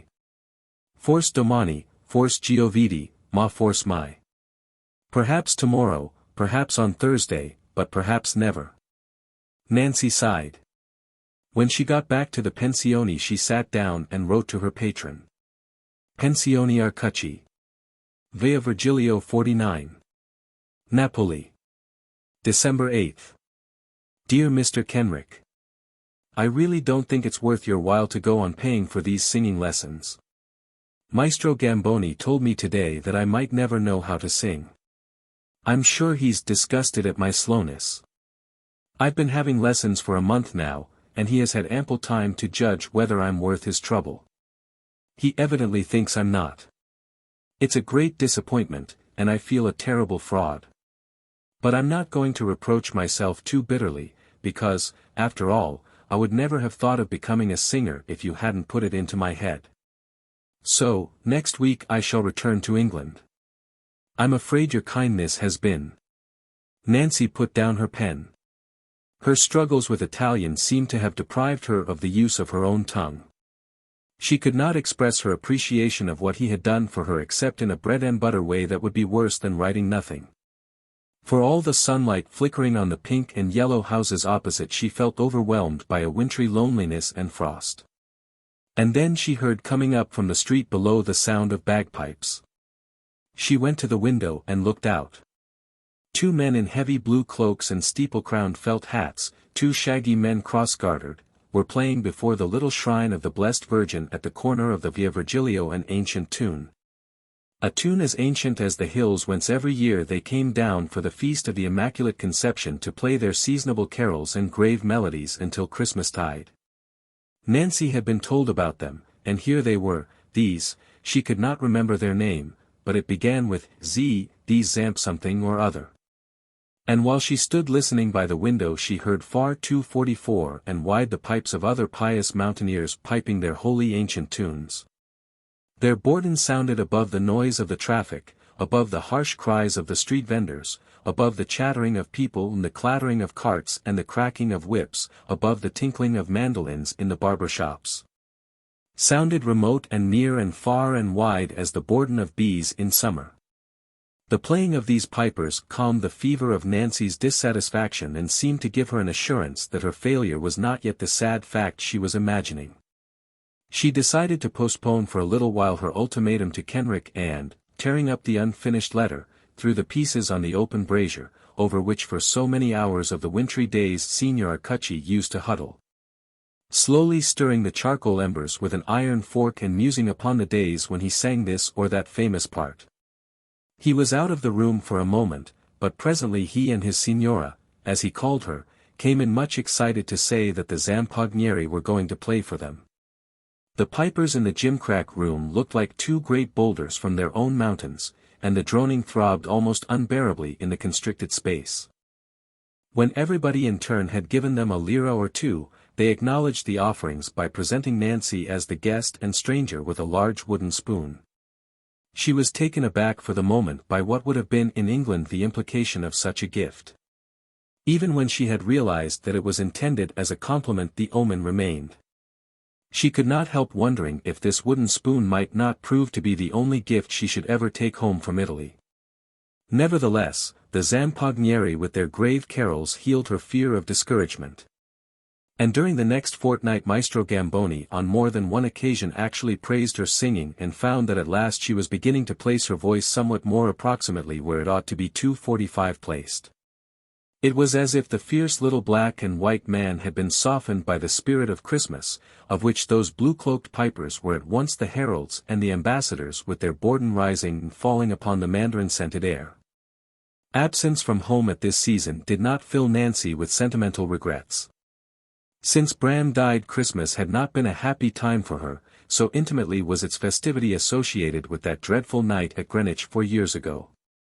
She welcomed and enjoyed the different atmosphere of Natale, and after so many grimy northern winters, these days of turquoise, these dusks of pearl and rose, these swift and scintillating nights. On the anniversary of Bram's death she drove out to Posillipo and sat on a rock by the shore, gazing out across the milky cerulean waters of the bay. For all the beauty of this classic view, she was only aware of it as one is aware of a landscape by Poussin or Claude, about whose valleys and groves and gleaming temples no living creature will ever wander. The dove-colored water that lapped the rock on which she sat, the colonnade of dark-domed pines along the brow of the cliff, Ischia and Capri like distant castles of Chalcedony. Vesuvius in a swoon of limpid golden air, all without Bram was but a vanity of form and color. The thought of how easily he might have been preserved from death afflicted her with a madness of rage. Indifference to the beauty of her surroundings was succeeded by a wild hatred of that beauty, so well composed, so clear, so bland, and so serene. But for the folly of one incompetent and unimaginative fellow man, he might have been sitting beside her on this rock, sitting here in this murmurous placidity of earth and sea and sky, gazing out across this crystalline expanse, his hand in hers. Their hearts beating together where now only his watch ticked dryly. Nancy longed to weep, but she could not weep in this brightness. Yet she must either weep or fling herself from this rock and sink down into the water at her feet, into that tender 246 water with the hue and the voice and the softness of a dove. She let a loose stone drop from her hand and watched it sink to the enameled floor of the bay. How shallow it was! She should never drown here. She must seek another rock round which the water swirled deep and indigo dark, water in which a stone would flicker for a few moments in pale blue fire and be lost to sight long before it reached the bottom. Nancy left the rock where she had been sitting and tried to climb upward along the cliff's edge in search of deep water at its base. And while she climbed, her clothes became scented by the thickets of rosemary. There appeared to her distraught mind the image of Bram as Laertes and of the actress who had played Ophelia saying to him, "There's rosemary, that's for remembrance." She herself had been understudying the Queen and had been standing in the wings to watch how the mad scene was taken. She could see the expression of mingled horror and pity on Bram's face, as he took the sprig of rosemary from his sister's hand. "Pray, love, remember." "Bram," she cried aloud in an agony of repentance. "I didn't mean it. I'm not really mad. I won't drown myself. I won't really." Then she flung herself face downward among the bushes of rosemary and wept. For an hour she lay hidden from the sun in that bittersweet gray-green gloom of the cliff's undergrowth until at last her tears ceased to flow and she could stand up bravely to face again the future. More lovely now was the long sweep of the Parthenopean shore, more lucid the wash of golden air, richer and more profound the warm wintry southern peace. And she standing there among the rosemary was transmuted by the timelessness of her grief into a timeless figure that might haunt forever that calm and classic scene. The last sunset stain had faded from the cloudy cap of Vesuvius, and the street lamps were already twinkling when Nancy got back to Naples. She went into a church 247 and there in a dark corner prayed to be forgiven for that brief madness when she had wished to take her life. She sat for a long while, thinking of happy times with Bram, soothed by the continuous coming and going of poor people to visit the crib, all lit up at the other end of the church. She knelt once more to beg that all that was lost of Bram's life might be found again in his daughter's, and her ultimate prayer was as always for strength to devote herself entirely to Letizia's happiness. Thus passed the 4th anniversary of the clown's death. Chapter 22. Sorrento. 2 days after her visit to Posillipo, Nancy came back from her singing lesson to discover John Kenrick at the pensione. "I found that I could get away from England for a few days," he announced. "And I thought I'd come and ascertain for myself how you really were getting on." "Very badly," Nancy told him. "So your last letter implied." But Gamboni always errs on the side of discouragement. "I'm going to have a chat with him on the way back to Bertolini's. Will you dine with me there tonight? Or, no, wait a minute. I'll come down and fetch you, and we'll eat at a more native restaurant and go to the opera, or are you tired of the opera?" Nancy had to confess that she had not yet been to San Carlo. Kenrick was astonished. "I couldn't very well go alone, and I haven't had anybody I could ask to go with me," she explained. "You've been feeling lonely," he said quickly. "And you're looking a bit overstrained. Has Gamboni been working you too hard?" "I doubt if he thinks I'm worth working very hard," said Nancy. "Nonsense. I'm going to find out exactly what he does think about your voice and your prospects. I wager you'll be pleasantly surprised to hear what a great opinion he has of you." Kenrick left her soon after this, and then Nancy realized how terribly lonely she had been ever since she came 249 to Naples. A few weeks ago she would have been vexed by the arrival of her patron. It would have embarrassed her. It might even have made her suspect him of ulterior motives. But his arrival now was a genuine pleasure, and if only he came away from Maestro Gamboni with good news of her progress, she should be happier than she had been for months. Even an unfavorable report would be something definite, and in that case she could return to England immediately. Loneliness in beautiful surroundings was much harder to bear than fellowship in ugliness. To go back to playing adventuresses in the Black Country would have its compensations. When Kenrick returned to take her out to dinner, there was a smile on his somber face. He put up his monocle and looked at Nancy quizzically. "You're a nice one. What's the matter? What have I done? I thought you told me you weren't getting on." "I didn't think I was." "Well, Gamboni says you're a splendid pupil, that you work very hard, that you have a glorious natural voice, and that if he can keep you another 6 months he'll guarantee you an engagement at San Carlo next autumn. What more do you want?" Nancy caught her breath. "You're joking." "I'm not indeed. I was never more serious. But why didn't he say something to me? Gamboni is a Neapolitan. Gamboni is a realist. About women he has no illusions. He thinks that the more he beats them the better they'll be. He only told me all this after exacting a promise not to repeat it to you for fear you would be spoilt and give up working as well as you're working at present. I reproached him with not having looked after you socially, and he nearly jumped through the ceiling of his apartment. She is here to work, he shouted. She is not here to amuse herself. But you might at least have managed 250 to find her an escort for the opera. And I told him that you had not yet visited San Carlo. Meno male, he squealed.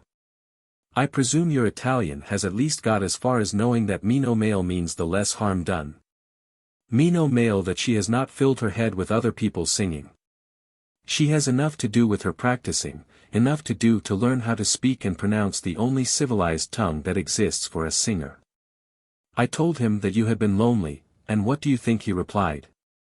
If she's lonely, let her cultivate carnations. Garofani, he yelled at the top of his voice. Believe me, my good sir, carnations are 1,000 times more worthwhile than men and 10,000 times more worthwhile than women. Even good contraltos. I laughed. Sicuro. Or sopranos either, the old villain chuckled. Well, in some moods I would agree with him, Nancy said. Anyway, whatever the old cynic may say, he has a profound belief in your future. When he was ushering me out of his apartment. Oh, he ushered you out? Nancy laughed. He always pushes me out. He would.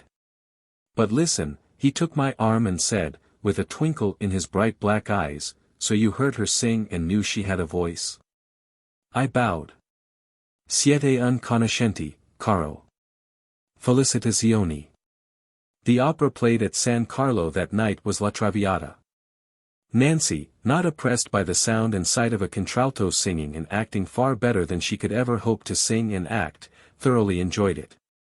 The Violetta was a delicate and lovely creature, so that, even if her coloratura did lack something of the finest quality and ease, her death was almost intolerably moving.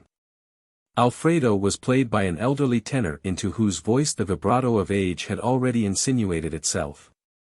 He was, however, such a master of all the graces that neither his appearance nor the fading of his voice seemed too 51 to matter a great deal. In compensation for an elderly tenor, the heavy father was played by a very young baritone with a voice of glorious roundness and sonority. Kenrick was much excited by this performance and prophesied for this new singer a success all over Europe as round and sonorous as his voice. He declared that he had never heard Germont's great aria, Di Provenza, given so well. After the performance they went to supper at one of the popular restaurants near the Opera House, where Kenrick discoursed upon the aesthetic value of La Traviata. It's the fashion to decry it as a piece of tawdry melodramatic sensationalism, but to my mind it fulfills perfectly Aristotle's catharsis. That sounds reassuring, Nancy laughed. But I'm afraid I don't in the least understand what it means. Aristotle found an aesthetic value in the purging of the emotions. Well, at the end of Traviata we are left with the feeling that music could not express more completely the particular set of emotions that are stirred by the story of Alfredo, Violetta, and Germont. No critic has ever done justice to the younger Dumas's Dame aux Camélias either as a novel or as a play. Yet both they and the opera founded upon them have a perennial vitality so marked as almost to tempt me to claim for them an eternal vitality. The actuality of Traviata is so tremendous that on the first night of its production in Venice it was a failure because the soprano playing Violetta was so fat as to revolt the audience's sense of fact. This seems to me highly significant. You cannot imagine an operatic version of, let us say, Wuthering Heights being hissed off the stage because the Heathcliff revolted any audience's sense of fact. Now Wuthering Heights much more nearly approximates to melodrama than La Dame aux Camélias. The pretentious spiritualism with which a sordid tale of cruelty, revenge, and lust is decked out cannot hide from the sane observer the foolish parody 252 of human nature presented therein. It has been acclaimed as a work of tragic grandeur and sublime imagination, as if forsooth grandeur of imagination were to be measured by the remoteness of protagonists or plot from recognizable life. Let us grant that Traviata exhibits a low form of life. Or a form of low life, Nancy interposed. No, no, don't make a joke of it. I feel seriously and strongly on this subject, Kenrick averred. But a live jellyfish is a great deal more marvelous and much more beautiful than a stuffed lion. Nothing really matters in a work of art if it lacks vitality. I would not say that Wuthering Heights lacked all vitality, but its vitality is slight, indeed it is almost imperceptible except to the precious and microscopic taste of the literary connoisseur. The vitality of La Dame aux Camélias is startling, so startling indeed as to repel the fastidious and academic mind, just as a Don would be embarrassed were his attention solicited by a gay lady outside the St. James's restaurant. The trouble is that the standards of criticism are nearly always set up by the middle-aged. La Dame aux Camélias is a book for youth. We have most of us lived not wisely and not well in our youth, and middle age is not the time to judge that early behavior. Let it be remembered that the follies of our youth are usually repeated when we are old, not always actually, but certainly in imagination. An old man should be the best judge of La Dame aux Camélias. Well, if that is a vital book, and just because of its amazing vitality, a great book, Traviata is a great opera, because, unlike that much inferior opera Ida, it is impossible to imagine any other music for it. All that could be expressed by that foolish dead love, all the sentimental dreams of it, all the cruelty of it, and the sweetness and the remorse, all is there. We may tire of its barrel organ tunes, but we tire in middle age of all youth's facile emotions. We can scarcely imagine ourselves, let us say, waiting 2 hours in the rain for any woman. We should be 253 bored by having to find the chocolates that Cleopatra preferred, and we would not escort even Helen of Troy to the nearest railway station. But fatigue is not necessarily wisdom, and so much that we reject in middle age is due to loss of resiliency. We cannot react as we once could to the demands of the obvious excitement. We are, in a word, blasé. Nancy felt that she was rushing in like a fool, but she could not sit here and watch Kenrick blow away all argument in the wreaths of his cigarette smoke. She had to point out one flaw in his remarks. But when I said that I would never love again and implied that I knew what I was talking about, because I was 28, you warned me that a woman's most susceptible age was 33. 33 is hardly middle age, said Kenrick. I was thinking of the chilly 40s. Besides, you can't compare women with men in this matter. The old saw about a woman being as old as she looks and a man as old as he feels is always used by women as an illustration of the advantage of being a man. As a matter of fact, the advantage lies all the other way. It is so much easier to look young than to feel young. A woman is never too old to be loved. You can hardly maintain that a man is never too old to love. I doubt if a man over 30 ever knows what love means. Och, I never heard such a preposterous statement, Nancy declared. Why, think of the men who cherish hopeless passions all their lives. For my part, one can never understand a man's cherishing a hopeless passion, he declared. I should feel so utterly humiliated by a woman's refusal of her love that my own passion would be killed by it instantly. And the humiliation would be deepened by my knowledge of woman's facility for falling in love, which is, of course, much greater than a man's, as much greater as her fastidiousness and sensitiveness are less. To be refused by a woman, when one sees on what monstrous objects she 254 is prepared to lavish her affection, seems to me terrible. Equally I do not understand why a woman, who after her childhood so rarely cherishes a hopeless passion that will never be returned, is always prepared to cherish the much more hopeless passion of continuing to love a man after he has ceased to love her. I suppose it's because women are such sensualists. They always regard love as a gratification of self too long postponed, and they continue to want it as children want broken toys and men fail to give up smoking. The famous women who have held men have held them by their infinite variety. Yet the one quality in a lover that a woman finds it hardest to forgive is his variety. Och, I don't agree at all, Nancy declared breathlessly. In fact, I don't agree with anything you've said about love or men or women. I think it's a great pity that you have let yourself grow middle-aged. You wouldn't be able to have all these ideas if you were still capable of feeling genuine emotion. I'm not clever enough to argue with you properly. No woman ever can argue, because either she feels so strongly about a subject that all her reasons fly to the wind, or, if she doesn't feel strongly, she doesn't think it worth while to argue and, in fact, finds it a boring waste of time. But I feel that you are utterly wrong. I know you are. You're just wrong. And that's all there is to be said. My husband had more variety than any man I ever knew, and I loved his variety as much as I loved every other single one of his qualities. There were tears in her big deep blue eyes, the tears that always came to them when she spoke of Bram, and flashing tears of exasperation as well, at being unable to defeat her companion's cynicism. For all his observations seemed to her to be the fruit of a detestable and worldly-wise cynicism, the observations of a man who has never known what it was to suffer or to lose anything in the battle of life. Forgive me if I spoke thoughtlessly, said Kenrick. 255, I get carried away by my tongue whenever I go to an opera. Operas stimulate me. They are the reductio ad absurdum of art. I seem always to get down to the bedrock of the aesthetic impulse at the opera. We are deluded by a tragedy of Aeschylus into supposing that art is something greater than it is, something more than a sublimation of childhood's games, something comparable in its importance to science. In opera we see what a joke art really is.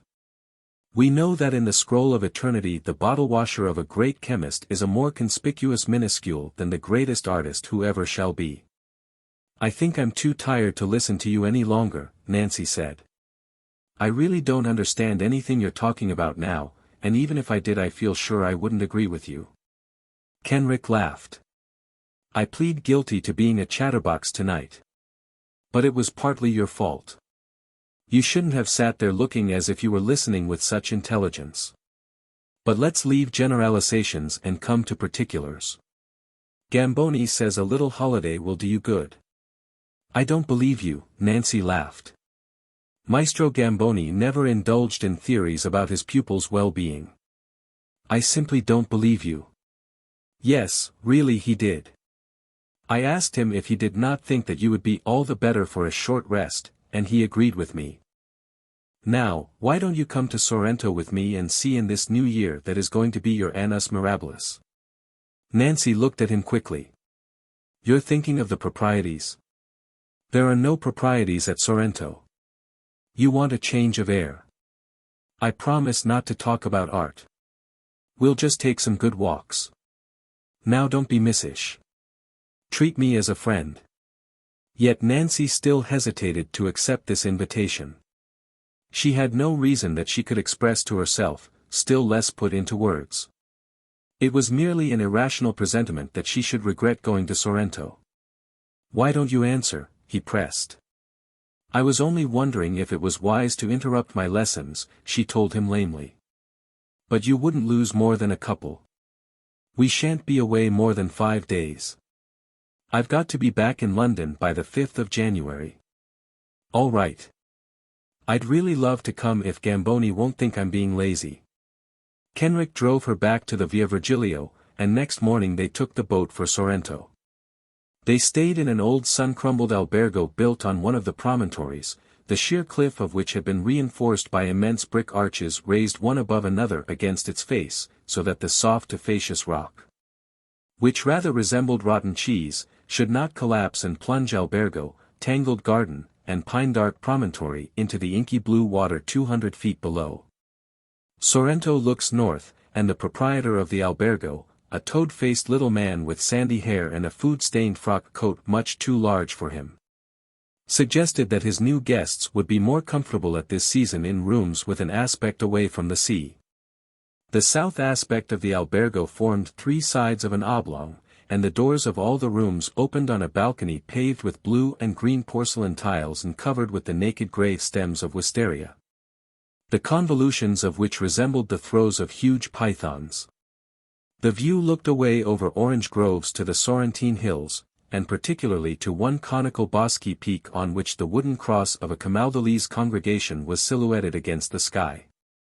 In the garden below the balcony Tazetta narcissus and China roses were in bloom. There were not many other guests in the albergo, and these were mostly elderly English and American women, all suffering from the delusion that Italy was the cheapest country on earth and from a delusion of the natives that all English and Americans were extremely wealthy. Kenrick apologized for bringing Nancy to the Albergo 257 del Sol rather than taking her to one of the 2 fashionable hotels. But we can always go and feed at the Tramontano or the Victoria, he pointed out. And there's a charm about this tumble-down old place. I was here once 10 years ago and always promised myself a return visit. Of course, winter is not the time to be in Sorrento. It's not till the oranges come into their glory, about Easter, that one understands the raptures of the great men who have visited this place. The fascination of Sorrento is a stock subject with all the letter writers of our century.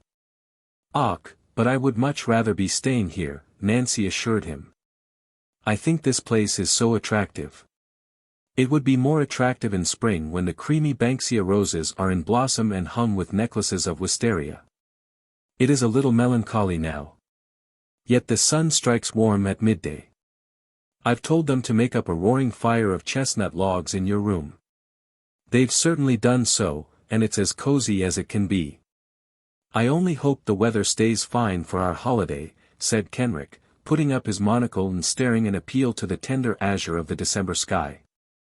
And the weather did stay fine, so that they were able to drive or walk all day and escape from the narrow walled alleys of Sorrento, alleys designed for summer heats, when their ferns and mosses would refresh the sun-tired eye.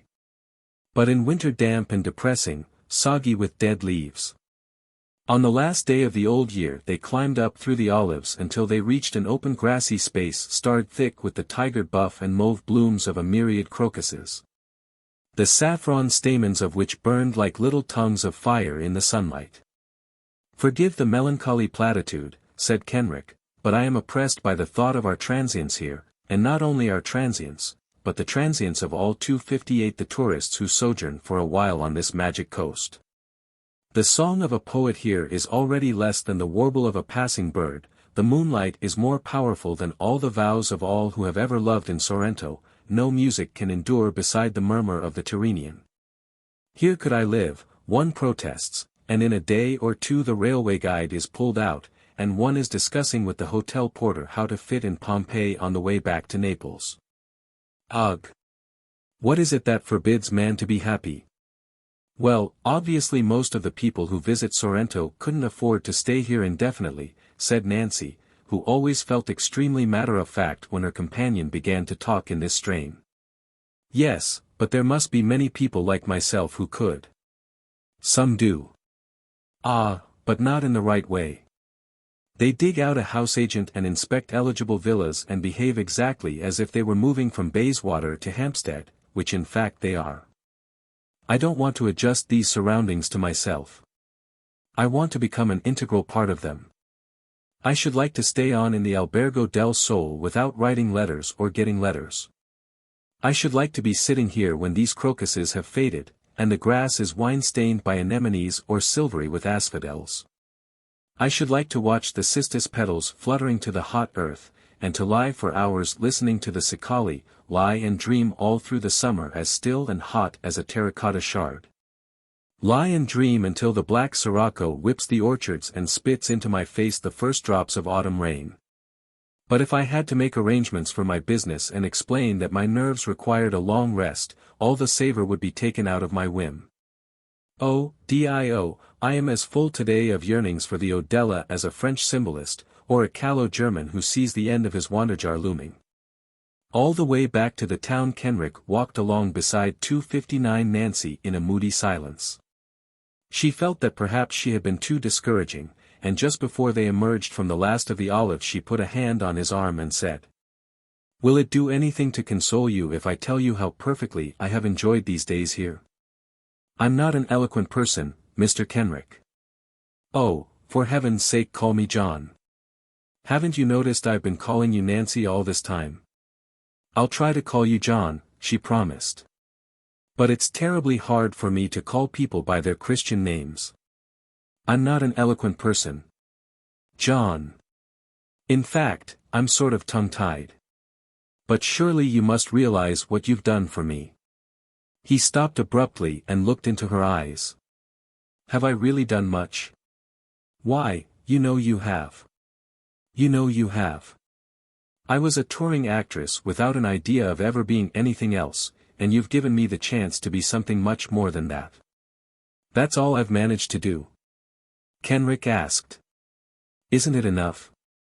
He seemed to be striving either to say something or not to say something, Nancy did not know which. Then he shivered.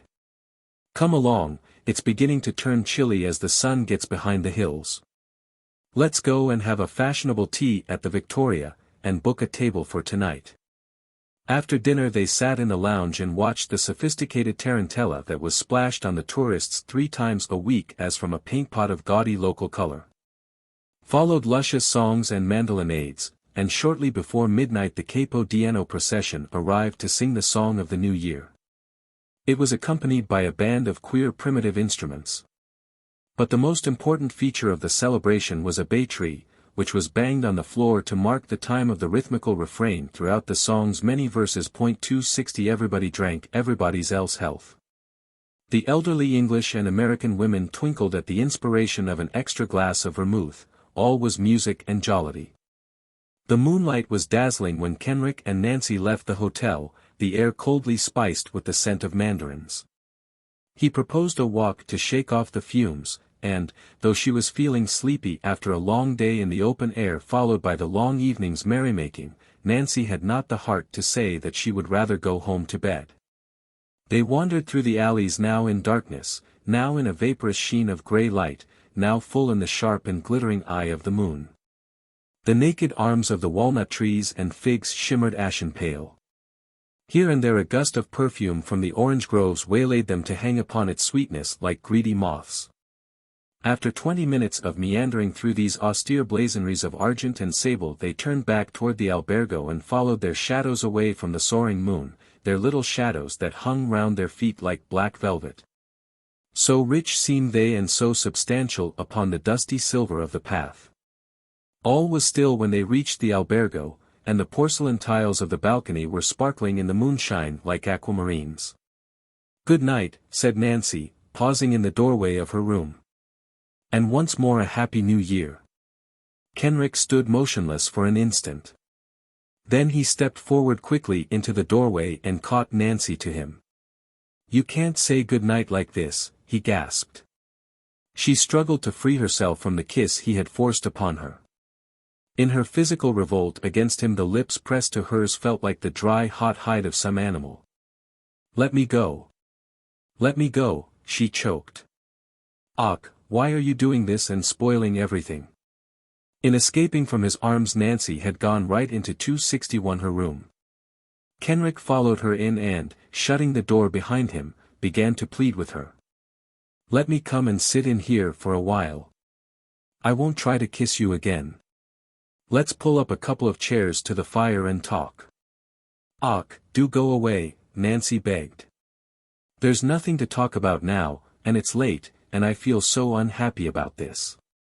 All the time she was talking she was searching everywhere for the matches to light the lamp and illuminate with its common sense this mad situation created by moonshine and shadows and flickering logs. "You've surely realized that I've been madly in love with you ever since I saw you at Bristol," he demanded. Nancy found the matches and lit the lamp. Then she turned to face Kenrick. "Of course I didn't realize it. Do you suppose I would have let you pay for my singing lessons and all this, if I'd thought you were in love with me? I see it now, and I could kill myself for being so dense. And me supposing it was all on account of my fine voice. Och, it's too humiliating. Just an arrangement between you and Gamboni, and me to be so mad as to believe in you." "Now don't be too unjust, Nancy," he said. "You have a fine voice, and even if you turn me down as a lover I'm still willing to see you through with your training." "I thought you knew so much about women," she stabbed. "You don't really suppose that I'd accept another penny from you now?" "Why not? Why not?" "Well, I won't ever be your mistress, and since it was the hope of getting me for your mistress that made you send me out here, you can't deny that, now, can you?" "Well, since it was that and I can't oblige, you don't suppose I'll accept your charity? But I tell you I do think you have a fine voice, and 262 so does Gamboni. I swear to you he does. This hasn't been a trick to get you out to Italy, and nothing else, though it would be absurd to pretend that I'd have done what I did for you for any woman with a fine voice. Why couldn't you have told me there was a price attached? It wasn't fair of you to let me come out here without knowing that." Nancy was on the verge of breaking down. But she knew that if she cried Kenrick would take the opportunity of such weakness to attempt a reconciliation, and she was determined to finish with him forever tonight. "I suppose it wasn't," he admitted. "But you must remember that I didn't know you then as I know you now, and perhaps I assumed that you were like most women, for I swear most women would have realized that I was in love. But it's such a damnable way of being in love," Nancy exclaimed. "If you loved me, how could you think that I'd pretend such innocence? To make myself more interesting? Well, I suppose if you go through life judging women by your own ideas about them, you would have discovered by now that all of them were frauds." "Listen, Nancy," Kenrick said. "Is it because you don't love me that you refuse me as a lover? Or is it because of the conventions? Would you marry me, if I could marry you?" "Do you mean if I weren't an actress?" she said, blazing. "No, no," he replied impatiently. "For God's sake don't talk like that. What on earth difference could that conceivably make? I can't marry you, because I'm married already, and because my wife would die rather than divorce me. But would you marry me? No, never in this world. I won't be your mistress, because I don't love you, and even if I did love you a little, I wouldn't be your mistress, because I could never love you as much as I loved my husband, and I wouldn't do anything to hurt his child and mine. Are you sure you don't love me? Are you sure the second and more sentimental reason isn't the true one? I'm so far from loving you, she declared, that I couldn't even hate you. Now perhaps you'll go away and leave me alone. Remember what you said the other night in Naples about cherishing hopeless passions? Or was that just all nothing but beautiful talk? Why don't you love me? He asked. I told you once that I could never love anybody again. You had a theory about that, I remember. Now do go away, and leave me alone. Forgive me, Nancy. I'll forgive you if you let me know to a farthing what you've paid for me from the moment I left London. That's not forgiveness, he said. You needn't be cruel. After all, it's not unforgivable to love a woman. I loved you from the beginning. I haven't just taken advantage of moonlight to indulge myself. At least, let me continue paying for your lessons. I'm going back to England at once, I'll promise not to worry you any more. Do, Nancy, please do let me see you through. She shook her head. I couldn't. You're sacrificing yourself for pride. It's not entirely pride, she said. There's pride in it, but I can't explain things as you can. Please tell me what I've cost you. I have enough, I think, to pay you back. I won't accept it, he declared. And for no reason whatever can you prove to me that I ought to accept repayment. I persuaded you to leave your engagement. You believed in my sincerity. And I was sincere. I think it's wrong of you to give up your singing. But I know it's useless to argue about that with you. What I have paid is quite another matter, and I simply refuse to accept repayment. If you can't even succeed in hating 260 for me, you've no right to ask me to do something for which I must hate myself. Yes, but you only used my voice as an excuse for the rest, Nancy argued. Your main thought in getting me out to Italy was to make me your mistress. Apparently I must have given you the impression that your trouble was worthwhile. Yet when you invited me to come with you to Sorrento on this holiday, why did you ask me to treat you as a friend? As a matter of fact, the idea that you wanted to make love to me did pass through my mind, but you drove away the fancy by the way you spoke, as if you knew that I suspected your reasons and wanted to reproach me for my nasty mind. Did you or did you not expect that I would give myself to you here? It was here that I first thought that you were growing fond of me, Kenrick said evasively. I can tell you the exact moment. It was yesterday afternoon when you put your hand on my arm. I was growing fond of you. But not in that kind of way, she said. Naturally I was growing fond of you. You had, as I thought, done a great deal for me. I was grateful. And when you seemed depressed I wanted to comfort you. Nancy, let's cut out tonight and blame the moon.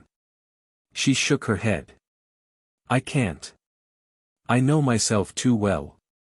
Just to give you pleasure because I owe you a great deal, I would like beyond anything to cut out tonight and go on with my singing.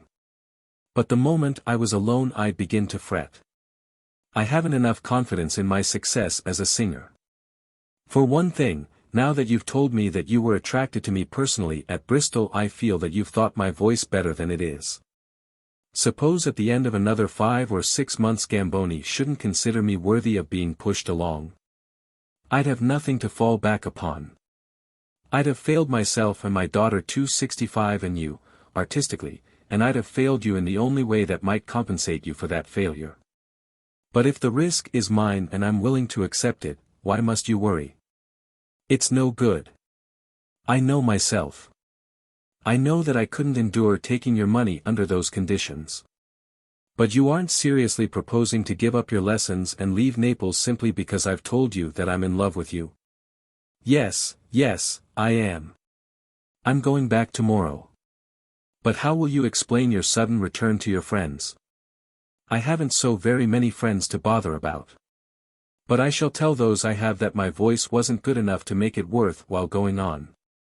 Kenrick flung himself into a chair and poked the log savagely.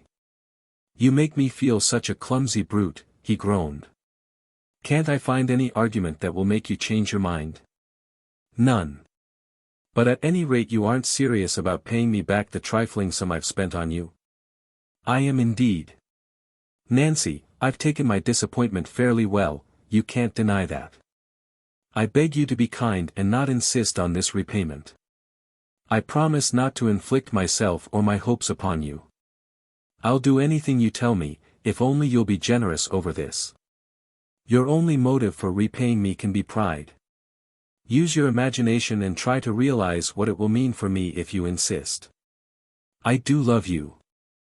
I might have pretended that the magic of this night had turned my senses for a moment, but by being sincere I've ruined any hope I had for the future. My dream is shattered. Be generous. He looked so miserable, hunched up over the fire, that Nancy fought down her pride and agreed to accept as $2.66 a present what he had already done. She was inclined to regret her weakness a moment later, when she saw that her surrender went far to restore Kenrick's optimism about their future relations.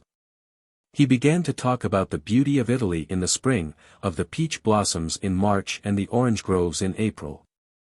The mistake was in having sent her out in winter. In spring she must think over everything and come out again.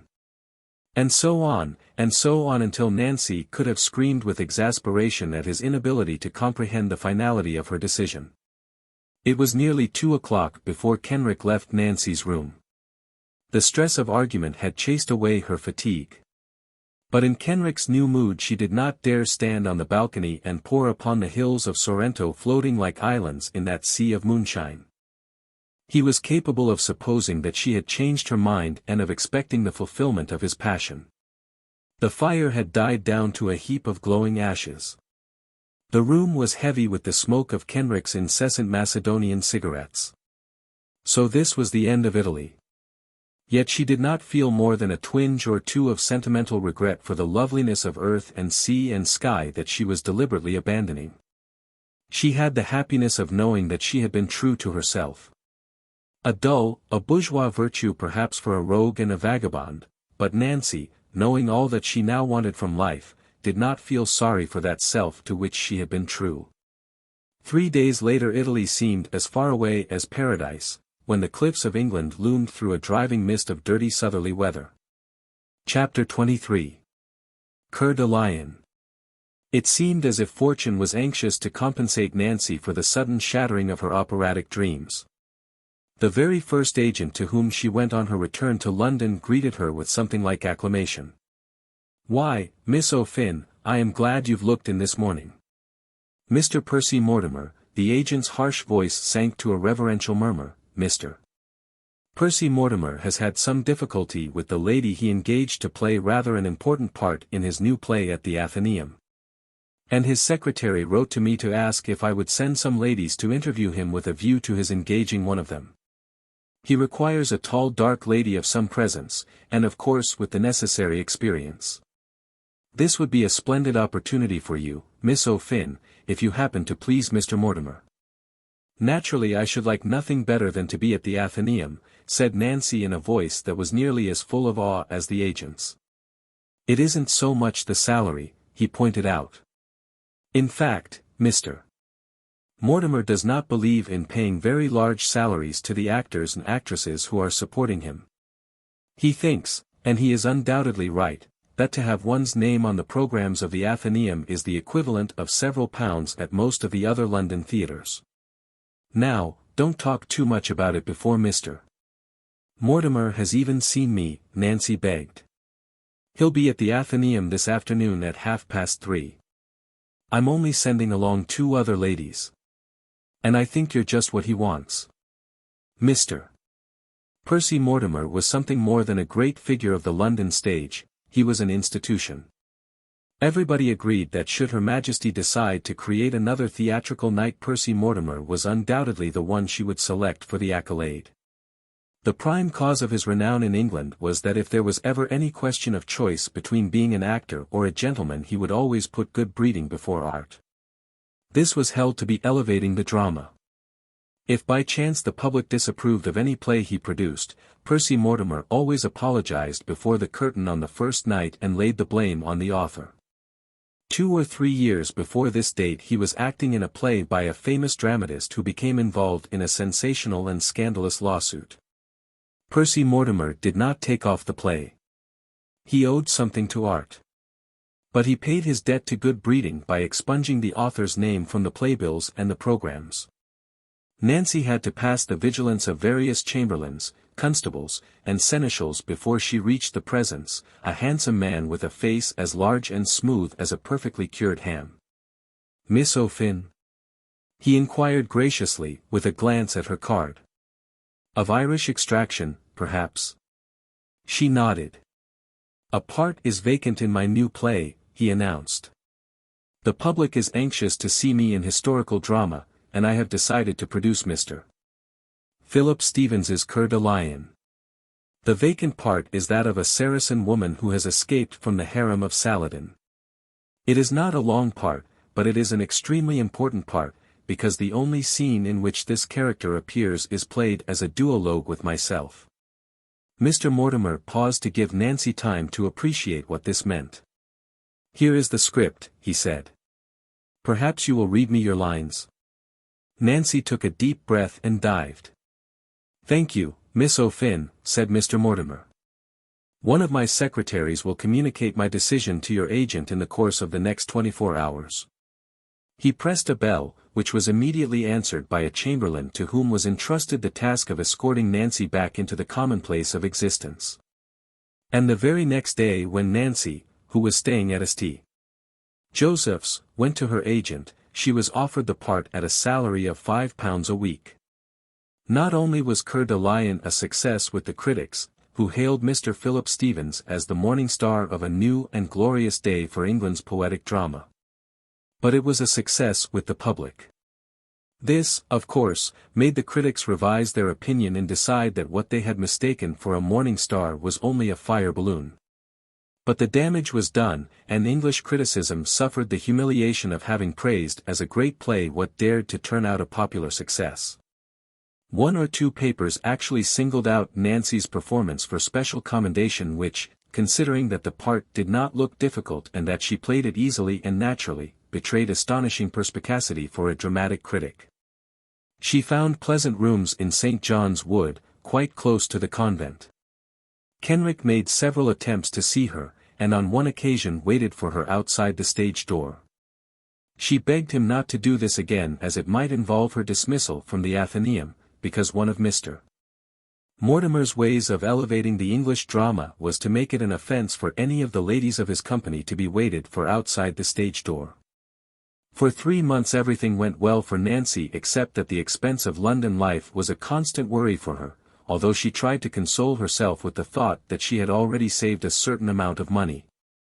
And that after her success in Coeur de Lion she might expect to get a larger salary in her next London engagement.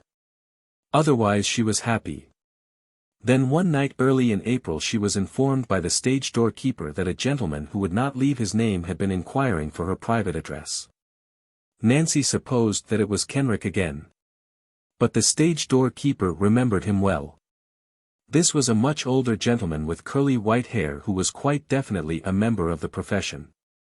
"Of course, I didn't give him your address, miss. But if he calls again, what shall I say?" It was her father. What should she say? Nancy's conscience had touched her from time to time for the way she had let her father drop out of her life ever since that day he had failed her so badly. She did not know if he was acting in London or in the provinces, or if he was not acting anywhere. His name had never been mentioned all these months of touring. On no railway platform had she caught a glimpse of him as 2 crowds passed each other during long Sabbath journeys. He might have been dead. And now here he was in her path. What should she say? "Ask him to leave his address, will you? And say that I will write to him." If her father dreaded another such a disastrous visit as the one she paid him 4 years ago, he need not leave his address. If, however, he did leave it she would have time to ponder what response to make. Michael O'Finn did not call again at the stage door of the Athenaeum, but 2 or 3 days after this his daughter received a letter from him at the theatre. 544, Camberwell Road, S.E.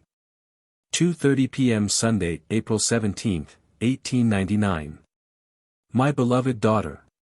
How many times since last we met have I picked up my pen, how many times have I laid it down again with a groan of paternal despair. That you had reason to complain of me I will not deny. My head is bowed before your just and natural ire. But the sight of your name, your dear, dear 271 name, although you share the second portion of it with that least worthy of God's creatures, your wretched father, the sight of your name, I repeat. In the cast of Coeur de Lion watered with hope the withered plant that in happier days and in the glory of his blossoming prime gave that tender shoot to the world, which is your sweet self. I will not attempt to condone my fault. I will not attempt it, I say. At the moment when I should have been standing upon the doorstep of that humble habitation in which I sojourned for a space to welcome you with open arms and tears of joy, I was, owing to a combination of unfortunate circumstances, prone upon my bed in the first-floor front. I have not to warn you, my child, against the evils of drink, because in you glows the pure and temperate soul of your beloved mother. At the same time I should lack all the noble instincts of paternity if I did not remind you that virtue cannot so inoculate our old stock but we shall relish of it. That being so, do not allow yourself to be tempted by even a solitary glass of champagne. Water, pure, wholesome, pellucid water is the natural element of a being like yourself. But to come to the point of this letter. 2 years ago, weary of being a walking shadow, a poor player that struts and frets his hour upon the stage, I longed to be heard no more. I was at that time lodging in the house from which I write this despairing epistle. In a moment of folly I proposed to link myself in matrimony with my landlady's daughter. The wretched woman accepted my hand. The tragic muse would be rendered dumb by the task of painting my misery ever since that inauspicious day. Even Melpomene herself would stammer. One word alone can indicate a dim and shadowy outline of my existence, and that one word is hell. You will observe that I have resumed after a blank. That blank I wish to draw over my life for the last 2 years. But I have now reached a lower depth, a gloomier abyss, where in addition to all my other ills the spectre of famine looms above me. The wolf is scratching at the door. In a word, unless somehow or other I can raise the sum, a bagatelle for a Croesus or a Rothschild, for me a burden heavier than Atlas bore, the sum of £158. 14ths, 3½ D. Within the next week, I and my wife and my mother-in-law will 272 be in the street. I do not for an instant imagine that you yourself have such a sum handy. You are like your father only a poor stroller. But it has occurred to me that you might be acquainted with some fortunate individual who could advance you this amount to save your father from destitution in company with the 2 least attractive companions that can be imagined for such an existence. I beg that you will not attempt to visit me. Since I gave up brandy, this house appears to me as what it undoubtedly is, a mercenary hovel. Yet I am fain to hovel me with swine and rogues forlorn in short and musty straw.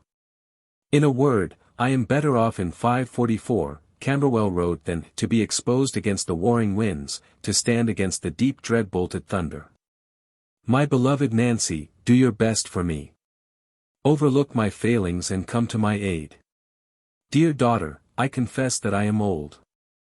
Age is unnecessary, on my knees I beg. That you'll vouchsafe me raiment, bed, and food. These words addressed by the hapless Lear to his unnatural daughter Regan I take from their context and utter to one who has ever been a Cordelia. To that most wretched of earth's creatures. Her father. Nancy was not deluded by the labored rhetoric of this letter. She understood that her father's need was serious. She had the money that would relieve him. She must send it immediately.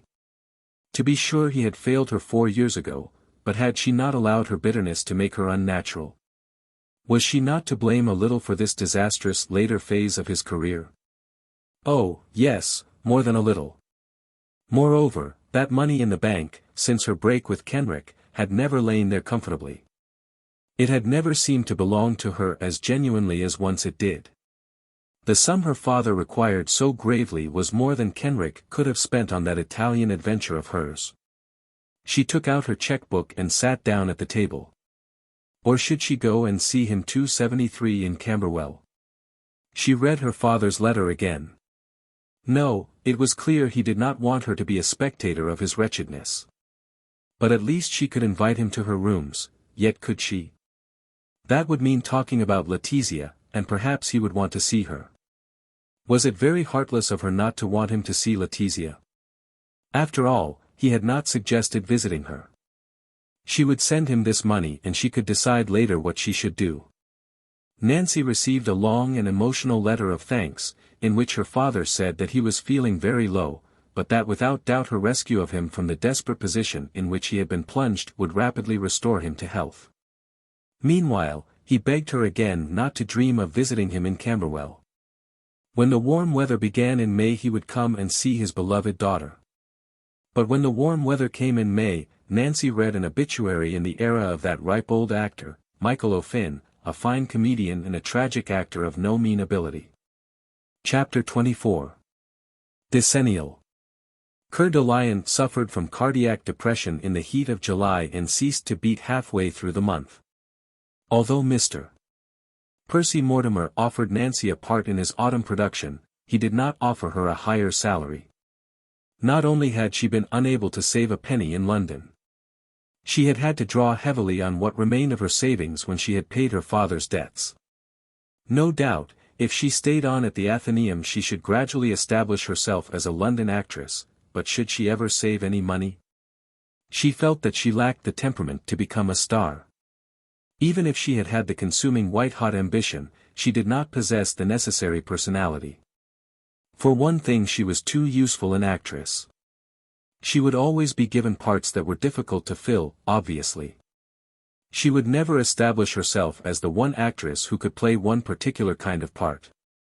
Nevertheless, to refuse a good part in the forthcoming production at the Athenaeum was not an easy thing to do.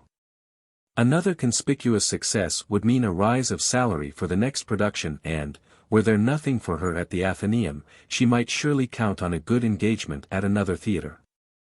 Then there was Letizia in London, and it was so jolly to be able to see her almost every day. She seemed to grow more amusing and interesting and adorable all the time.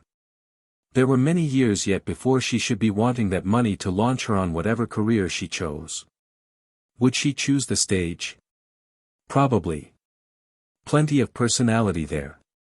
With the natural sense of the theatre she must inherit from both sides 275 she would stand a splendid chance of becoming a really renowned actress. But what a much greater chance she would stand if she were not hampered by the urgent need of a livelihood. Not that Nancy intended her daughter to be aware of her amateur status. If she chose to be an actress, she should begin under the impression that there was not a farthing between herself and starvation in the event of failure. But once she secured a London engagement, why, then the money to dress herself, the money to be able to turn up her nose at a small salary, the money to flick her fingers in the face of any manager, but Letizia's debut was a long way off yet. She might not choose the stage, and was it risking so much for her mother to stay on and enjoy the amenity of acting in London? Nancy was on the point of settling for the autumn with Mr. Mortimer when an actor with whom she had played in 2 provincial companies before Bram's death offered her £7 a week to go out on tour with him in a repertory of Robertson's plays.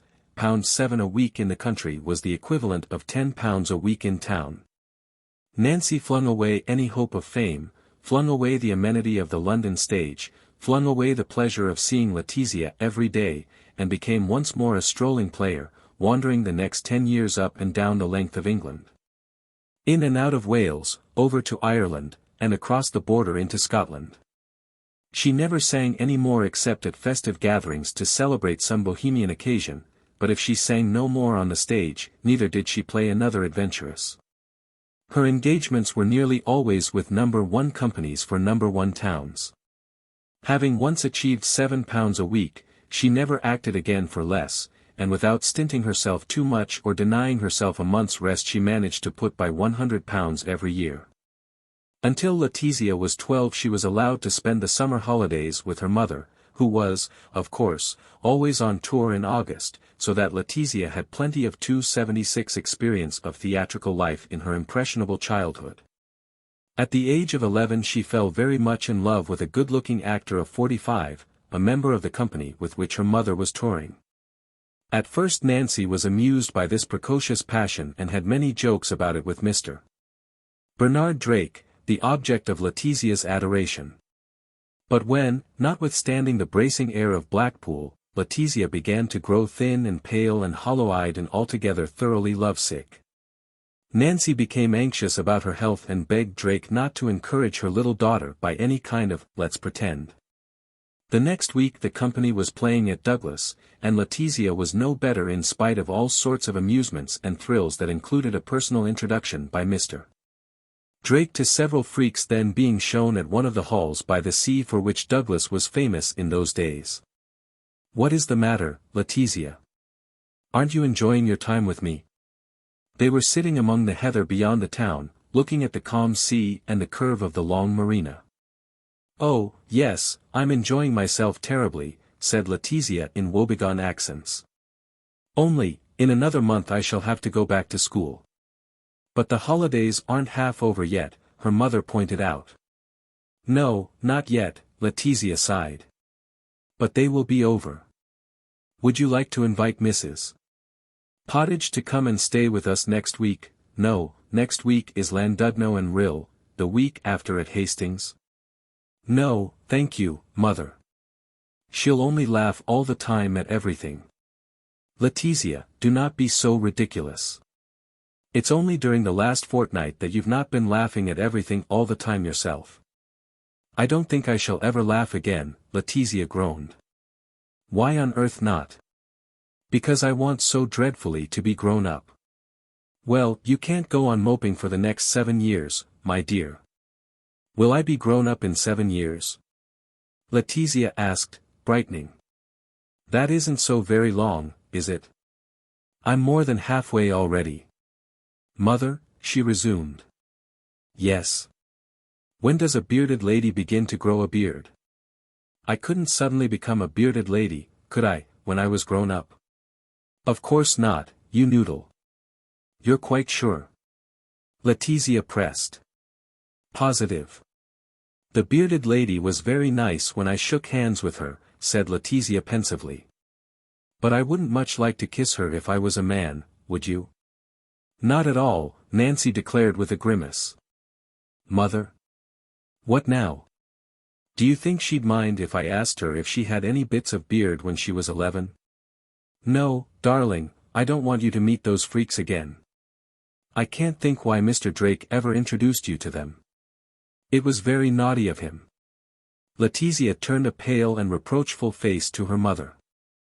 "I think Mr. Drake is the nicest man who ever lived," she proclaimed solemnly. Then in a voice that strove to be nonchalant, she asked how old he was. "About 45. "Mother?" Still another puzzle for poor me. Is 52 frightfully old for a man to be? Very old indeed. Too old to marry. Much too old, said Nancy decidedly. Letizia uttered a sigh of unutterable despair, and in spite of everything that her mother could do, in spite of XXVIII a boisterous visit from Mrs. Pottage to Hastings, she remained in a state of gloom all through the summer holidays. Moreover, Sister Catherine wrote to Nancy halfway through the next term that she was so worried about Letizia's health that she thought it would be wise if she went to Belgium early in the new year, as London did not seem to be suiting her. Nancy wondered if she should say anything about her unfortunate passion for a middle-aged actor, but decided that it might give a wrong impression to the nuns and kept silence. She was glad she had, when soon after Letizia's arrival in Belgium she received a letter full of excitement and good spirits. The sickness of love was evidently cured. But that it could endure so long at the age of 11 made Nancy a little anxious about her daughter's emotional future. For years passed while Letizia was at school in Belgium. There were changes among the sisters of the Holy Infancy. Mother Mary Ethelreda died and was laid to rest in the soil which her ancestors had held long ago by the sword. Sister Catherine was elected Mother Superior. Sister Rose became headmistress of St. Joseph's. There were no changes in Nancy's existence apart from the change every week from one town to another. She never heard of Kenrick nowadays. He had passed out of her life as if he had never been. Mrs. Pottage was growing old, and for the first time since Bram's death Nancy visited Starboard Alley to celebrate the old lady's 70th birthday. Aggie Wilkinson was there looking now almost as old as Mrs. Pottage and in some respects a good deal older, though she was still alluded to by her mistress as if she were in short skirts. Poor little thing, it does her good to get about a bit on those crutches of hers. She likes a jollification as much as I do myself. She's been helping me with the birthday cake, and which I don't mind telling you is a proper mammoth and no mistake. It ud make Mont Blanc look like a fourpenny lemon ice. Mrs. Bugbird was there, and Nancy thought that she too looked a proper mammoth, so much fatter had she grown with the years. It's to be a nice cozy little party, Mrs. Pottage announced. In fact we're all here now except one.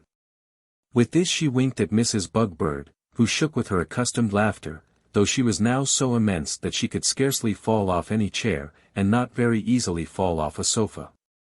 Nancy gratified her hostess by displaying a great deal of curiosity about the missing guest. "He's my one and only left," Mrs. Pottage said. "No, I'm joking.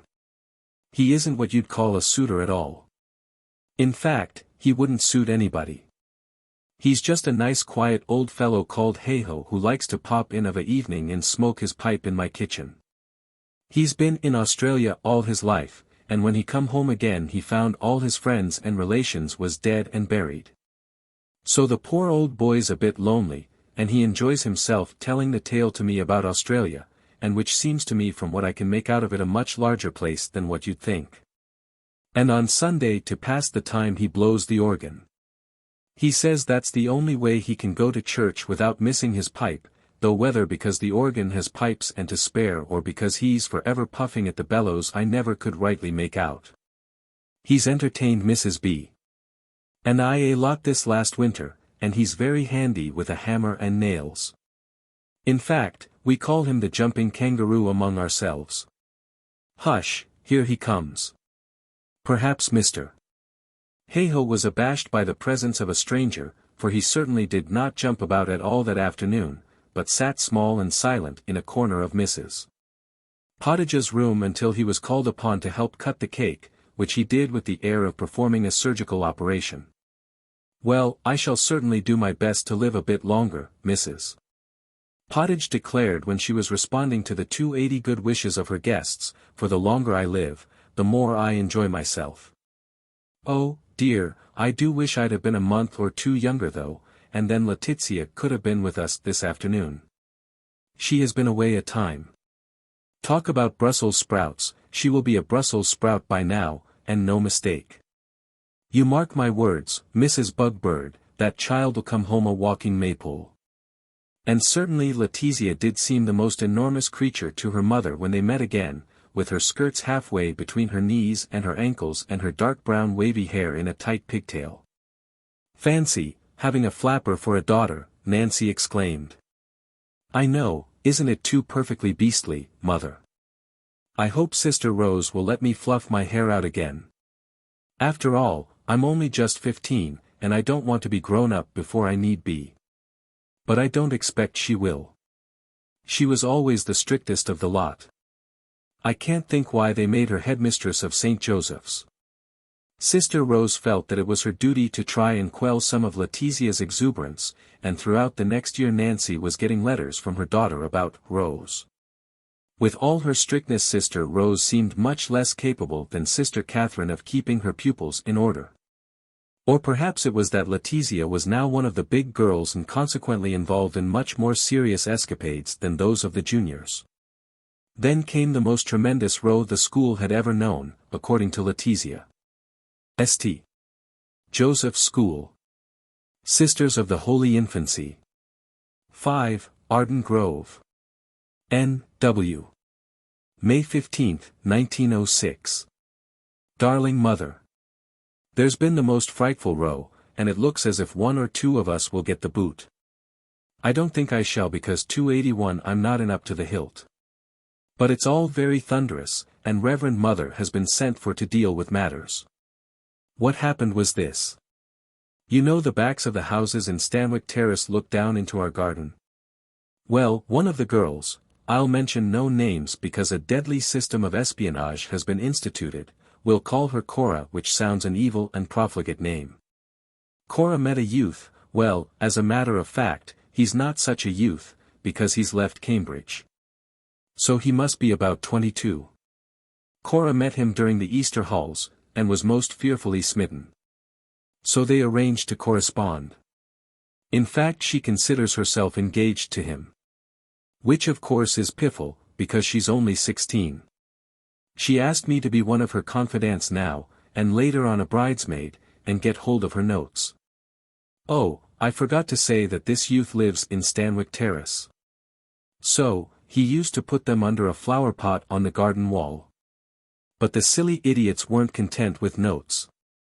They found that they could easily signal to one another from their rooms, and they arranged a code. 2 candles in the window meant, my darling, I love you madly, and all that sort of piffle. Cora used to work her messages with the blind, and I and Joan Hutchinson, the other girl who shares a room with her, got rather fed up with her pulling the blind up and down in a passionate ecstasy. So I said, why don't you go out and talk to him over the garden wall? We'll let you down with a sheet, which will be rather a rag. As a matter of fact, that's just what it was. Because the beastly sheet busted, and there was poor Cora dancing about by the light of the moon in a nightgown and a mackintosh.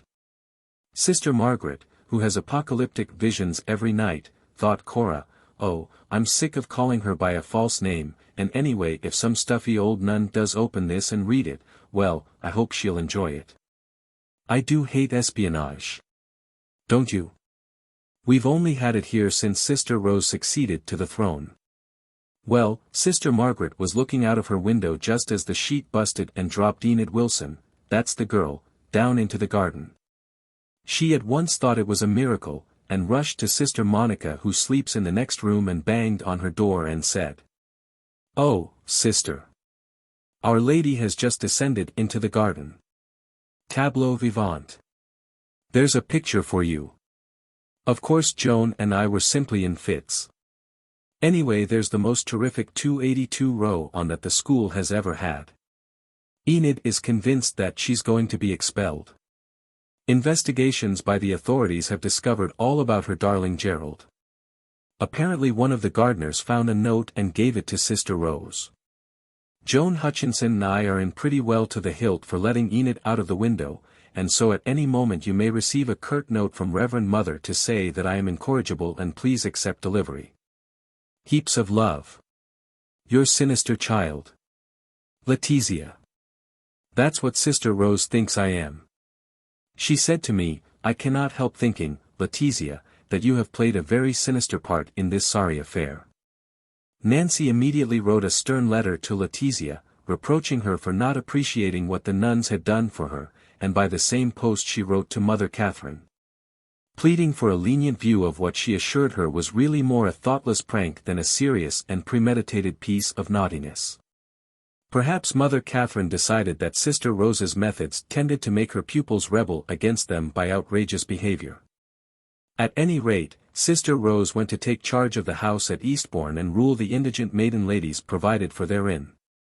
Sister Perpetua came down from Beaumanoir to be headmistress. And there were no more letters from Letizia about Rose, for Sister Perpetua, like Mother Catherine, was never strict for the sake of strictness, but wise and wholly inhuman. That year Nancy was acting in the north, so she spent Christmas at Beaumanoir with Mother Catherine. Snow was lying thick on the moors when she arrived. It reminded her of that Christmas 11 years ago when Mother Mary Ethelreda was still alive. Mother Catherine had changed very little with passing 283 time. Her tranquil azure eyes had lost none of their fiery compassion, none of their grave and sweet comprehension. By 3:30 when Nancy arrived at the convent, a dusk heavy with unladen snow was creeping over the moor, and the candles were already lighted in the Reverend Mother's parlor. "I have been so distressed over Letizia's behavior," said Nancy. "I cannot think what happened to her last spring." "Don't upset yourself about her, my dear child," Mother Catherine replied, patting Nancy's hand. "She is quite herself again now, and in any case it was really nothing more than the normal exuberance of youth. Frankly, I am pleased to find her relatively much younger now than she was before she went to Belgium. But I was so shocked at her apparent ingratitude," Nancy sighed. Mother Catherine shook her head. "She is not ungrateful. You must remember that she has been at school many, many years now. I can easily understand that. St. Joseph's must be seeming irksome, and that is one of the reasons why I am glad to have this chance of talking over with you a plan that is in my mind. I must tell you that dear Mother Mary Ethelreda left the community very well endowed, and there is a fund set apart for the benefit of any girls who show any kind of artistic promise. They are to be helped to achieve their ambition, no matter what it may be. As you know, Letizia has definitely made up her mind to go on the stage." "She has not said so to me," Nancy interrupted. "Well, that of course is just what you would expect. Parents and teachers must always expect to be suddenly confronted with the inexplicable reserve of the young. Just as she wrote you a full account of that foolish business with Enid Wilson and Joan Hutchinson, so she has given me her confidence about her career. I fancy that 284 the instinct to entrust a secret to an outsider is a normal one. You would be expected to regard her theatrical hopes with a professional eye just as I should be expected to regard her escapades with a professional eye." Nancy nodded her agreement with this. "Very well," Mother Catherine went on, "if Letizia is going on the stage it is important that she should now concentrate on deportment, elocution, dancing, singing, and all the graces that will adorn her vocation. Another of our pupils longs to paint, and another who shows signs of having a really lovely voice wishes to become a singer. I propose to send these 3 young cousins of the Muses for a couple of years to Italy with a dame de company. Thus each one will be able to study what will most help her afterwards." "To Italy!" Nancy exclaimed.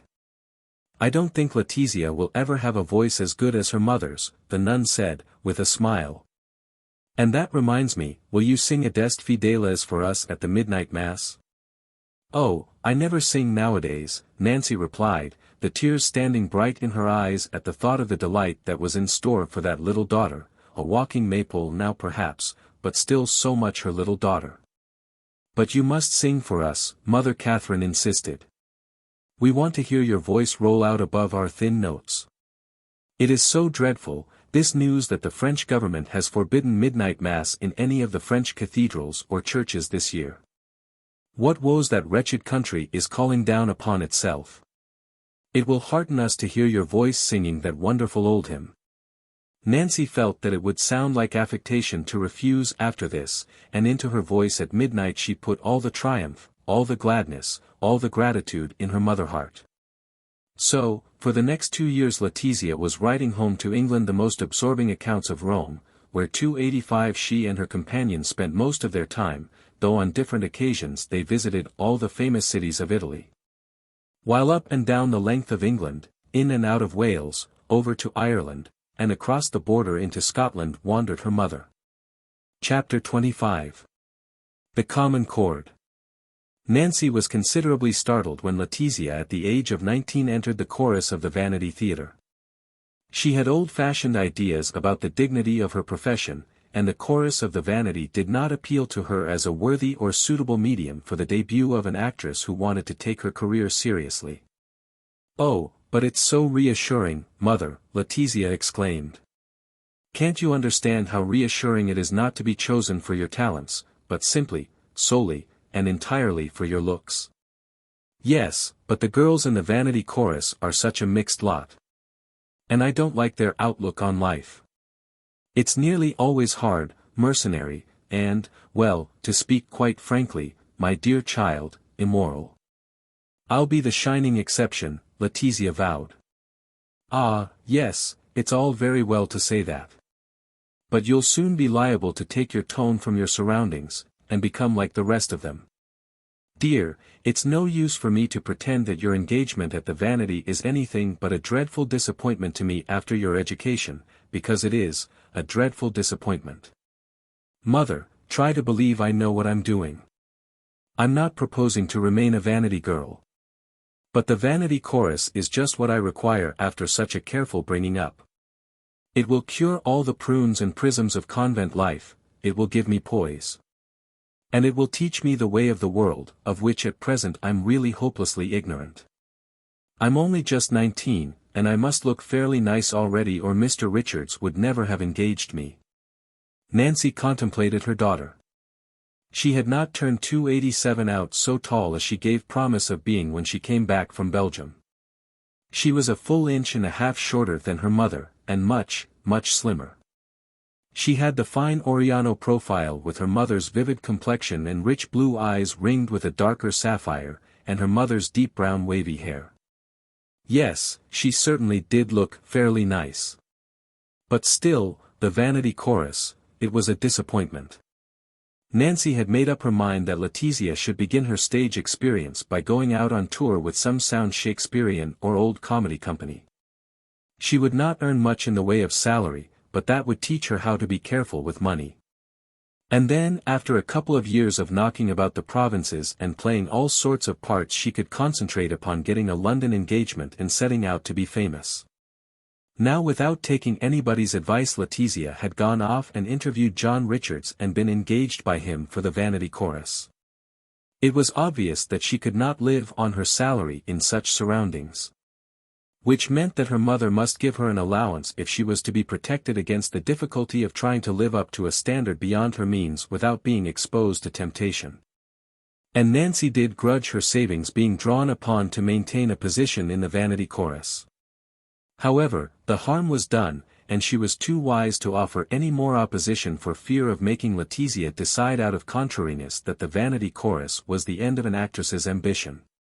So, she offered her an allowance of £20 a month and put off on tour with a determination to save an extra £1 a week from her own salary of £7. Of course, she never told Letizia that her allowance was being drawn out of her mother's savings, but let her understand that it had been left for that purpose by her father. The memory of Letty Fuller and her short swift career upon the vanity stage, bright and light as the 288 dance of a butterfly through the hours of a summer morning, should still be so fresh in the minds of playgoers that there is a kind of embarrassment in writing about it. Anyway, Letty Fuller was our Letizia, and in the years 1910 and 1911 she was the spirit of youth and London, as no doubt today that elusive and lovable spirit is incarnate in some other young woman. Peace and beauty and fortune attend her and all those who do adore her. Letizia had not been 6 months in the chorus before she attracted the attention of John Richards by some imitations she gave at a supper party at which, most unusually for him, he was present. If John Richards's eyes seemed exclusively occupied with the personal appearance of the young women who adorned his theatre, they were not on that account blind to talent. He asked who the good-looking girl was, remembered now that he had engaged her himself, was informed that she came of theatrical stock, and made a note on his cuff that she was to be given an important understudy. Letizia's luck held. The lady who played the part she was understudying was taken ill at Brighton one Saturday afternoon. And that very night John Richards, who happened to pay one of his periodical visits to the back of a box in order to be sure that his company was not letting the show down by slackness, witnessed Letizia's performance. He turned to his companion, and asked what he thought of her. "I think she's a marvel." "So do I," said John Richards. Yet he did not mention a word to Letizia about having seen her. In fact, neither she nor any of the company knew that the governor was in front, for these visits to his theatre were always paid in the strictest secrecy. However, when in July the musical comedy for the autumn production was ready for rehearsal, John Richards offered Letizia a part with 3 songs that were likely 289 to take London by storm, if the actress knew how to sing them. Nancy was acting in Leicester the week that Letizia's telegram arrived with its radiant news of the luck her birthday had brought. She went into the church where 21 years ago she and Bram were married, and there she lighted every candle she could find to Our Lady of Victories. The pricket blazed with such a prodigality of golden flames in the jeweled sunlight that the old woman who was cleaning out the pews came up to find out if this extravagant stranger was a genuine devotee. "It's all right," Nancy told her. "I was married in this church 21 years ago, and I am thanking heaven for happiness after much sorrow." The old cleaner smiled so benignly that Nancy gave her half a crown and begged for her prayers. Then she sought out the priest, and asked him to say masses for the soul of Letizia's great-grandmother and for herself a mass of thanksgiving, and still another mass for the intention of the Sisters of the Holy Infancy. She gave him, too, alms for the poor of his parish, and then going home to her lodgings she knelt beside her bed and wept the tears of unutterable thankfulness, those warm tears that flow like outpoured wine.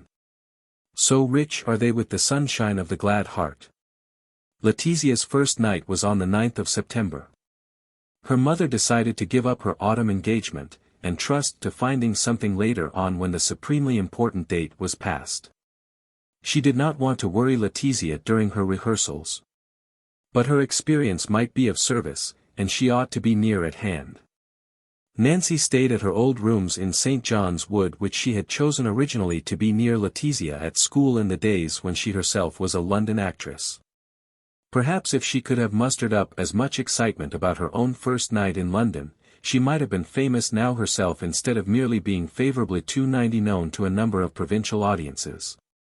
Yet how much more wonderful to be the mother of a famous daughter in whose success she could be completely absorbed without feeling the least guilt of egotism. The piece that autumn at the Vanity was only one of a long line of musical comedies between which it would be idle to attempt to distinguish. The part that Letizia played was only one of many similar parts, and the songs she sang had been written over and over again every year for many years, but Letty Fuller herself was different.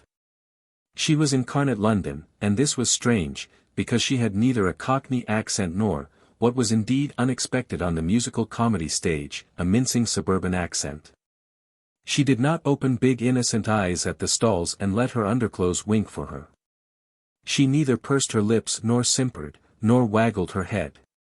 But she was beautiful with a shining naturalness and an infectious vitality, and as Mrs. Pottage told her mother, she was as fresh as a lilac in spring. The old lady, the very old lady, for she was now 75, was sitting with Nancy in the middle of the stalls. Nancy thought that she would be less nervous there than in a box, and it would be easier for Letizia not to be too much aware of her mother's anguished gaze. "Well, I'm sorry she's gone and had herself printed Letty Fuller," said Mrs. Pottage. "Because I'd made up my mind that before I died I would learn how to spell Letizia, and I brought my best glasses on purpose so as I could see the name printed as it should be. And then she goes and calls herself Letty, which a baby in arms could spell. And Mrs. Bugbird and poor Aggie Wilkinson was both very anxious to know just how it was spelt, so they'll be disappointed. I only hope Mrs. B. will recognize her when she comes on, because she won't know who she is from Adam and Eve in the program. Is dear old Mrs. Bugbird here?" Nancy exclaimed. "Of course she's here, and poor Aggie Wilkinson, of 291 course. Why, they wouldn't have missed it for nothing. It's only to be hoped that Mrs. B don't fall over in the excitement. She's in the front row of the upper circle, and if she did come down she'd about wipe out the front 6 rows of the pit. Still, I dare say Aggie will hook one of her poor crutches in the back of Mrs. B's bodice, which is bound to bust open in the first 5 minutes. The last time she and me went to the theater she looked more like a tug-of-war than a respectable woman before the piece was over." "The overture's beginning," Nancy whispered, for people were beginning to turn round and stare at the apple-cheeked old lady who was talking so volubly in the middle of the stalls. "So anyone can see by the airs that conductor fellow's giving himself. Why band conductors should be so cocky I never could fathom. It isn't as if they did anything except wave that blessed bit of wood like a kid with a hoop-stick. It's the same with bus conductors. They give theirselves as many airs as if they was driving the blessed bus itself. That's it, now start tapping," she went on in a tone of profound contempt. "Yes, if he dropped that silly bit of wood and got down off that high chair and did an honest night's work banging the drum, perhaps he might give himself a few airs. Ah, now they're off, and depend upon it that conductor fellow thinks, if he stopped waving, the band would stop playing, and which of course is ridiculous. The overture finished.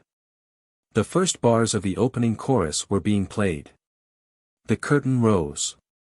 There she is. There she is. Mrs. Pottage gasped, and from the crowded stage she disentangled Letizia's debonair self. And don't she look a picture, the pretty Jewel?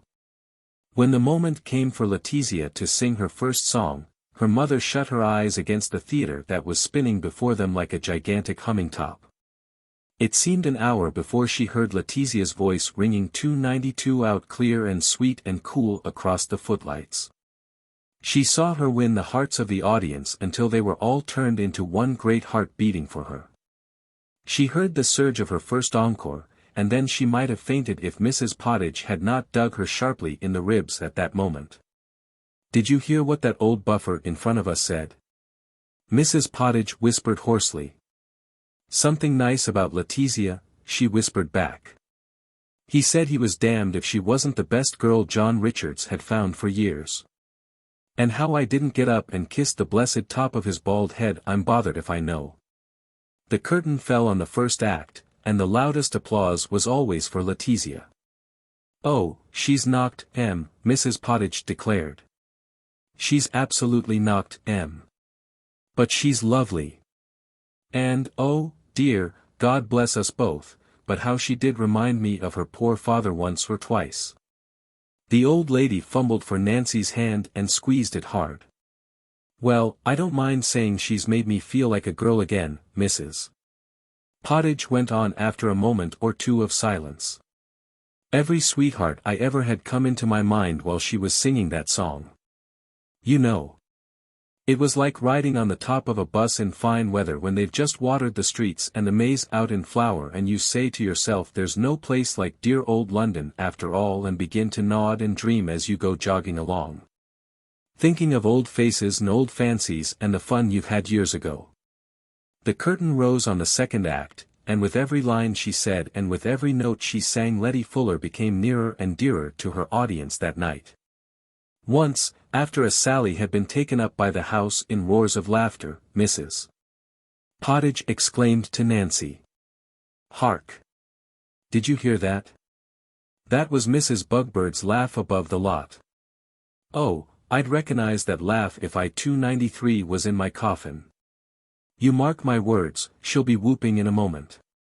That's always the way it gets her. But poor Aggie'll pat her back if she whoops too hard." In spite of the encores, and Letizia always won by far the loudest and most persistent of them, the curtain fell at last on another thundering vanity success. "Bravo, bravo, my beauty!" Mrs. Pottage stood up to shout when Letizia took her call. Lots of other people were standing up and shouting, so her enthusiasm was not so very conspicuous. Nancy felt too weak with emotion to stand up herself, and sank back in a pale trance of joyful relief. "There's Mrs. B." Mrs. Pottage suddenly exclaimed. "And if she claps much louder, she'll clap herself out of that new dress of hers for good and all. And when she gets out in the Strand she'll be run into Bow Street if she isn't careful. She's the most excitable woman I ever did know." At last the audience consented to let the performers retire, and a few minutes later Nancy held Letizia in her arms. "Darling mother, was I good? Darling child, you were perfect." "And where's Mrs. Pottage?" Letizia asked. "Did she think I was good? The dear old soul's waiting to be invited into your dressing room." "Mrs. Pottage! Mrs. Pottage!" Letizia cried, hugging the old lady. "You're coming back to supper with me, aren't you?" "Oh, no, ducky. I've got Mrs. Bugbird and poor Aggie Wilkinson waiting to go back to Greenwich. We're all going to take a cab to London Bridge." "Oh, but they must both come to supper too." "They must really. I'll get a car to drive you home. You must all come. I won't be long dressing." And, if it was possible for Nancy to feel any happier that night, it was when her little daughter showed that 294 success had not made her heedless of old simple friends. The very next day Nancy went round to see her agent. "You don't mean to tell me you want to get another engagement at once, Miss O'Finn? Why, I should have thought you would have wanted to stay and enjoy your daughter's success. It was wonderful. What notices, eh? By Jove, it's refreshing nowadays to hear of anybody clicking like that." "Oh, no, I've rested quite long enough," Nancy said. "I want to be off on tour again as soon as possible." The agent looked at his book. "Well, I'm awfully sorry, Miss O'Finn, but I don't believe there's anything just at the moment that would suit you." He paused.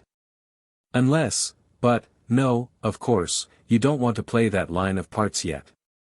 "What line?" "Why, Charles Hamilton is losing Miss Woolsey, who has been playing Mrs. Malaprop, Mrs. Hardcastle, etc., with him for the last 15 years. "You mean the old women?" Nancy asked. Quite.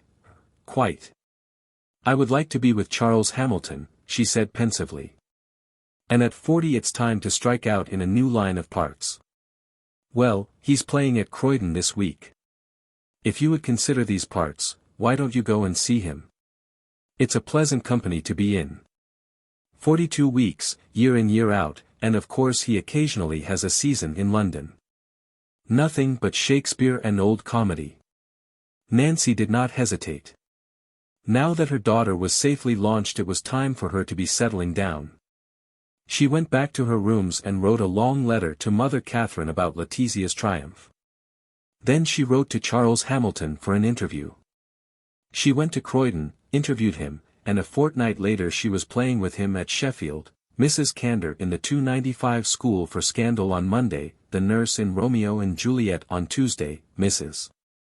Malaprop in The Rivals on Wednesday, Mistress Quickly in The Merry Wives on Thursday, nothing on Friday when Twelfth Night was performed, but on Saturday Mrs. Hardcastle in She Stoops to Conquer at the matinee, and at night once more the nurse in Romeo and Juliet. Nancy no longer worried over her increasing tendency to increasing portliness, and she never regretted joining Charles Hamilton's company, which now that Mrs. Hunter Hart had retired represented the last stronghold of the legitimate drama in Great Britain. So long as Charles Hamilton went out on tour she determined to tour with him. The habit of saving so much out of her salary every week was not given up because Letizia was secure. Indeed, she saved more each week, because now that she had taken to dowagers she could afford to ignore the changes of fashion which had made dressing a problem so long as she was competing for parts with younger women. And then Letizia Fuller, after enchanting London for a year, abandoned the stage forever in order to marry the young Earl of Darlington. The following letter to her mother explained her reasons. 125 Gordon Mansions, Gordon Square, W.C. September 15th. My darling mother. In a few days you will read in the papers that I am engaged to be married to Lord Darlington. I haven't said anything to you about this before, because I wanted to make up my own mind entirely for myself. He proposed to me first about 2 months ago, and though I loved him I wondered if I loved him enough to give up the stage. You don't know how much I was enjoying being loved by the public. That's 296 what I wondered if I could give up, not the ambition to become a great actress. But I've come to the definite conclusion that I'm not really so very ambitious at all. I think that simple happiness is the best, and my success at the Vanity was really a simple happiness. It was the being surrounded by hundreds of jolly people, every one of whom I liked and who liked me. But I don't think I should ever want to be a wonderful Lady Macbeth, and thrill people by the actress part of me. I'm not really acting at the Vanity. I'm just being myself and enjoying it. Of course, people might say that if marriage with an earl is simple happiness, then simple happiness is merely social ambition. But I assure you that unless I loved Darlington I would not dream of marrying him. He's not very rich, and apart from the pleasure of being a countess it's no more than marrying any good-looking, simple, country squire. The only problems for me were first to find out if I loved him as much as I loved the public and being loved by them, and secondly to know if he would agree that all the children should be Catholics. Well, I do know that I love him more than I love the public, and I do know that I want his love more than I want the love of the public. And he agreed at once about the children. Thanks to you, darling, I'm not likely to seem particularly out of place in my new part.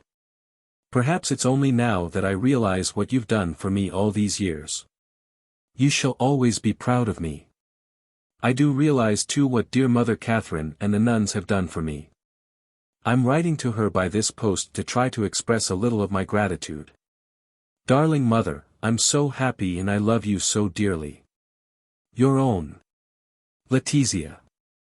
3 days later, the engagement of the beloved Letty Fuller gave the press one of those romantic stories so dear and so rightly dear to it. 2 days after the announcement, Nancy received from Caleb Fuller a letter addressed to her care of Miss Letty Fuller, at the Vanity Theatre. The Towers, Lower Bilkton, Cheshire. September 18, 1911. My dear Nancy, I've been intending to write to you for a long time now to invite you and Letty to come and stay with us. But this new house which I have just built has taken longer to get ready than I expected. It's situated in very pretty country about 15 miles from Brigham, and my architect has made a really beautiful miniature castle which everybody admires. I presented dear old Lebanon House to the borough of Brigham to be used as an up-to-date lunatic asylum which was badly required in the district. Trixie and I do so very much hope that you and Letty will come and stay with us and spend a quiet time before the wedding takes place, of which by the way we have read. You haven't met Trixie yet, and it's always such a disappointment to her. But I'm sure you'll understand what a mess we've been in with building. I want you to meet Norman too. Do you know, he's 15. Doesn't time fly? He's at Rossall, and I've made up my mind to give him the chance his father never had and let him go to the university. Are you interested in gardening? Trixie is a great gardener and spends all her time with her roses. Now, I think I've given you most of our news, and we are waiting anxiously to hear you are going to give us the pleasure of your visit. Poor Aunt Axa and Aunt Thirza are both dead. I would have sent you a notice of the funerals if I had known your address. With every good wish for your happiness and for the happiness of dear little Letty. Your affectionate brother-in-law, Caleb Fuller. To this Nancy sent back a postcard. Hell is paved with good intentions, Caleb. It is tempting to prolong this with an account of Letizia's wedding and to relate what Mrs.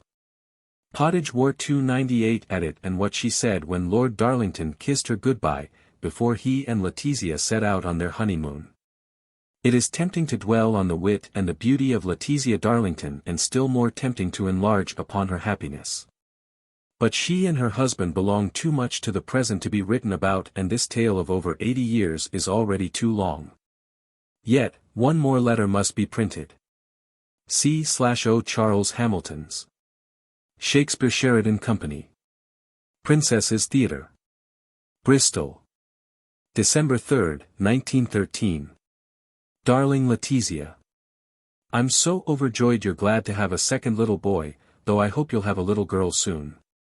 You are a dear child to want me to give up acting and settle down with you at Vipont for the rest of my life. But you know, I am still comparatively young, only 44, and from every point of view I think it is better that I should go on acting. I am very happy with Mr. Hamilton, and the life on tour suits me. Moreover, it amuses me to feel that one day I may have quite a nice little nest egg for this new little boy who will be a younger son, and I know that Vipont requires all the money you've got to keep it up properly. God bless you, my darling, and let me go on acting quietly in this very pleasant old-fashioned company which is more like a family party than anything else. My dear love to all of you. Your loving Mother.